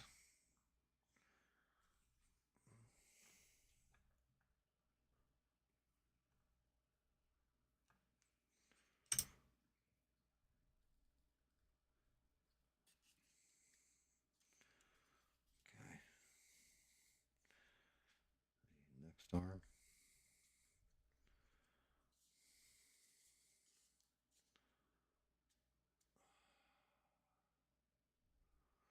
Cool. See how you're looking so far there, sir. Actually, to tell you the truth, I'm impressed. The FDM, I can see a little bit of layer lines in there, but they look like they belong because of the sanding I did on it. So I'm all right with it.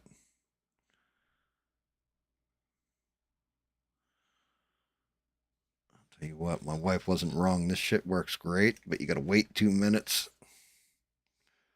My problem was I was trying to use it like it was super glue and rush and get it on there. You don't. You apply it to both sides, let it dry for 2 minutes, and then push them together and hold them for like 30 seconds, 20, 30 seconds, and it just bonds.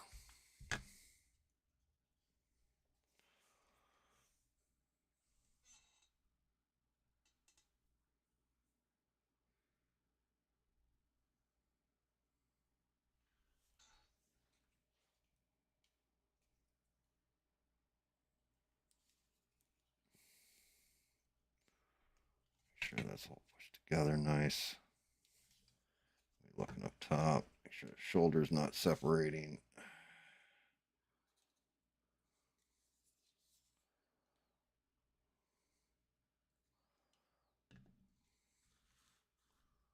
Oh, caught it. Scared the shit out of the dog too. can get touched up real quick.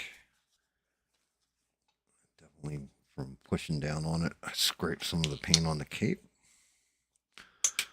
Just a tiny spot.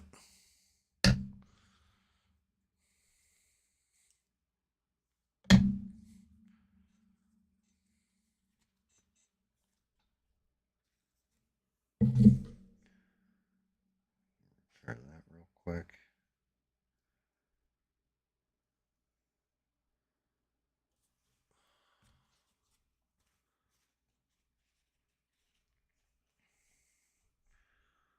That leaves one fucking part.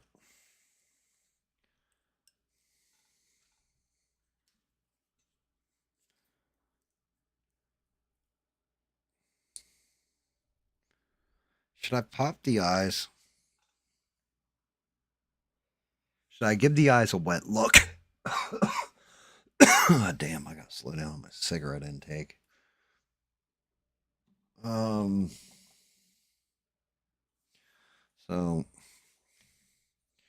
whole thing is, I love the way it looks. But these eyes look flat. So one of those little tricks. This here it actually shows the hell up. Gloss varnish.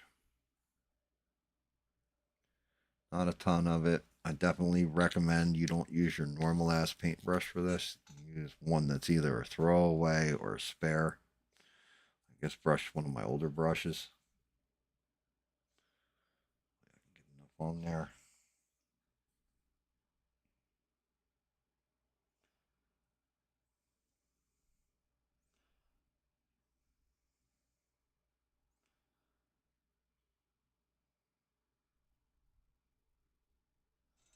Nice light coat of it. You're going to get this crazy ass 3D effect.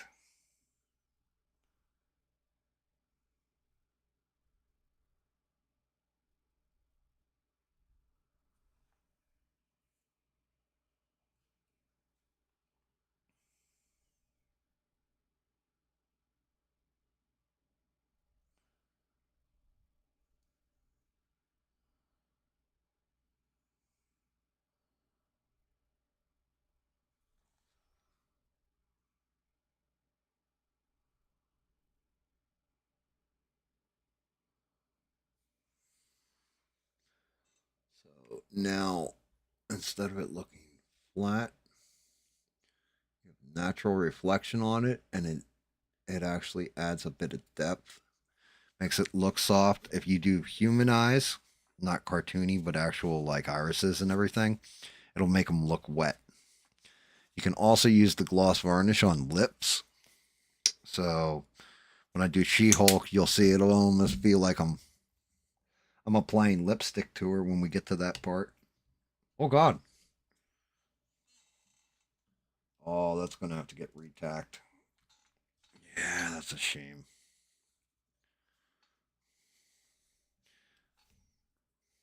He was pointing and his arm just fell off. He was like, "Oh, I ain't pointing at that. I'm pointing down now, mother trucker." Yeah, I'm gonna give him a reapply. Sorry about that, Bubba. Didn't mean to wreck you. To be honest with you, because I already have the one set in there. It should already kind of be tacky, so this is just a re-up. Should hold fine.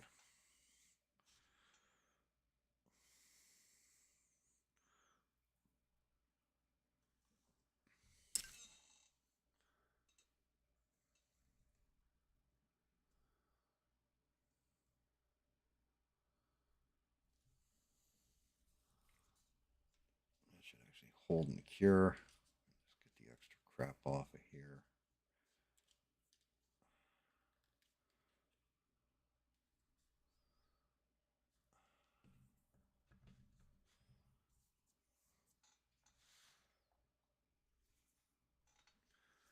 I'm not happy about this, but that's because it cracked the UV curing I did earlier. This should be damn near dry. Let's see. Let's crazy eyes.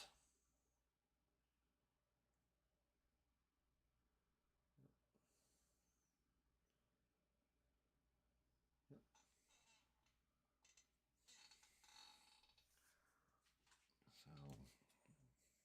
just to look at the face versus the picture. Here's what I was going off of. Here's the actual face.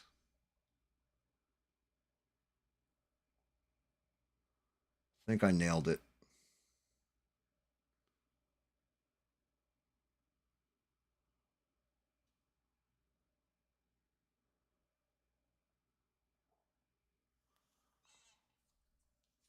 I think that came out pretty good.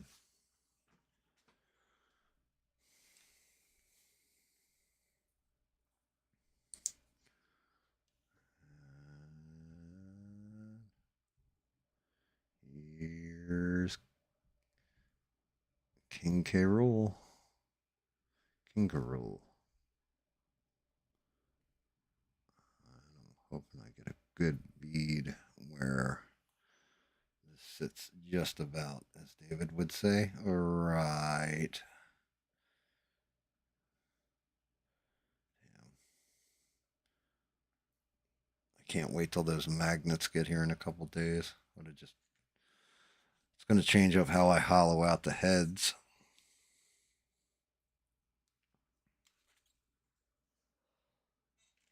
Actually, drilling that shit out's going to be fun. It'll be a whole new nightmare. Okay.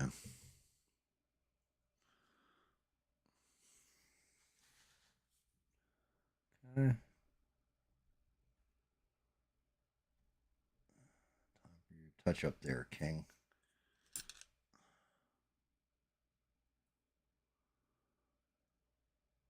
This shit isn't too dry out.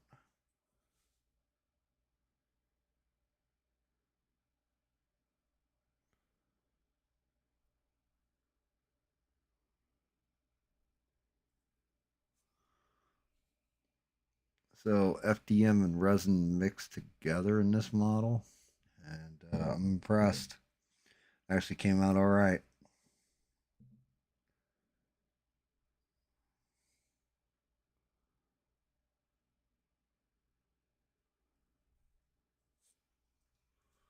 Kind of makes me want to paint King Croc.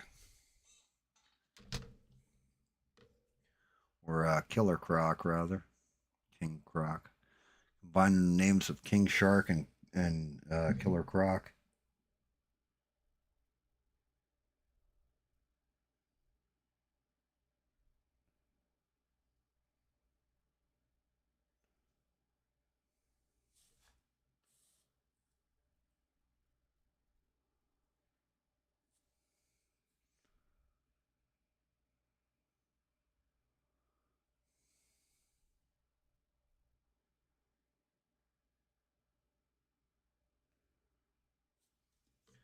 It's those little oopsies where the cape caught while it was going on. Not happy about that little bit of line there, but that's not noticeable or that noticeable. All right.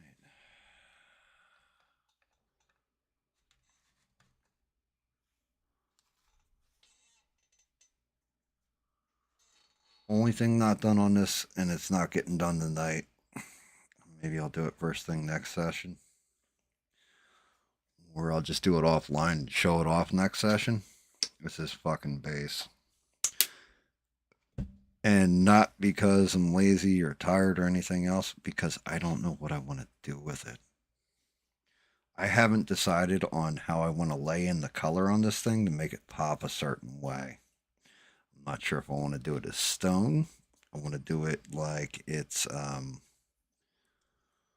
Egyptian block. You know, like Mayan temple block. I'm not sure what I want to do with it yet. And I've been thinking about it the whole time I'm painting, but I don't have something. Usually when I'm painting, I have a vision in the mind's eye of this is what I want this damn thing to look like. This is how this should come out. This is what it's supposed to be. I did it for him. Like even with the reference or whatever, was kind of like, okay, but I already knew what I wanted to do with them. But I don't know what I want to do with that base.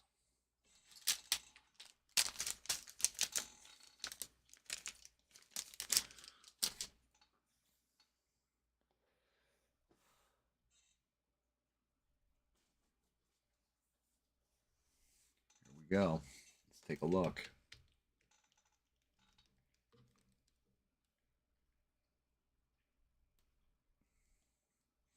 Did I nail it, or is he just mediocre?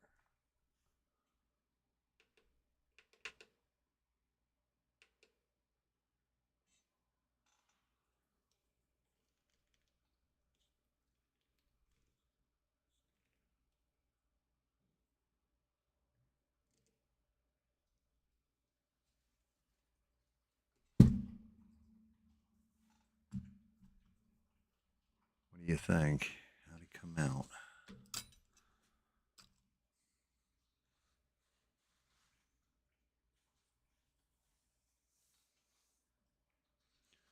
Take a look at him from the back.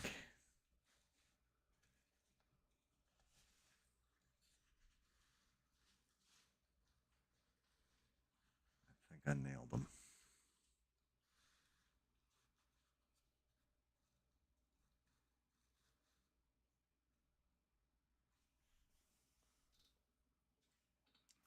And just so you know what the character actually looks like.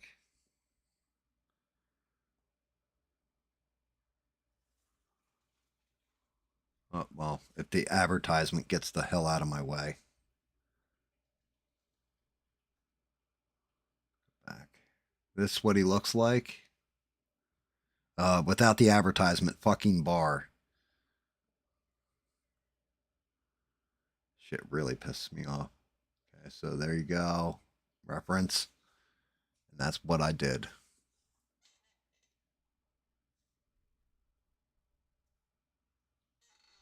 So I've learned a few things. This was a good learning stream. Because I definitely learned some. Okay, yeah, there we go. I'll show the reference again.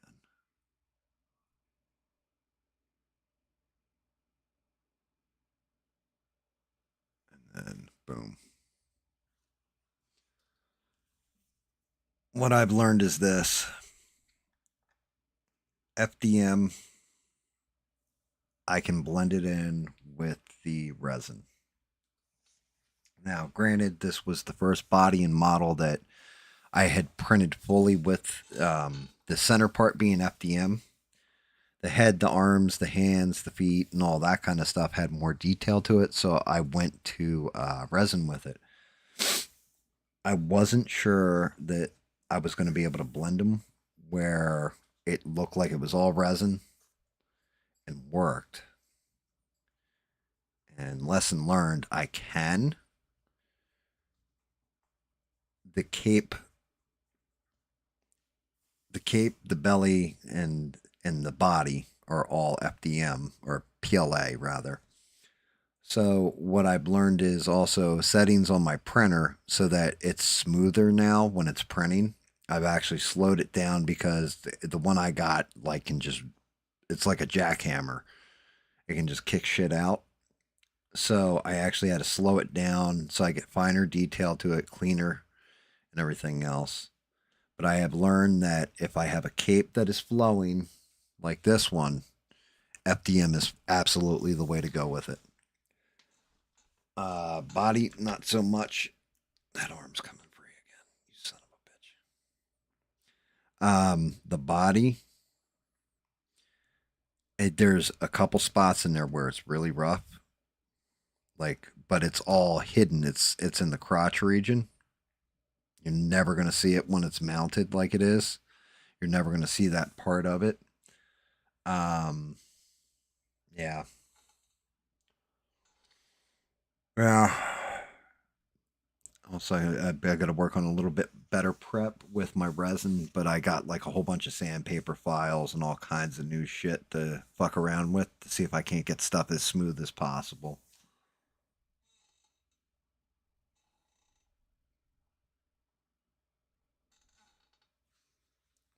Yep. I think I got him. I think I actually got him. And again, the base is not done. It's the only thing untouched. So that is a good thing. All right. The face actually came out way better than I thought it was going to. I'm glad I looked at it a little bit more in depth. The eyes. I did a black ring around the outside of the eyeball because I noticed it on the 3D. Well, not the sculptor's version, but the actual 3D model from the game, and that actually came out very clean. I'm actually surprised at how clean that came out. Hopefully, the wife likes them. Like that's like one of my favorite characters. You gotta print them eventually. All right, yeah. So this one ain't. This one isn't for me. This one's for the wife.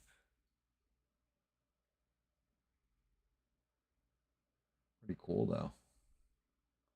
I mean, I'm actually feeling I'm all right with this one. I don't think it's my best. I definitely don't think it's my worst though. And flat out shout out to Wicked. Amazing work, guys. You guys did fantastic with this sculpt. Because it looks like it's ripped straight out of the fucking game. Hell, you might have ripped it out of the game files for all I know. But no, the sculpt on this is just beautiful. Parts fit together well. Everything else.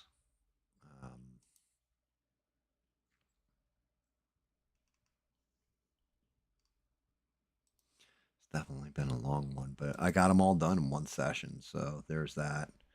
I'm sure it's not like 5 in the morning. Oh, it is 5 in the morning.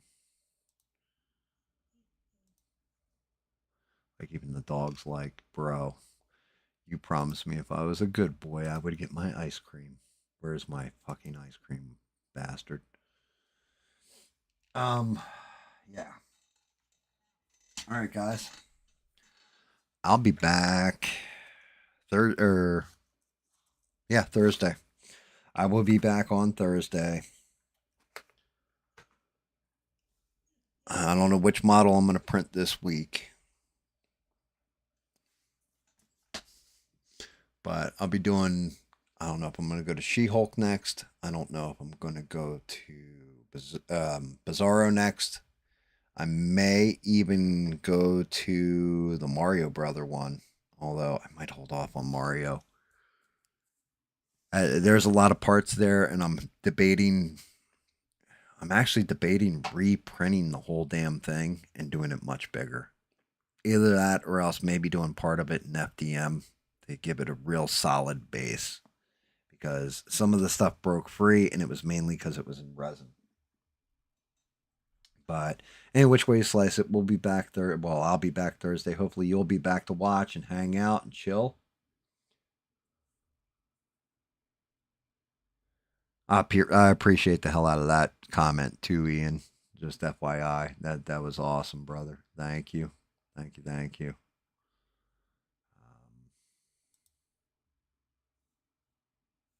But yeah, I will be back Thursday, 8 p.m. Eastern Standard.